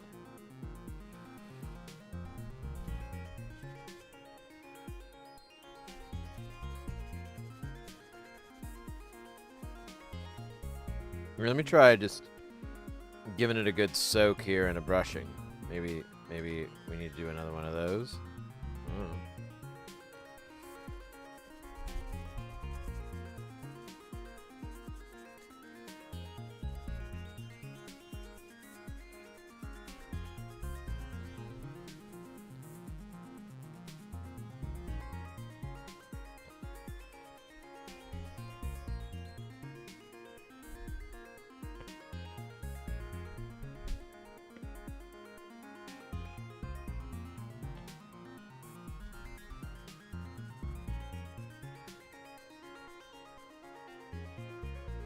We're listening to the sweet jams of Jay Nothing over on Twitch.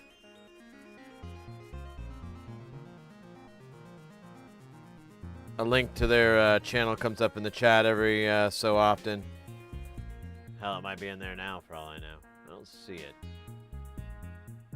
So it should happen soon.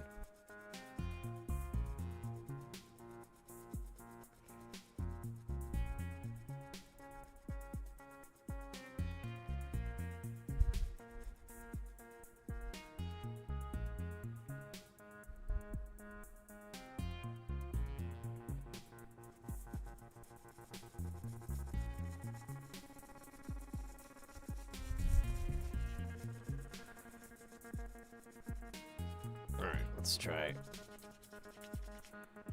wiping away the shame. Yeah, it's still getting yellow. So there is...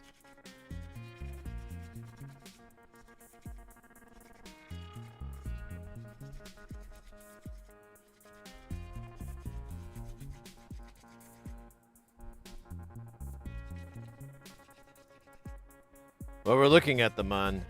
We've got... I think all the SMD yeah, I think we got all the SMD stuff done. That and the null. We have all the SMD and everything on it. We gotta do the through hole next.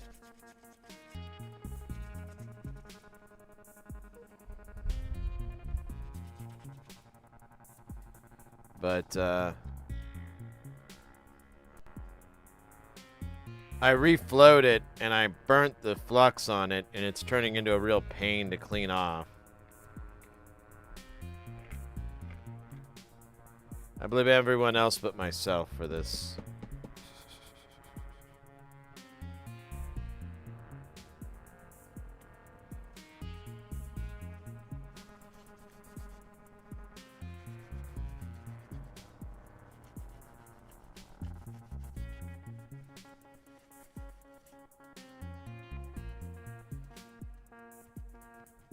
Yeah, there's like one chunk here that will not clear off. Yeah, I still have like little boogers of flux. That will not. I mean, I have a brush that has a little bristly end. We could try that.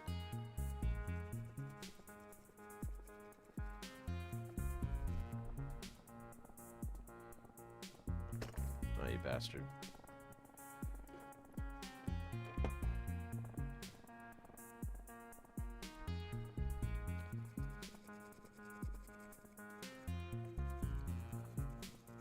Kind of working.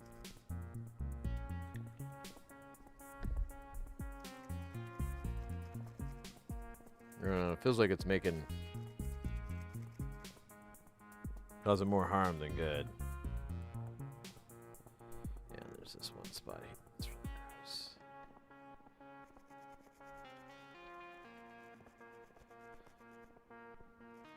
Actually, kind of did it. Alright, well, here, we'll try this little spot here that's all nasty.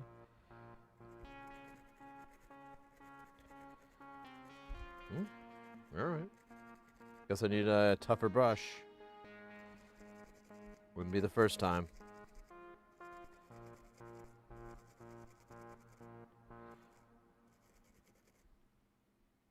Well, that was a cool song.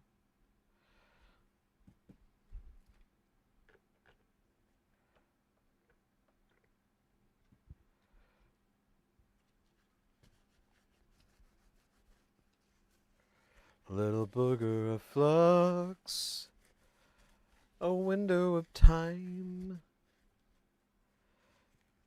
All right, this looks pretty clean. Yeah, I'm okay with it. I could live with it.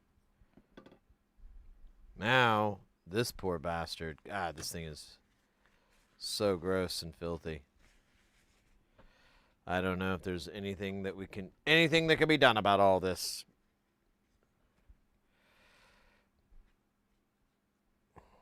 I'm almost out of alcohol. I'm going to have to pour some more in here. What if I should just use the heavy brush? Or I guess if I just, you know.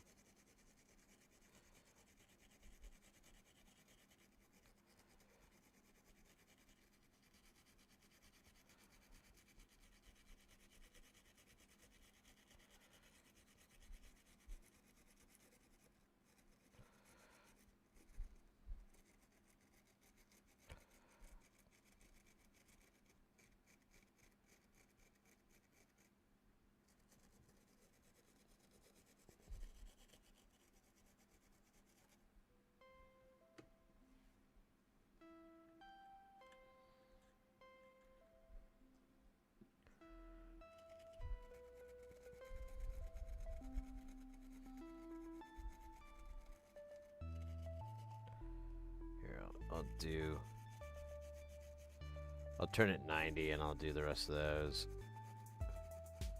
Let me see if I can.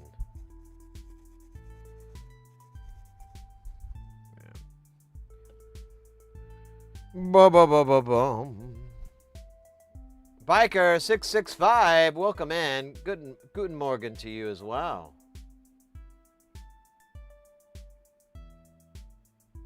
Oh yeah, you don't want to buy switches from Mauser. They just don't really even have a good selection. Bitches Love My Switches is really good, as well as Amplified Parts. But yeah, Mauser, I never buy switches from them. They're very expensive or a really poor selection.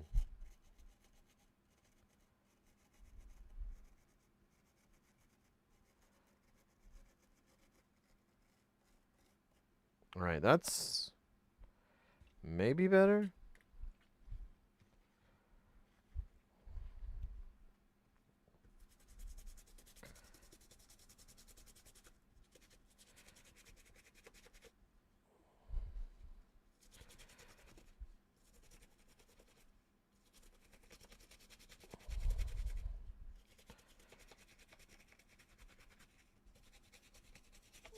This board is so fucking big. It's hilarious. Let me check on our jams here.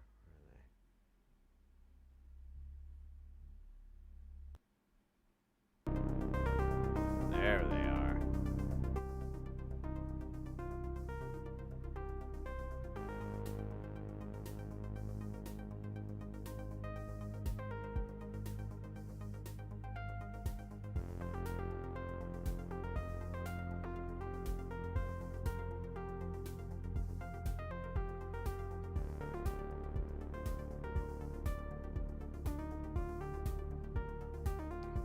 You haven't been live for a long time? Like 9 hours. A little shy of 9 hours.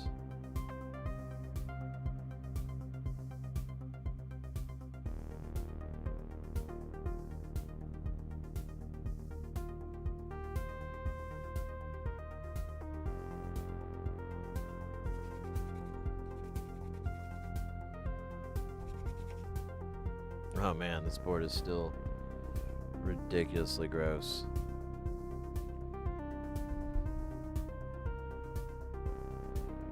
I think it's like getting the actual flux off of the board now is the real challenge.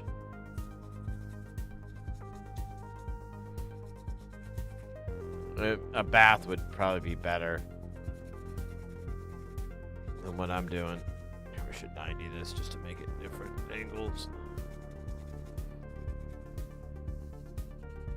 9 hour, yeah, so good. Yeah, I started a little late. I've been on the road for the past couple of weeks straight, and I just got back in last night. I just try to get plenty of sleep. I slept in a little bit today, just so I can try to catch up, feel a little rested, be able to stream.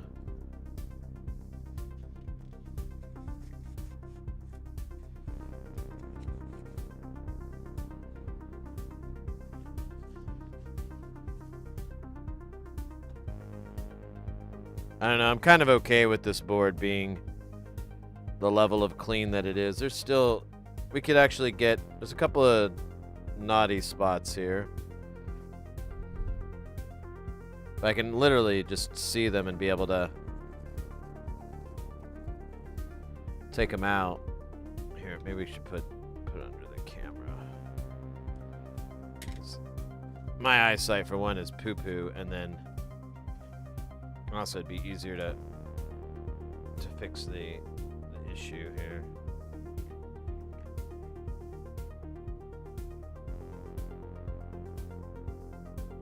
Oh shit, there's a crack in the matrix.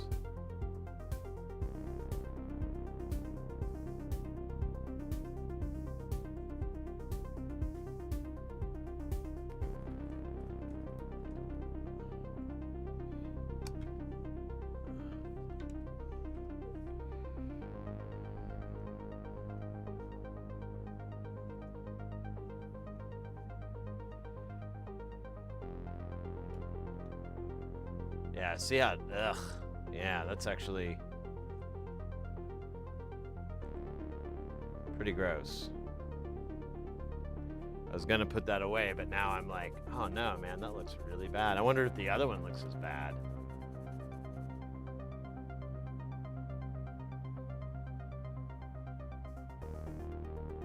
Yeah, these boards are just filthy. I might have to just, you know what I could do is put them in a Ziploc bag of I think I'm gonna do that.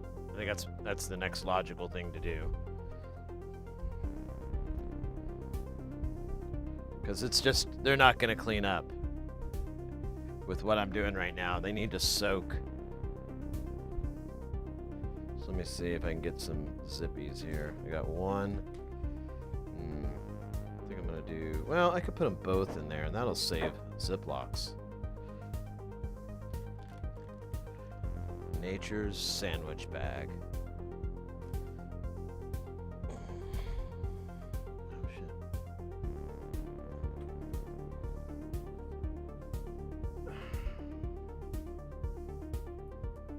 Yeah, because this is just How bad is this one? Let's look. Oh shit. Who did that? Yeah, yeah, these are terrible. Yeah, let's just let's let them soak.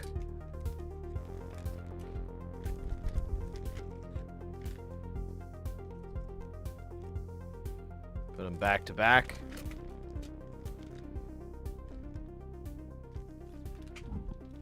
Pour nature's liquor in there. I'm 500 gold win. Wait, what? Oh yeah, with the battle royale, I believe. All right, is this gonna be enough? Gotta treat it like a waterbed.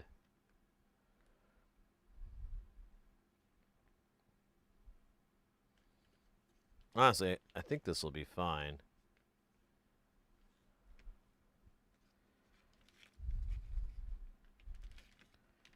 Yeah, I think this is gonna work. Oh yeah, this is gonna work just fucking fine. Cool. Well, we'll just make sure that doesn't blast open. And we're good. Nice. I didn't think this would work, honestly. I thought it was a stupid idea, and we just find out how stupid it is. But so far, not that stupid. I'll take it. Now this board, let's look at the... Yeah, it's just got a layer on it. We should be able to clean this off pretty easily. Famous last words. I'm going to pour the last of the booze into here.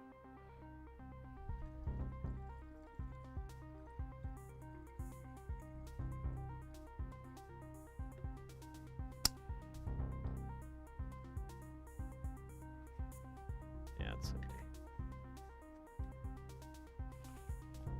Yeah, I think that's from the Battle Royale. Yeah, we have the Battle Royale every... it's automatic every hour.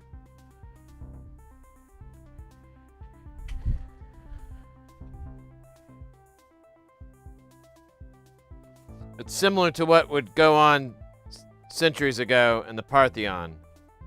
Or the Pantheon? Or the...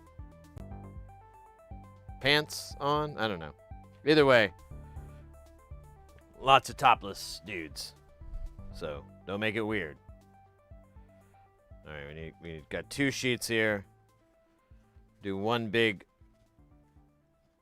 deal with this.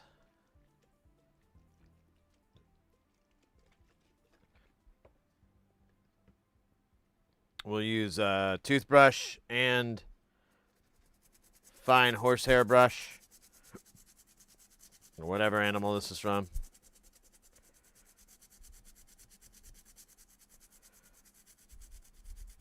Well, it's got metal, so whatever. I don't think too many horses are made of metal.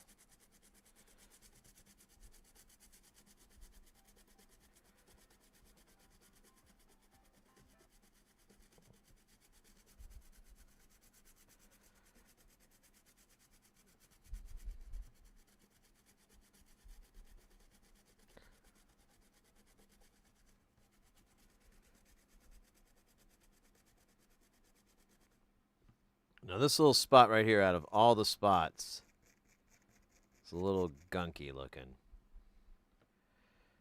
Gunky. Alright, let's see what we get with a little wiping here.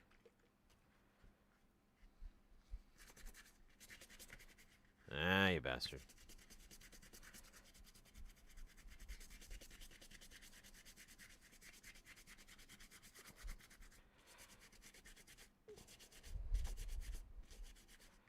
I don't know if it'd fit in the Ziploc bag, this PCB. I just thought of that. If it comes to that. Let me just check here. Look at that. You thinking what I'm thinking? No, not that. I'm talking about putting the board in here. God.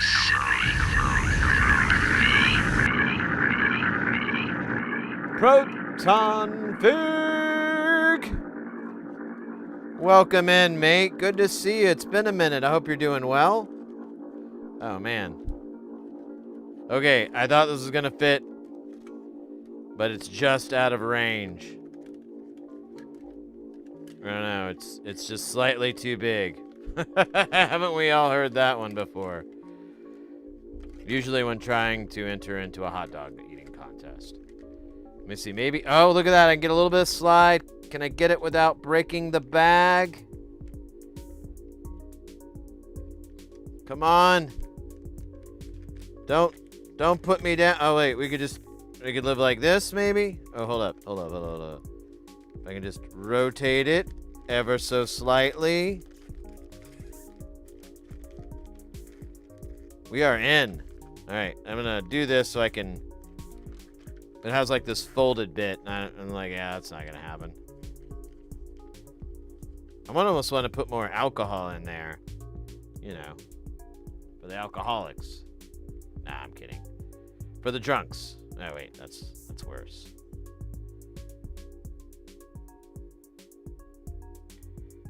Just feeding it in intravenously.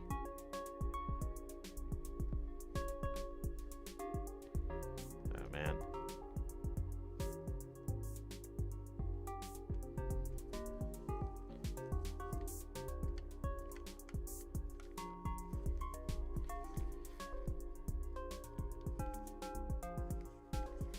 Just trying to squeeze out all this air.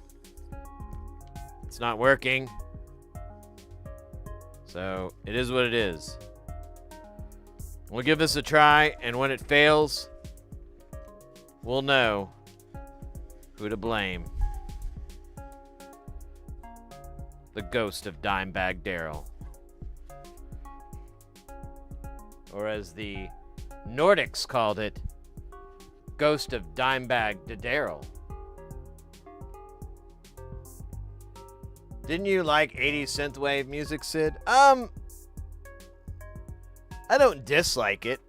I don't know if I'd say I like it. I usually, I've been lately, closest that comes to the synthwave genre is the magic of the Australian musician Donny Benet. I mean, we have freaking emotes about the dude. And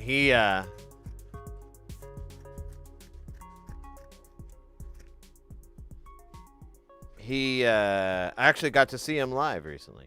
But he does like a mixture of synthwave and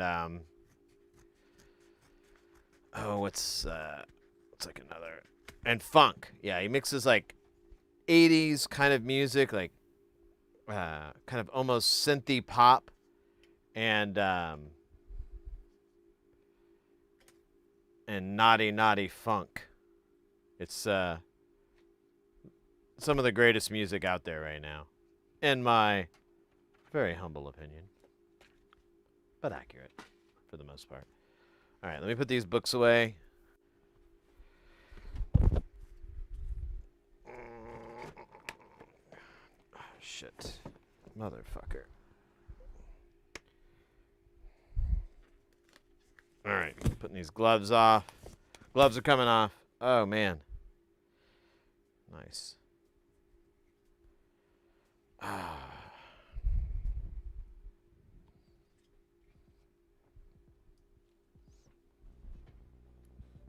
man.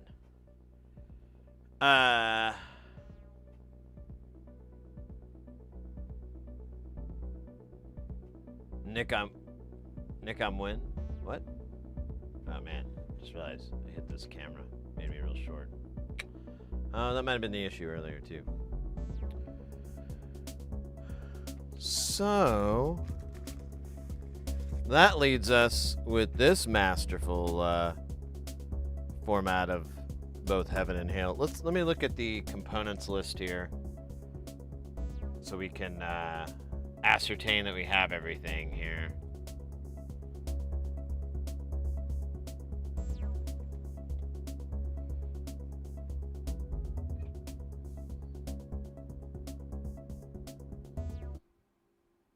I didn't do that. Promise. Let's see, we lose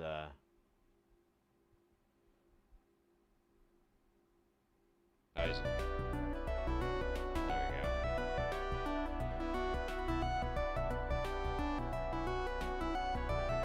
It's a little loud though, isn't it? Let me turn it out.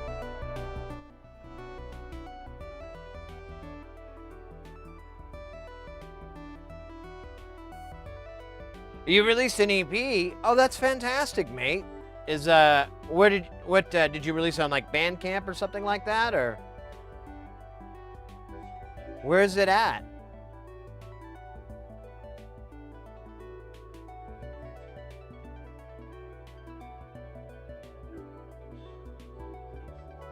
Link above. Oh, I didn't see it there. Oh, cool. Well, here, let me get this out of the way and we can go check it out.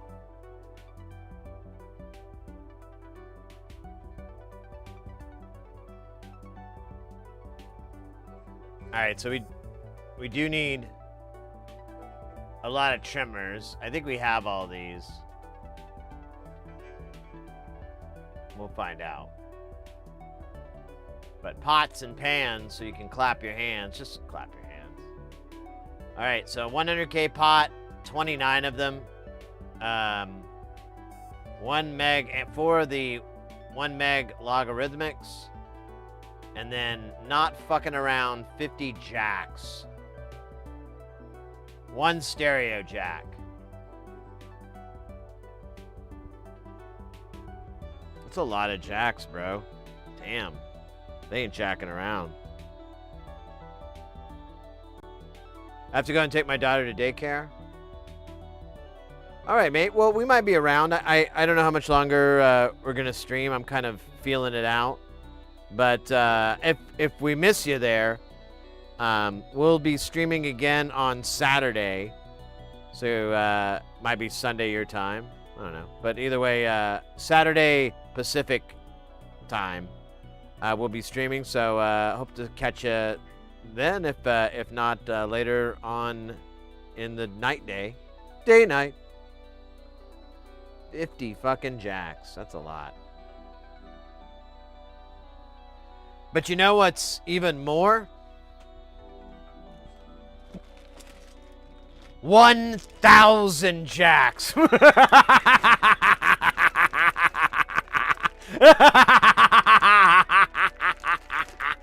1,000 jacks. Look, a bag. I don't know. There's 100 in here. Oh,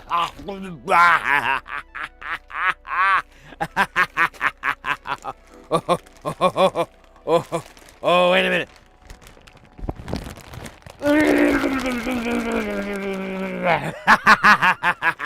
I always wanted to motorboat a bunch of jacks. Now I can.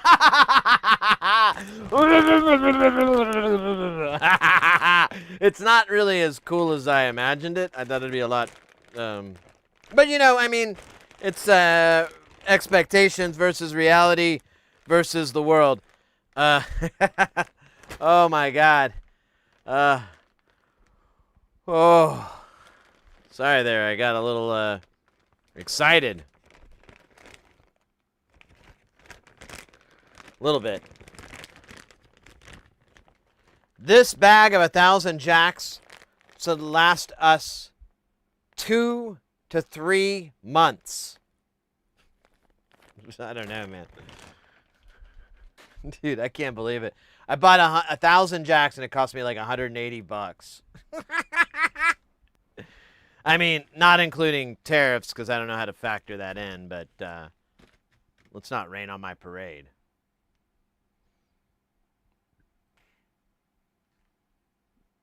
I don't think oh yeah, I do have bubble wrap. That's right. They did give me. It's not really I'm not strong enough to pop it. Yeah, it's like hurting my hands. Oh yeah. Let's check out this this EP from Proton Fig. Oh, scheisse.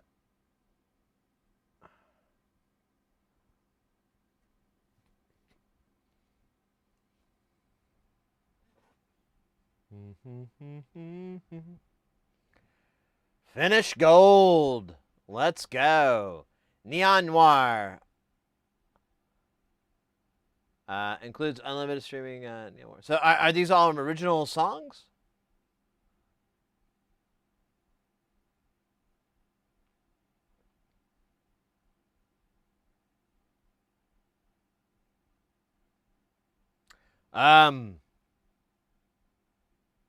I'd say like at least 1,000.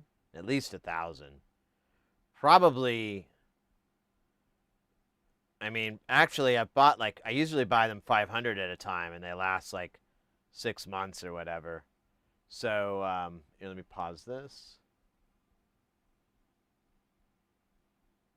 Here, I'll do this back so we can have a nice back. So probably like a few thousand. I would say 2 to 3,000 jacks in Jamtown Space Station. That seems really high, though. It can't be true. But it is. Close. I don't know. It's an estimate. Let's check out this track here, Neon Noir. There's no way to volume this, is there? Ah! All right, hold up.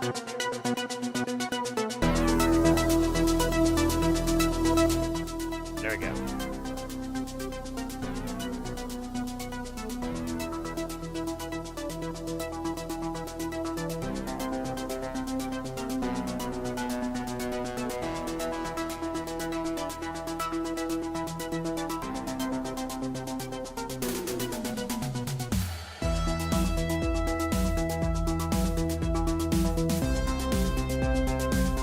I like it.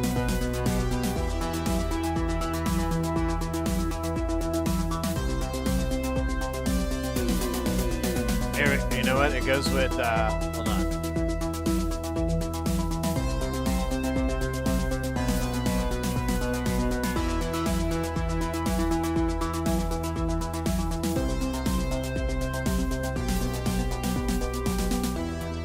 There you go. There's your backdrop.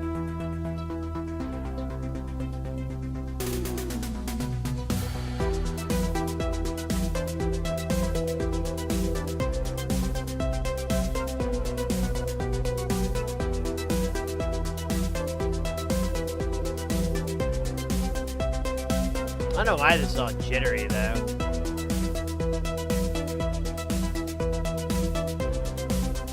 Here, maybe again.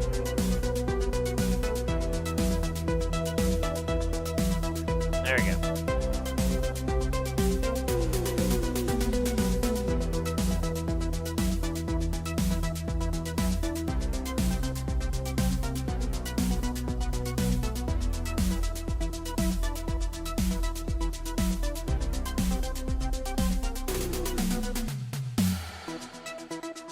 Yeah, this is cool, mate. I like it.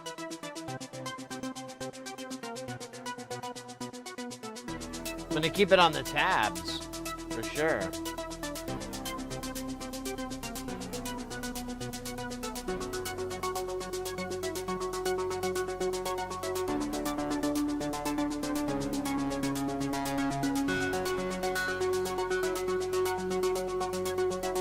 There we go, full screen.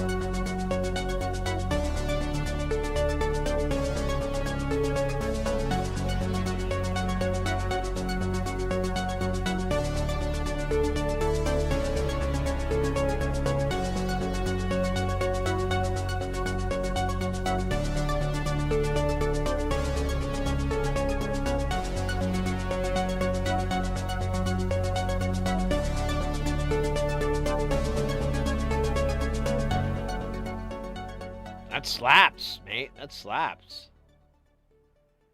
Kudos. We gonna play the second song? Here, I'll turn this down a little bit. We'll let be our background jams. I like it, mate. Kudos. Congrats to the release.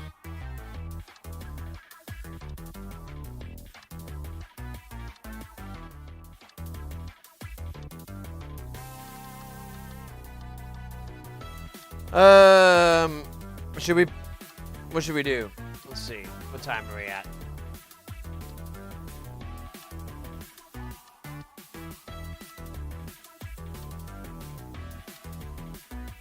We're at 9 hours. It's 11 o'clock.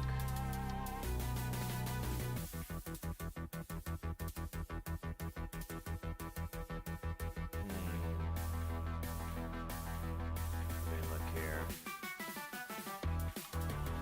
Oh man, didn't reload that page. Reload, I say. Lame.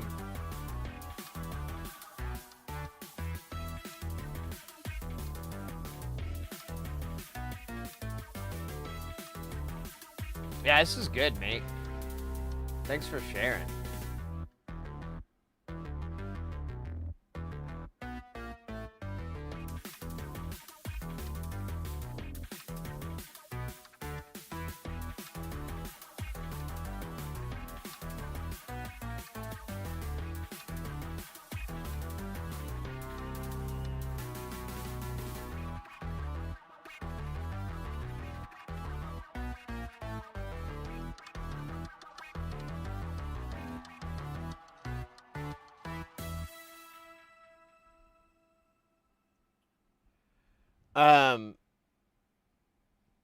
This is great. Yeah, I was trying to think here.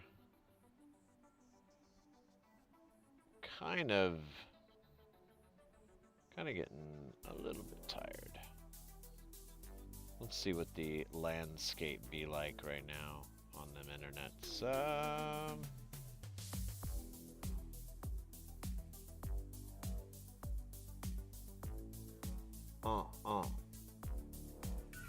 Yeah.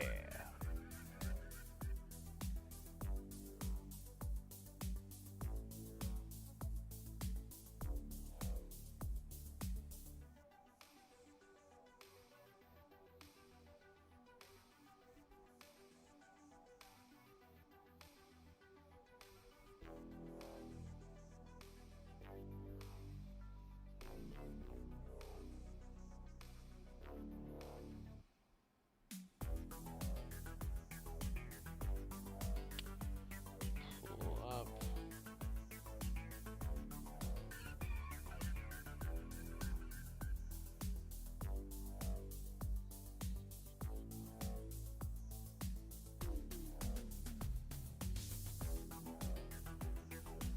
All right. So this, I don't know. Do we? Oh shit! You know what we should do beforehand is make all these interconnects. Those are going to be really hard to solder with the jacks on. So we can't do that tonight. So we'll have to save it for Saturday.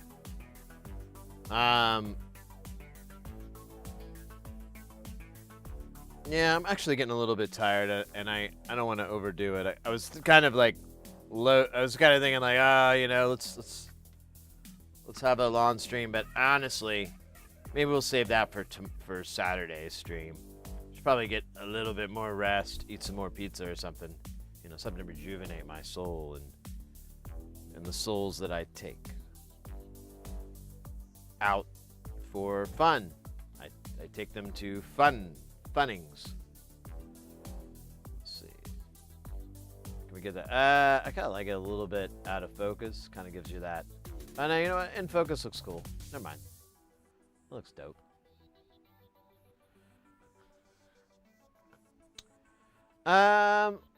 Let's see what's up on them internets right now. We've got over on the YouTube. I don't think I see anybody live at the moment on YouTube.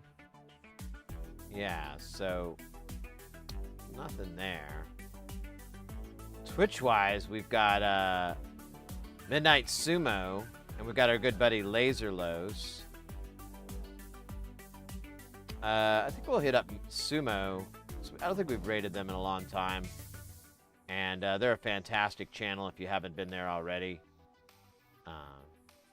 Yeah, let's do that. There's our social media links in the chat. I'm gonna put them in the YouTube and the Twitch. If you're into social medias, you'll definitely want to click on some of that and get you some of that.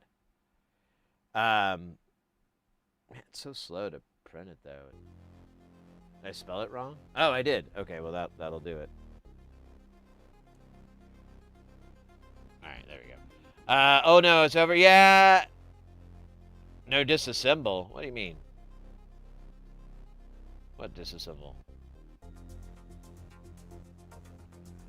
Yeah, I'm realizing like 9 hours is a good time for a stream back in a couple weeks.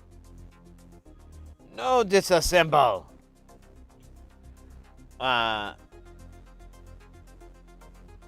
We'll be back on Saturday, and as I recently discovered from this gig I got next week, I don't need to be there till Wednesday. So we'll actually be able to have a whole week of streaming. So we'll have Saturday the 14th, and then I'll be back on the 17th on Tuesday. And then I just won't be able to do next Thursday because I'll be on that gig. And then, well, wait a minute. Actually, they gave me the full schedule. Let me look at what it is. Full day, 7 a.m. full day. Okay, so it's saying full days. Yeah, so we'll see. But most likely, probably in my best interest to not work every minute I have free. And then we got Saturday on the 21st, and then we'll have Tuesday the 24th and the 26th on Thursday. So we've got looks like 6 streams or 5 more streams this month. Kick ass. Kick ass, yo. I'm actually kind of happy how that all worked out. Saturday stream, we'll continue putting together the A2 null and get that thing working, and working, fingers crossed kind of scenario, you know. Instead of my eyes crossed. That one's not helpful. And yeah, hopefully that thing will work. I'm curious. I forgot to look up what its power draw is, or if anyone's written it. Wait a minute. It's probably on the deal itself. Does it tell you? Yeah, it says it's about 135 milliamps on the positive rail and then 90 on the negative, which is fantastic. We can totally deal with those numbers. Speaking of numbers, let me tell you guys, we've been growing and things have been going pretty damn good. Over on the YouTube, as of right now, we have 33 subscribers, aka followers. That is fucking phenomenal. I'm really excited to see that number. We're on our way to 2K. I know we've got it. It's just going to be a matter of time. We'll have 2,000 subscribers on the YouTube. Not to be outdone, but to be outdone anyways. Over on Twitch, we're at 5,508. We got a new one today with Androphasia, who joined the channel right at the beginning too. Super cool. Today was a smorgasbord of resubs here. We had Oddball resubbing for 54 months, Axe Deathra with 33 months, Kelton with 58 months, Callus with 6 months, Flask with 6 months, Sleepy Developer a whole damn year of 12 months, Ruggers Custom 5 months, Dax Platinum 63 months, if you can believe it. And Porphyry, first one in with 7 months. Is that it? Yeah, that's, oh god damn, that's insane, mates. Really appreciate it. Oops, I clicked on the wrong button and now I lost my place. Where am I now? Oh, it's not doing it. Won't let me look at bits.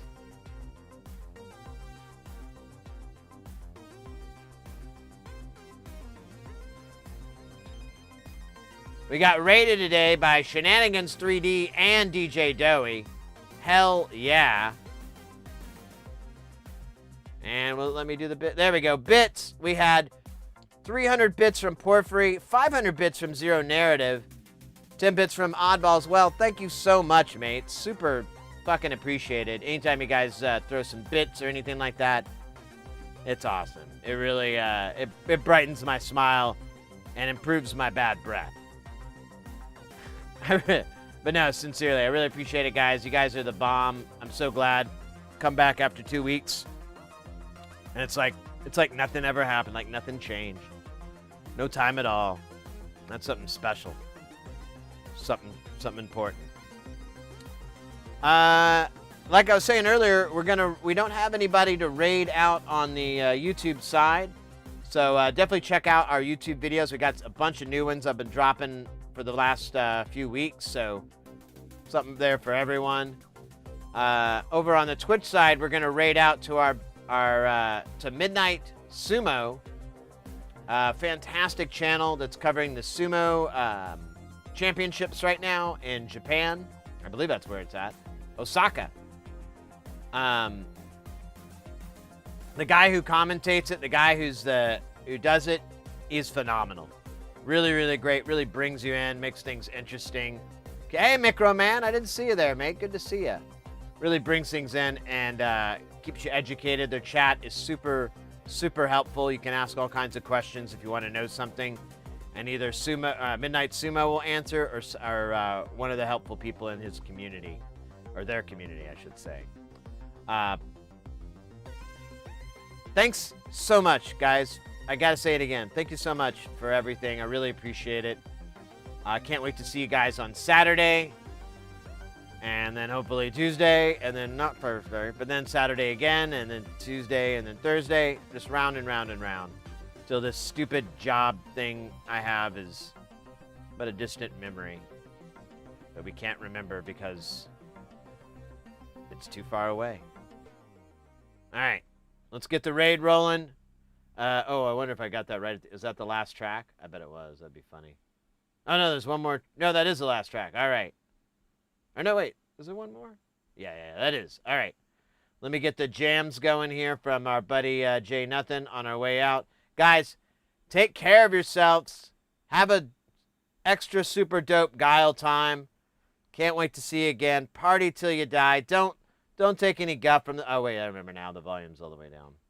And, oh yeah, and he wasn't playing anything at the time, so, here. There we go, we got something. Party on, guys, take care. Later, skaters.